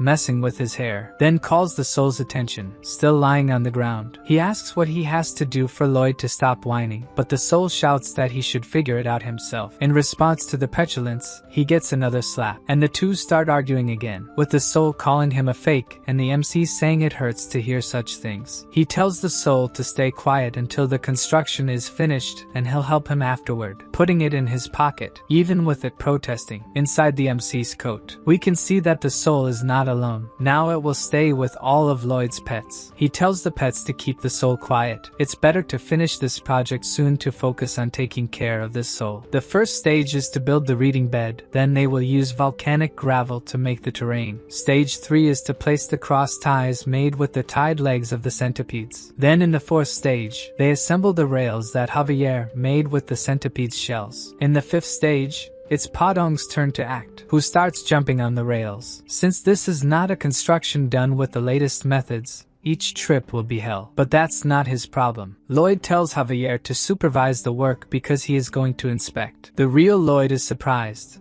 He already thought the protagonist worked a lot, but he has been working non-stop for a month. When does he go out for a drink? When does he have fun? Then he reflects on what kind of life this is, while remembering death, asking him if he would work the same way if he had powers. But he realizes that the problem was never the difficulties, but his lack of will and effort. Padong keeps jumping on the tracks to help Lloyd with the construction. And with that, the ground trembles and a lot of noise echoes through hell. Inside the lava lake, a suspicious movement starts to speak something, saying that it has been asleep for 20,000 years and now someone is making all this noise. And Padong keeps jumping and making a lot of noise, until the being in the lava lake decides to emerge, saying it can't stand this mess anymore. The creature rises slowly, carrying with it a mass of lava. And to my surprise, the monster is a fusion of Electabuzz, Magmar, and Snorlax. Irritated, Lloyd questions why something always has to happen when he is trying to build something. The monster, called Dunkleo's by the demons, was supposed to sleep for another 100,000 years, but it couldn't stand the annoying noise of the MC, who is the first to run away from the monster, pushing the demons out of his way. Looking at the railway under construction, Dunkleo's asks if that is what's making the noise and if stepping on it will make it stop. Furious, the monster kicks the railroad tracks. At that moment, Lloyd stops running. He curses Dunkleo's and heads towards the monster. The MC, irritated, says that life can be a bit noisy sometimes and he shouldn't care or behave like that. The monster can't believe Lloyd is yelling at him since he is the wrong one in this story. Their argument excites the demons, many of them rooting for the human. Dunkleo's, wanting to end the argument quickly, proposes they decide in a fight who will survive. With that, the MC calls for Javier, who appears at his side with his shining wings. Furiously,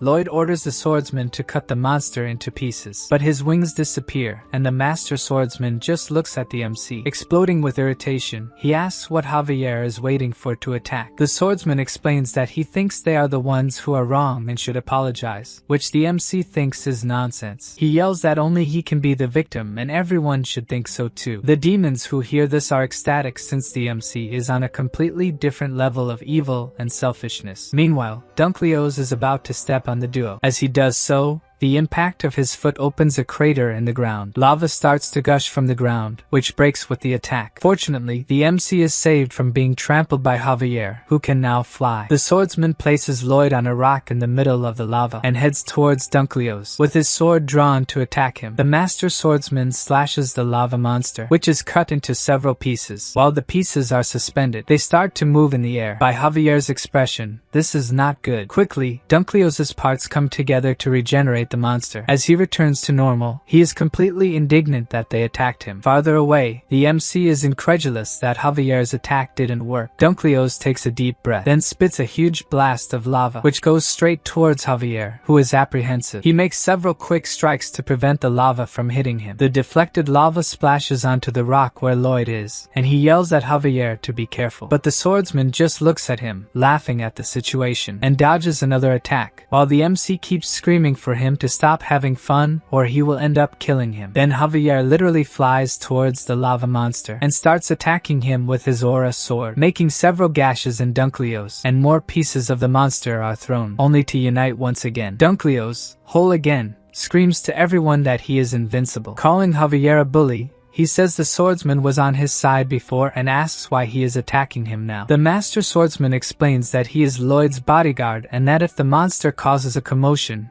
it could hurt the demons. But the monster says he will not touch the demons and Javier seems like a principled guy. To him, the MC is an unscrupulous ugly thing that is deceiving Javier, but he is still protected by him. Javier thinks that Dunkleo's might be right and Lloyd yells, asking why the swordsman is listening to the monster. The soul of the real Lloyd screams for Javier to flee because he needs to survive to save him. Then he is pushed back into the MC's pocket, who says that fleeing is what you do after trying everything. Inside the pocket, Little Lloyd thinks about what he just heard, since the MC was the first to run away before. The MC tells Lloyd to pay attention because this is the result of constant hard work. For the soul to act cool will not change his mind. At that moment, Dunkleo's is right in front of Lloyd. Then we see a landscape similar to hell but all frozen. The MC's dragon is sitting on a huge ice floe. He thinks it's cold and wonders when his father will call for him, remembering the MC telling him to hide in a place where no one would see him and to wait at the northernmost point of the world. So he remains sitting, bored and missing his father. Back in hell, Dunkleo's is attacking Javier with a lava punch, which is cut by the swordsman. At that moment, Lloyd raises his hand, showing the magic Anticus had given him, and he shouts the spell to open a portal to the other world. The spell glows green and he asks Draggy to appear. Then, the drawing on the palm of his hand starts to move, and a green light appears where the dragon is, bringing with it a large blue portal. Immediately, Draggy looks at the portal and gets excited, sensing the smell of his father coming from it. On the other side, Dunkleo's looks at the portal without knowing what it was, shrinking from the cold air coming from it. The cold begins to petrify his lava body, making him flee, screaming for them to wait as he will return. Before he flees, Lloyd says with his demonic face that he doesn't participate in rematches, and calls for Draggy, who comes out of the portal happily, calling the MC Daddy. Now confident, the MC asks if Dunkleo's is cold. He points to the ball of lava that is fleeing, and Draggy appears right behind the monster, giving him a loving icy hug. For Draggy, the hug is very warm, but for Dunkleo's, who is made of lava, the hug is too cold, and he ends up being petrified as the lava cools. Victorious,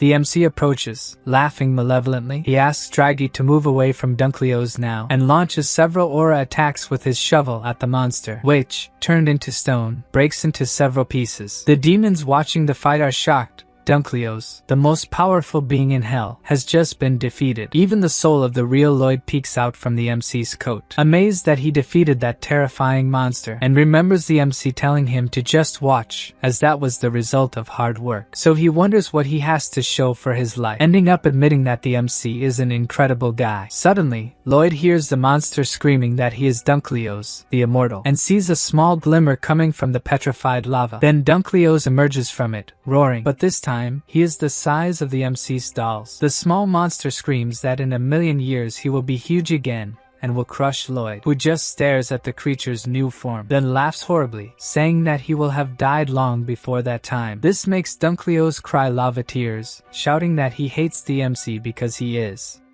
evil. Lloyd continues with his scary face, saying that if he is angry he should fight him, and the monster flees. The soul of the real Lloyd appears in the corner of the coat again, retracting what he thought about the MC being incredible, finding him just human trash. With the cold wind, the system announces that Lloyd has gained a new title, which gives him the power not to suffer from hypothermia even in freezing cold. With the new ability, he won't have to worry about extremely cold or hot weather. Then something behind him catches his attention. Behind him, all the demons are kneeling. One of them says that the MC is the biggest human trash in the world. Everyone there admires him for that and works for him as a result. Now they respect him as the best singer in hell and the one who defeated the great Dunkleo's and will obey his commands. Lloyd gives a discreet laugh and says they are all pathetic for volunteering to be his slaves. For the demons, hearing from Lloyd that they are pathetic is invigorating. However, one of the demons says there is currently a problem. The freezing air coming from the portal makes the beings of hell very uncomfortable and could harm their ecosystem, needing to be closed. But Lloyd plays dumb, asking what portal and cold air the demon is talking about. The demon just stares at him, knowing it's impossible for the MC not to know what he is talking about. With his shirt collar flying in the cold wind, Lloyd continues to say nothing, as if he is unaware of the portal. The demon reinforces that everyone saw the MC open the portal, but he continues to pretend not to know about it. Lloyd says he doesn't know what they are talking about, and orders the demons to get back to work. He turns, leaving the demons behind him, while the cold wind continues to come from the portal. The demons realize that Lloyd will continue to pretend not to know about the portal and has no intention of closing it. How could they not love a human like him? With their loyalty assured, it is time to start the final part of the construction. Lloyd's soul wonders if the construction will resume now, worried about when the MC will start helping him. Looking at a huge pool of lava, Lloyd says that if they can cross it, the construction will be expedited by 2 days. Then, with a corner smile, he summons Draggy to take care of it. The dragon unleashes an attack that traverses the entire river of lava, leaving Lloyd's other pets amazed at his power. Then the MC asks him to make the roadbed. Meanwhile, The other pets just watch without doing anything. The MC continues to ask Draggy to fetch stones and pierce mountains. Then he hugs his dragon, happy with his efficiency. This whole affection for the dragon irritates the other pets, who are furious with the attention given only to Draggy. A bit later, we see the dragon sitting on a cliff during a break in his work. Then a voice calling him buddy makes him look back. Padong, the pet's spokesperson, says Draggy is presumptuous for doing some work and that experience triumphs over everything there. As soon as the dragon turns to them, everyone gets apprehensive. But Draggy doesn't seem bothered by what they said. Padong and the others try to understand what the dragon means. He shakes his head, calling his companions closer to him. Then the four start climbing on his back and have to hold on tight to Draggy to avoid being carried away by the strong wind, since the dragon takes off at high speed. But they all find it fun, enjoying the ride on his back. Thus, Draggy becomes a member of Padong's group, their new companion. From the ground, Lloyd watches their ride, amazed at Draggy's sociability. Then, the soul of the real Lloyd appears, calling the MC scum, saying angrily that the MC only wants to deceive him. The MC asks what he is talking about. The soul, nervous, says that Lloyd promised he would help him, but only focuses on the project and must be planning to escape from him. With his evil face, the MC asks what the soul will do if that is indeed his plan. Nervous, he responds that Lloyd's face scared him and tells him to keep that horrible face away from him. The MC reminds the soul that this is its true appearance, and thanks to it, all the girls run away from him. Even so, the soul keeps saying that the body reflects the soul and that's why Lloyd is so ugly. The two continue to stare at each other angrily, until they say at the same time that they can't stand each other. The MC emphasizes that he is very busy now and doesn't know how he will help him. The soul starts screaming that the MC's job is to think about how to help him after ruining his whole life. He just listens irritated when Lloyd says that. In fact, he owes him no favor. The MC says that if it weren't for him, the real Lloyd would have died from drinking and his whole family was destined to die, leaving the soul speechless for a moment. The MC adds that he saved all of them and that's why Lloyd's soul should be kneeling, thanking him. Then the soul screams even more angrily that it's nonsense and no sane person would believe it. Suddenly, the King of Hell appears, seriously saying that everything the MC said was true. He says the soul has never been a source of happiness for anyone and was destined to be a pathetic and worthless soul, leaving the little soul of Lloyd in shock this time. The King of Hell wonders how much the MC really knows, and the MC takes the opportunity to respectfully ask the sovereign something. If the king knows how he ended up in that world, the King of Hell looks at him silently, until he asks if Lloyd has no idea how it happened. The king says that a messenger from the upper world was on the MC's side and asks if he said anything to him, leaving Lloyd apprehensive that he might know about the messenger. The two just stare at each other, while the MC thinks that when he gave his mana to Javier before, the messenger mentioned this upper world. As soon as he starts asking about the upper world, he is interrupted by the king, who says he is not there to talk about that. When the railway is ready, he will have plenty of free time and thanks to that, he can reserve some time now. The king watched the whole construction and maintaining the railway doesn't seem difficult, except for the train cars. While the sovereign says that Lloyd could make a manual on maintaining them, the MC realizes something and smiles as soon as he understands. He bows, saying that he will prepare manuals for everything needed. Then the sovereign asks what he will want in return, and Lloyd humbly asks for a pass to use the reincarnation portal. The real Lloyd's soul watches as the MC says he only wants it if it comes with transfer rights. The sovereign explains that this limitation does not exist,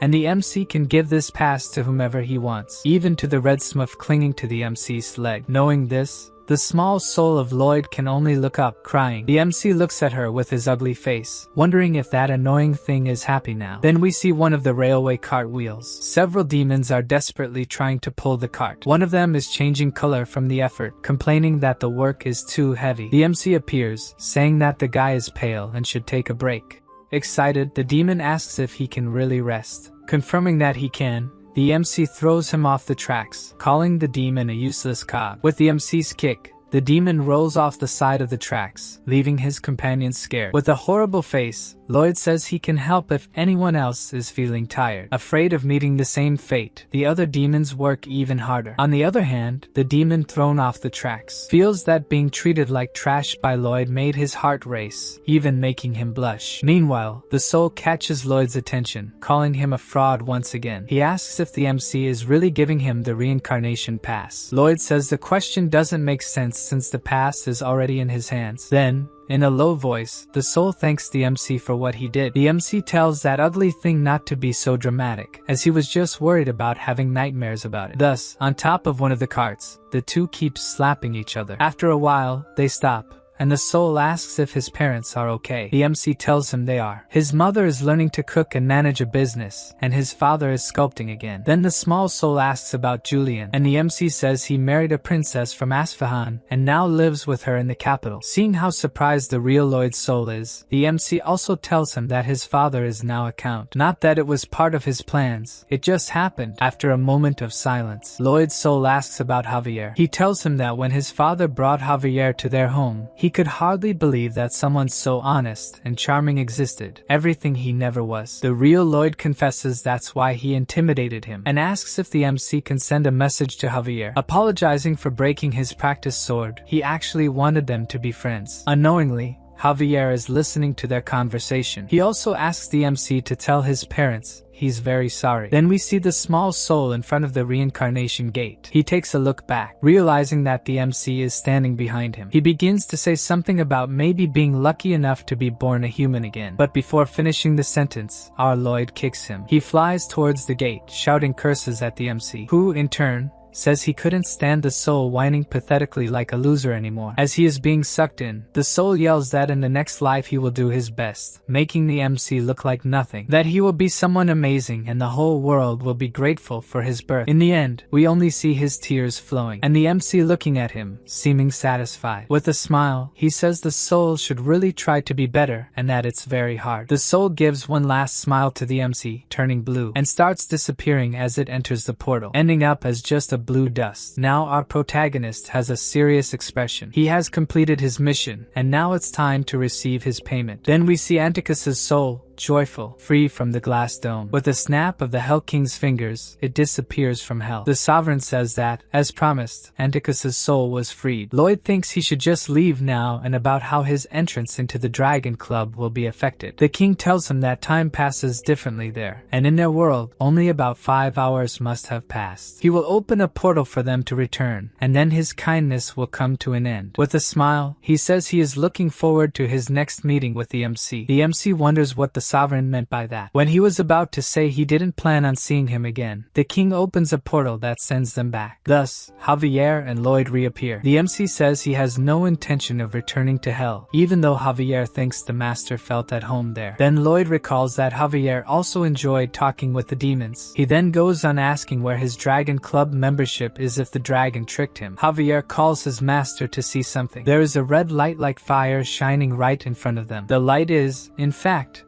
the eyes of a black creature. From a certain distance, it resembles a dragon. Lloyd wonders if this could be the Dragon King, as they can change forms. But it seems there's something strange about it. He thinks that if this is indeed the Dragon King, looking at the creature that resembles a feline, with sharp fangs, the MC wonders why the Dragon King would take such a form. In fact, the creature looks more like a giant cat with a mane and wings. The creature shakes its paw as if wanting the MC to come closer, making him even more confused. He notices the creature has some bald spots on its belly. There's no way such a being could be the Dragon King. Then Padong steps forward from his master, as if trying to communicate. The creature responds to the guinea pig in a language that's impossible to understand but seems happy. Padong also seems happy talking to the giant cat. The MC asks if the pet can communicate with the creature, and if it's said why it's there. According to Padong, the cat speaks an unknown language, and the MC wonders why he seemed to be having a good conversation, and notices that the creature seems to be trying to get his attention. He turns his back to the window, looking at the two. Lloyd asks if the giant cat wants them to climb on its back and if it was sent by the Dragon King. The creature continues speaking its own language, but seems to confirm what Lloyd had asked. He smiles,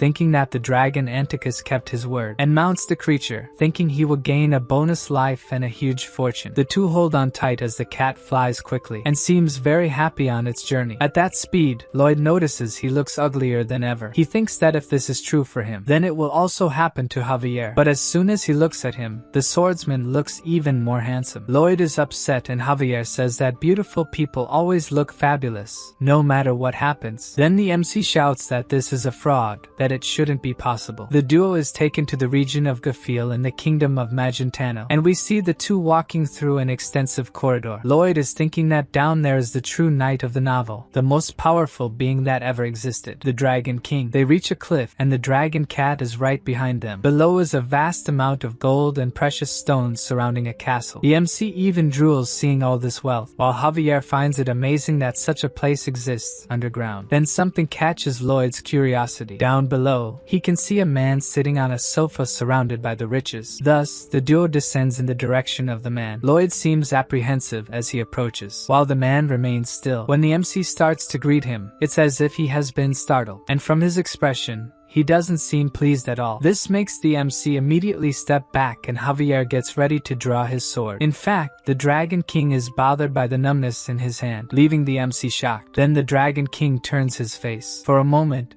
he looks in Lloyd's direction and lies back on the sofa as if exhausted. Lloyd sees him looking his way, even though he is there seeking the king's approval to join his club. The guy simply ignores him and goes back to sleep. The MC realizes that the king is lazy, very rich, and only does what pleases him. This makes him very angry. He glares at the king, who continues sleeping, not paying any attention to his presence, until he slowly opens his eyes and sees that he is being fanned with a large leaf by Lloyd. He wonders what is happening. Everyone seeking membership until now were extraordinarily powerful humans. That's why those proud people always got irritated when the king didn't pay attention to them. Still, the man in front of him is fanning him, and the king wonders if he's trying to please him. He looks at Lloyd, who doesn't stop fanning him, thinking that the MC is happy, giving his best at what he is doing. This makes the king like him, and as a symbol of this gratitude, he intends to sleep very well. The MC realizes that the king has fallen into a deep sleep, and with his evil grin, thinks that the first stage of his plan was a success and will start the next one. Javier warns him not to do anything thoughtlessly, as he feels the dragon is as powerful as the Hell King. Lloyd just fills the cup he had taken earlier with water. Javier doesn't understand what he is doing, and laughing, the MC says he's just preparing a glass of water for when the king wakes up. A being who disrespects others while having so much money and power and doesn't care how it affects others is someone Lloyd is willing to risk his life to approach. At that moment, Javier realizes that the master is serious about this. While the Dragon King sleeps, Lloyd, sitting on a throne and covered in jewels, pretends to be a wealthy noble threatening others.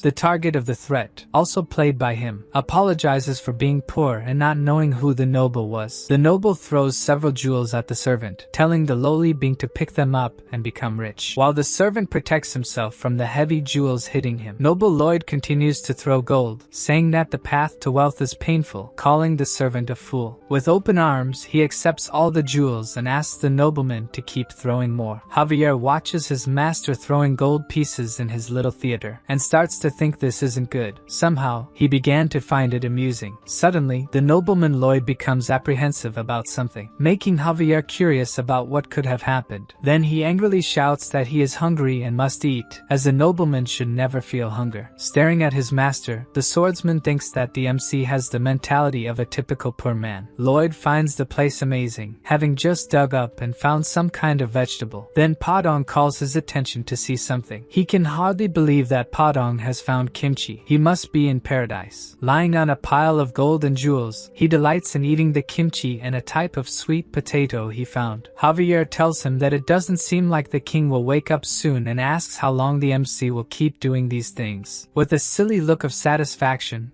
Lloyd replies that he will do it forever. He knows his master could do this for eternity, but says they will need to return, as the county will need him. Calmly, the MC says they will return, but he cannot give up his membership in the Dragon Club. According to him, opportunities come to those who are patient. Suddenly, the Dragon King awakens abruptly, wondering how long he has been asleep. How many days must have passed? We see that his name is Verkis and that one day a girl from another world appeared there, and gradually he developed feelings for her. Since explaining everything would be tiring, the king just summarizes that in the end, they got married. He remembers that she said she would go on a trip and he had to contact her every day as soon as he woke up. Even though he woke up late, he tries to call her, as it would be better than doing nothing. But his call is immediately rejected, which means she is extremely angry and he will get an earful when she returns. He imagines her saying she is upset, that he never makes the promised improvements in the Dragon Club, and that she is worried. In his mind, mind, her voice sounds like a nightingale, but he concludes that she will be very angry and he needs to please her, thinking about teleporting to where she is. Then he remembers he cannot do that, because it is too much trouble to do that. Then a voice asks if something is bothering him. Lloyd, with his horrendous look of a helpful person,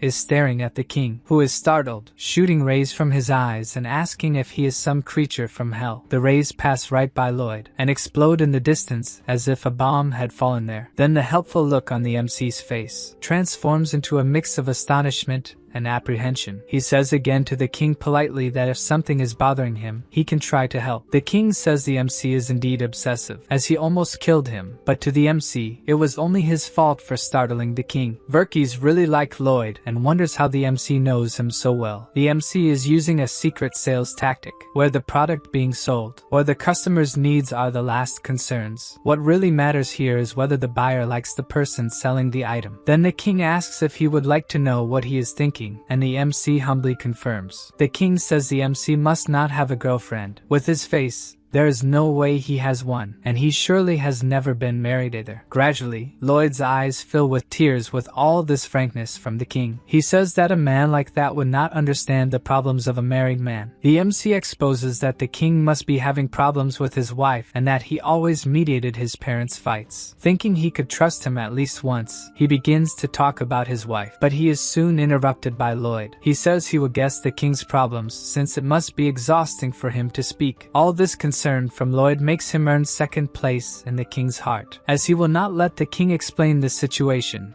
it is time to profile him. He uses all his brain. The king is the laziest husband. If this girl agreed to marry him, she must have a good heart. Then he says that the king's wife must have left home for a reason, and it doesn't seem like she asked him to do anything like, for example, the housework while she's away. So she probably asked him to call her every morning as soon as he woke up, and he must have forgotten. The king is amazed that the MC figured out his problem, and makes a grunt in agreement. Lloyd gets everything right about the king thinking of doing something to please her or wanting to see her but finding it too troublesome, and tells the Dragon King that all this can be solved with just one simple task. The king remains silent and slowly lifts his head, asking how he could do that. From afar, the king's cat servant is shocked that the sovereign has sat up, which must not happen often. Lloyd says the solution is simple. He invites the king to lie down in the county of Frontera while he warms the heart of the king's wife. Then we see the buildings of the county of Frontera. Mr. Byron is telling the workers that they need to finish the repair work that morning. He tells the workers to shout their motto with him, safety first. Inside, the knight is completely exhausted, and we can see that he has deep dark circles under his eyes. The elf Moira argues with him that the number of refugees is increasing more than planned. The soldier Greg also appears, saying that the contract for the installation of underground heated floors has been signed. Another soldier appears talking about a leak problem. Just as many other issues are brought to him, including that Viscount Lacona is refusing to pay his water bill. And just like all the other complaints, Byron accepts to take care of it too, even though at this moment he is dizzy. The commander of the state of Frontera is 57 years old and is stumbling off his horse. Because his job is to do a little bit of everything, he has to listen to Viscount Lacona, angry about living in a tent and refusing to pay the water bill. While he yells that he will take the matter to the kingdom's council, it's as if Byron's soul has left his body. The Viscount continues to complain while the knight takes something out of his pocket. He takes out a small construction guide cube. The Viscount shouts to warn Lloyd that he will not pay, and Byron breaks a piece of the cube, creating a hologram of the MC asking what the problem is this time. Lacona almost faints upon seeing him and immediately agrees to pay what he owes. The knight observes the image of Lloyd projected, wondering when the master will return. Whenever he leaves the property, Byron feels closer to death because all the work falls on him. Even if they offer him much more money, his body won't withstand the work much longer. Then he hears shouts that his master has returned. Byron immediately advances on his horse towards the voices, and sees his master carrying the sofa on which the Dragon King continues to sleep on his back. Byron runs towards him, saying he was waiting for his return, asking him to grant him, an old knight, his first and last request. He asks for forgiveness, but the workload is too high, and he wants to resign. Calmly, the MC says he won't do that and asks what else he wants. The knight, in tears, says that his body can't take the work anymore, that he only wants to resign. For a moment,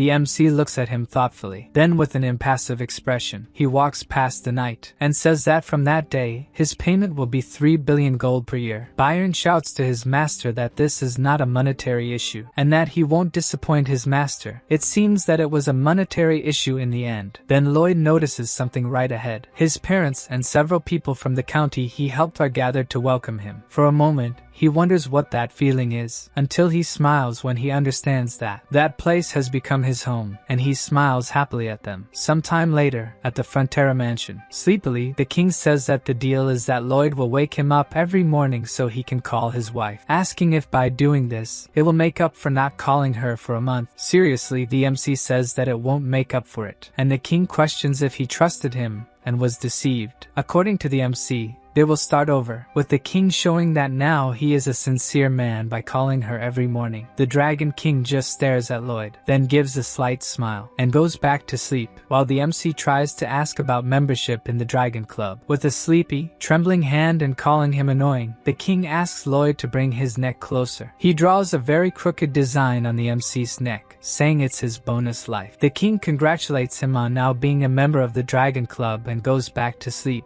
After that, the MC takes a deep breath, carefully opens the room door, and calls Javier to leave with him. In the hallway, he says it's done, and Javier asks what he's talking about. Lloyd says he is now the richest man on the continent of Laurasia. He will ask Mr. Byron to deal with whatever happens. His guard has become a great master. He has the Dragon King as a patron and 2 lives. So now he is invincible, and from this date begins his lazy life, as nothing could stop him. Javier thanks the master, and he asks why the gratitude. The swordsman heard many things in the village, including that Mr. Byron sent his 2 children to study in the capital. He also learned that Soldier Greg is good with machines and now has more time for it. Everyone is chasing their dreams. When the county was poor, everyone's dream was not to starve to death. Calling him Suho Kim, Javier says the MC gave everyone many dreams. After just looking at Javier without saying anything, the MC asks what the swordsman thinks of him, if he doesn't have any suspicions. Javier thinks for a moment, then says that he is glad the MC came to this world, catching Lloyd by surprise with his answer. Then both get disgusted with the conversation they just had. The system shows the MC that the number of people he saved starts to rise again, but suddenly, the number drops by 1. Then the numbers keep plummeting, terrifying the MC, who just watches the count drop until it reaches just 1 life. Then the count hits 0, and Lloyd is in shock, not knowing why. After that, we see the whole county illuminated, as if there were a festival. Emily is dancing with her orc cheerfully, and someone calls out to Javier, who was just watching the party. It was the count, asking where his son is, as this event was made for him. He asks if the swordsman hasn't seen him. Javier can't answer. Remembering the look on the master's face when the saved lives count hit 0, he asked if something had happened. The MC leaves, saying he needs to do something urgent and should not be followed, even though the guard said his party would start soon. Seriously, Lloyd says maybe there won't be any more parties, and leaves without saying anything else. Back in the present, Javier continues not to respond, and we see Lloyd running somewhere. The swordsman says he believes his master went to do what was necessary. Then we can see the whole county illuminated behind the MC. Javier continues, saying the master went to do what was necessary for there to be more parties like that, leaving the count not understanding what that meant. Alone, Lloyd shouts to the system that he wants to see the final spoiler. A system message asks if he really wants to use the final spoiler, and he selects yes. Then everything around him goes black. Another Lloyd behind him calls him Suho, saying he hopes he's seeing this because now he doesn't need to worry, because this is not the future that will happen. It's just one of the bad endings that can occur if he is foolish and doesn't see the final spoiler. But if he doesn't act after seeing this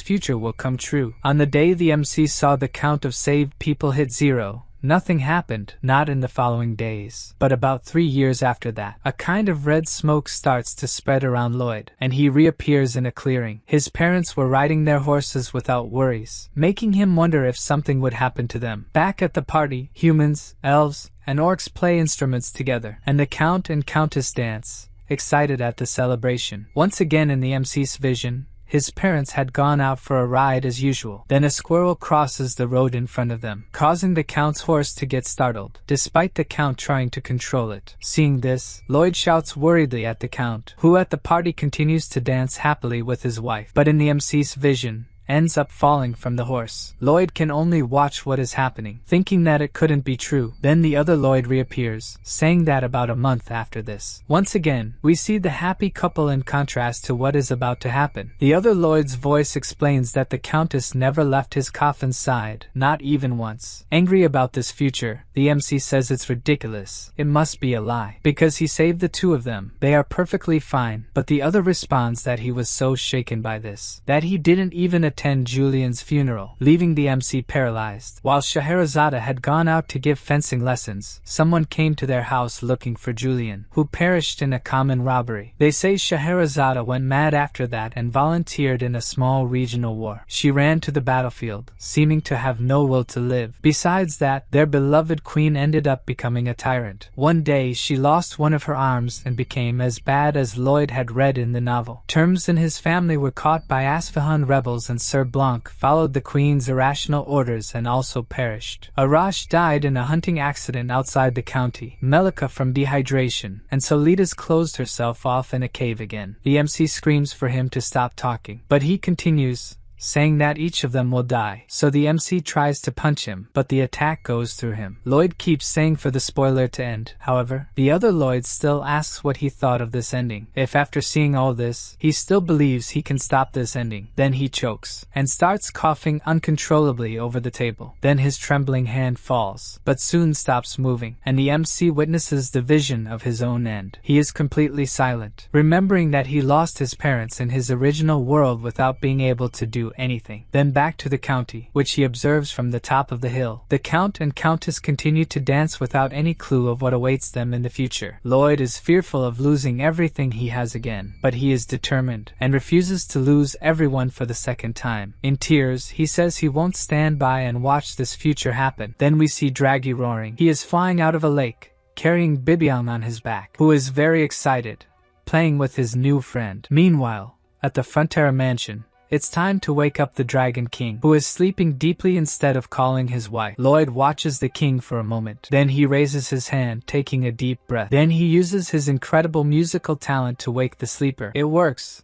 but by the Dragon King's expression, it's as if he's been tortured. He is in shock, with his heart racing, and can't say a single word. Then he asks what that was, as he's never heard such a horrible sound in his entire life. Smiling, Lloyd explains that he has an extraordinary ability to wake people up and that it's time for the king to call his wife. With a flick of his finger, a call symbol appears, but it is immediately declined by her. With his daily task done, the king wishes the MC a good day as he plans to go back to sleep. Lloyd leaves the room, thinking about the incidents that will happen to those around him. As soon as Lloyd tries to ask a question, the king wishes him good night, intending to go back to sleep. The MC reflects that this guy, who finds even breathing exhausting, would never answer him. However, he is Suho Kim, the man who tamed the Dragon King. One morning he tells the king that he came from another dimension, but fails to get his attention. Then night falls. On another morning, he says that he saved those around him from a terrible fate,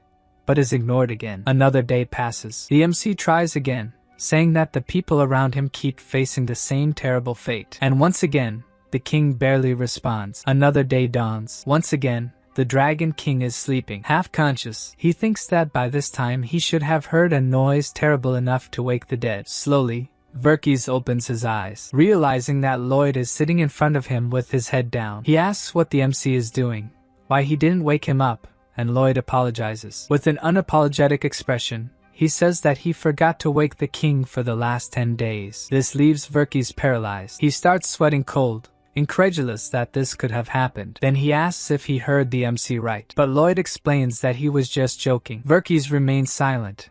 He didn't like this joke. With a terrifying look, the MC says that this could happen if the king continues to ignore the questions he asks. Faced with this, the king falls silent again, until he says that the MC's audacity has limits, asking if he knows how easy it would be for him to wipe out the MC and his entire clan. Thus Lloyd kneels, saying that he knows the high risk he runs by threatening the Dragon King, and asks what Verkis risks by not listening to him. The king would certainly cut off his legs, arms, and burn the entire village, but in that case, Verkis would have to find someone else to wake him up every morning. The king widens his eyes, hearing that he would have to get up from the couch. Lloyd further says that the king would have to go to a human village, walk through it, and look for someone who wakes up at a decent hour. His legs and feet would hurt, and he would still lose precious hours of sleep. Horrified, the king orders him to stop talking. But the MC continues, saying that the person the king found might be late, and he would have to go back to the village to find another. How painful it would be for him to go through this. As if it physically hurt, the king screams for Lloyd to stop in desperation. Even with Lloyd in silence, Verkis remains lying on the couch, tired just from hearing that he would have to move. Finally, he accepts that he has more to lose than Lloyd, conceding that the MC won in his argument. With a serious expression, Lloyd celebrates his victory. They talk about the fate of the people the MC had saved not changing, and Javier listens at the door, ready to attack. Realizing that everything went well inside, he thinks that his master doesn't pay him enough for everything he has to go through. Verkis, calm, says that fate works like that, as if it were the string of a bow, but Lloyd doesn't understand. The king explains that no matter how much the string is pulled or manipulated, it always returns to its original state and resists changes with even more force. The phenomenon of forced fate is like a rule that can never be broken. Outraged, Lloyd asks if there is no way to stop it, but Verkis asks if he didn't hear what he said, emphasizing that no one can do anything about it, whether it's him, the king of hell, or even the archangel. He compares life to a game, where people are subject to how it was programmed to be. Then Lloyd asks if there couldn't be a secret option, if there's any way to find one. With his continued apathy, the king asks if he doesn't care that his family is just a line of code. But Lloyd doesn't care about that. All he wants is to be able to save them. Javier continues listening to the conversation behind the door silently. Even the Dragon King is surprised at how tenacious the MC is. After a brief sigh, Verkis tells Lloyd that there is the Jewel of Truth. This is a legendary jewel said to be capable of answering any question. Perhaps it can provide the answer the MC seeks. Tell how to prevent this fate from coming true. Immediately Lloyd stands up, determined. He apologizes to the king but wants to ask him one more thing. But Verkis refuses and reveals that the jewel is in the kingdom of the mermaids and wishes him a good journey. The MC thanks him for the information and says that from now on, the skeleton squad will be in charge of waking the king every morning. Then he turns decisively, leaving the room and telling Javier that the two of them will go to the kingdom of the mermaids. Soon after, we see the duo flying on Gomi. Javier asks if it wouldn't have been better to ask Verkis to send them to the kingdom of the mermaids.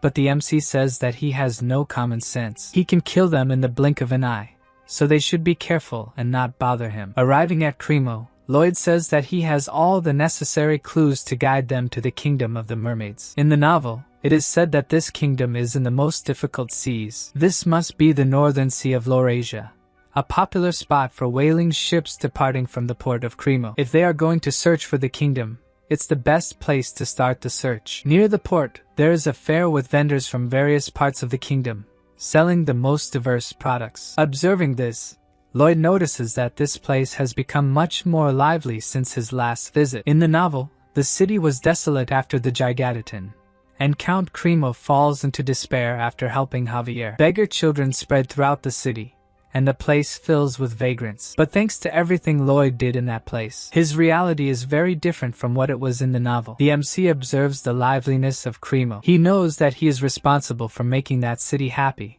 for it to flourish. That's precisely why it's so annoying. He should have asked for more money when he was there. Javier notices his master's pained expression and smiles, thinking that he was right. His master had a good heart. Meanwhile, Lloyd continues thinking that all the city's success is thanks to him, and he should have asked for a commission. At the Cremo mansion, he is received enthusiastically. The Count embraces him with a smile, calling him the savior of Cremo, and that Lloyd continues to be his type. While being lifted by the Count, the MC says he's there to ask a favor. The Count asks if he understood correctly that Lloyd wants him to find a whaling ship to search for the kingdom of the mermaids. The MC explains that he's asking for a lot, but he has reasons for it. Count Cremo knows a very talented captain for this, but he is known to be a pathological liar, and whenever he drinks, he claims he went to the kingdom of the mermaids when he was younger. If Lloyd doesn't mind an eccentric guy, the Count can introduce them. For Lloyd, this is perfect. It's been easy so far. Then, at the port of Cremo, the captain is recounting how he was invited to the kingdom of the mermaids. He explains that the mermaids determine if someone is their enemy or ally through that person's singing. You can see on Javier's face that he's thinking his master will never be invited like that. Shocked and apprehensive, The MC is outraged to learn this. There must be another way. Perhaps Javier can sing in his place. But in that case, the captain warns that only Javier would be invited in. Irritated, Lloyd tries to explain that he is not a good singer, and the captain laughs, saying that he didn't understand. He recounts that when he was young, he fell into the sea while searching for the kingdom, and no one on the ship noticed, leaving him behind. It was then that the mermaids appeared. It was horrifying and intense. The mermaids were not exactly as he had imagined. He knew they could easily rip his head off, and that's when he remembered his grandfather saying that he should sing to them. In his memories, we see him singing with a terrible expression. His voice must have been torturous. The captain sang like a terrifying banshee.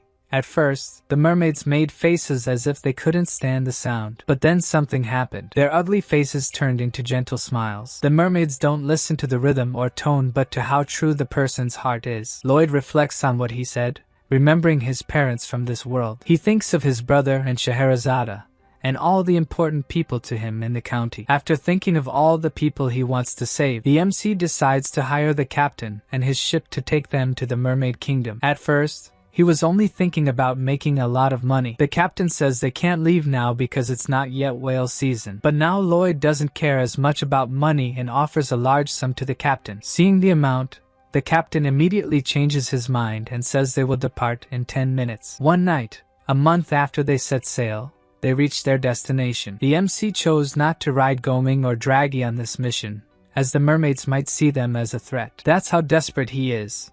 All those people were destined for sadness, but Lloyd gave them the gift of happiness. From the deck, the captain says that the mermaids must have already surrounded the ship, as they are very vigilant in protecting themselves. With that, Lloyd glances at Javier. Javier thinks the captain is right.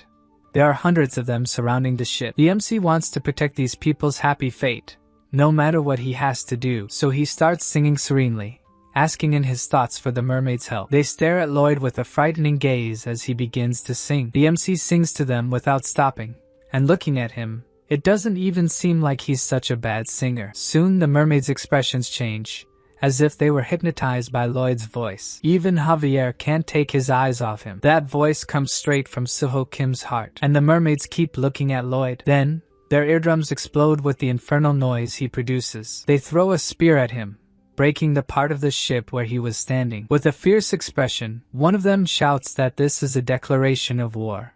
They will attack with all their might. Immediately, thousands of harpoons are launched toward the MC's ship. Lloyd shouts to turn the ship around. They need to escape quickly. The MC yells at the captain, who had said that if he sang with his heart, the mermaids would accept him. In response, he gets punched by the captain, who wants to know what's wrong with him. He shouts that he told Lloyd to sing, not to recite a curse. The poor MC takes the punch without reacting, sad that the plan didn't work. Even Javier asks if the MC's wish was to invade the Mermaid Kingdom, making him even more irritated. Javier jumps off the ship to attack them, but Lloyd says he should just buy time to change the ship's course. At that moment, the mermaids witness the beautiful Javier flying over them, and their leader orders them to stop the attack, leaving Lloyd wondering what is going on with them. The mermaid points to the swordsman, who also doesn't understand what they are planning. Then they make heart symbols and say that Javier can enter their kingdom. For a moment, he just observes them. Then, he looks in the direction of his master, who is crying expressionlessly on the ship, wishing they would all just go to hell. Before entering, Javier asks if the mermaids allow all of them to enter their kingdom. They agree, and feeling flattered, he wants to know why they changed their minds. The mermaid places her hand in his hair and throws it back, showing her beauty to the swordsman. Then she says with a smirk that they allowed them entry thanks to Javier's handsome face. Without changing his expression, the swordsman says he knew that must be the reason. From the ship, Lloyd looks at him, wishing that conversation would just end quickly. Javier says he heard that the mermaids judge the sincerity of the singing, but she says that's only for those who impress them with music. But since the swordsman impressed them with his face, he didn't need anything else. Aware of his beauty, Javier agrees that what she said makes sense. Lloyd, who is staring at him, wonders how such a disgusting brat can be the protagonist of the novel. Javier says that his face prevented the devastation that his master's singing almost caused, and Lloyd tells him to get down to the deck. He introduces himself to the mermaid as the swordsman's employer. Just by looking at the mermaid, he can tell that her expression has completely changed, having to look at someone ugly. But as he has to win their favor, he says he is eternally grateful for being invited to enter their kingdom. The mermaid leader immediately shows that the invitation was not for Lloyd. He knew that and thinks that, as always, he will find a way to make things work. He needs to discover their weakness, open an opportunity. While the MC is thinking about this, Javier asks the mermaids if he can make a request. Their leader, mesmerized by Javier's face, agrees. Lloyd continues with his thoughtful expression, and neither of them says anything. Even when Javier looks at the master, who is starting to tear up, Lloyd wonders if it might be the salty sea air making his eyes water. From the MC's face, the swordsman knows that he must work hard and wishes him luck. Then the mermaid places a necklace around Javier's neck that allows him to breathe underwater and prevents pressure and temperature. When it's Lloyd's turn, they just throw the necklace at him. At least he was invited to the mermaid kingdom, no matter how sad he feels about how things turned out, as long as he can find the jewel of truth and save the county. Suddenly, he is caught by surprise when he sees a light coming from the ocean's depths. Getting closer, the MC's eyes widen. There is a gigantic octopus holding a city that seems to be in a dome. He can hardly believe that an octopus could be the size of a city. Lloyd asks the mermaid about the octopus, but she doesn't even look at him. Only when Javier asks does she respond that the octopus is the protector of the mermaid kingdom and has been with them for a long time. She shows where the palace is, where they must greet the king of the mermaids. The sovereign greets the good and ugly humans and introduces herself as the king of the mermaids, Aliel. Lloyd tells Javier to take the opportunity to ask for the jewel, but the swordsman says that the MC has to speak. The sovereign says she will not discriminate against Lloyd for his ugliness. He should just turn his face when speaking. That certainly seems like discrimination, but the MC introduces himself, saying he came in search of the jewel of truth. But before he can finish asking to borrow it, the sovereign starts laughing. She says that if the jewel existed, she would lend it, but it is nothing more than a story from the age of myths, leaving Lloyd incredulous at the statement. She continues, saying that it is practically a legend and asks if he came all this way thinking the jewel existed. Lloyd tries to explain that the Dragon King mentioned the jewel, but to the Queen, he is just a bum who never gets off the couch. She adds that the MC's intelligence matches his face, which is why Verkis would never explain something like that to him. Lloyd curses the king in his thoughts, thinking he must be just an idiot. Aliel says that since Lloyd is so interested in the jewel, he should try asking the octopus about it, as it has been there since the age of myths. Lloyd is completely surprised, asking if the octopus can really talk, but the sovereign retorts, asking if there is any octopus that talks, and concludes that the MC is a fool. Her attitude only makes him even more irritated, so he asks just to make sure he understood correctly, inquiring if the jewel existed in the age of myths and is not just a made-up story. Aliel cannot say. Her predecessor said it was real, but no one in her generation has ever seen the jewel. To Lloyd, this means that at least the probability of the jewel's existence is not zero. Even if there is a 0.01% chance, he must try. So Lloyd asks if he can request one more thing from Her Majesty, and she agrees. He asks to be allowed to search for the jewel, and if he finds it, it won't be a loss for them. She doesn't see a problem with that. The longer he stays, the more time she can admire Javier's handsome face. However, she warns that they won't be able to help them because they have bigger problems to deal with right now, and the MC asks what they are. According to her, not long ago, a gate to hell opened over their waters. Having some knowledge about these portals, the MC remains silent. She continues, saying that the heat coming from the portal is affecting the North Pole. If it continues, all the glaciers will melt. The sovereign would like to know which demon could have opened that thing, as she could kill whoever did it. Lloyd agrees with her that it's the worst thing in the world. Whoever did this must be truly terrible. She even saw a skeletal dragon in the portal. Whoever opened that is a villain that rivals the demons. Then the MC says that as a token of gratitude for allowing him to search for the jewel of truth, he promises to find who opened the portal and offer that person's neck to her. Beside him, Javier is impressed that his master's audacity surpasses even that of a great sword master. A bit later, the duo is looking at the Mermaid Kingdom. Lloyd says it's time to search for the jewel, and Javier wants to know what they're going to do. According to the MC, they'll gather all the information they can find. Sometimes, the least sophisticated means are the best. In reality, What Javier wanted to know is what they're going to do about the Hell Portal. But Lloyd says he only needs to know one thing. They must find the jewel for the Count, the Countess, and everyone else. The swordsman knows his master always has a reason for doing things, so there must be one for needing to find the jewel too. But before that, he still wants to know about the portal. But Lloyd doesn't seem concerned about it at the moment. Meanwhile, at the royal palace of Magentano, the queen is sitting on her bed. Once again, she seems out of her mind. The voice tells her that she spilled her family's blood, her brother's blood, all to reach the throne. But she is determined not to lose to this poison. She tenses her arms, causing a powerful aura to emanate from her body. Despite this, the poison in her veins doesn't weaken. It travels through her entire arm. Alicia continues to use all her strength to prevent being controlled by the thing inside her. Then she falls forward, clutching her wrist. The sovereign is exhausted from the effort she's made to control the voice. She looks at her arm, still catching her breath, thinking that at least she managed to move the poison, concentrating it in her arm. With that done, what she wants to do now is cut off that arm. She reminds herself that she's the queen. An arm is nothing compared to losing herself, but it's still strange, and she wonders if she's really lost her mind. For some reason, she misses that potato head RMC, who, at this moment, is asking someone with a more unpleasant face than usual if they believe in the jewel of truth. The mermaid is irritated after being startled by his face, and says that if she believed before, she doesn't now after meeting him. Javier asks the same question to another mermaid. The response is entirely different. They melt over the swordsman's beauty and say they heard there's a man searching for the jewel. They wouldn't mind if he were that man since he's so handsome. They explain that there was a merman searching for the jewel and offer to show where he is, while the MC is outraged, since they received completely different answers just because one is handsome and the other isn't. Javier apologizes for making his master feel bad about himself. Even while crying, Lloyd tells him that it's fine. It's just water since they're underwater. They arrive at a house that looks like a pineapple, only missing a sponge living in it. But who lives there is a merman who's excited that more people are after the jewel and asks if they'll join him. The system even informs Lloyd that he received a positive evaluation from the merman Rotorua right away. The MC explains, a bit surprised by the positive evaluation, that they're just wondering how much Rotorua knows about the jewel. He says his family has been searching for it for generations.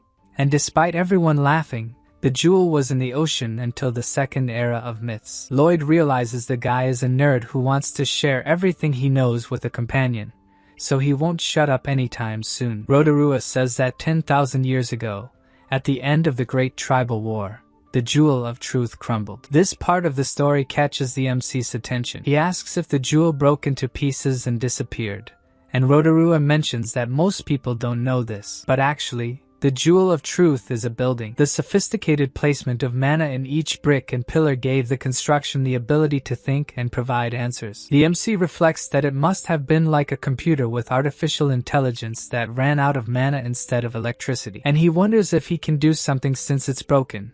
And the merman adds that this is why he's searching for the jewel's location, because in that place, the jewel's blueprint should be found. At that moment, Lloyd thinks that what once seemed distant is starting to take shape. He needs to follow this clue and asks where Rotorua is digging. A bit later, Lloyd walks through the city with the merman, and people comment that he's just like his grandfather, digging holes instead of training. One of the mermen tells Rotorua that it's because he skips training that he's so tall, but the merman says it's none of his business. All they talk about is muscles.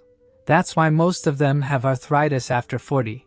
They don't take care of their insides. Rotorua yells that the guy lived long enough anyway, while the other enjoys Rotorua's massage, which leaves him tossed in a corner, complaining that he's always treated like an idiot by them. Changing the subject, Lloyd asks why his family still hasn't found the jewel if they'd been digging for generations. Looking at the horizon, the merman explains the reason for this. It's because the northern sea is vast. He points to some holes, saying that he dug them, and he shows an exploration map with hundreds of markings of where they've already searched. At this rate, the MC thinks he won't have found it even when the mermaids evolve and grow wings. Lloyd reflects on whether digging is really their only option. Measuring it is useless due to 10,000 years of sediment. If Javier uses his power to sweep the ocean floor, the blueprints might get blown away. And Pdong isn't an option either. Bringing Draghi would provoke a war, The only option is if many people dig. If only he could use the immense strength of the sea people. Lloyd is frustrated with the limited options they have in that place, so he calls out to Javier, who has no idea what his master is thinking. Even if it hurts his self-esteem, it's the only option. He asks Javier to use his powers on the sea people to make them work. The swordsman tries, but the mermaids say they only have time to build muscles while swimming. Thus, the only option they had disappears quickly, leaving Javier frustrated because, for the first time, his beauty didn't solve the problem. Lloyd, being a good friend, starts laughing at him, saying that in the end, he wasn't as handsome as he thought. But he soon realizes that this means his plan has also failed miserably. The two walk while the MC thinks about how they would dig such a large area. It would take years. He remembers that calamities will fall upon them in 3 years.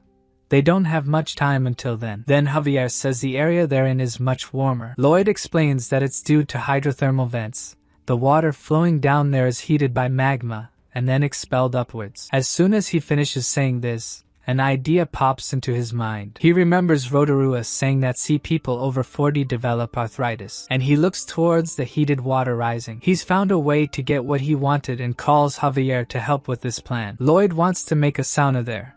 With one of those, he can easily turn the sea people into his slaves. Manual labor paid better than Suho had thought, yet he wasn't earning much, because there were various reasons for the work to be cancelled. Like rain, for example. His physical condition was also one of those reasons. Since his exams were over, he thought of just relaxing that day, given that it was raining. So a college mate walks by him. The guy asks why he looks so miserable, but Suho just stares at him with a closed expression. His colleague suggests that if he's not busy, he could join him for a sauna. He asks if the MC isn't sore from work, and could use the opportunity to relax his muscles. Suho Kim remains silent, until he irritably says that he doesn't have money to go to a sauna. But the guy retorts that he knows he's poor and has no money, making the MC look at him seriously. Then the guy explains that he is working at the sauna that day and will let Suho stay there all day for free. The MC questions why the guy is working when his family is rich, and that's precisely why. His mother owns the store and others, and he will start helping her today. Knowing this irritates the MC even more. He thinks it's a strange coincidence that he started working at a sauna right after his exams ended, and that he happened to pass by his house right at the time he usually leaves for work. This guy must think he's an idiot. The guy even offers his umbrella to the MC since he's too poor to buy one. To Suho, it's like he's an angel, and that sauna was like a true paradise, relaxing all his stiff muscles and tendons, the feeling of having his blood circulate again. It was almost as if he had become one with the flow of the mysterious universe. At this moment, we return to Lloyd, who continues walking with Javier. He thinks there is high demand for his project, seeing many sea people with joint pain. No wonder, as they have been swimming under the pressure of the deep ocean. He planned everything from start to finish, and intends to call the plan Great Mermaid Fishing. The MC explains to Rotorua how a sauna would benefit the sea people, given all the muscle pain and joint issues they have. The young man just doesn't understand what that has to do with the excavation of the Jewel of Truth. So Lloyd explains that it's perfect for recruiting labor. That area is too large for just the 3 of them to excavate. At this moment, Rotorua mentions that the plan might be difficult because the sea people are afraid of heat therapies. He recalls the chimneys on the ocean floor, where recently several mermaids were lured by the heat and approached them, and ended up dying. They lost consciousness somehow, were overwhelmed by the heat, and ended up cooked. That's why it's illegal for the sea people to approach these chimneys. Lloyd thinks that since this hydrothermal water has heavy metals, it makes sense.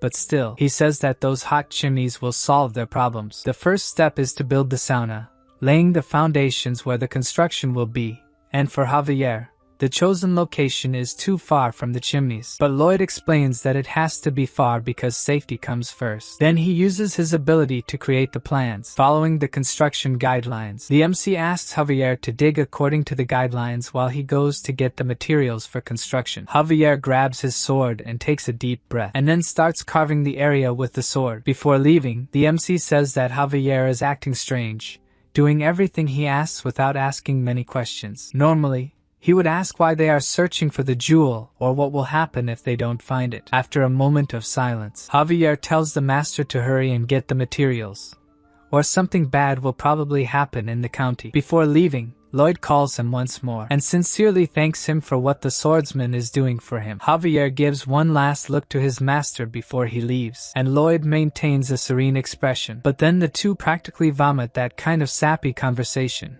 It's not their style. The second step of the plan is to obtain the materials, and Lloyd is sure that the chimneys will solve all their problems. He jumps towards one of them, looking for the creature that lives near it, which will provide all the materials they need for construction. What he was looking for was right ahead, the giant tubular worm, which, as soon as it senses the MC's presence, shoots some kind of liquid. Part 1 of Step 2 is to collect this fluid from it to be used as adhesive and finishing. And Part 2 of Step 2 is to gather the external tubes to be used as pipes, which doesn't seem very easy. Step 3 is to place the pipes and connect them to the chimneys. Step 4 is to run the pipes through all the rooms and then apply the finishing touches, and adjust the flow in the pipes to control the temperature in each room. Lloyd says that now comes the most important part, inquiring about the main point of a sauna. The themed rooms. The first is the Emerald Room. There's also the Coral Room and the Guilty Pleasure Room. Finally, it's finished. The first sauna of the World Fantasy Network. The MC asks Rotorua what the first customer thought of the sauna, and seeing how delighted he is with the place, it must be a success. Javier inquires if this is a new business since there's so much money, but the MC says he won't charge for entry. Instead, he will accept something else. For some reason, Javier thinks he knows what the master means by this. That Percy people. We see a seagull flying over the sea. The bird flies around calmly. Then we see that something is submerged there. Suddenly, the water begins to rise with something coming out of it. A lot of water splashes with the movement. A mermaid had jumped out of the water, higher than the flight of the seagull, which in turn almost died of fright at the sight, while the mermaid looks incredibly radiant, so much so that she grabs the bird in delight, then dives back down. Her friends call her Rodita and say she broke a new record. With a jump like that, she'll reach the moon. In those days, Rodita's muscles grew easily. She was the strongest and most beautiful in the city. But now, the mermaid seems exhausted. Rodita comments that her shoulders are sore again, and hits them, trying to relieve the pain she feels. An old man asks her to stop making noise, which only makes her more irritated. She leaves, saying she's going to work out, and the old man warns her to do it only 3 times a day like he does. Rodita knows she should stop exercising now, but having lived this way her whole life, she can't stop. Thinking life would be better with less pain, she hears someone calling everyone with joint and muscle pain. What the MC promotes are not like the heat chimneys but safe and certified saunas that will relax the muscles. The opportunity to relax in the heat safely piques Rodita's curiosity, especially when the announcer says that entry is free. She heard that humans are the most cunning creatures and wonders if she should trust the offer. Judging by Lloyd's wide smile, she would say he seems like just an ordinary swindler. But being with someone so handsome, he wouldn't do anything bad, and there shouldn't be any scam with a sauna. Even if it's some kind of scam, she decides to try the sauna. Her expression changes as it starts to warm up. The sauna heats up a little more, and Rodita's eyes widen. She feels like in the old days, when she was young and pain-free. As soon as she leaves, she goes home to tell her husband to go to the sauna with her, mentioning that it's free for a week. Lloyd greets them with a smile, wishing them to relax thoroughly, which is exactly what the couple does, in ecstasy at the place. The MC thanks them for coming for 5 consecutive days, saying their eyes even look brighter now. They mention they have been working out together and are more vigorous, and Lloyd says he's glad to hear that. Not just them, but many other sea people are more than satisfied with the sauna. With his commercial smile, the MC thanks them, saying that their happiness is his own, and says he hopes to see them again the next day and the day after. With that, the days go by, and this time, Lloyd is no longer smiling. Instead, he stares at Raina sitting at a table with some contracts. She glances toward the sauna, which is locked that day. She questions why it's closed, and Lloyd explains that the special event period has ended. From now on, entry is restricted to members only, and he asks her to sign up. Handing her a form, she wonders if all they need to do is sign to use the sauna again. The first clause states that only members can use the sauna facilities. Each member can use the sauna for up to 12 hours a day, which starts to displease her. Each member must also pay a usage fee every time they use the facilities. According to Lloyd, the fee will not be paid with money, but with work. The amount of work required is half the time spent in the sauna. If someone stays for 5 hours, they have to work for 3 hours. The work must be done within 48 hours after using the sauna. For a session not worked, access will be denied for 10 days. The penalty increases until expulsion, and the mermaid's outrage is such that she grabs Lloyd by the collar, asking why someone like him would dare to use them. Mermaid's so proud. Rodita asserts that they have lived well without that silly sauna and will not get involved in that scam. With his hand on his injury, Lloyd says that he cannot force them to join. And before he could get up, all the mermaids had left. With this, Javier asks if the master's plan has failed. But the MC asks if the swordsman lived well without his lullabies before. Rodita goes back to pounding her shoulders to relieve the tension, while ranting that the scammer must think they are idiots. Meanwhile, Lloyd thinks that humans lived well without cigarettes. We see again the mermaid pounding her shoulders non-stop trying to relieve the pain. Lloyd continues reflecting that people lived well without video sites or video games. Rodita keeps trying to relieve the tension incessantly without success. Lloyd finishes his thought that people lived well without these things because they hadn't experienced them yet. As he looks ahead, a line of mermaids with Rodita at the front waits to sign the forms. Reluctantly, she asks for the membership form, calling the MC a sea trash. Unconcerned, he hands her the contract, saying with his wicked face that it was she who chose to join by signing the form. After this, the sauna is reopened, and dozens of mermaids relax in its warmth. Soon we see a type of bracelet on their arms. Inside it, a small octopus shines intensely, but soon the creature loses its glow, until it wilts completely. At that moment, Lloyd enters the room calling the mermaids by numbers and saying that their time in the sauna has ended, and that he will see them the next day at the excavation site. Leaving, Rodita thinks she can't stand that man any longer. It's her last day at the sauna. The next morning, the sun is shining. Lloyd introduces himself to the sea people as the excavation manager, and tells them to start digging, and they do so without hesitation, quickly opening fissures. Meanwhile, Rodita, who hasn't returned to the sauna, complains that her whole body is sore. Unable to endure it, she returns and receives the bracelet with the octopus timer, taking advantage of all the time she can in that refreshing space. Then, Lloyd welcomes her back, calling himself the excavation manager. This cycle repeats not just once, but several times, with the MC giving welcomes that seem far from friendly. While working as payment for time in the sauna, Rodita is furious, thinking something is wrong there. That man is manipulating her completely, making her think she needs to stop this. Somehow, she has to break that vicious cycle, but she doesn't want to give up her precious sauna. Just like her, dozens of other mermaids are digging, fueling the cycle of satisfaction and pain. Seeing how well his plan is going, Lloyd smiles wickedly, as if looking at his slaves. Rotorua, who is beside him, thinks that the MC is a demon, as he is turning the sea people into slaves. Feeling guilty, he wonders if he has sold his people to the demon. He is caught off guard when the MC asks if he is thinking he sold his people to a demon, claiming with an angelic face that they never forced anyone to do this. For a moment, Rotorua doesn't seem to believe these words, but then he smiles calmly, convinced that Lloyd is right. The MC notes that it has been a month since the sea people started digging, and the sediment level on the seabed has decreased significantly. He continues using his ability to try to find a piece of the jewel. Suddenly, he shouts for everyone to stop what they're doing, and goes down towards the excavation, thinking he saw something in one of the holes. As soon as he arrives, he starts digging vigorously, until he almost runs out of breath, saying that this was the place where the jewel of truth was supposed to be. He looks at the square on the ground, thinking he was nervous. Lloyd thought the jewel might just be a legend, that they might never find it. What would happen if he couldn't stop all the bad things that were about to happen to those around him? Then he examines the floor he has just uncovered, and wipes his face with his shirt sleeve. Maintaining his composure, he says it's great and that they should try to find the plants now. As he turns to ask Rotorua about the plants, he sees that the merman is in tears, barely able to believe it's real. Still crying, he says that according to his ancestor, they need to find the center of the jewel. There must be some sort of keyhole there. Lloyd uses his ability, and they quickly find the magical storage facility where the plants should be. Rotorua says excitedly that the place definitely looks like a lock. This makes Lloyd reflect that if there is a lock, where is the key that opens it? Suddenly, a strong wind blows from the lock, and Rotorua says that his ancestor told him the lock would show where the key is.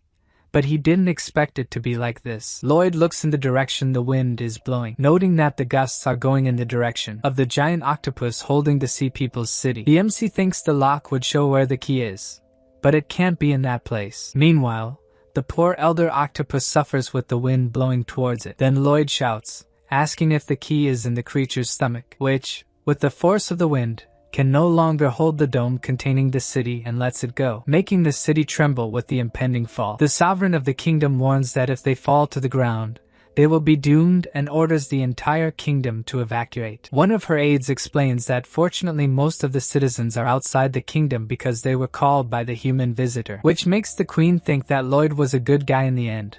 Little does she know who is to blame for having to evacuate. Looking at the disaster about to happen, Lloyd asks if it was his fault, and Javier confirms, to the master's misfortune. The swordsman says he will take care of the mermaid kingdom, and the MC should go find the key. For the sake of the county he wants to protect. Lloyd just looks at his friend, knowing he can trust his reasons. Then Javier takes flight, carrying his master with him. Elsewhere, we see the sovereign of the mermaid kingdom. She is using all her power to prevent the kingdom from falling to the ground, but it is already very close to hitting it. Still, she doesn't give up, holding the dome with her own hands. Despite the effort, she knows it's not making a difference. Suddenly, Aliel notices that something has changed.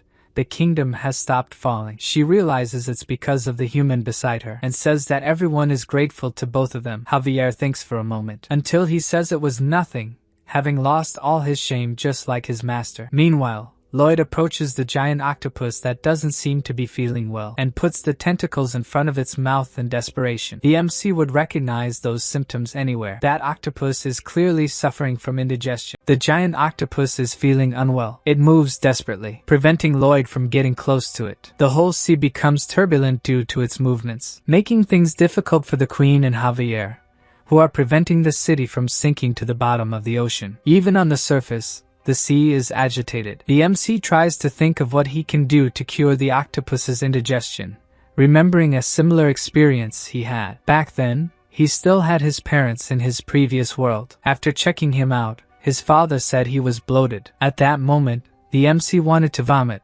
but his father said he would take care of it. While lying on a mattress, his father asked him to extend a finger. The man held a huge knife, saying he would quickly pierce the young man's finger with it. The MC complained that with something like that, his father would put a hole in his finger. Then his father laughed, saying it was just a joke. He would use a normal needle to pierce the finger. Even so, the MC complained that the prick hurt, and he didn't feel better after the home remedy. Despite this, his father remained enthusiastic, saying that he should feel a bit better. Then his mother appeared, telling them that the method didn't work, despite her husband always using it. She pushed him aside, saying that in this situation, the best thing to do was to get everything out. Smiling, she asked her son if he trusted her. Feeling pain, the young MC barely answered. He just saw the woman raising one arm to show her muscles. Then she brought it down forcefully, pressing the MC's chest. It seemed like it would burst from the blow. At least what she did worked. The young man's face changed color, and then he threw up whatever was making him sick. Back to the octopus. The MC wonders if that method would also work on the animal, or if there's any real evidence that the method actually works. He remembers his mother smiling confidently, saying he was better, and adding that evidence is built through trial and error. Determined on what to do, Lloyd calls for Javier, asking him to send a mana blast to the octopus's foot, but not strong enough to go through it, though wanting to do as asked. At that moment, the swordsman is a bit busy, preventing an entire kingdom from being smashed into the ocean. Suddenly, he notices that a mermaid has joined him. She shouts for the others to help hold up the kingdom too. Several others who frequented Lloyd's sauna appear to help. With all of their power combined, the dome stops falling, and Javier is able to leave to help his master. He advances towards the pained octopus, looking like a small angel flying towards it. The swordsman measures the amount of mana to use in his strike. Then he sends a mana blast that divides into several beams, each one delivering just a prick to each of the octopus's tentacles. At that moment, its eyes widen. Lloyd's method seems to work on octopuses too. The MC thought they should have tied its legs together before striking them, but from the burp it let out, it worked. Step 1 was successful, but it's not over yet. The MC's pets are coming towards him in their giant forms. Lloyd warns that as soon as they get away from him, they will no longer be protected by the magic necklace, so they have to finish this quickly. Hamong then gulps down a massive amount of water. Padong and Bangul cling to him, forming a giant ball of pets. Then Hamang spits the water out with pressure, pushing all of them backward, straight towards the octopus. They get very close and bounce off the octopus. Lloyd, who had been in the middle of them until now, prepares for his part. He uses a powerful mana blast, trying to push all of them towards the animal. The ball of pets approaches it, spinning at high speed. This time, it seems to be the final blow for the octopus. It lets out a huge burp in the middle of the ocean. But what it threw up wasn't just air bubbles. The key they were searching for was also spat out, and Javier catches it before it can be lost. Near him, the MC celebrates that his plan was a success. With that done, the system announces that Lloyd has earned the title of Sea Village Master and can now breathe underwater. Feeling better now, the octopus realizes it had let the kingdom fall and swims towards it to lift it back up. The MC also gained the ability Stomach Shot, which makes sea creatures vomit. Back in his original position holding the dome, the sea people celebrate that their homes are safe again. Holding the key that came out of the octopus, Lloyd is sure it's the same one from the blueprints. Before he can go after the jewel, the Sovereign Queen calls for him. She tells him that after watching him closely, she noticed he has the face of a handsome young man. The MC just stares at her without saying anything, and she continues, saying that he increased the muscle gain of her people and saved their kingdom, offering her salutations to thank him for his deeds. Now, her people consider Lloyd a true friend, even though he was also the cause of the whole situation. The MC feels grateful to his parents, because he only knew what to do thanks to them. And the system says that if he feels that way, his parents must be even more grateful. To Lloyd, the system is going too far by saying things like that to him. How could he thank people who are no longer here? The MC carries several regrets that can no longer be fixed, but he knows it's no use dwelling on it. He needs to focus on his current family, which he needs to protect. The MC inserts the key into the lock on the ground. Then blue beams of light start to emanate from the lock, revealing images like blueprints. The MC wonders what they are. To him, the images resemble those of a tomb from the Goguryeo period. By the type of construction, it's like a pyramid. The system says that he should study the blueprints to save the information about the Jewel of Truth, also called the Atiroa. The MC does as the system asks, but another message appears, leaving him puzzled this time, because now he needs to find a series of materials. Since Rotorua can't see the system window, he asks Javier if the MC is okay. Lloyd continues to stare at the system window, irritated. He thought it was over, but since he has no choice, he calls Javier to accompany him, and the swordsman asks where they're headed now. The MC explains that they're going back to Magentano. One of the materials they need is Toranga, which is found there. Meanwhile, in the palace of Magenta, Queen Alicia is swamped with paperwork. She doesn't look well as she writes. It seems she still hasn't managed to get rid of the curse reappearing on her face. She is very tired of it, wondering how much more of it she needs to gather in her hand. Alicia knows she can't give up. As queen, she must be the most powerful person in the kingdom. Through the door, someone announces they brought news about the business proposals with the southern nations. A messenger informs her that these nations have united, ignoring her proposals and making irrational ones. Other nations are also making negotiations difficult, and he wonders if it was because of that incident. At the party that was supposed to showcase the kingdom's power, a dragon appeared, ruining their image. Even though they said the situation was resolved, since there is no body, they don't believe it. If this continues, even nobles may challenge her authority, and chaos could ensue. At this moment, the queen has no idea how to solve it, and although she's trembling, she refuses to falter. As a queen, she must be strong. Suddenly, she hears that Lloyd Frontera is there, asking for an audience with her. Alicia runs through the castle's corridors looking for him, surprising the nobles. Then the queen arrives in a brightly lit corridor and can see some people ahead. She knows that annoying pest is there, that pest who completely got out of her control and does whatever pleases him. She throws herself at the MC, thinking that was the pest she wanted most at this moment. Of course, Lloyd is utterly shocked by the queen's reaction, and at that moment, she realizes what she just did, which was nothing, as it was just her imagination. Lloyd's voice pulls her back to reality, where he and Javier are kneeling before her. She asks what he was saying, but the MC explains that he simply greeted her for the second time since she didn't hear him. The MC wonders why she was so agitated. Surely it wasn't because she was eager to see him. The queen just silently looks at him. Then she shakes her head in irritated denial. Javier, attentive to everything, is panicking, throwing glances between the queen and the MC. Javier notices a shy expression on her face, unsure of how to react to Lloyd. He can't believe it. This would be even more ridiculous than saying that, in reality, Suho is an angel. Back to Alicia. She asks why the MC requested to see her. He apologizes but says he'd like some of the pillars from the royal palace's basement. This leaves the queen unsure of how to react.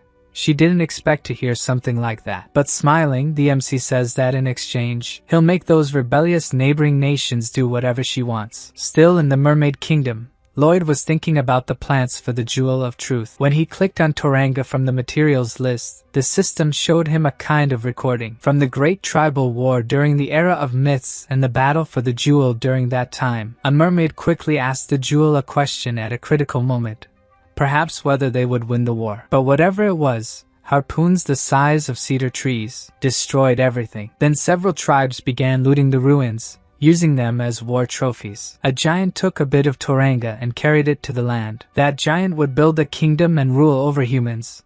But soon there was a rebellion, and he was hunted. The humans built a palace for themselves, and the Toranga the giant had was used for the palace foundations. And now this material is at the bottom of the royal palace of Magentano, where a great celebration is taking place. Some foreigners ask what the queen could be going through. Another mentions that the last time she hosted such a banquet, she was thrown into the air by a bone dragon. He also comments that despite this, she still has a confident look, as if she could fool them by showing power after that. Lloyd hears them laughing, saying the queen's story of capturing the dragon was just a big lie. Then he smiles, calling for Draghi. Suddenly, a strong wind hits the queen's banquet, and the guests look up to the sky. One of the foreigners who was laughing earlier completely changes his expression upon seeing the shadow of a dragon coming their way. The man panics, desperately shouting that it's the bone dragon. All the banquet guests start fleeing in fear. Only Lloyd remains standing,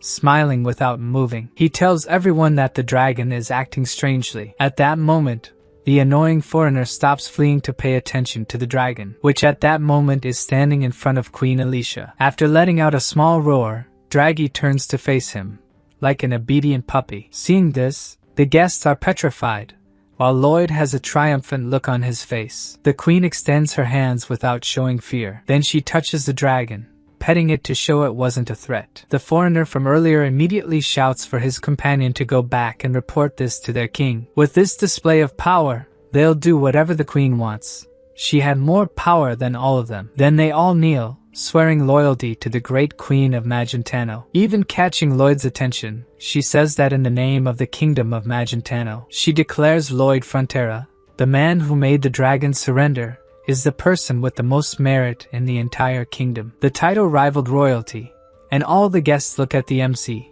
who did not expect such a declaration. Lloyd thinks that she had already given him the power to take a part of the palace.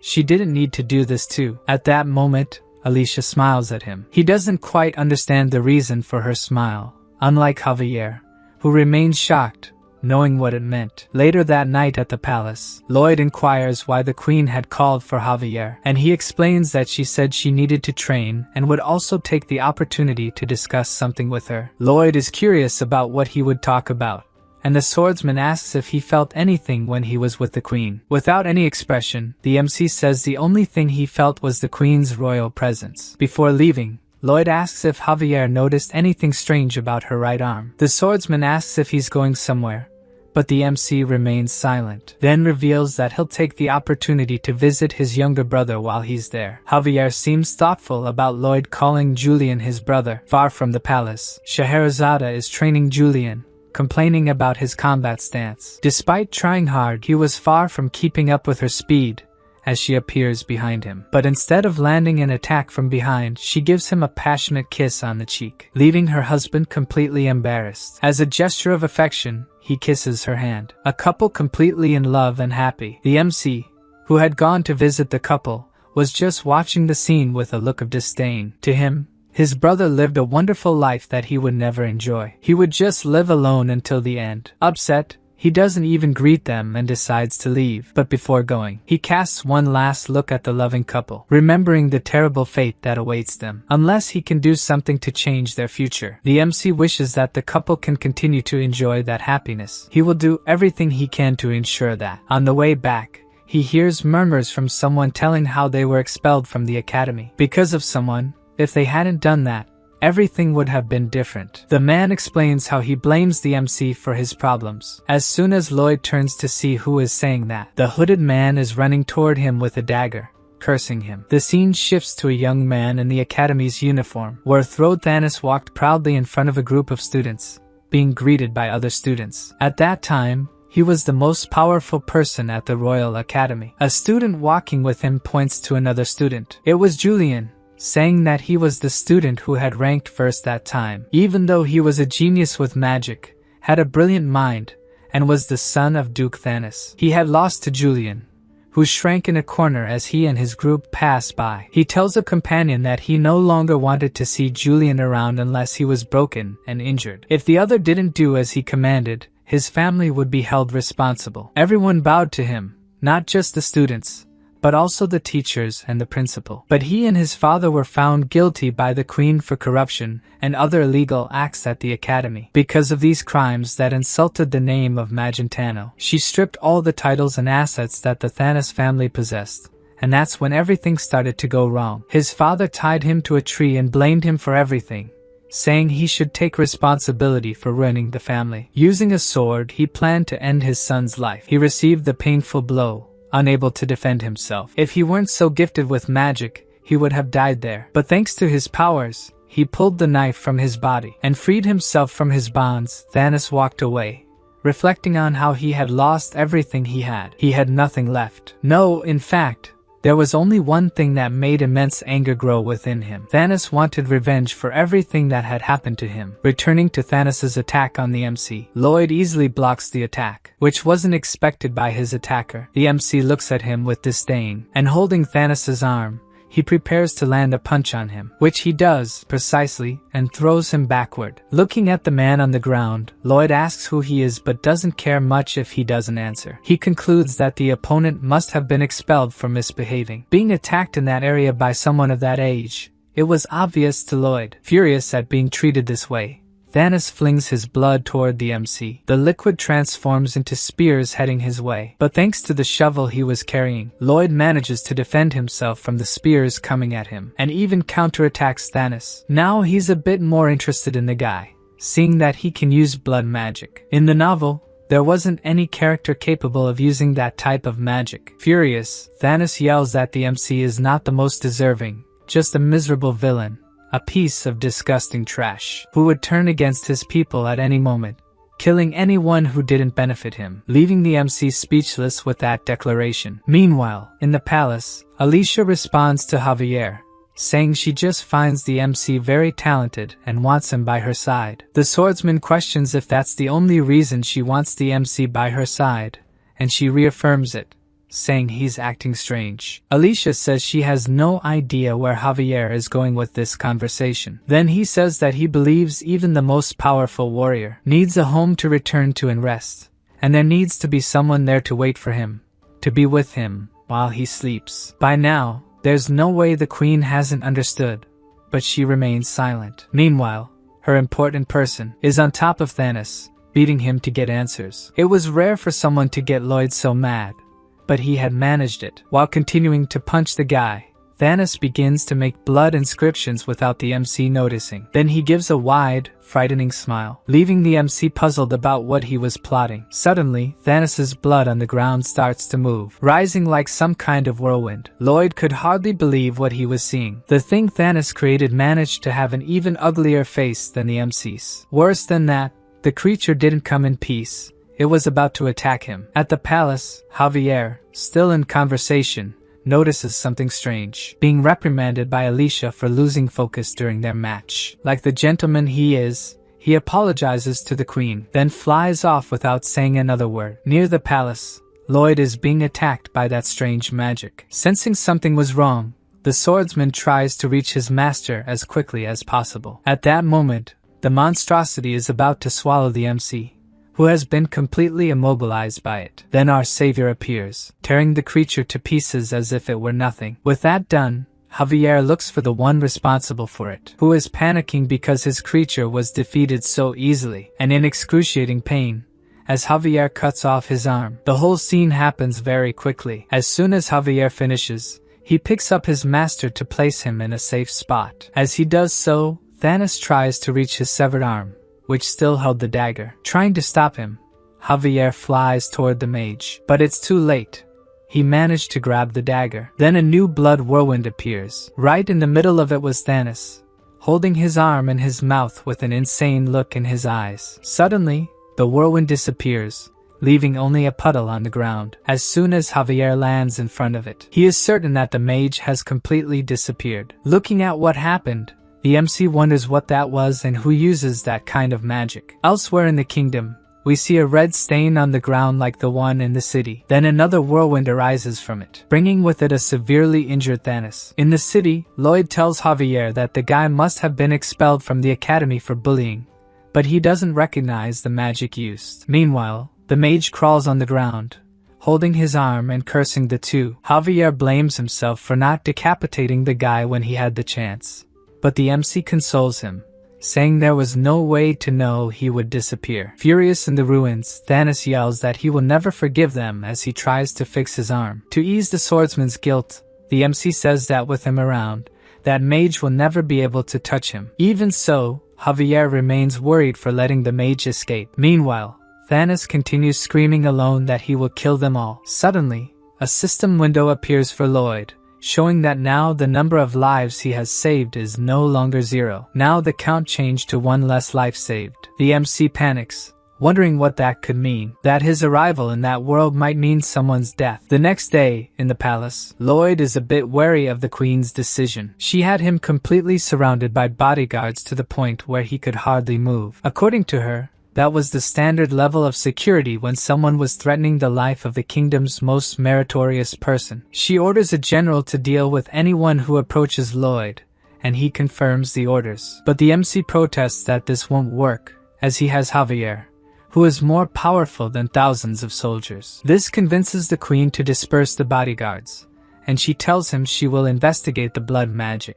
Now Lloyd has one more problem on his hands to prevent those bad things from happening. He needs to focus first on obtaining Toranga, so he orders his workers to start the project. Toranga is one of the foundational pillars of the palace, and all he needs to do is dig and remove it. Since the chamber would never approve this, the queen lied, saying it was a palace restoration project. To avoid damaging the structure, the MC will have to dig a tunnel from the side. But if they aren't careful, the whole structure could collapse, so they need to harden the soil first. The MC was using Padong to dig when a worker informs him that the item he had been waiting for had arrived. In the novel, there was an artifact capable of freezing the ground, which was exactly what he needed. The artifact in question was the Heart of Winter. It was one of the 3 divine objects of Magenta, said to contain all the winters of the world. It had been given to the royal family long ago by the ice dragon Tyrannus. In the novel, there was a scene where the queen, after turning evil,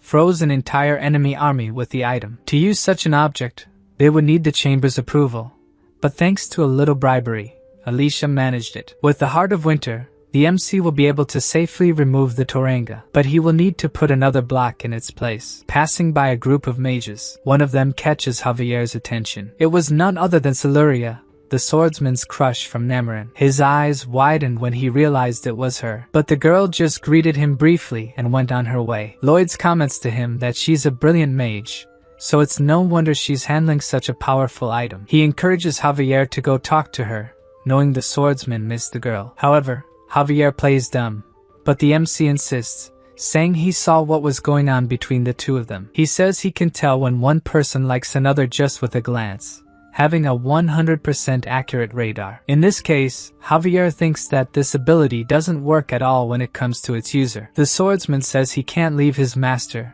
who is being pursued, even though the MC says he can handle the mage. The first step of the project is to dig a vertical tunnel and insert concrete rebar. Step 2 is to build the underground freezing chamber for the soil. In step 3, the kingdom's most skilled mages will control the heart of winter. They'll insert frozen spears that connect to the heart to start freezing the ground. Once that's done, step 4 is to dig a tunnel up to the foundation ceiling. Of course, with Padong, the project moves fast, and Javier comments that the work is progressing faster than usual. For the MC, the faster, the better. He's running out of time and needs to extract the Toranga as quickly as possible. If he used another method he has in mind to speed up the process, then he slaps his own face, trying to push those thoughts out of his mind. He shouts for the team to prepare the rebar and start the concrete coating. The project continues, and Siluria is using her magic to control the heart. But something's wrong. Under the door guarding the heart, a red stain begins to spread. The stain quickly turns into a red vortex, and from it,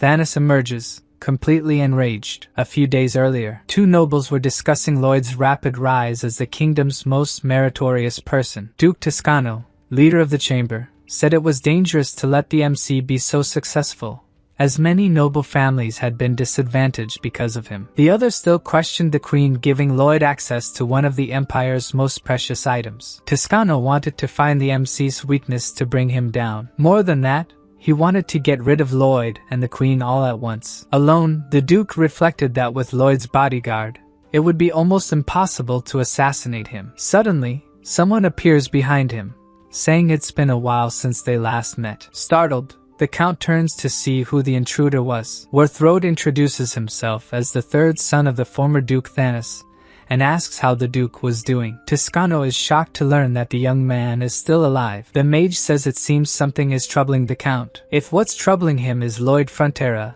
maybe he can offer some help. The mage asks what the MC is doing in the castle, and the Count promptly responds that he's doing repairs and has taken the Heart of Winter. Werthrode repeats the item's name with a wide smile. Then he asks Toscano to do him a favor. He shows a vial with some of his blood and asks the Count to have one of his men pour it into the construction. If the Count does this, then the whole world will know that Lloyd is pure evil and should never have been born. Meanwhile, at the construction site, a man appears, saying he needs to tell something to the MC. He thinks he might be unhappy with the job, but it seems that's not the case. Thanks to the MC's diplomatic skills with Asfahan, his wife was able to learn the art of pottery, which was her dream. Another worker also thanks him and even says that his son wants to become a civil engineer and looks up to the MC. With an angelic smile, Lloyd says that if they're so grateful, they could each give him 1,000 gold. And indeed, they're so thankful that they give him what the MC asked for. Javier comments that now his master is extorting his workers, but even he hadn't thought they'd actually give him the money. Behind them, one of the guards at the door says the next shift is late and asks the other to go fetch them, leaving him alone to guard the Heart of Winter. The soldier grabs the vial that Count Toscano gave him and pours its contents onto the ground. At that moment, an eye appears in the middle of the red liquid. After seeing the direction it was facing, quickly moves underneath it. Then Siluria, who was inside with the other mages, notices something is wrong. It was Werthrode, who had just appeared with an insane look on his face. Immediately, Javier realizes something is amiss. He recognizes that the mage from before somehow made his way there. In the locked room, the mages attack him, wanting to know who this man is. But Thanos advances toward them, unfazed by the fire attacks. Meanwhile, Lloyd orders Javier to protect the Heart of Winter. Werthrode, using his blood magic, summons red tentacles to attack the group of mages. To stop them, Siluria invokes a force field, but it is destroyed by the tentacles as if it were nothing. In the blink of an eye,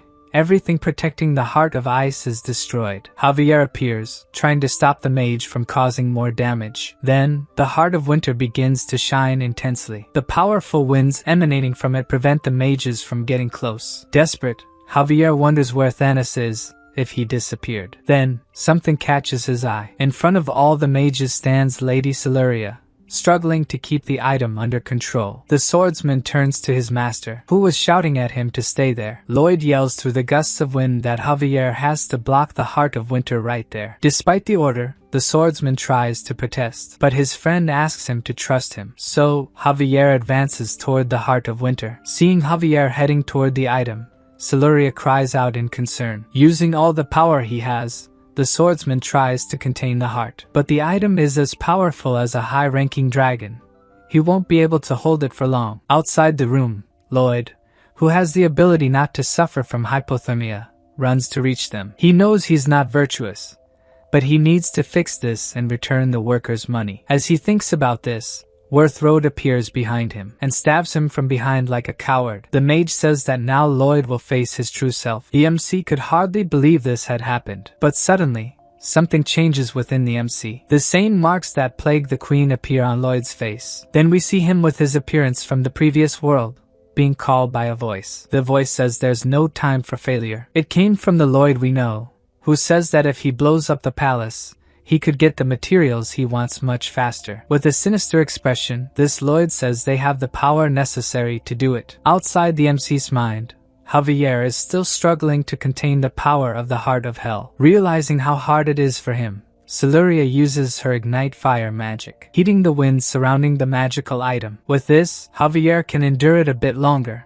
but she wonders what the point of just blocking is. Thinking he should be protecting the MC, who had just been stabbed, Lloyd screams as the power of the curse enters his body, while the mage laughs, saying that this is ancient magic, the curse of darkness that consumes everything. If there's even a spark of darkness within a person, it will multiply until it takes over their mind. Werthrode shouts for Lloyd to reveal his corrupt and reckless self, for him to destroy everything. With the MC in agony, the mage continues to command him to reveal his true self, so he will perish with the world's hatred. Inside the MC, the conversation between his two versions continues. Lloyd tells Suho that he wasted too much time in the mermaid's kingdom, asking why he bothered to coerce them. There was a much easier way to get what he wanted. The image of the giant octopus that held the mermaid's kingdom appears at Suho's feet. Lloyd says that if he had used Draghi, he would have resolved everything in less than a day. He didn't need the king's permission. Using terror was a fantastic method of communication. Suho is shocked, seeing the alternative Lloyd showed him. Lloyd continues,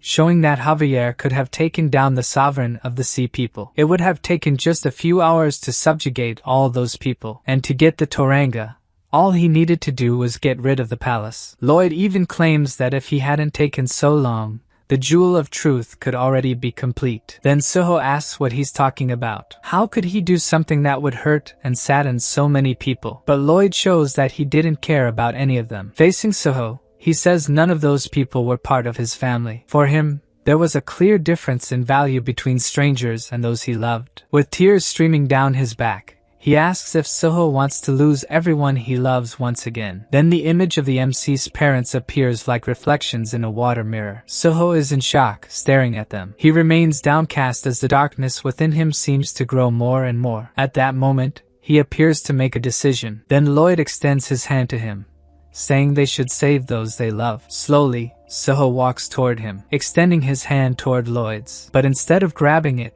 he embraces his dark side. Still hugging him, he says that Lloyd must be scared, but it was okay. Then Suho places his hands on Lloyd's shoulders, confidently saying they don't need to do any of that to get what they want. After all, they are more than capable. Then he disappears, leaving Lloyd alone in that place, which now seems at peace. Confident, now the MC is certain they are right. Back in reality, Lloyd is no longer suffering from the wound, and Werthrode stares at him with wide eyes, sure the curse would destroy Lloyd, who turns to him with a serious look, and says the mage can keep thinking about how rotten he thinks he is inside. Then he grabs him by the collar, saying he will show the mage who he is inside and who he is outside, and punches Werthrode in the face. Elsewhere, we see Queen Alicia rushing. A strong gust of cold wind is coming from Lloyd's tunnel.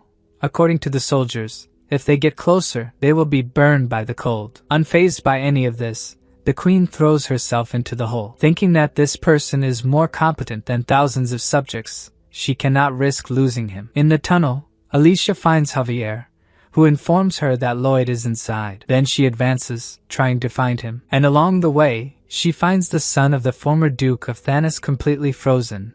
Serves him right. Then something catches the queen's attention. A little further ahead, she can see a familiar silhouette. The MC was walking with difficulty, carrying someone on his shoulders. It was a worker, practically frozen. One of the workers jokes that the job couldn't be that hard if he still didn't want to quit, but he had no choice. His coworker laughs, saying none of them had an alternative, but that Suho was a great young man. That man was loved by everyone on the construction site, His smile always lifted everyone's spirits. He worked hard to send money to his family abroad, but one day, he had an accident and could no longer walk. The reason for the accident was obvious. Their safety equipment was garbage, but no one took responsibility for it. Both the construction company and the developer avoided accountability. When it came to rights that benefited them, they cared, but they turned a blind eye when they should have been held responsible. Back in the present, Lloyd thinks about what he would do if something like that happened at his work sites. Maybe he would even run away. Then Alicia appears, yelling for him. The queen throws her cloak over him, trying to protect him from the cold, at least a little. In doing so, she realizes that the MC is almost out of mana. The only explanation is that he must have given all his mana to the workers, which is why he's in this condition. Despite his state, Lloyd worriedly tells the queen that there are still 8 workers inside and that Javier is in danger. But for her, the MC's safety comes first. She takes off, fleeing the gusts of wind, carrying him on her back. Lloyd continues talking about the workers left behind, but Alicia asks him to trust his queen. Ahead of them is the tunnel leading to the exit. Then the queen climbs up, bringing Lloyd back to the surface. The soldiers worry about her safety, but Alicia doesn't say a word to them. She throws herself back into the frozen tunnel. Meanwhile, the workers bring blankets for the MC, surprised that he can withstand the cold. He was betting on his ability to be immune to hypothermia, but it was useless if his body froze. Looking up at the warm sky, the MC wonders if he can rest now. Inside the tunnel, the queen keeps running to save those left behind, until she sees Dong huddled at the end of the tunnel. The guinea pig was trembling as he tried to protect the workers left behind. On the surface, some people shout that 2 more workers were rescued and worry about the queen's actions. Hearing them, Lloyd reflects that Alicia is amazing, as expected of a master swordsman, and with Javier holding off the cold, everything will be fine. The soldiers yell for the queen to stop, thinking she is too important to endanger herself for those lowly workers. Furious, she asks them if they would say the same things if they were the ones trapped down there. Despite hearing these things, Lloyd tries to focus on his dream of a peaceful life in the county. But suddenly, something pulls him from those dreams of a tranquil life. The freezing gusts from the heart of ice grow even stronger, and Javier hugs Siluria, trying to shield the girl from the cold, even just a little. Outside, the soldiers shout that the last person has been rescued, but the queen says there are still 2 people down in the freezing chamber. At that moment, an even more powerful blast of cold emerges from the crater, lifting the ground with it. The queen looks in disbelief at what's happening. The cutting gusts of cold spread far beyond the crater, freezing the palace almost instantly and reaching the city. To try to remedy the situation, at least a little, Draghi appears, breathing his flame toward the whirlwind. The queen orders the evacuation of the citizens, and any intermediate sword expert to assist. Then something causes the queen to stop everything she's doing. Lloyd is standing in front of her, and even though Alicia commands him not to go in that direction, to run away from there, the MC says seriously that he will not lose anyone precious to him. He activates his quick charge ability, which starts absorbing the cold winds. But the queen yells at him, warning that it's too much for a human to absorb. Even as she says this, the winds visibly weaken. Alicia notices this, shocked. In the end, the gusts become just a single lance of freezing wind that heads straight for the MC. Lloyd absorbs it, but because of that, his body becomes entirely frozen. In the rest of the kingdom, the sun shines as if none of that had happened, but the queen remains still, in shock, because the person who mattered most to her had turned into a block of ice. Even the workers look distressed at what Lloyd has become. Inside the tunnel, Worth Road, who doesn't matter to us, is still frozen, and Siluria and Javier, now safe, are the first to discover that the heart of winter has completely disappeared. With the winds gone, the mages realize they are saved, wondering how they survived. One of them remembers that his entire body was turning into ice and thought he was dead, but suddenly the cold left. It was as if something had taken all that cold away. Facing his master, Javier doesn't even know how to react. He can't believe that happened to Lloyd. The queen, who was also looking at him, was in disbelief. She walks up to the block of ice that the MC has become. With a trembling hand, she grabs Lloyd's open hand. Then her eyes widen. She turns to Javier, saying she can feel that Lloyd's heart is still beating, restoring the lost hope in the swordsman. Alicia asks if Javier could melt Lloyd using mana. Inside that cold layer he had become, it was as if the MC was tied up with few clothes and left to freeze. He wondered what had happened to him, why he was in that situation. Then someone tells him that this is the materialization of his heart, the only part of him that can move now. A strange creature says that Lloyd is alive thanks to him with a little grin, and that he should be grateful. To the MC, that was a monster, but the little creature, annoyed, says that he is the heart of winter. Then he turns around to show that he has the shape of a blue heart, but to the MC, it looks even more like a but that way. Regardless, he questions why the heart is inside his body. With a smug face, the little creature explains that it allowed itself to be absorbed by Lloyd. The arrogant one says it took the great dragon Tyrannus 110 days to create it, and if it hadn't wanted to, the MC would never have been able to absorb it. Besides that, the little blue but felt a special power coming from Lloyd. It's as if his heart reminded him of a dragon's heart. Surprised, the MC remembers his half-man, half-dragon ability. And just like Anticus, the little creature liked him. Then the Heart of Winter says that wasn't the only reason. It explains that it was amazing how Lloyd didn't hesitate for a single moment to sacrifice himself for others. That's why it wanted to see how a human like him would turn out. With a disgusted face, the MC says that's ridiculous. He just didn't want anyone complaining about him later. Despite the statement, it's still reason enough for the creature. It doesn't matter that he did everything for such a reason. The heart begins to float around Lloyd, leaving a blue trail as it passes until it reaches him. Then the system announces that the MC has become one with the Heart of Winter, and now has the ability to freeze time. Suddenly, Lloyd opens his eyes in surprise, no longer a block of ice. All he can think about is the incredible ability he's just gained. Time can be frozen for up to a year, and if the time freezer leaves the exclusion zone, time resumes flowing. With a sinister smile, the MC knows this means he can freeze time and build at the speed of light. This ability will allow him, even if things start to go wrong, to freeze time and find a way out. There's just one problem. He needs 3000 RP to use the ability, but he only has 2665. Even though he now has this wonderful secret weapon, he also has a problem staring him in the face. The problem in question is Javier and the Queen, who are waiting for him to wake up. As soon as he sees his master waking up, the swordsman starts shouting his name, but the MC stops him, signaling that it's better to stay quiet. He shoots a glance at the Queen, who was sitting further back. We can see Alicia has fallen asleep, surely tired after everything that happened. With a serious face, Lloyd reveals that he is in possession of a divine item from the kingdom, as if he had stolen a nuclear bomb. With no time to explain further, the MC says it's lethal and they need to leave immediately. Javier questions how that would help. They'd become enemies of the kingdom, and besides, the MC needed to deal with the consequences of what happened. Lloyd says he had planned for that. He never failed before.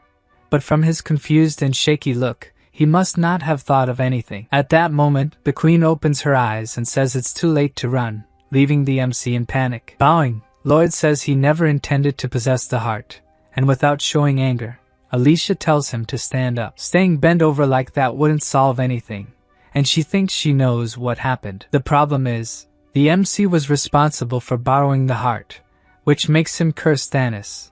It was all his fault. Even though he had been frozen before, the Queen says he remained alive. That is, until he was captured, and then he was burned. He was truly a vile man, and the Queen made sure to witness his end. Changing the subject, what matters to her at this moment is that Lloyd is still alive. This time, she was so direct that the MC blushes. He can't be that foolish. His heart even starts beating strangely, and Lloyd wonders if it's because of the winter bud, which starts shouting inside him, irritating him, saying it's a heart, not a bud. According to Alicia, her only regret was not having learned about that blood magic. No method had worked with the mage. Then Lloyd tells her that when he was stabbed by the purple knife imbued with mana, he was temporarily infected with the darkness curse that consumes everything and was taken to a kind of dream world. Shocked by the information, the Queen tells him to stop talking, and she gets closer to the MC, wanting to know everything she can about that curse, since she herself carries it. Alicia begins removing the glove that covered her hand, leaving Lloyd intrigued by what she's about to reveal. She boldly shows him her hand marked by the curse. That same night, The queen was walking through the palace until one of the rooms caught her attention. Those closed doors brought back old memories. Just by setting foot inside, Alicia could see her past self holding a sword, surrounded by 3 bodies. That night, her sword dripped with blood, but the young woman had no choice. Her brothers were about to kill her, and the death of their parents had also been their fault. Her brothers had been very kind to her, but in the end, it was all a lie. Then her younger self turns to her, saying she should trust no one, that she must kill before she is killed. The young woman affirms that both of them know the danger that Lloyd Frontera represents. She warns that the queen must not be foolish and trust someone again, or she will end up being betrayed. Shouting, her other version reveals that people don't respect her because they think she's a wise queen. She could be killed in an instant. This darker side of Alicia wants her to control everyone through fear. Only then will she not be betrayed. Then, just like our MC did before, the queen embraces her dark self, asking her not to look so angry. In truth, she knew that her other version was just lonely and scared. There was no problem in being weak sometimes. After those words, the young version disappears, leaving Alicia behind with tears streaming down her face. With that, the queen awakens from that cursed dream. With teary eyes, she looks at her hand, realizing that everything worked out. She managed to rid herself of the curse that was consuming her. Lloyd had told her he didn't know how he overcame the curse. He had simply accepted it somehow, acknowledging that people can have bad thoughts, can be weak at times, and ignoring that becomes a disease for the heart. The queen even wonders if he also knows about mental health, and he reveals that he researched a little about it, that it's a much scarier illness than people think. At that moment, she began to wonder how she would accept that, and back in her chambers, Alicia concludes that she is indebted to Lloyd once again. Soon after, the day of the MC's trial arrives, where the chamber members will participate, and Toscano walks ahead of them excitedly. Another member tells him that even with the Queen's protection, this will ruin the MC, and the Duke agrees because he lost the divine item. Toscano proclaims that although Lloyd is a deserving subject, at the very least, his family will lose all their status. At the trial, the MC stands surrounded by chamber members, and the Queen announces that he will be judged by the sacred laws of the Kingdom of Magentano. The trial is being held at the chamber's request, which will serve as the jury and ensure the crimes are made known. In her thoughts, the Queen asks for Lloyd's forgiveness. She couldn't defile this but would try to spare him from the death penalty. In another room, Siluria is distraught. She knows it wasn't the MC who caused the heart to explode, and he saved the entire city. Javier explains that it doesn't change the fact that it was the MC who brought the heart, and that he couldn't stop the one responsible for it. He asks Siluria not to worry, as his master will be fine, but she protests that the chamber hates him. However, since Lloyd said everything would be okay, Javier believes it will indeed turn out that way. At the trial, Toscano tells the defendant that they entrusted the kingdom's divine item to him due to his immense grace. Seeing the MC fumbling with his coat, he even accuses him of searching for something in a sacred court like that. Then Lloyd pulls a vial from his pocket, an item familiar to the Duke, who just stares at the defendant without saying anything. But as the MC knows where he's heading, he starts making some faces while showing the vial. The Duke continues looking at him, confused, until suddenly he turns white as a sheet. Now he recognizes the object. He remembers giving it to a soldier, ordering him to spread it in front of the room that housed the heart in exchange for a reward. Toscano enters a panic, trembling and not knowing what to do, questioning how the MC could have found that. For his part, Lloyd continues pointing at the vial, threatening the Duke with his eyes. The MC had returned to the tunnels, trying to figure out how Worthrode had managed to get in there. Unless he teleported, someone must have helped the mage enter, and that someone had to be a chamber member. To aid in the search, he calls all his pets, asking them to thoroughly search that place. The result of the search was that small dirty vial. Unable to take his eyes off the object, Toscano can barely formulate something to say, mumbling that the MC betrayed the Queen and was responsible for the divine item. Then Lloyd signals to him, wanting him to see something. But slow as he was, the Count in shock takes time to understand, until he notices that the soldier he had corrupted before was there. The soldier regretted what he had done. He had no idea what would happen and agreed to help the MC, who had even saved his life. At that moment, the MC's expression becomes even nastier, pointing to the 2 trump cards he holds. Trembling and surely already regretting everything, Toscano says Lloyd committed all those mistakes. Then, as if he were someone else, he begins to smile, stating that even though he did that, Lloyd was the deserving subject, a true hero for preventing the Queen's assassination, while the chamber members look at him, confused by this sudden change in him. The queen, like them, doesn't understand Toscano's change in behavior. While the MC begins to strike poses, the Duke continues to shower him with praise. Stopping his pose, Lloyd points at Toscano, showing that he won't let it slide next time.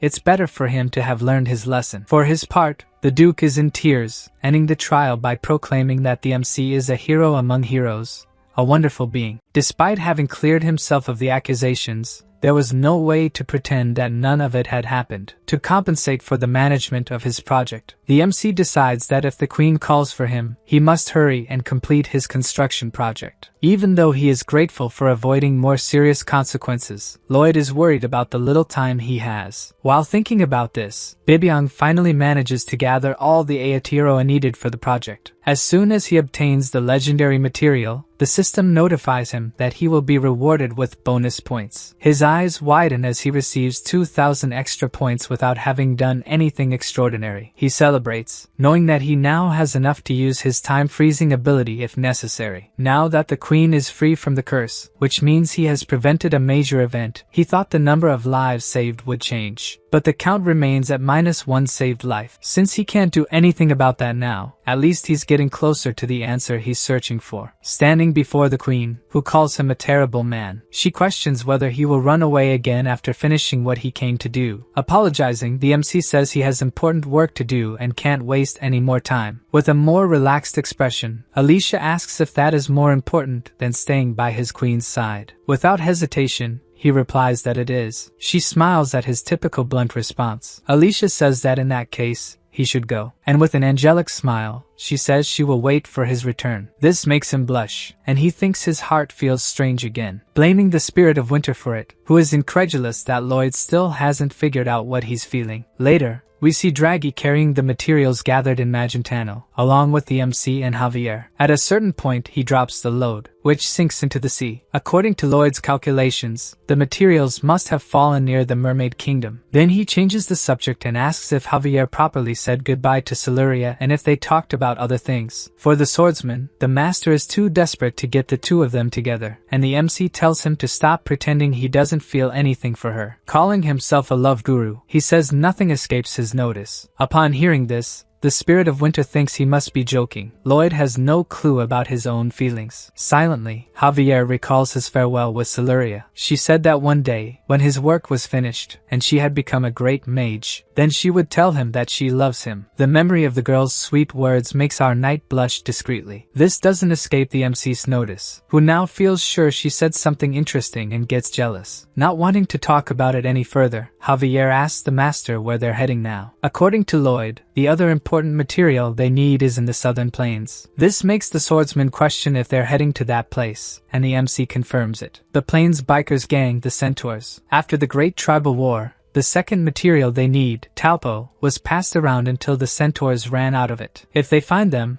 they might get clues about where the Taupo went, though for Javier, that place is too vast to search. But according to Lloyd, they have no other choice. If they went with Draghi, they might scare them off. Besides, he's sure the centaurs will find them first. As soon as he finishes saying that, the ground starts to tremble. An army of centaurs appears, kicking up dust and asking who they are, angry that the outsiders dared to invade their lands. The creatures were nothing like Lloyd had imagined. What kind of character design was that? The group surrounds them, making a ruckus and lots of noise. Before introducing himself, the MC asks why they're making those noises, but for the centaur, humans also shout weirdly. With that answer, Lloyd concludes that these guys are pretty bad characters. Bowing, he asks to speak with the wisest centaur, but the creature scoffs, saying no two-legged being would dare request such a thing. So, the MC questions what difference it makes having 2 or 4 legs. Since he was probably faster than that guy, he claims the right to meet their chief. The centaur stares at him, outraged. Then they start laughing strangely again, while one mocks, saying a human has challenged him to a race. He shouts angrily that the challenged party decides the finish line, and whoever reaches it first can have whatever they want. Javier asks if he's the one who will run, but according to Lloyd, to avoid what happened in the Mermaid Kingdom, he'll do it. The swordsman warns that it won't be easy, as the centaur's speed rivals that of a sword master. With a sly smile, the MC agrees that running will be difficult. With his trademark devious look, he reveals that he won't be running. The race will finish at a rock 200 meters away. All smug, the half-horse says he'll show how pathetic the human body is. Then they line up at the starting point, and a slingshot signals the start. As expected, the centaur surges ahead of the MC. Watching the race, Javier thinks this isn't a situation that can be won just by talking louder. Then Lloyd pulls out only a shovel from his pocket, and the swordsman starts to understand what his master's plan is. He uses his blast ability, certain that he would win. The explosion propels the MC forward, toward the finish line. In the blink of an eye, he passes the centaur, and crashes into the finish line rock. Apparently, he used too much force in the explosion since he falls from the rock, nearly unconscious. Even the smug half-horse is dumbfounded by the situation. Not even his companions know how to react, as they never expected to lose this way. Lloyd was still lying at the finish line. Then he lifts his face, all bruised, saying with a crazed look that he was the fastest. That was the legendary human with the speed of light. Convinced, the MC laughs and says that since he won, he should now be allowed to meet their chief. But the annoying half-horse says he's not in the mood to introduce him to his chief. This makes the MC seriously ask why. According to the irritated centaur, it's because the MC cheated. He should have run to win. With a demonic look, Lloyd says that by their tradition, it doesn't matter how he won, as long as he was the fastest. Knowing he was right, the centaur doesn't know how to respond and just feels afraid of the human. Then someone among the centaurs calls for their captain. It was Shounen, who tells her captain to stop being a sore loser and accept defeat. According to her, the tradition states that the fastest wins everything, and there's nothing about having to run to win. With no other option, it seems the half-horse will have to accept his loss. Stepping forward as the leader, the girl calls the MC, telling him to follow her, as she will take him to the chief. Thoughtfully, Lloyd reflects that this is how the situation is going to unfold. So the three of them head off together to meet the centaur chief. Along the way, Javier comments that the master seems quite proud, revealing that he feels quite popular with these people. According to him, female centaurs like fast men, and if they had to choose, they would always pick the fastest. That's why he's convinced Shounen is falling for him. But to the swordsman, she definitely isn't. While Lloyd questions if Javier is jealous, he gets kicked in the stomach, which sends him flying into the middle of the field. The girl had overheard their conversation and says that even if he is the fastest, he would at least need to be handsome, leaving the MC completely disheartened on the ground. Looking at the master, the swordsman reveals that the girl's gaze wasn't one of interest in him. Since many women had looked at him with love, he knew how to recognize that kind of gaze. This doesn't make Lloyd feel any better. As the MC is carried, the girl comments that it's very annoying that everyone only talks about speed. Celebrating that speed isn't everything. Looking at her, Lloyd wonders what she meant by that. Finally, they arrive at the centaur village, and Shounen says the largest tent belongs to their chief. She also reveals that the chief's name is Cherokee, and he is her father. This surprises the pair, as they didn't expect it. The chief's tent really stood out from the rest. Inside, Cherokee says it's a pleasure to meet the fast man recognized by his daughter. Lloyd and Javier just stare at the leader, saying nothing. The MC still hadn't come to terms with how strange these characters were. He introduces himself, explaining that he's looking for the taupo, which used to be part of the Jewel of Truth, and asks if he knows anything about it. As if it's nothing, the leader says that what they're looking for is right there. At first, the MC is speechless. Then he asks the chief for the taupo, to which the chief replies that the human must really have no shame. Even though he has no use for it, he says the taupo is part of their tradition, so he can't just hand it over. Lloyd starts to think it won't be easy to take what he needs by force. Shounen, who was listening to the conversation,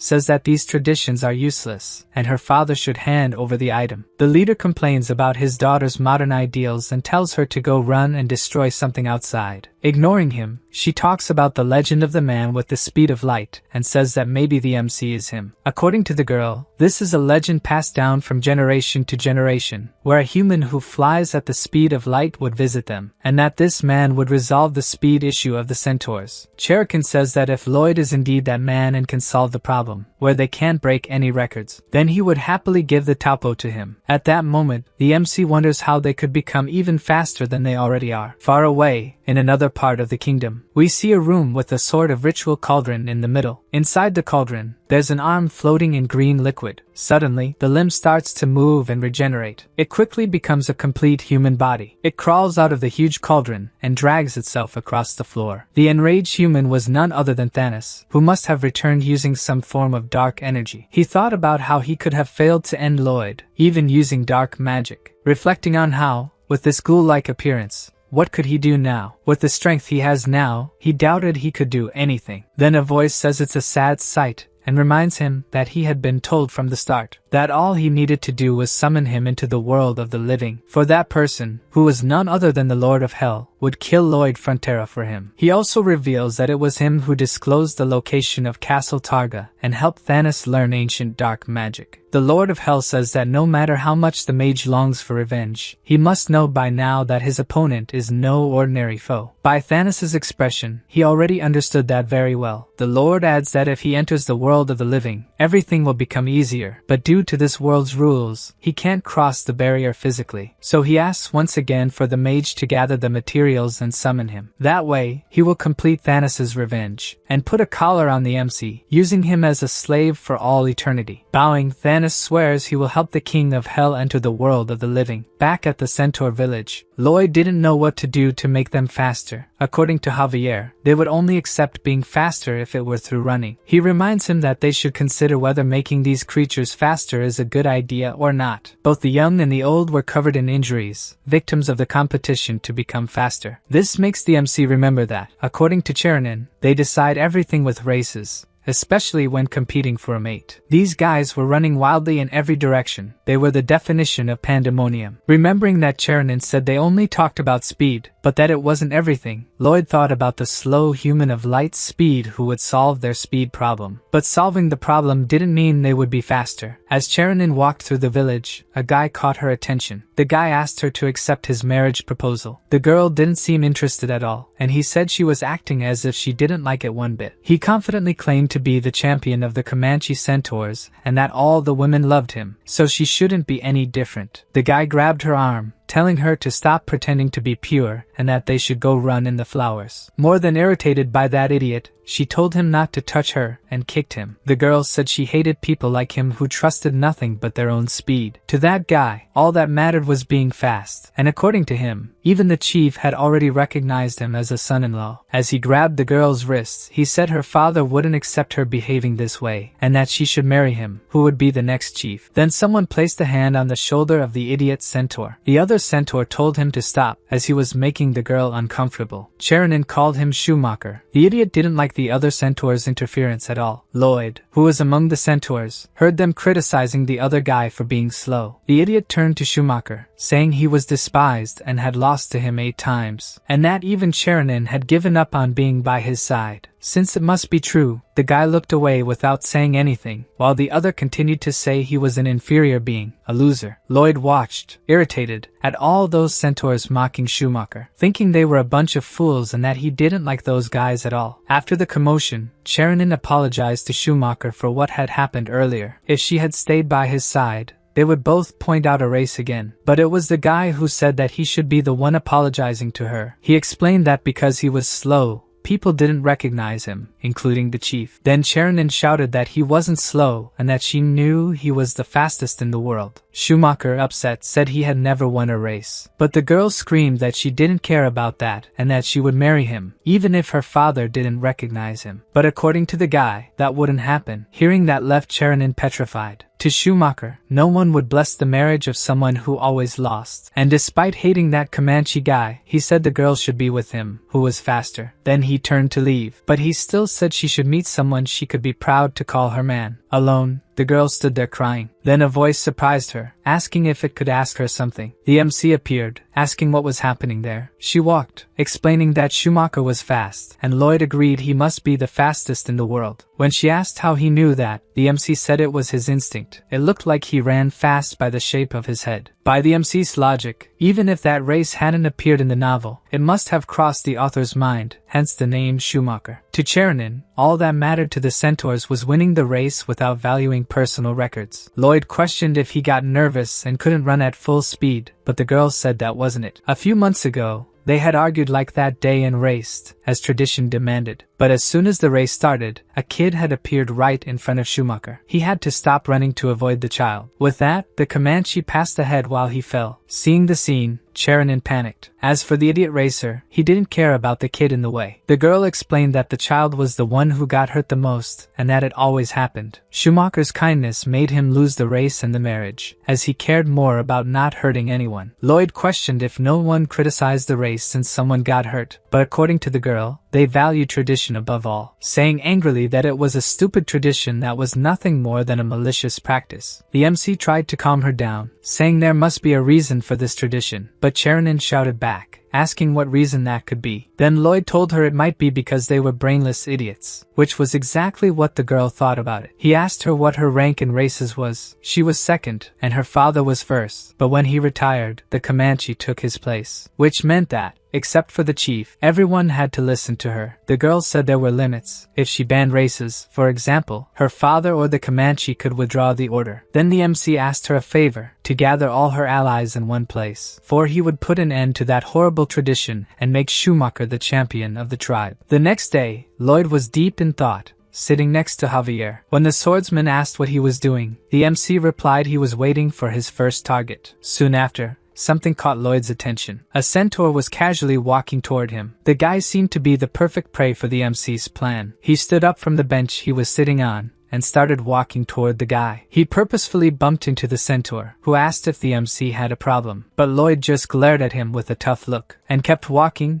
though he continued to stare at the guy. The centaur became furious and challenged the MC to a race, saying that if he lost, he would receive 300 kicks. Lloyd asked if he really wanted to race against a mere human, but the guy said that according to the second betrayal, he couldn't refuse. Several other horsemen appeared, inciting the race. That was exactly what the MC had planned. He continued to play the victim, and the challenger said it was up to the human to choose where the race would take place. Promptly, Lloyd told them to cross the village and run to a specific tree. In the midst of the crowd of centaurs, Sharon wondered what he was thinking, remembering that before the race, he had said they needed to gather centaurs who would be the foundation for the change they wanted. But looking at him, the girl still hadn't understood what the plan was. The irritated centaur said he had heard that he was the human of light speed, but in this race, he had to use his legs. But Lloyd said he only had 2 legs, so it would be unfair to race against someone with 4. To level the playing field, the MC would use something with 4 legs too, and the centaur didn't mind because he thought they were the fastest with 4 legs. Then he shouted that the race would start at that moment, so he and Padong lined up at the starting line. Looking at the pet, the centaur said that thing was big. Then the MC agreed with him and said he wanted to use something else, but he couldn't do anything since they had to race according to tradition. That left his opponent even more irritated. Then the starting signal was given, and Padong ran ahead of the centaur. The centaur managed to pick up the pace, making the crowd cheer for the race. The path ahead was narrowing, and they commented that whoever reached there first would win. At that moment, the 2 participants got very close. They ended up colliding, causing the centaur to fly to one side and Lloyd and Padong to the other. The MC made a scene as he was thrown. In the direction he was going to fall, there were several other centaurs. He was going to fall right on top of a little boy, but somehow he managed to dodge and fell to the ground, rolling. Sharon and Javier watched as the crowd shouted it was a tie, since both had been knocked out. The swordsman thought his master was trying to achieve something by winning. Had he failed? The little boy's mother ran to him, worried, asking if he was okay, while the MC remained sprawled on the ground. Later that night, the little boy's mother was worried since he continued to be scared and trembling, unable to eat. She said that because of that cursed tradition, their son had to suffer. Then she and her husband got into an argument about the races, where he agreed with the tradition, and she thought it was absurd. Hearing her say how traumatized their son was, the man ended up falling silent. Indeed, the little boy remained in shock. For his father, there was nothing that could be done about it. Outside their tent, the MC heard the man say that was tradition. Somehow, it seemed that his plan was working. The next day, Sharon had invited the centaurs for a talk with the human of light speed about their speed. In front of the crowd, Lloyd asked them to sit down, as his presentation was about to begin. The centaurs commented that he hadn't been so fast in yesterday's race, and that they would pretend to listen and then leave. The MC, smiling, said it seemed ridiculous for him to give a lecture on being fast. Then his expression turned serious, and and he said they were the idiots, a bunch of headless lunatics. Irritating the guys, the MC said they must have been born missing something in their heads. Maintaining tradition was madness. They had numerous injured, damaged items, and causes because of it. They didn't even seem civilized. He revealed that the day before, a guy had wanted to fight him, which was why he had been forced to run as tradition demanded. Because of that, a child had gone through trauma from an accident that he would never forget. Many in the audience said that's how things were, that they had to endure it for the sake of speed and the tribe. The mother of the traumatized boy listened indignantly as they said they were fine with that and that the MC was just an outsider. Unable to take it anymore, the woman shouted that they were a bunch of idiots, asking them to see the state her son was in. Instead of agreeing with her, many shouted for the woman to be banished. Then the boy's father said they should be honest. They were all barbarians, asking if they were really okay with that. Another mother chimed in, agreeing with them, saying her son's arm was still injured after being hurt in a race. Then other centaurs started shouting that they had been injured during the races. The injured little boy, while listening to what his peers were saying, looked up and saw Lloyd giving him a thumbs up with a scary face. Seeing that this was the human's plan, the little boy returned the signal. Watching that chaos, Javier began to understand everything. Before the race, the MC had made a deal with the little boy to act during the race. That was how Lloyd managed to start a battle of opinions among those beings. The centaurs began to argue fiercely about the races, and the MC just watched the chaos he had just instigated. There were extremist conservatives who wanted to execute those against the tradition, ultra-progressives who even wanted to dissolve the tribe, and lastly, there was the MC party that just wanted to make money. Shounen asked, worried, what he intended to do after inciting that civil war. But the MC said he hadn't done any of that. He only said that things were dangerous due to the accidents that had happened. Looking at him, Javier thought that the blame for all this truly lay with his master. He was the one who had done all this. Then someone arrived, asking what all that commotion was about. That was exactly who Lloyd was waiting for. Cherenen's father, the chief of the village. Finally, who the MC wanted was there. Cherokee said the human had said he would solve the village's problem, but that was not what he expected. Lloyd said he was trying to keep his promise, but the tribe couldn't reach a consensus and ended up like this. One side wanted to keep the tradition and continue racing, while the other wanted to get rid of the tradition. With this division, the MC had some ideas. First, he proposed regulations regarding speed, prohibiting improvised and high-speed races within the village. But the centaurs shouted that it was ridiculous for someone from outside to decide these things. Ignoring the comments, he mentioned that they would also build a giant arena solely for high-speed races. It would be an obstacle-free location created for the sake of racing. Looking at Schumacher, the MC said that in that place, maybe someone could achieve a new record. The centaur realized that the statement was directed at him, but remained silent. Lloyd continued, saying that there should be no more accident victims and that new records could be achieved. This was the true solution to the centaur's speed problem and also the MC's chance to earn the taupo. The centaurs remained divided between those who agreed with the idea and those who thought it was foolish. Then the chief of the tribe said that it didn't make sense. The tradition that had been upheld until now was to race whenever and wherever they wanted, regardless of the situation. For Cherokee, that was what saved him in the last war, and therefore they could not give it up. Then the MC asked if they were in the middle of a war at that moment, but the chief retorted that this was their way of showing gratitude for their history and to their ancestors. Many of his subordinates shouted that what the human said made sense, and that they should avoid more accidents. Cherenin seriously stated that she would support the human even if her father opposed, and that she would allow the creation of the arena. Since there were those who supported her and those who disagreed, the chief said that their tribe was divided. But for the girl, there was nothing to be done about it. Turning to the MC, the chief said that things got out of control because of him, asking if he would insist on creating the arena. Responding to the chief, Lloyd said that if he were allowed, he would start construction at that moment. Thus, Chief Cherokee requested a race with the human at the speed of light. If he won, the human would have to leave that place immediately. Lloyd confidently stated that if he won, he would have approval to build the arena. Then the MC prepared for a race against the village leader. According to Javier, he had agreed not to use explosions or padong, so he questioned whether he had any plan, but his master casually said that he would just run. The swordsman showed that he had no confidence in Lloyd, as he noted that Cherokee had won all 380 of his races. The race would be to a location and back to the starting line. Since the MC was challenged, he determined that place. The race would be to the northern border of Magentano, totaling 600 kilometers round trip. Because of this, the human felt he was at an advantage. The two took their positions at the starting line. Everyone thought that humans were weak animals. They were weaker than the smallest chimpanzee. Shounen felt anxious, fearful of who would be the winner. It was hard to find any animal that was slower than humans, but prepared to run.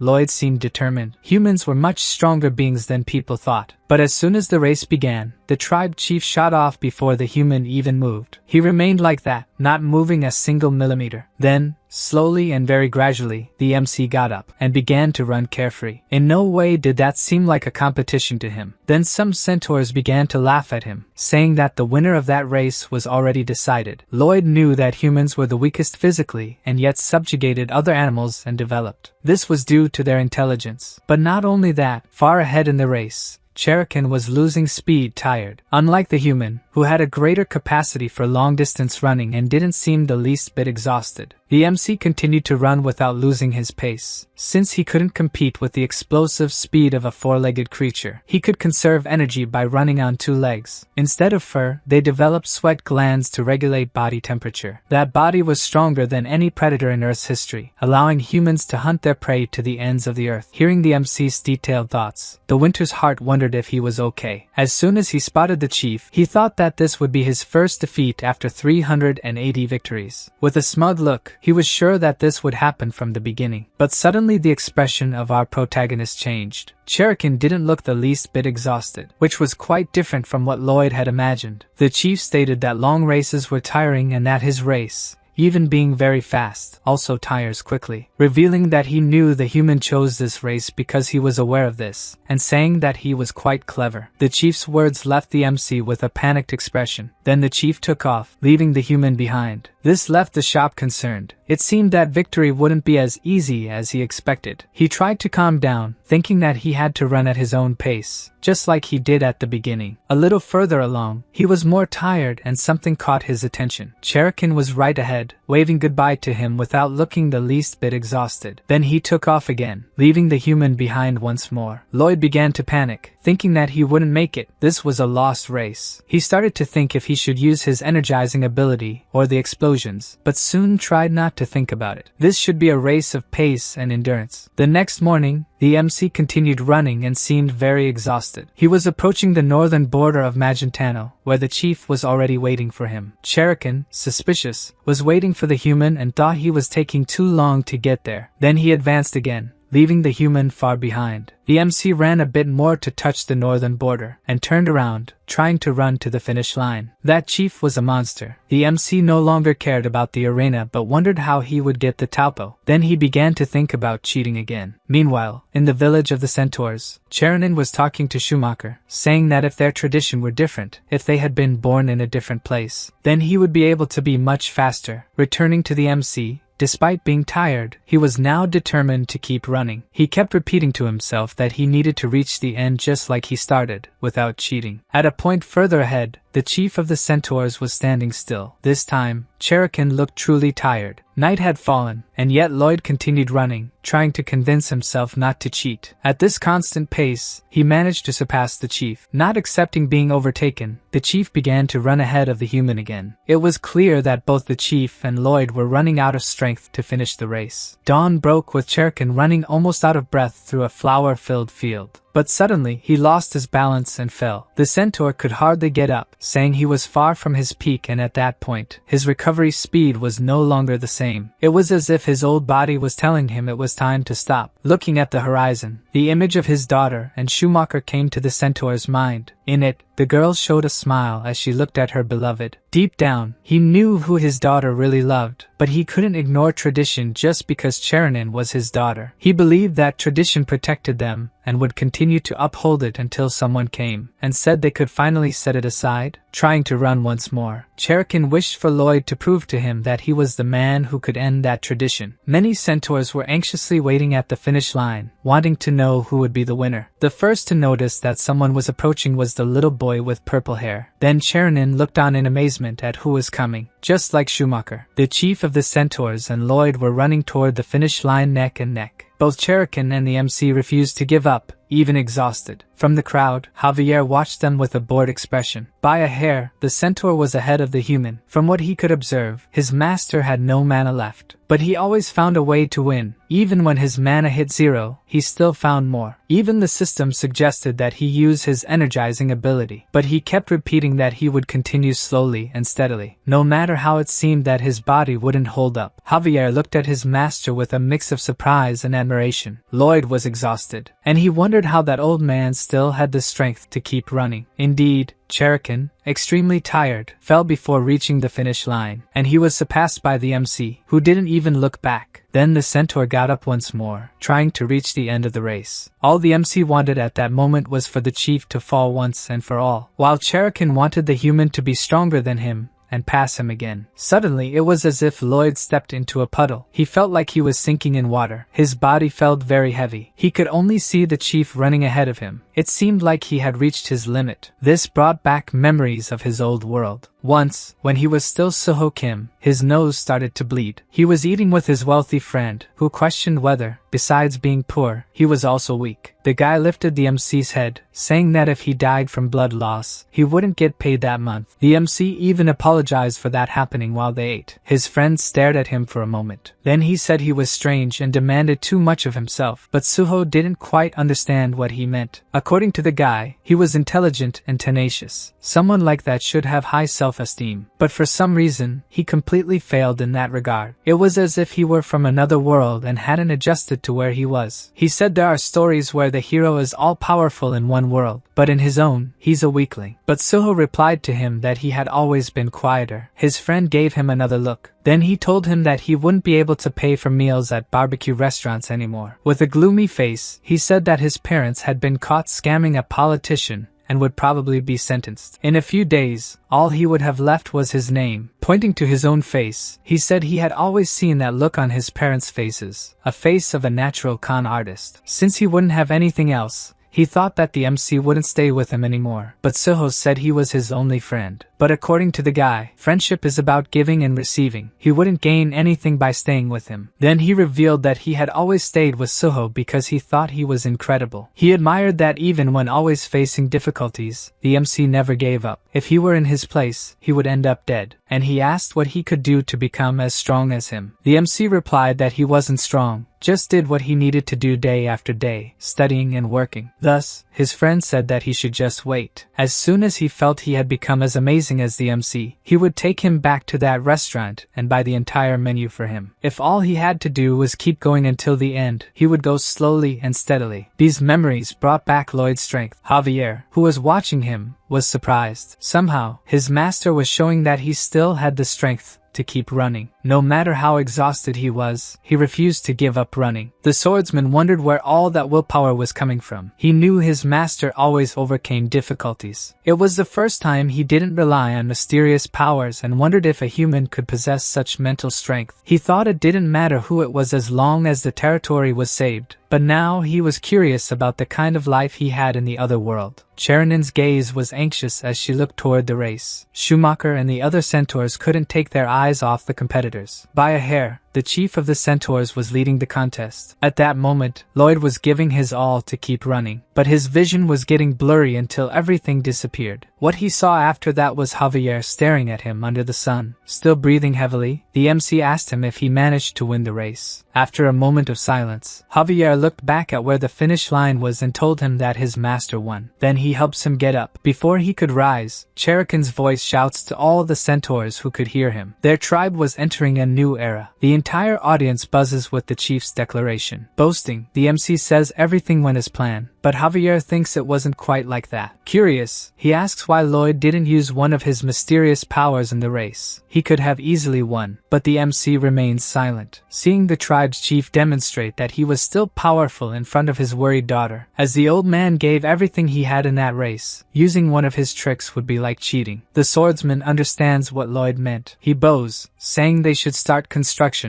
and that he will do his best in whatever the MC asks of him. The MC finds it strange that Javier has been so respectful to him. According to Javier, this is because he deserves it and believes he must protect him at all costs, even if it means giving his life for him. In Cherokee's tent, they discuss that the arena's construction will take almost a year. Lloyd tells the leader that he doesn't have much time. He would like to use his time-stopping ability, except in that area, revealing that he comes from another world and has abilities, and that if he uses it, it will be difficult for the tribe members to leave the plains. Javier is not surprised that the master can stop time, but rather that he revealed who he really is. Cherokee says nothing about it, only roars that the MC can do whatever he wants. This leaves the swordsman even more in shock. Then the duo goes to a large plain, and the MC summons the system to activate his time-freezing ability. Striking a pose, he confirms to the system that he will use the ability. Then the power of the winter but begins to be released, while the spirit reaffirms that it's called the heart of winter, not the butt. The MC starts moaning as if a bolt of energy is passing through him, and the green plains of the centaurs are engulfed by a blue dome, which both Javier and Lloyd found quite dull. Anyway, the MC is going to take a look at what he's done. Outside, he can see a cat completely still while chasing a butterfly. It seemed that the ability had indeed worked. Lloyd declares that the important thing now is to finish the work quickly, so they should start construction immediately. The first step is to use the Sword Grandmaster as an excavator to clear the land. The second is to use a Grandmaster level worker to level the terrain. The third is to use a Grandmaster roller to compress the soil. In the third step, it's necessary to negotiate with the Grandmasters Union, which is annoyed about doing all the work alone. Feigning ignorance, the MC says that Javier was calling him master, and said he would do whatever he asked, and now he was complaining. By the swordsman's angry expression, this ends the negotiations with him. Then the MC summons Hamon to speed up the work on step 3. In step 5, Bangul is summoned to create rebar and concrete. Lloyd reflects that the 6th step is to install the rebar. For this project, he will need a reinforced concrete floor, ideal for this dry and hot climate, and more durable. In this part,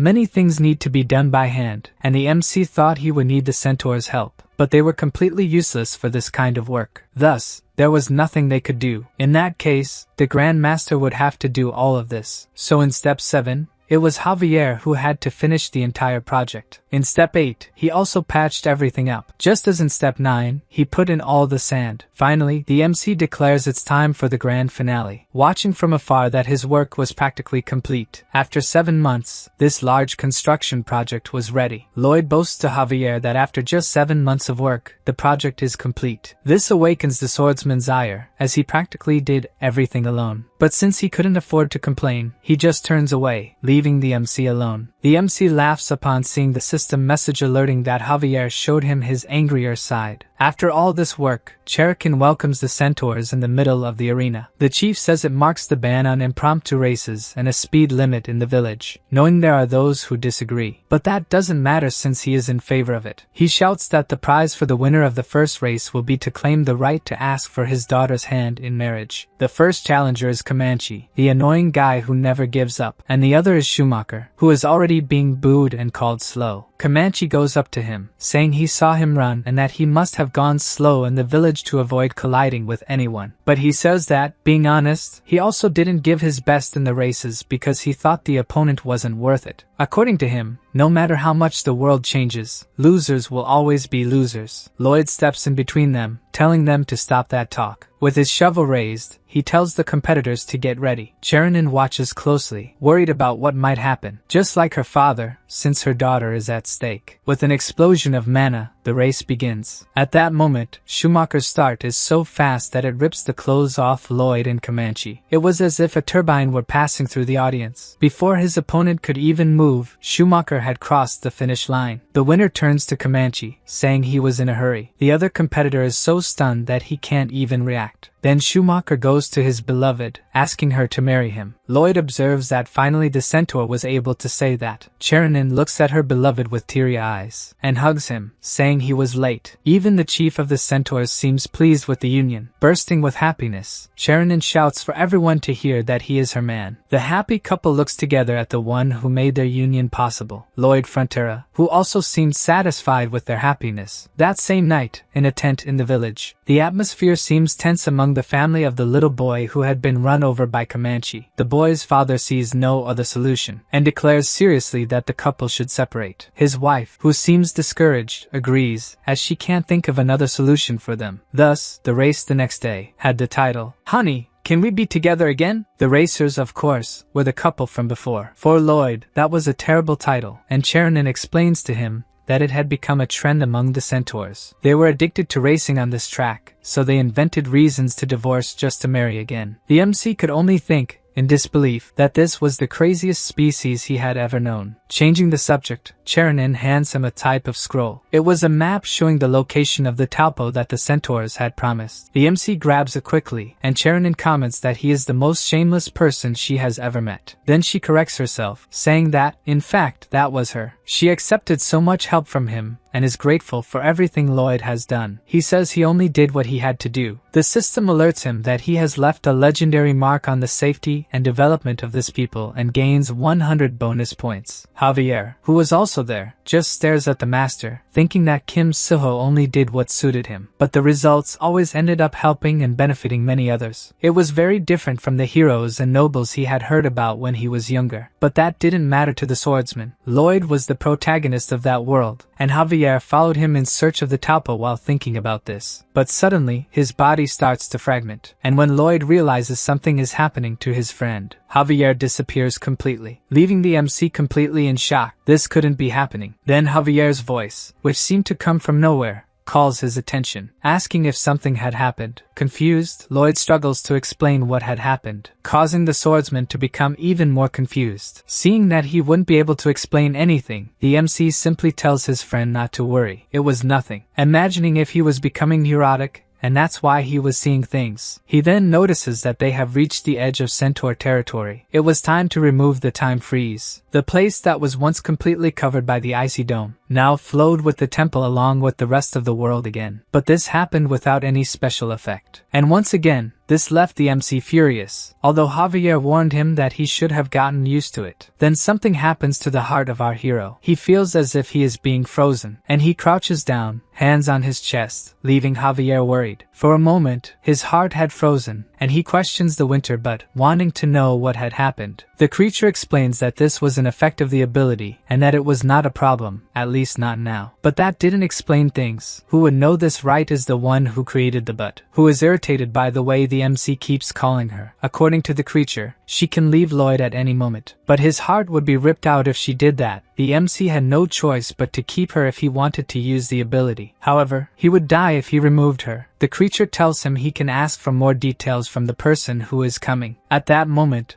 Javier alerts him that someone is approaching them, declaring seriously that he believed he wouldn't be able to stop what was coming. The two stand up, looking toward the horizon. Then an immense creature appears in the sky. All the duo could do at that moment was wait to find out what it wanted. The grand dragon lands right in front of them and looks at them majestically. With wide eyes, Lloyd knows that the dragon covered in ice is Tyrannus, the creator of the winter bud. The dragon declares that it was the MC who ate its heart of winter, who abuses this power and froze the time of this world, wanting his heart back. Feigning ignorance, Lloyd tells him he has no idea who the person the dragon is looking for is. Javier stares at his master. Why was he lying to such a powerful creature? Tyrannus continues to stare at the MC. Even the winter but inside him is apprehensive about the situation. Then the dragon asks if he really thought he would believe that. So the two bow, and Lloyd asks what he was looking for, explaining that he heard wrong and has the heart. Irritated that his plan didn't work, although this plan was pretty stupid for Javier. The creature is angry. The heart was a gift to the founder of Manjitano, and the MC isn't even a descendant of him. Even so, he absorbed it. He could only have done this by stealing. The MC states that he is not a thief, nor a descendant of the royal family, but he works with them and married one of their members. In that case, the dragon wants to know with whom, and he reveals that he married Alicia Termina Magentano, the queen. To be sure, Tyrannus questions whether he can go to her and ask if this is true. Maintaining the lie, the MC states that the dragon should do so if that is his will. With that, the winged creature shoots into the sky. The two humans slowly rise, and the MC begins to question what he would do now, sweating profusely. Meanwhile, Tyrannus has already arrived at the queen, who, confused, asks him to repeat what he said. Then he repeats it, asking if she had married the person who absorbed the heart of winter. The queen doesn't understand anything but knows for sure that her answer will have serious consequences. The divine dragon that appears in the history of the founding of Magentano, who helped King Michael establish the kingdom. This dragon,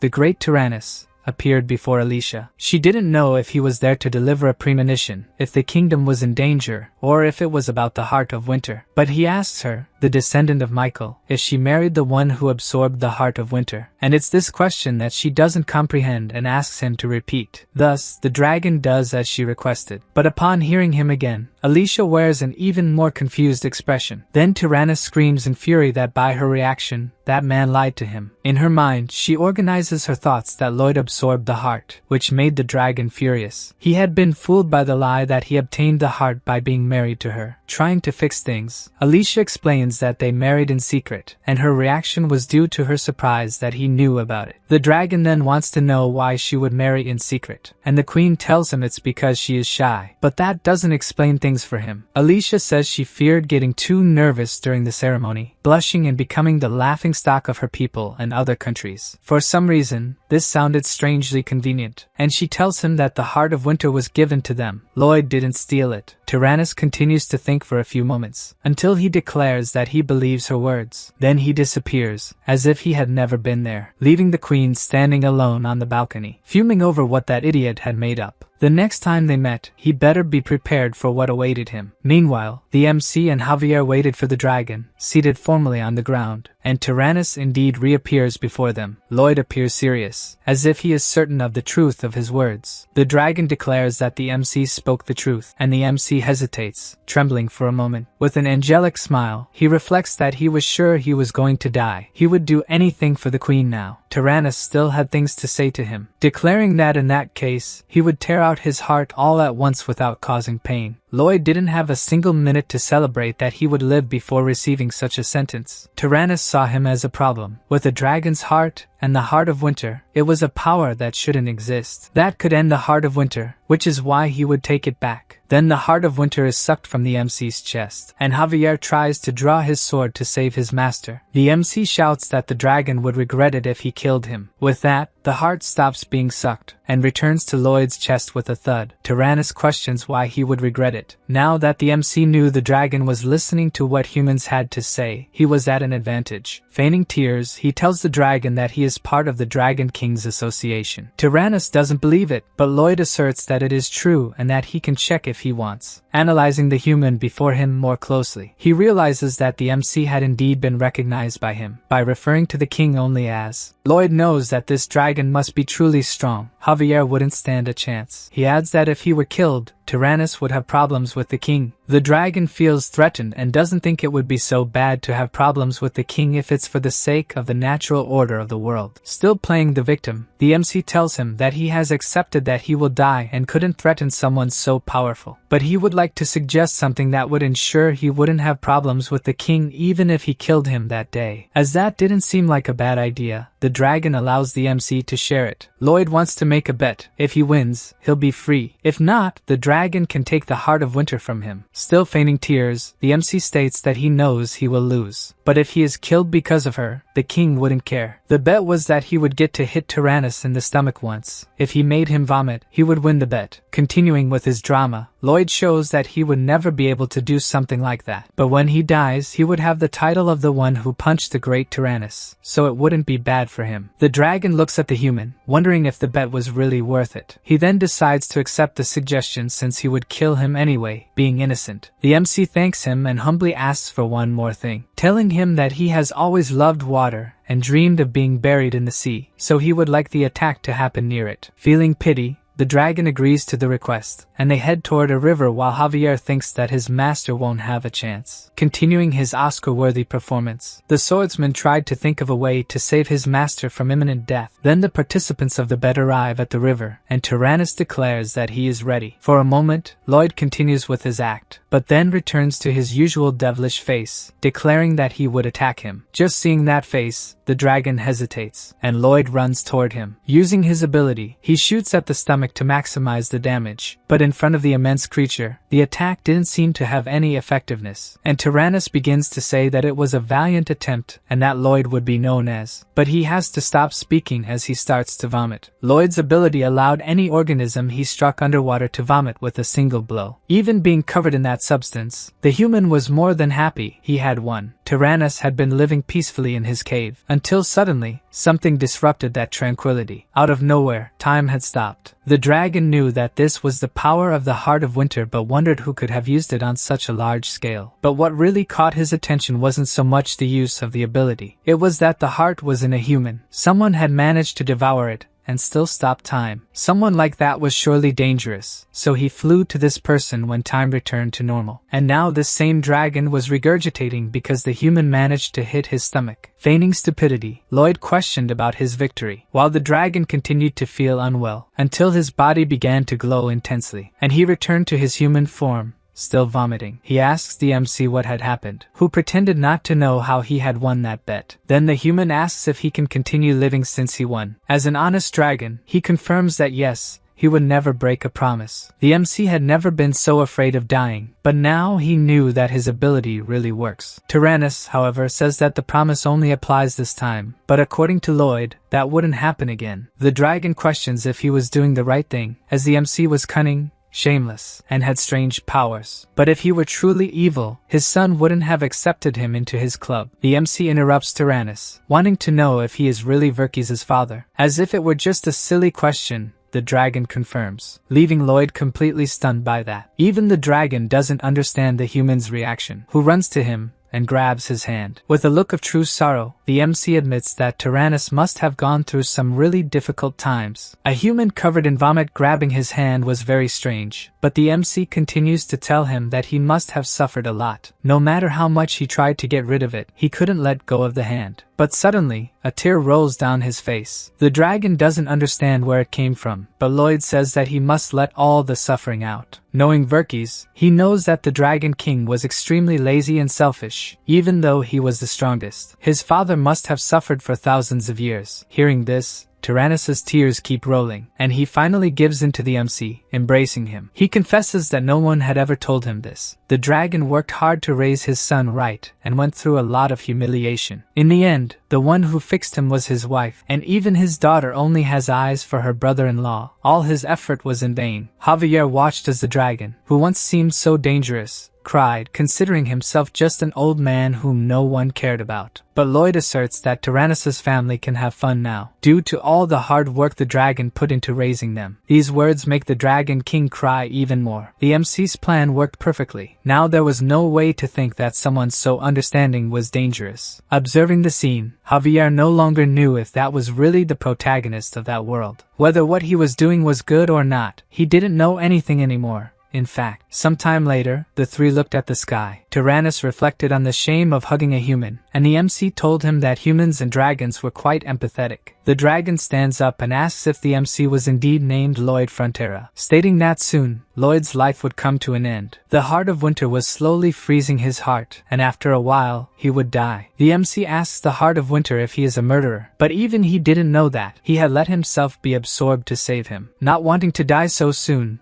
Lloyd questions if there is anything he can do to prevent this. To melt the frozen heart, it was necessary to absorb the Eye of Summer, which has the power of fire. That was another divine artifact of Magentano, and the MC asks how much time he has left until his heart is frozen. For the dragon, he still had between 5 and 10 years. What reassured the MC was that it was enough time for him to resolve everything he needed. Tyrannus saw that the human had a strong mind for thinking this way. Perhaps that was what caught Verkis' attention and the heart. He then asks what Lloyd still needed to resolve and wanted to know the details. If it wasn't something too difficult, he would help him. Thus, the MC shares that he needed materials and to prevent the tragedies he saw in his dreams. The dragon reveals that he has 2 of them, the Horaki and the Takafuna. Lloyd's eyes sparkle when he hears this. He bows, asking for the items. Since they had been used as pillows by the dragon, he sees no problem with that. The MC rejoices at the luck he had. He had managed to get almost all 5 materials he needed. Now he just needed the Kiara. From what Tyrannus remembers, Verkis should have that last material. His son was researching dimensional travel and had sent the Kiara somewhere. The MC gets irritated that the idiot sent what he needs to another dimension and asks where it was sent. The dragon remembers that it was sent to Seoul. leaving Lloyd incredulous. That is a place he knows very well. On the peak is a mountain at the edge of the southern plains. Lloyd finally reached the Taupo and even gained 2,200 bonus points. With Tyrannus' ability, the material was easily teleported to the mermaid realm, and they proceeded to retrieve the other 2 materials from Tyrannus' lair. Thus, they also acquired Horaki and Takapuna, and Lloyd earned even more extra points. The dragon asked if he should teleport those as well, but the MC replied it wasn't necessary, because he had already helped a lot so far, even if it seemed insignificant to the dragon. Lloyd explained that he couldn't keep troubling him and would prefer the dragon to just watch now. Nevertheless, he was worried, knowing that the MC would need Verkis to obtain the Kiaura, which wouldn't be easy. The MC lowered his head. Then, with his demonic face, he declared that he was an expert in dealing with such problems. Even Tyrannus, who had been persuaded, believed he could also convince Verkis, thinking what a terrifying human. Lloyd began shouting for Draghi to come to them, and the dragon immediately appeared, landing right in front of the group. Now the humans seemed even stranger, as he could control a bone dragon. Tyrannus thought the MC had the power to destroy the world in seconds if he wished, yet he still wouldn't do it. He warned the MC that altering destiny wouldn't be easy. Even Verkis couldn't do anything against it. However, he believed Lloyd would fulfill the mission he had taken upon himself. With that, the MC gave him a farewell smile, and the duel continued on Draghi. Javier questioned if Verkis would perform a dimensional teleport like Tyrannus, as he was so lazy, but the MC had a plan. The swordsman pondered this, until he asked if Seoul was Lloyd's hometown. The MC stared at him, asking why his friend thought that. Being so observant, Javier had noticed the master's face change when Seoul was mentioned, but the MC smiled, stating that now his homeland was Frontera County. He missed that place and wondered how everyone was doing. That same night, in the land of Frontera, soldiers were approaching. The man who seemed to be their leader said that was the village rumored to have many treasures and riches. He was the former third prince of Arios, Eddie, who had failed to rebel and ended up leading a group of bandits. If they controlled the place, they could create a new country. Eddie declared to his troops that they would wipe out that village and behead its lord. Then he ordered the first unit to burn the houses. But as they rushed towards them, they encountered a group of orcs and fled in fear. The prince questioned his subordinate about why there were orcs there, but the man had no idea either. Ignoring this, Eddie furiously ordered the second squad to cross the forest and invade the count's house. But in the forest, the soldiers found elves preparing dinner, and the soldiers wondered why such creatures were there. Moreover, one of them stepped on a flower, an unforgivable act for the elf, who grabbed her bow to eliminate the soldier and his comrades. Despite the combatant's explanation, the leader didn't believe much in the story of elves grilling meat in the forest. Yelling that they couldn't turn back after coming this far, he ordered his troops to advance. As commanded, the soldiers rushed towards the buildings. Cougar ran to warn Greg that several sword-wielding bandits were coming their way, but Greg found it hard to believe that the county was being invaded. At least he would have the chance to test one of his projects. Then he launched a type of missile towards the enemy troops. Their leader watched in confusion, not understanding what was flying through the sky. As it fell,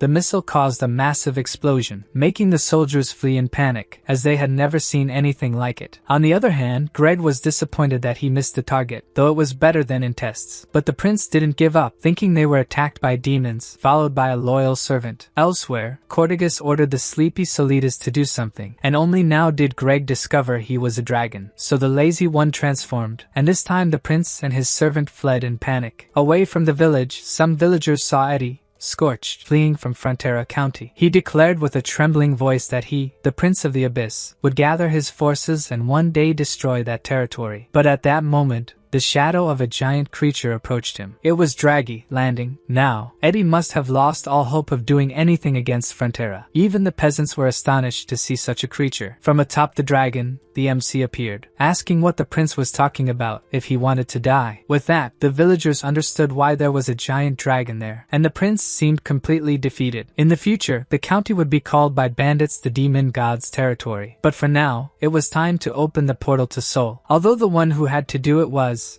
as always, asleep. As dawn breaks in Frontera County, the skeleton soldiers head to Verki's chambers to put on a show. They make an infernal noise trying to wake him up, but the Dragon King continues sleeping as if there were no noise at all. So they increase that terrible noise even more, and Verkis finally awakens, not at all pleased. With just the power of his gaze, the skeletons are destroyed. When Lloyd enters the room, only lifeless bones remain. As soon as he enters, he starts catching his breath, and Javier prepares for what's coming. Then the MC begins to sing for the Dragon King. The mansion trembles with the horrendous noise coming from the MC. Not even Javier's magic can protect him from it. It was the worst thing Verkis had ever heard in his life. When the MC stops singing, everyone is paralyzed. Then Lloyd smiles, greeting the Dragon King and asking how he was. Before the MC sang, he was fine. There was no way he could continue sleeping with that noise that seemed to come from a black hole. At that moment, he remembers something important. He had been sleeping and hadn't called his wife back. The blame was all on the MC, because instead of fulfilling his duty, he had gone months without calling his wife. But Lloyd had only promised to do what was within his reach, and he hadn't promised anything about calling Mrs. Dragon. Calling her was something only Verkis could do. He was desperate, not knowing how he would talk to her now, and the MC might have a solution for that problem. The Dragon King could tell his wife that he was very busy, because he had to deal with a bad guy from another dimension who was using strange powers and doing bad things. Since he couldn't let a guy like that go unpunished, he followed him and managed to capture the guy. In the end, the bad guy was Lloyd. For Verkis, that was the perfect excuse. She would definitely believe it. She might even praise him. The MC also suggested bringing him to her. In front of her, he could pretend to be the bad guy. Looking at the master, Javier thought he didn't even need to pretend. He was naturally bad and always lying. The MC kept smiling, waiting for the Dragon King's response, who stared at him silently. By now, he knew Lloyd well and knew there must be something behind this. So he asked what he wanted, and Lloyd revealed that he needed his help to find Kiara and Soul. Verkis didn't understand what he was talking about, until he remembered it was one of the materials of the Jewel of Truth he had sent to Soul. The Dragon King could send him there, but not to the exact location of the material, though he had something to help find it, and he showed a weird sniffing dog that would point the direction to the Kiara. He also had a magic wand that could take them anywhere. The MC expected the king to open a portal like the hellish ones, but Verkis just muttered some dull words and threw a small hammer on the ground, where a distorted portal appeared, far below Lloyd's expectations,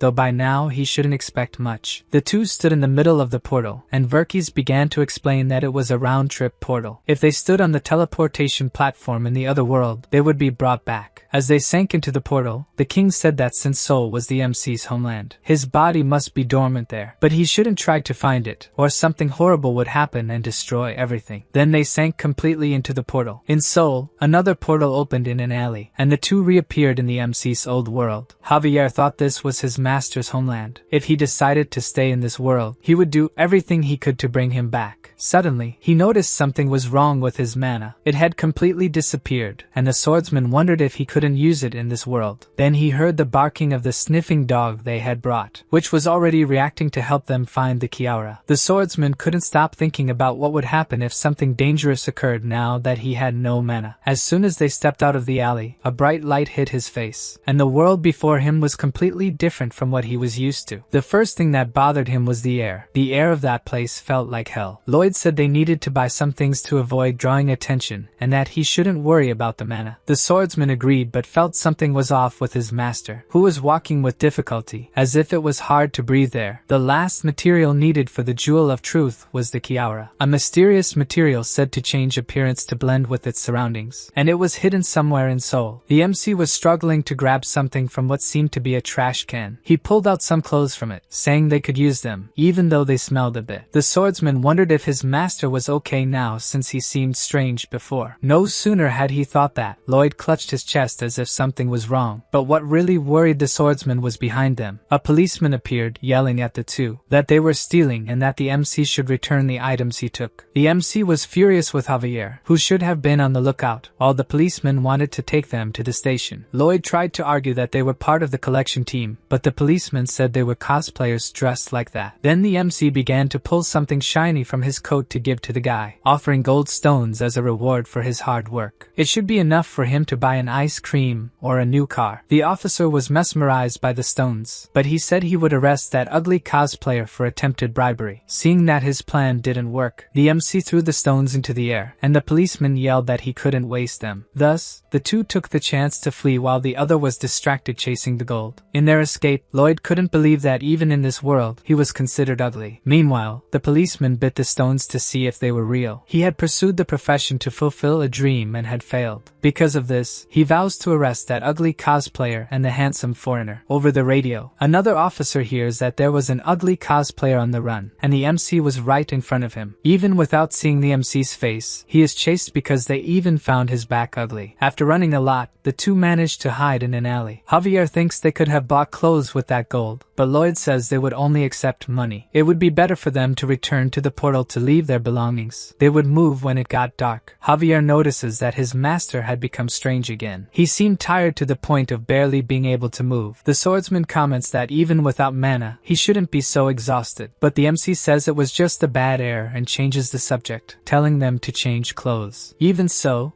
Javier feels something is wrong. When night falls, their tracking dog starts pointing to the Kiara again. This time, the two are wearing normal clothes and shouldn't be chased. The problem now was where the dog was pointing. It was in the direction of the Soul Tower. Lloyd couldn't believe they would have to take the tower. Behind him, a police officer says over the radio that he didn't see an ugly cosplayer but had a guy with an ugly head in front of him. Before they could be caught, the two start running away again. The MC knew they couldn't take the normal route to the tower. They would have to climb the mountains. Javier asks what else his master could do to hide his ugliness. Even with the mask, he couldn't hide it. The two enter a forest to reach the tower, and soon Lloyd is already tired, barely able to walk on his own. Javier asks if he doesn't want to rest a bit, but he refuses, saying that he, Lloyd Frontera, could handle it. He barely finishes saying this and falls to his knees, admitting this time that he couldn't keep up the act. The swordsman asks if his heart wasn't doing well, and the MC says it's really pathetic. Javier says that he has only been acting differently since they arrived in that world, but Lloyd says that is his normal self. When he lived there, he always felt scared and strange. When his parents were alive, everything was still okay, but when they passed away due to a mental illness, things got worse, and he needed time to adjust to the pain. When he met Javier, it was a shock, and it was as if he belonged to that world. He felt he could do anything. That was his true self, a nobody full of emotional pain. Javier asks if when his master lived in that world, he blamed himself for all those things. If he blamed himself so much that he ended up trapped, just like he was now. The MC says he wanted to give up but couldn't. Everyone criticized his parents for falling for a scam, and they took their own lives. People commented on how they could have done that, but they didn't know how scary that illness was. His parents were amazing people, and Lloyd wanted people to know that, so he couldn't stop. The MC did everything he could. He studied, worked. He did everything necessary. He needed to be an example of how well his parents raised him. The swordsman tries to console him, saying he did nothing wrong. Who had placed that burden on him? The MC himself did that to himself. If he didn't take responsibility, he would have nothing. Javier thinks about it for a bit, and says he worried for nothing. Whether in the continent of Laurasia or in Seoul, for him, Lloyd was the same person. Whether he was causing trouble with his ugly face or crying his eyes out. In the end, he was someone who fulfilled his duties, so the MC wipes his tears, and calls for Javier, who was in front of him. Recovered, he says that he will show the way. It seems that Javier's master was back to normal. Finally, they reach the Soul Tower. The tracking dog keeps barking in its direction, in front of a railing full of locks. The MC picks up one of them to see if any were the Kiara, but the dog doesn't bark at it. But as soon as he points at the railing, the dog starts barking again. Now he was sure that piece of iron was the Kiara. The item must have fallen when the tower was being built and camouflaged itself. That dragon could have left it in a better place. Javier is curious about the things hanging there, and the MC explains that they are love locks. It was a tourist spot. Couples placed those locks on the railings, wishing their love to be eternal. The swordsman sees that it would be difficult to remove that piece of iron with so many people around. Should they hide and do it later? But Lloyd wasn't sure what they would do. He gets distracted looking at the people gathered there, remembering when he was a child and visited the place with his parents. The MC says those weren't just locks. They were memories, promises. When people missed someone a lot, they went there in the hope of finding the one they were looking for. And Javier observes that place was important to his master. The two end up sitting, watching the people around, and the swordsman comments that he was glad they went there. He was curious about the type of person his master was in that world. The MC thought he didn't care about that as long as he kept the county safe. Javier agrees and reiterates that he was just curious. It was just a silly conversation. Lloyd goes back to thinking about the problem problem in front of him, as he was also a human being. He didn't want to destroy people's important memories just because he needed something. The joy and butterflies in the stomach they felt when hanging one of those locks. The desire to stay together forever. The memories people wanted to revisit. By the look on the MC's face, he didn't like all that romance. That's why he calls for Javier, deciding he was no longer a human being. The swordsman didn't understand why his master had suddenly become furious. He was unpredictable, but he should have expected something like that. The MC declared that they would remove that abomination from there. This behavior suited him much better. Lloyd began pushing through the crowd, saying they needed to inspect the fence. Then the two supported it on their shoulders, and the MC had to use tremendous strength, but they managed to lift the fence. Maliciously, the MC said that the locks made inspection difficult and would get rid of them since relationships had ended anyway. Then someone appeared, asking if they were now pretending to work for the maintenance company. It was the three police officers, stating that the wrath of justice roared in the face of evil. The thunder of judgment would end all evil. The three joined together as if forming a megazord, and they charged at the two with stun guns. Before they were hit, Javier ran towards them, dodging the shock prong tips. This made all the girls there notice how handsome that thief was. Of course, the swordsman continued moving as if he didn't even notice the stairs, while the girls started taking photos of him, and they posted that there was a handsome thief in Seoul Tower. Amid all the confusion, the two managed to escape, but the police reappeared. Javier suggested getting rid of them, but Lloyd thought it was better not to. After all that sword training and construction, he believed they were faster, and indeed, the two easily left the officers behind. Then the police turned to social media to find them, searching for handsome fence thief, and located them. They were running in Gwangwaman. When the officers arrived, they had already disappeared, but there didn't seem to be many places to hide there. In an alley, the fugitive duo started getting rid of the clothes they were wearing. Javier asked if it wasn't a pity to leave so soon. The MC could stay a little longer. But Lloyd said he had already seen his family, looking at the sky. Actually, he had a colleague he would like to see, but he was waiting until he was ready for that. His colleague worked on a construction site and was praised for his effort, despite not having the best appearance. Some civilians informed the police that there were two thieves changing clothes in an alley, and the three officers appeared, shouting for the criminals to surrender. From the red-haired officer's face, things wouldn't go as they thought. On the ground, there was a portal closing, the clothes they had worn, and a note with some stones on top. The portal rapidly shrank, until it disappeared, leaving the note thanking the police for their service. Back at Frontera County, the duo was sitting beside the railing full of locks. The MC didn't seem recovered. Javier got dressed, observing his master's condition. But Lloyd was more than fine, celebrating that he had finally gathered all the materials. With that, he still gained a few more points in the system. Now was the moment to reverse the world's destiny. Elsewhere in the kingdom, Thanos observed the landscape around him with a cadaverous expression. To summon the king of hell, he needed a clear desire and a few items. If he wished for someone's death, he would need the physical body of someone who harbored much resentment towards the target. According to the king, what he sought was in that dungeon, and it seemed the mage had found what he was looking for. At his feet lay a skeleton with a decapitated head. These were the bones of someone who harbored that resentment. Someone who had studied dark magic to save his family, but who met a miserable end at the hands of Lloyd Frontera. More precisely, in Javier's hands. Thanos picked up the skull, calling it Lepellin, asking if he would like to know how the man who did this to them was doing, saying that thousands followed the MC, who took all the things that talented people like them should have enjoyed. He was lucky enough to have a powerful knight by his side and the queen's trust, which wasn't fair. It would be hard to take back what was theirs, so instead,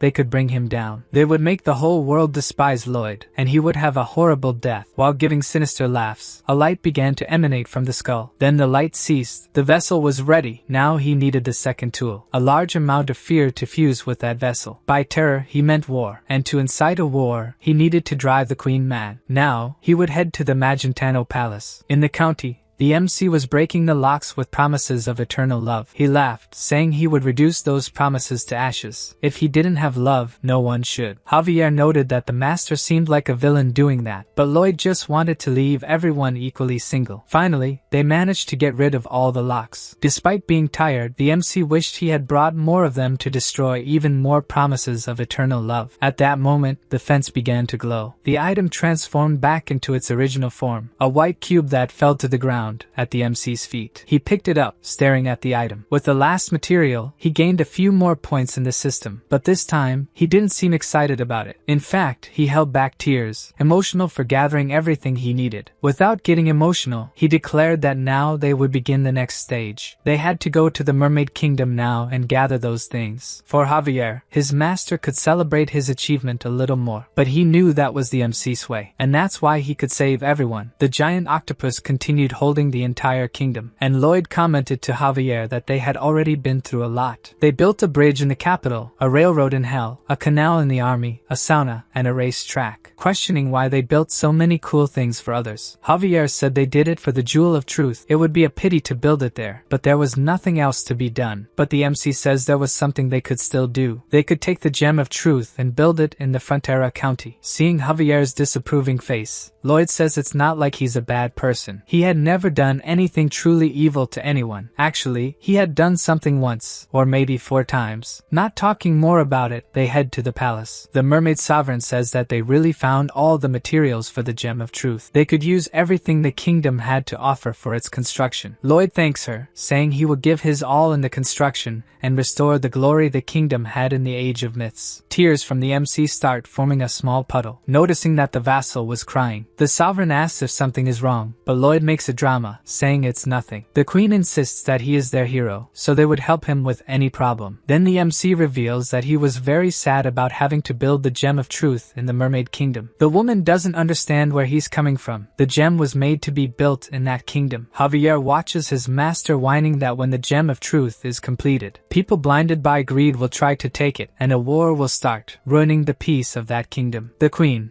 not expecting something like this, is shocked. Lloyd says he will start the construction, but she asks him to wait a bit, questioning if the gem should really be built there. According to the MC, it could be anywhere as long as it's in the water, and for the sovereign concerned about the kingdom, that seemed like a good idea. Exactly as Lloyd had planned from the start. Leaving the palace, the MC says they will build the gem in the county, and the Mermaid Kingdom is free to use it, ironically saying he was very worried about the safety of that kingdom, telling that he only told the queen the truth, but Javier knows that the master just wanted the Gem of Truth for himself. The MC ends up revealing that maybe what he said didn't come from his heart. Seeing Javier sighing, he angrily asks why he's looking down on him, but the swordsman says it's nothing. If everyone is happy in the end, that's what matters. It seems he had become a bit more pragmatic. The two celebrate the day, and Javier asks about the portal to hell. The MC will ask the Gem of Truth how to close it. The next day, they go to Lake Kapua, deep and wide. It was the perfect place to build the gem. Before that, Lloyd asks for permission from the lake's owner, Bibian, who of course agrees, to understand a bit more about the place. The MC thinks it's better to dive in. At the bottom, he finds a spacious enough area, with leveled and resistant ground. He enters simulation mode. They say the gem emits a lot of energy while formulating a response. The MC wants to see how much energy it is, and the model starts vibrating. It seems things weren't going as he expected. A giant whirlwind starts forming above the gem, with a force much stronger than expected. The whirlwind grows, moving the entire surface of the lake, which explodes with all that energy. All of this was way beyond expected. The water rises beyond the mountains around the county, and destroys all the buildings Lloyd had planned for the residents. He couldn't let this really happen. On the surface, Javier was calmly playing with the pets when his master emerges. You could tell by his face that he was disturbed. Noticing something was wrong, the swordsman asks if there's a problem. Then the MC screams furiously that he still wouldn't have his long-awaited retirement. He leaves Javier on vacation until further notice, while thinking about how to resolve the situation. It seems that when there was no fight, the swordsman also had no purpose. With nothing to do, he goes back to the village, looking at the landscape. Everything had changed so much. It was just a poor village a few years ago. The voice of some children calling for their father catches his attention. Now they could study in the capital, receiving a good education in high-level institutions. In another corner, he saw an orc and an elf together. Even though they had many differences, none of that mattered in the county. A little further ahead, Kuga was apologizing to Emily. Because of him,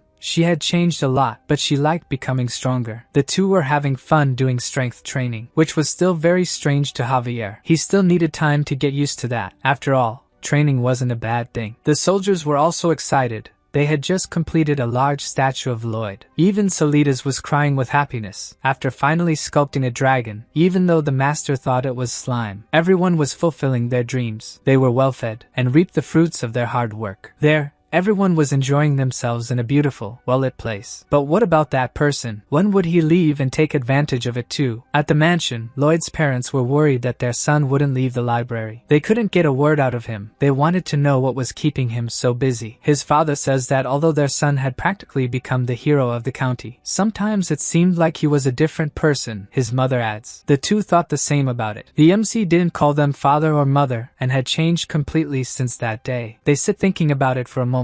Then Arcos stands up, saying that his son had matured and that's why he had become a new person. It was time to give that to him. Maybe it would improve his mood a little. It was the family coat. His father had planned to give it to him when Lloyd became the lord of the county, but he deserved it. Smiling, Arcos remembered that his son had begged for it before. Surely this would make him happy. At this moment, the MC comes up with an answer. He would build it beneath the Frona River and create a dam to prevent flooding. He wanted to simulate this right now and finds his parents in the mansion corridors. Knowing that his son was in a hurry, Arcos says he had something to give him and proudly shows him the Frontera coat. For a moment, the MC doesn't know how to react to the unexpected gift. He ends up saying it's a nice coat and thanks him. Lloyd mentions that he is busy now and will try on the coat later. The father recalls that the MC's grandfather used to wear it, always saying it looked amazing and asking for it. The MC pretends that he just remembered that and thanks again, walking down the corridors, distancing himself from his parents. Then Arcos comments that the son never knew his grandfather. The next morning, Javier greets the count and the countess who were in the garden. Marbella asks if the swordsman was enjoying his vacation, but he was feeling restless, not knowing what to do. To the countess, he says he's been through a lot recently, and she gets curious about where they traveled last. It was very hard for Javier to explain this now, but when he could, he would tell them. With a lost look, the count asks him at least to say where his son is right now. Javier begins to say that he was at the Frona River, but is interrupted. And at this moment, the swordsman knows they have figured it out. What they really wanted to know was if their true son was alive. How could Javier respond to the two, bitter, with no idea what had happened? Trying to avoid the question, he asks what they meant by that. Marbella tells him about the MC not remembering the family coat. Arcos says that to be sure, he asked if the son remembered his grandfather wearing it and only received a vague response. They noticed differences in their son when he began to put effort into things. His actions, words, expressions, everything changed. Since they are always with their son, they are sure that Javier also noticed the difference. Arcos tells him that the man is working hard for the county, and they are not ungrateful about it. But they cannot stop worrying about their true son and want to know if Lloyd is alive. The swordsman becomes anxious. How would he tell those parents what he knew? The real master, Lloyd, is not alive. As far as he knows, he reincarnated, but there's no way to know in which era or form. To the count and the countess, he was basically dead, and even though he was a useless idiot, he was still their son. If they knew that someone had expelled their son's soul and taken over his body, if they knew that, both they and Kim Suho would lose their sanity. But how could he lie to those people? Even so, Javier needed to give them an answer. First, he asks for their forgiveness for keeping the secret all this time. The two look at the swordsman, desperate. They would finally discover what happened to their real son. Then Javier begins to say that, in fact, their son suffered brain damage. Both his personality and memories were disconnected, leaving both of them speechless after hearing that. Worried, they want to know more about it and ask the swordsman to explain further. Continuing the lie, Javier says that he hates Lloyd ever since he was adopted. He was teased and even had his wooden sword broken. Arcos apologizes for the behavior of his son, but the swordsman says he has nothing to apologize for. He tells them that one day, the count asked him to look for the son who had disappeared. That night, while he was going to search for the MC at the bar, a thought came to his mind. It was annoying that he had to take care of that piece of human trash. These words leave the couple shocked. They never thought Javier could have such thoughts. Not stopping with the lie, the swordsman says that having grown up with such a ridiculous person, it was normal for him to become grumpy. Emotional, the count and the countess sympathize with everything the swordsman had gone through. That night, he found his master, who continued to provoke him as always. Suddenly, something changed in Javier's mind, and he couldn't stand being humiliated anymore. At that moment, he lost all patience and hit Lloyd in the back of the neck with the sword's scabbard. Without averting his gaze, the couple is completely shocked to learn that Javier did that to their son. After that,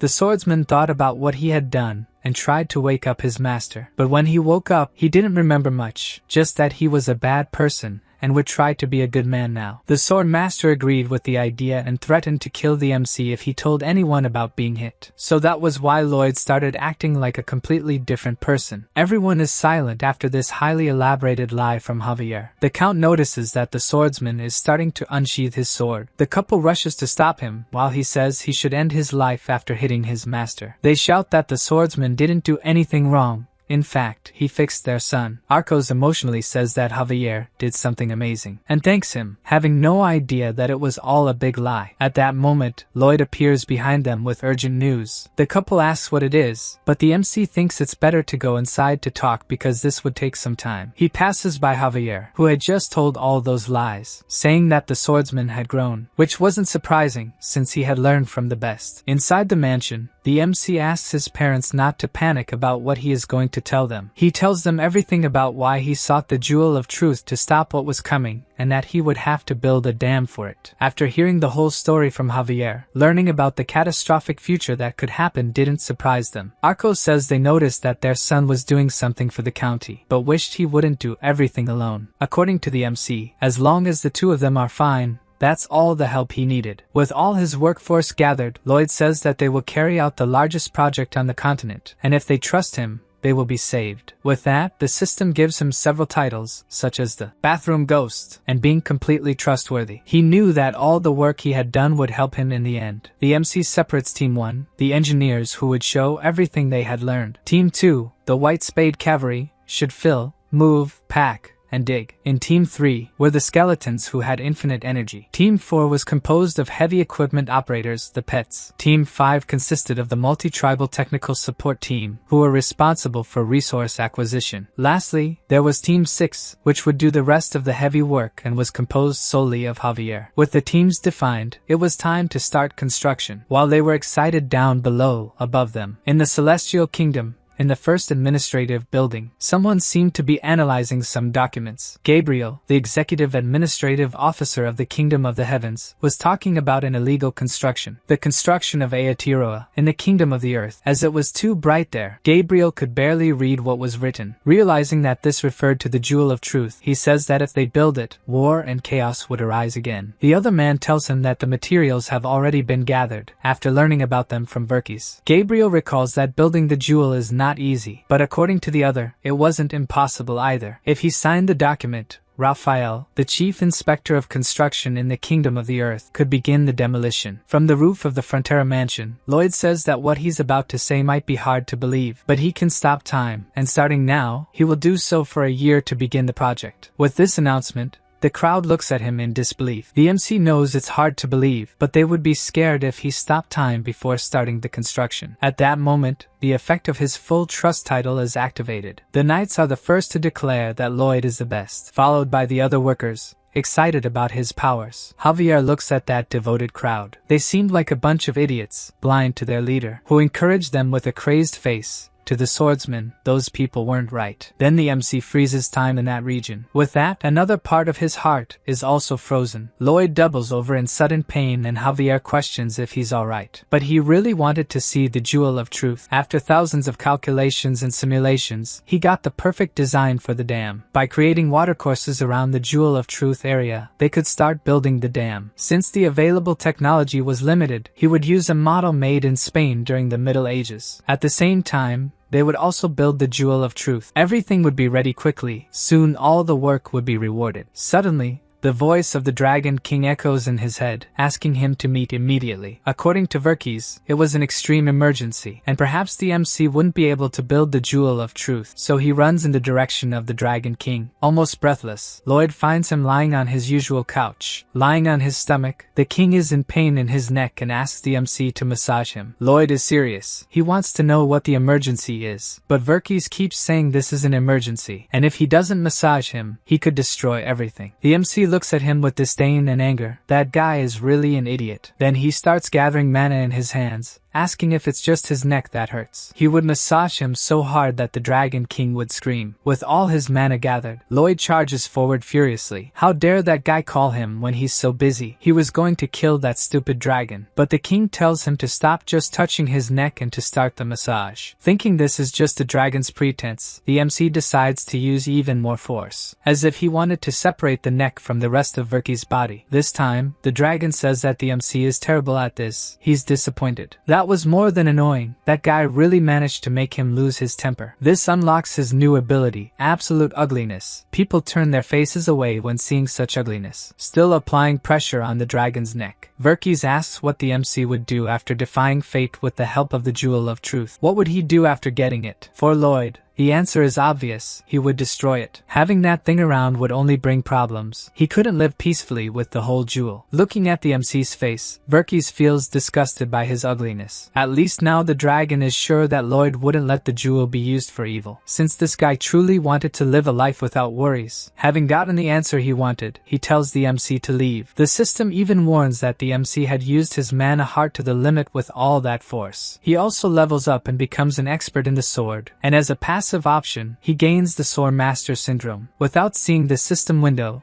Verkys wonders if there's something wrong. The dragon's words echo in his head. It's now becoming desperate since his senses are extremely sharpened by the new ability. The MC starts shouting from the noise in his head, but the dragon thinks he has earwax. While Lloyd continues desperate with the new ability, he tries to walk despite all the noise. Irritated, he still has too much to do to waste time with this. The MC thinks about using some points to level up the mana heart, but it's better to save them for an emergency. Recognizing the symptoms, Javier questions if he has the Sword Master Syndrome. The MC begs him to be quiet, but Javier smiles at what's happening, giving a lecture on how the masters should find true inner silence. All that chatter makes Lloyd fall to the ground, his ears bleeding, and the swordsman begins to laugh at his situation, wishing him good luck. Then the MC notices that he can see all the imperfections on the swordsman's face, but he had none. Instead, Javier's face was glowing. Despite teasing his master, the swordsman stayed up all night with him, teaching how to deal with the senses. And only a few months later, the completion of the dam and the Jewel of Truth was nearing. Then Javier comes up behind him, saying the MC seems pretty stable, even with the Sword Master Syndrome. He apologizes for saying that out loud, pretending to be concerned, even though Lloyd tells him to shut up. Smiling at his master's suffering, Javier insists that he cares a lot about him. When the MC starts to say he'll find a way to punish him, a golden light begins to illuminate the area. Lloyd turns around, wanting to know where the light and that angelic music were coming from. Since it was in the direction of the sun, it was hard to see, but it seemed like someone was floating in front of the sun. In fact, it looked more like an angel, since it had white wings. This didn't seem like something good. Raphael introduces himself as the administrator of the Kingdom of the Heavens and the chief inspector of the Kingdom of the Earth. Lloyd had a bad feeling about this, and the angel informs him that he's there to deliver an order. Raphael takes a notebook, where the order for the builder Lloyd Frontera is written. He must immediately stop the illegal construction of Aotearoa and begin demolishing it completely. How would the MC respond to this? All the workers look up at that figure in the sky, not knowing what he wanted. Raphael orders that, by the will of the heavens, Aotearoa should be destroyed. Lloyd asks what he's talking about, if he's really an angel. Sneering, the angel says that if the MC is seeing the wings, the answer is obvious. But Lloyd retorts that Javier also has wings. Does that make him an angel? Looking at the swordsman, Raphael agrees that he has an angelic face, and Javier smiles as if he already knew that very well. The MC shouts angrily that he doesn't believe in the angel. He's been through too many problems to give up now. With that, the winged one puts the notebook away, and a blaze of fire appears in the sky, bringing with it a hammer that Raphael holds. Around his head, a ring of light starts to form, until a halo appears above it. The MC looks astonished at all of that. More like an angel, Raphael asks if Lloyd believes in him now. Byron recognizes that he carries the golden hammer of conviction, exactly as described in the holy text. That being was truly an angel. In fact, that was the multipurpose administrative hammer, as the label described. Lloyd wants to know why building the jewel is illegal, it wouldn't collapse easily, and this was the human realm. The angel describes Aotearoa as an unusual artifact beyond their universe that reveals all divine plans. It was because someone wished for it that the great tribal war began in the Age of Myths, causing thousands of deaths. That's why it was considered an illegal structure, and he declares that if the MC doesn't demolish it, he will do it himself. This makes Lloyd furious. It seemed like a dictatorship, and he protests against it. Not caring much, the angel says that all objections can be made through prayers, as long as they are pure and true. Desperate to be heard by the heavens, the MC falls to his knees and starts praying, asking God to grant him the power of the jewel to protect those he loves. He doesn't want to lose them again, he begs. Up above, the angels hear him ask that everyone in the county could live happily, and it seems sincere, until Lloyd gets to the part about his retirement, wanting to live peacefully, and his request is immediately denied after that. Raphael conveys the decision,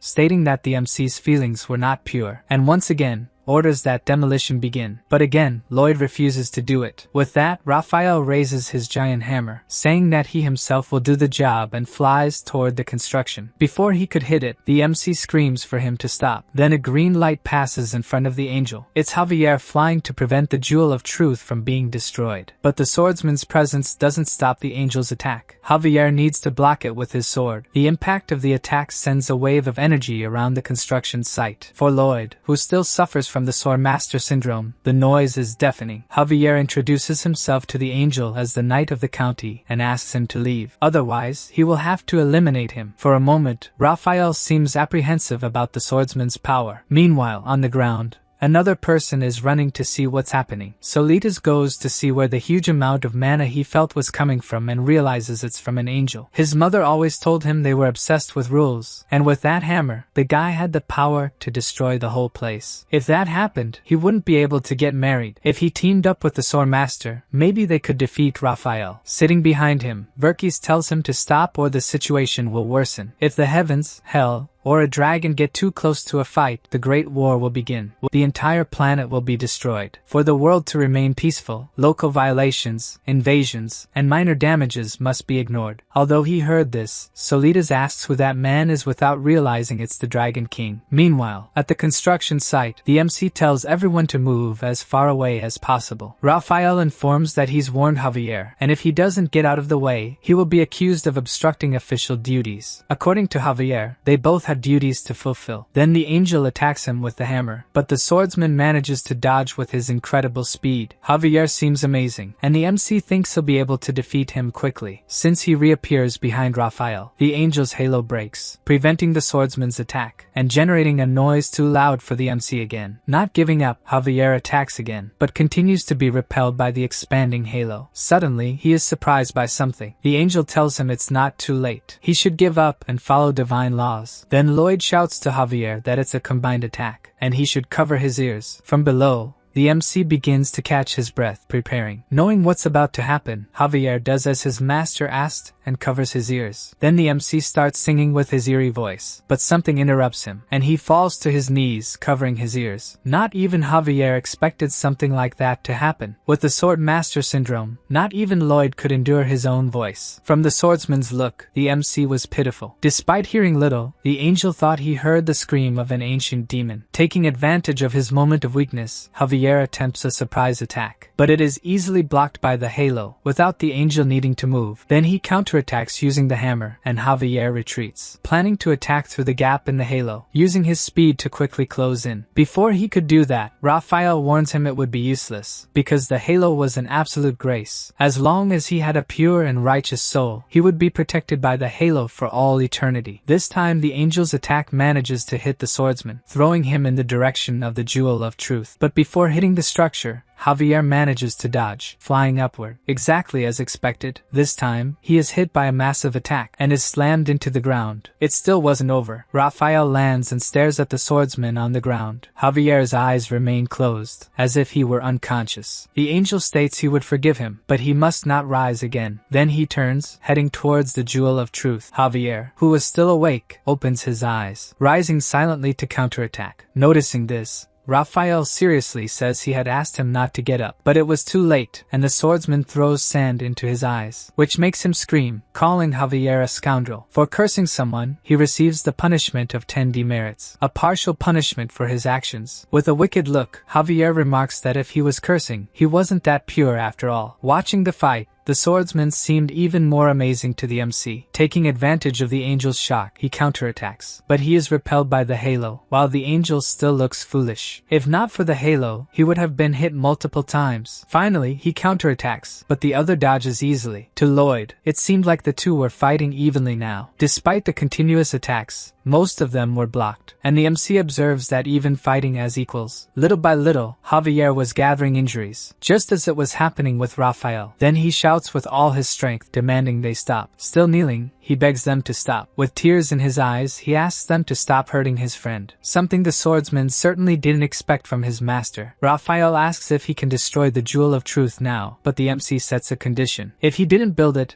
and change destiny, all the beautiful people of his county would be very unhappy. Everyone heard the MC yelling that no matter what happened to him, begging, please let those people be happy. Lloyd would give his life in exchange for that. The angel thinks for a moment about the proposal, and asks the MC to forgive him, but he cannot help him with that. With his head down, Lloyd says that in this case, there is nothing more to be done, as several system windows appear around him. The last one asks if he accepts to level up and become a sword master. Then the MC finishes wiping his tears, and confirms becoming a sword master, making a grim expression again. This time, Raphael is surprised, not knowing what was about to happen. An explosion of blue mana envelopes Lloyd, and he asks like a villain for the angel to hear his song. The two watch the mana emanating from the MC, and Javier wonders if he had become a sword master. The angel warns him not to become a sinner by interrupting his work. The powers of a sword master were nothing compared to his, but the MC doesn't stop what he's doing. Javier spreads his wings again,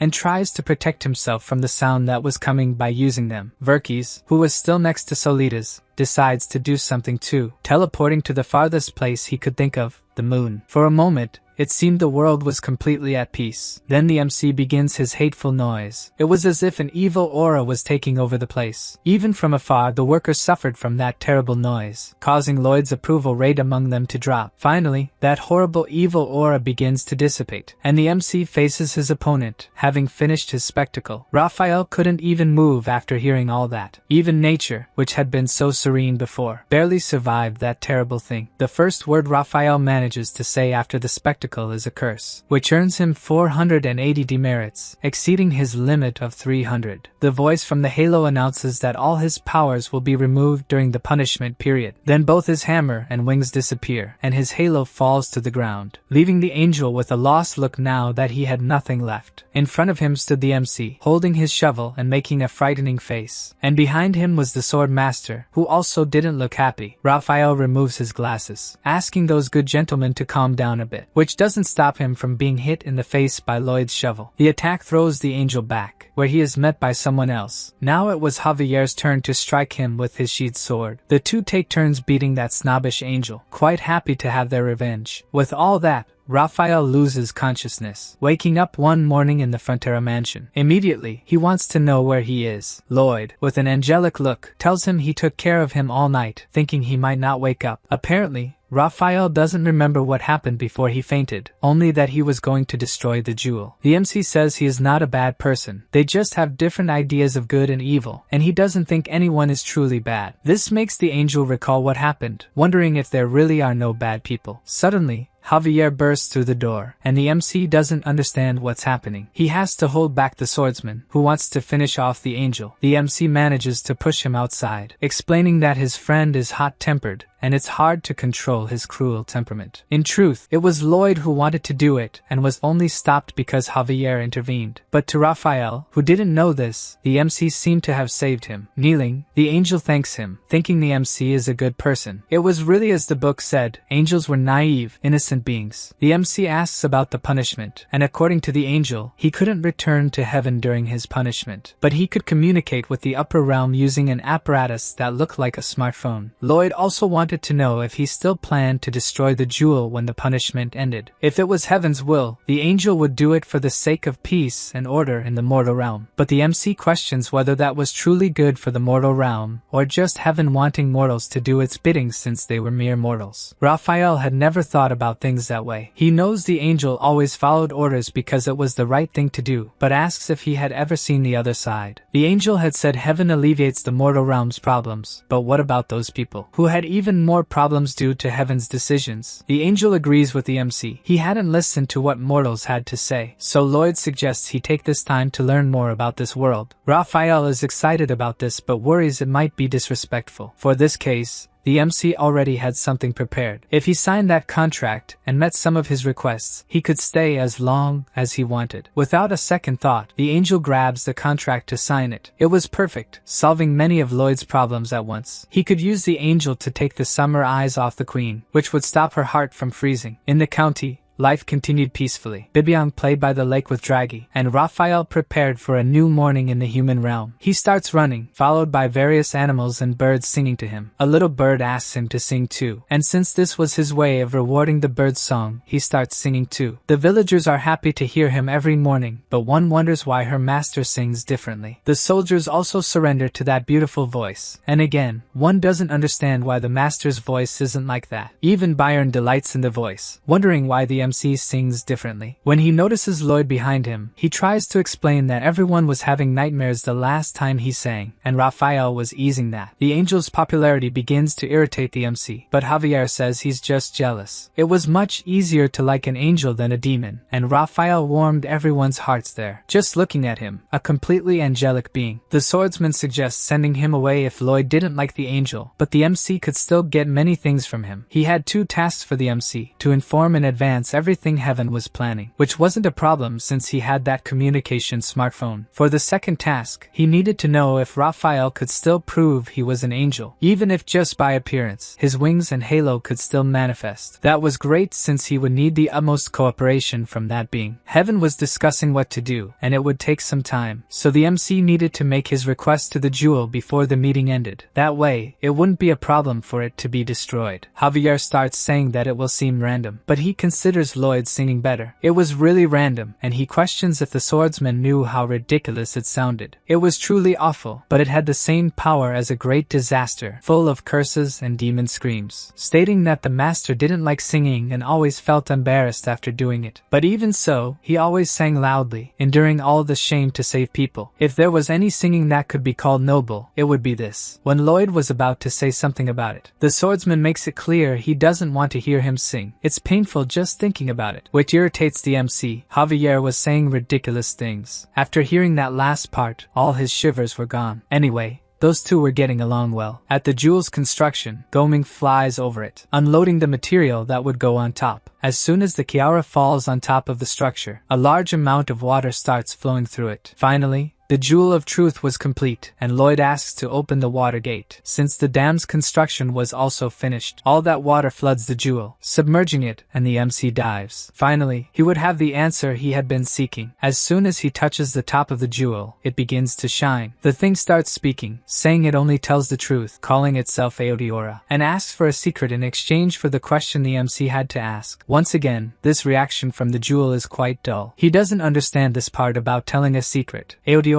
wants a secret only he knows. Lloyd doesn't know what to tell. Saying he was from another world was something Javier also knew, so he ends up sharing a disgusting bathroom habit of stuffing toilet paper in certain places. At that moment, a beam of light shoots up to the heavens from the jewel's tip, annunciating to the entire county as if they were fireworks this disgusting habit of the MC, who becomes flushed now that everyone knows his secret. Javier wanted to know more details about this, but Lloyd refuses to answer, irritated. The swordsman says he was worried about the impact wave the jewel would produce when activated. He was different these days. It wasn't like someone was dying. Finally, the jewel wants to know his question, and Lloyd tells that he wants to know how to stop the destiny restoration phenomenon that will ruin the lives of thousands. The jewel begins to glow even more intensely, and a whirlwind of energy starts forming around it. Javier protects his master from its force with his wings. Suddenly, The MC goes to a dark place where it was just him and the jewel. Only he would hear the answer. The voice was different this time, saying that Lloyd Frontera should have died but was alive, and he even stole the protagonist's position that should have been Javier's. The world was trying to kill Lloyd, restore destiny, and re-establish Javier as the protagonist. But due to the bug called Lloyd,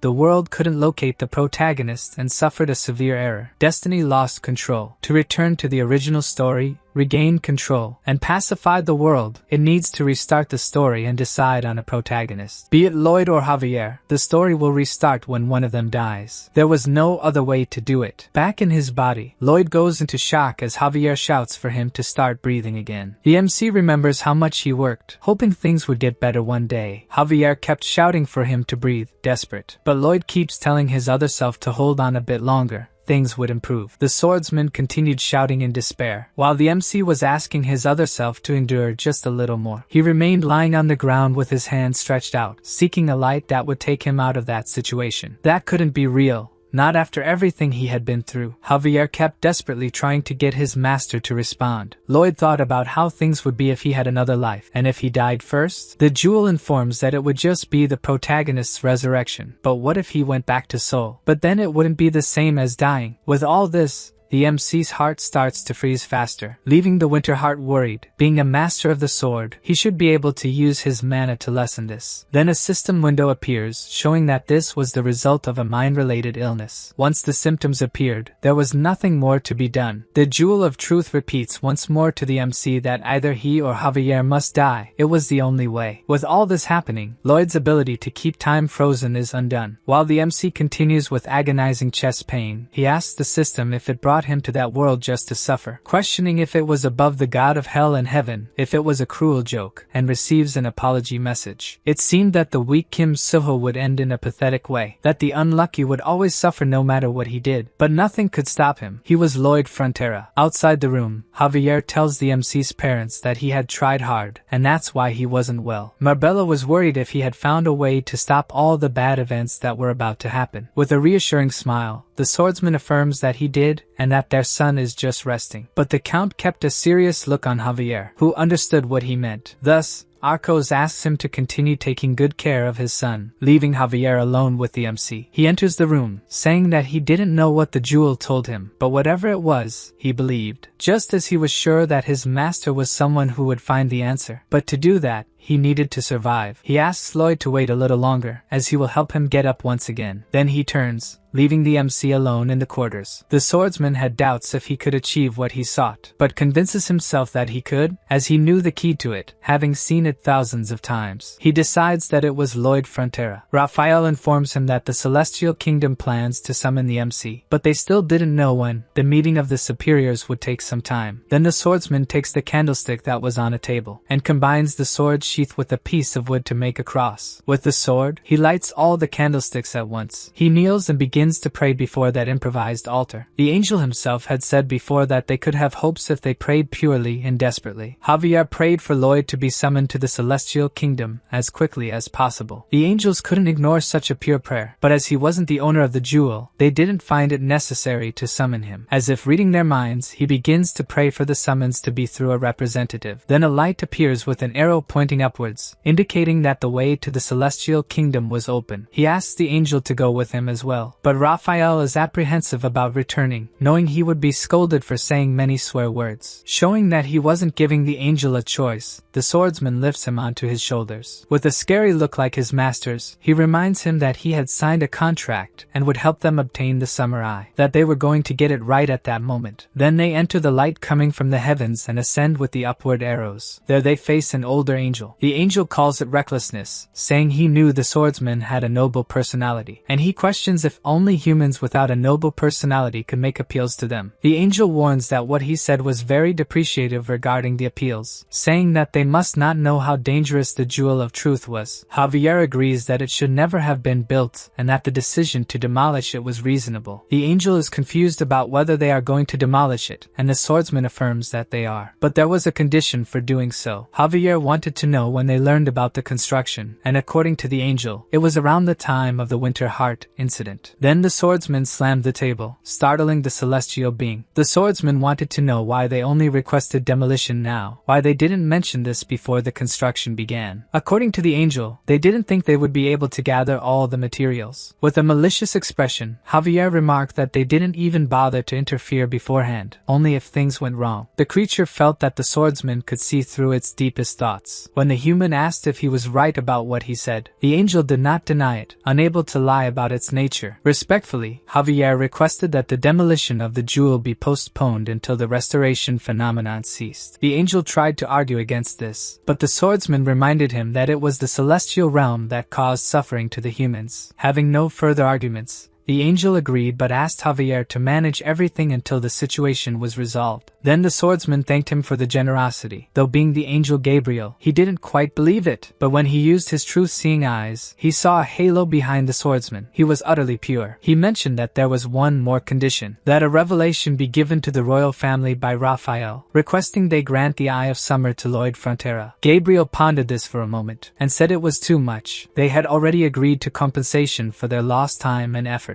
But according to Javier, what he was requesting now was compensation for the damages they suffered, asking the heavens to compensate for the damage to his heart when he couldn't even sleep after learning about the celestial conflict. Now Gabriel realized that this human was wicked, but he could see that there was no lie in it. He had truly suffered and deserved compensation. However, there was something wrong with that expression. He had considered inviting Javier to the heavens when he died, but he belonged to hell. Meanwhile, at the Frontera mansion, Lloyd gave permission for Emily to enter his quarters. The MC was still not feeling well, and the girl apologized for interrupting his rest, but he assured her he was fine and asked what she wanted. Then the girl handed him an envelope. It was an invitation to her wedding. She explained that she would soon marry Kuga, and this was a special invitation made for the MC, as she would never have met him without his help. Even so, Lloyd couldn't show any happiness. Emily happily commented that many good things happened in the county thanks to the MC, and everyone was grateful to him. Trying to smile at the girl, the MC thanked her for the compliment. She gathered the blankets from the room for washing and left. The MC congratulated her on the wedding, but internally, he apologized to everyone. He just wanted them to be happy, but now he couldn't do anything more for them. Either he or Javier had to die, and as the protagonist, Javier couldn't die. Suddenly, the MC's heart froze even more, causing terrible pain in his chest. Collapsed on the floor, an idea formed in his mind. He was just an extra. It wouldn't be a problem if he died. But a system message denied this, stating that his wish had not yet been fulfilled, and he needed to keep living, or he would achieve nothing. Along with the message, it was as if the MC's body also began to disappear. But he seemed completely at peace with this. Suddenly, creatures started emerging from the sea. Alarmed, Count Cremo watched as more and more of them surfaced. In Asfahan, something was also about to happen. The project Lloyd created there began to crumble. The furious Sultan questioned who was attacking his lands, and according to a soldier, infidels were setting the palace on fire. In the forest, beasts appeared, frightening the native animals. The elves tried to fight them without knowing where so many were coming from. If this continued, the animals would start fleeing. All these simultaneous disasters were being reported to the queen. Alicia wondered what was happening and why it was all at once. Meanwhile, Javier was on Draghi, carrying a huge package towards the palace. As soon as they landed, they requested an audience with the queen. Javier greeted her, showing respect, and she wondered why Lloyd wasn't with him. She asked what was happening, but the knight pretended not to understand, irritating Alicia with the situation. Seeing he wouldn't say anything, she asked what he wanted, and the knight mentioned they had leftover rebar in the county, so he brought some of it, as it could be used militarily. Alicia was eager to torment the MC. After he dared to use the excuse that he married her, a light illuminated the room, and angelic music began to play, making the queen uneasy about what was happening. From the light emerged a creature floating in the air. It soon spread its wings, revealing itself to be an angel, shocking the nobles around. Even the queen was incredulous at what she saw. Stammering a bit,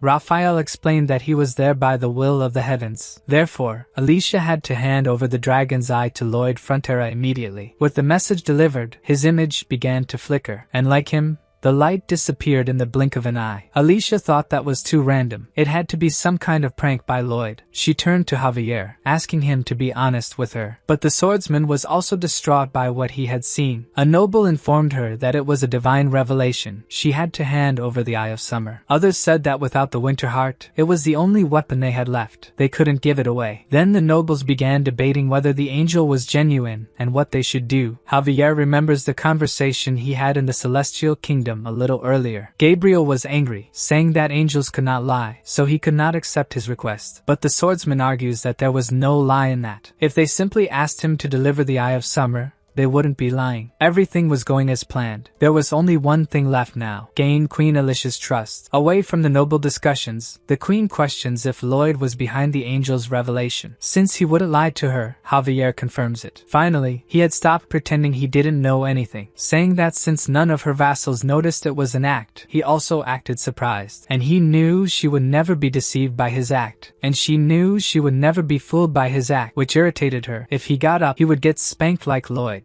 But the swordsman couldn't do something so shameful. Even Alicia agrees that it was a terrible sight. She realized that at least the angel was real and knew that the MC could deceive even the divine dragon of the kingdom. But getting straight to the point, she wants to know what Javier needs the Eye of Summer for. He thinks for a moment before responding. Then he says his master is dying right now. This shocks Alicia. At the county, Emily and the Countess go to Lloyd's quarters to bring him food. But he refuses to open the door and asks them to leave the tray outside. Although worried about him, the Countess asks her to leave it outside anyway. Emily does so and asks the MC to call her if he needs anything. The tray stays outside for quite a while, until Lloyd picks it up, only to leave it with several other untouched food trays. Back at the palace, Alicia listens to the phenomenon of the restoration of destiny. Javier explains that all the destinies the MC changed would be reverted to their original state, and about the Gem of Truth. This makes the Queen think about the Gigantitan attack and the rebellion in Asfahan. Lloyd was the only one who could stop that. Was everything trying to return to the original state? At the mansion, Lloyd continued sitting on the floor. Then his pets appear, coming out of his shirt. Padong, concerned about his master, tries to hug his face. A system message appears for him. It shows the faces of the Count and Countess. Padong then gets a determined look. He and the other pets start pulling the MC, who was tired and didn't want to go with them now. But after being poked and tapped repeatedly, he's eventually convinced to go with them. They take him upstairs, and the MC tells them that only the Count's room is up there. Even from afar, he could hear his mother mentioning that his health was getting worse and worse. Although Javier said it was just fatigue, she could see through the swordsman's poor lie. She also reveals that the swordsman had done the same before, when he lied about hitting the MC's head, just to protect the person who took the appearance of their son. This makes Lloyd feel even worse. He thought he had believed this lie, and his chest starts to hurt again. The Count says that by Javier going this far, it meant that the person was doing his best for them. The Countess agrees that he wasn't a bad person, and that they should wait. When he got better, she was sure he would tell them the truth, and the Count believes this too. Upon hearing all this, the MC runs through the mansion's corridors, heading straight for his quarters. This time he thinks that he needs to keep living, and he continues to reinforce these thoughts in his mind. Only if he kept living could he tell the truth to the two of them with his head held high. The Queen understood the reason for the angel's revelation, but there was still the problem of the nobles disagreeing on whether it was real or not. For Javier, only one person could solve this, and Alicia adds that this person is dying right now and has lost all will to fight. That's why they needed to help the MC return to normal. Only then would they stop the restoration of destiny. The Queen confidently says that this is her specialty, making people work. It seemed that things were starting to go right. Lloyd was trying to overcome his depression. The first step was to stop isolating himself, seek help, and accept it. He thanks his pets for their help and thinks about the small things he could do now, like taking a bath and cleaning his room. He also had to think of a plan. He had to survive first, find a way to fight against destiny, and get the Eye of Summer. He already had a plan to get the eye, despite the thoughts telling him it wouldn't work. At that moment, Draghi arrived at the mansion, and the MC looks out the window, not knowing what was going on. Javier informs him that the Count had an important visitor and asks him to follow. As soon as the two reach another room,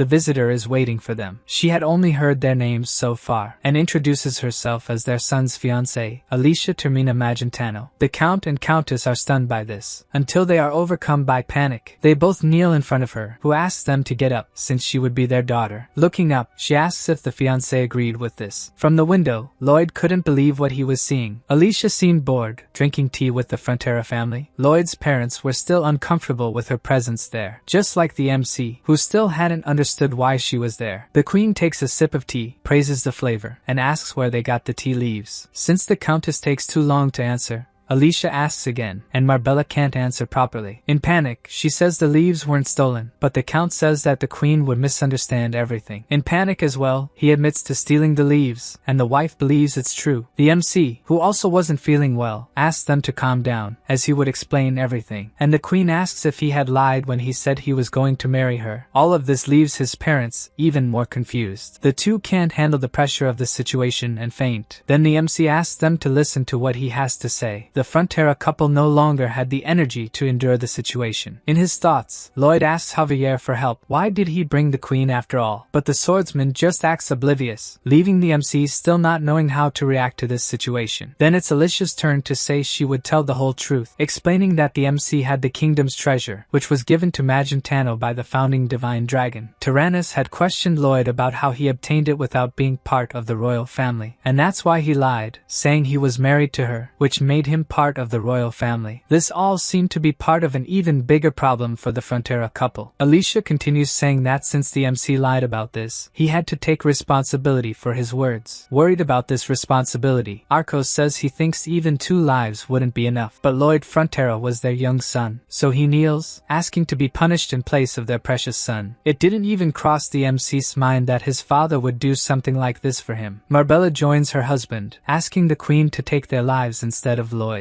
The MC interrupts them, saying he wasn't their real son. How could they say such a thing? He yells that he did everything on his own. This had nothing to do with them. But Arcos retorts that parents would always take responsibility for what their children did. So the MC tries to say that he wasn't their son, but is interrupted. Alicia says she heard that he had lost his strength due to a heart disease, but was full of energy. Just as she thought, when the MC had something to do, he wouldn't stop until he was at his limit. The responsibility she referred to wasn't about something useless like taking their own lives, suggesting they make the lie about being married a reality. The MC stares at the woman without saying anything, his face getting increasingly dumbfounded as he processes what Alicia had said. Irritated, she gives him a small slap on the face to bring him back to his senses, affirming that he would become her husband and marry her. He would work with her for the good of the empire, pushing himself to the limit and giving his best. But with an emotionless face, he rejects the offer. His parents panic when the two start arguing about her making him work too much. In the end, Alicia confesses that she already expected this answer. As compensation, she asks him to resolve the conflict between the two groups about the divine revelation of giving him the Eye of Summer. He doesn't understand where this revelation came from, since he hadn't done anything this time, so he turns to the only other person who could have done it. But Javier acts oblivious once again. Up until now, he finds himself in a dead end. He always put himself in the position of the one who had to find a solution, who should have made things happen, and he realizes he's been an idiot. This isn't something he could do. It's something all of them have to do. So he asks Alicia not to worry, because he, Lloyd Frontera, would resolve this confusion. Even though he saw no solution, he just had to find one. The MC would start by getting the Eye of Summer. He had to take care of that risk. He would also protect his mother and father, and gives them a confident farewell look. Alicia looks at them one last time, causing the two to worry again. But what they see is very different from what they expected. The Queen bows to them, thinking she would see their mother and father again. The two are left confused once more, and a shiver runs down the MC's spine. This wouldn't be the last time Alicia would see his parents. At the royal palace, the nobles are still discussing the revelation. They say there's always chaos because of Lloyd. If he were here, they'd be able to talk about it. Just mentioning his name, the MC opens the doors to the room, asked with his demon-like face if they were looking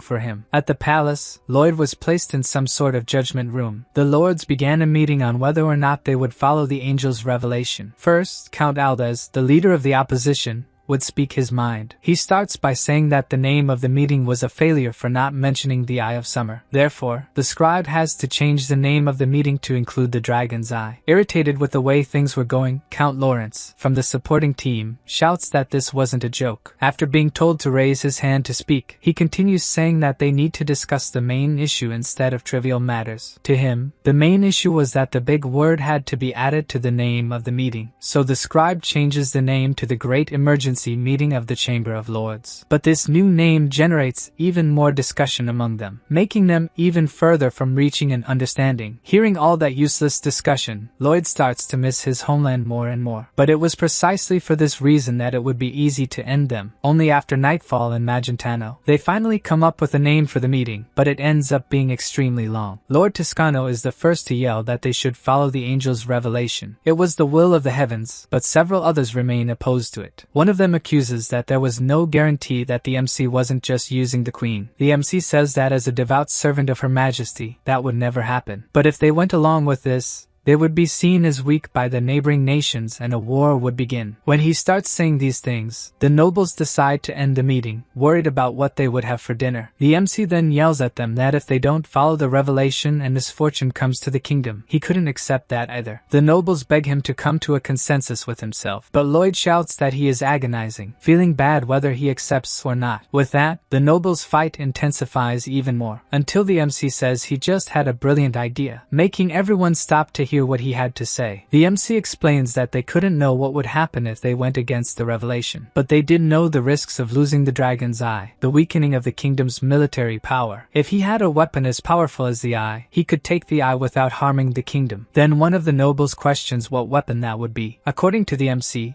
it was the Frontera Mountains, a mountain range that defended the southwestern side of Magentano, sharp and preventing anyone from crossing by land. Because of this, they spent huge amounts of money to go around them and do business with other countries, having to bow to smaller nations. But what if there were a path through the Frontera Mountains? The kingdom would become the center of trade between the east and the west. Even if they only collected tolls, the amount would be enormous. The nobles immediately complain about the idea, and even Lloyd acknowledges there's a problem. With the new trade route, the workload would increase significantly, as well as the budgets. So he suggests that the House of Lords should share this heavy burden. Now that the topic was the budget, the nobles were enticed by the idea, and they reach a consensus. Lloyd Frontera would open the trade route through the mountains, and if successful, he would get the Eye of Summer. The MC celebrates the success of the plan, and Javier comments that he seemed better at politics than at construction. According to Lloyd, politics was easy. If you mentioned money, politicians would agree instantly. Then Javier realizes that controlling a country's budget gives as much power as authority. After hearing the Lord's opinions, the queen agrees with the construction. She was curious about how it would be possible to cross the mountains since all her predecessors had failed when trying. That wasn't a place that could just be crossed, but the MC says that's the key part. It would be possible to take a train and pass through the area, with a sheltered track and a system for diverting railroad paths. He planned to do it like the British did when discovering fertile highlands, but they couldn't use animals there. Instead, they would use a system to climb the mountains, with the train running along the slope where the track would be. At that point, it would change direction and move in the opposite direction. Alicia trusted his skills but questioned whether it would be safe to build this train at the top of the mountains. Lloyd admits that it would be difficult, and he planned to build a route on the flatter surface at the top. Then the queen moves to her last question. How did he plan to pass through the demon territory at the top of the mountains? Confidently, the MC already had an idea of how to do it. So he, Javier, and Draghi set off toward the mountains. On the way, Lloyd asks what the swordsman knows about these demons, but he only knows ancient stories. He tells him that they lived at the top of the mountain, and their lands were surrounded by ice pillars, which is why no one went there. They were terrifying and ate humans, the same thing the MC knew after reading about them in the novel. Draghi flies higher, and they are getting closer. This was the land of the Credo's demons. There was a whirlwind ahead of them, and Javier asks what the plan is to get through it. To Lloyd, it's obvious, they will invade. Javier smiles at his master, thinking he truly is a terrifying human. They had already fought against hell demons and heavenly angels. There was nothing to fear from demons of the earth. With a roar,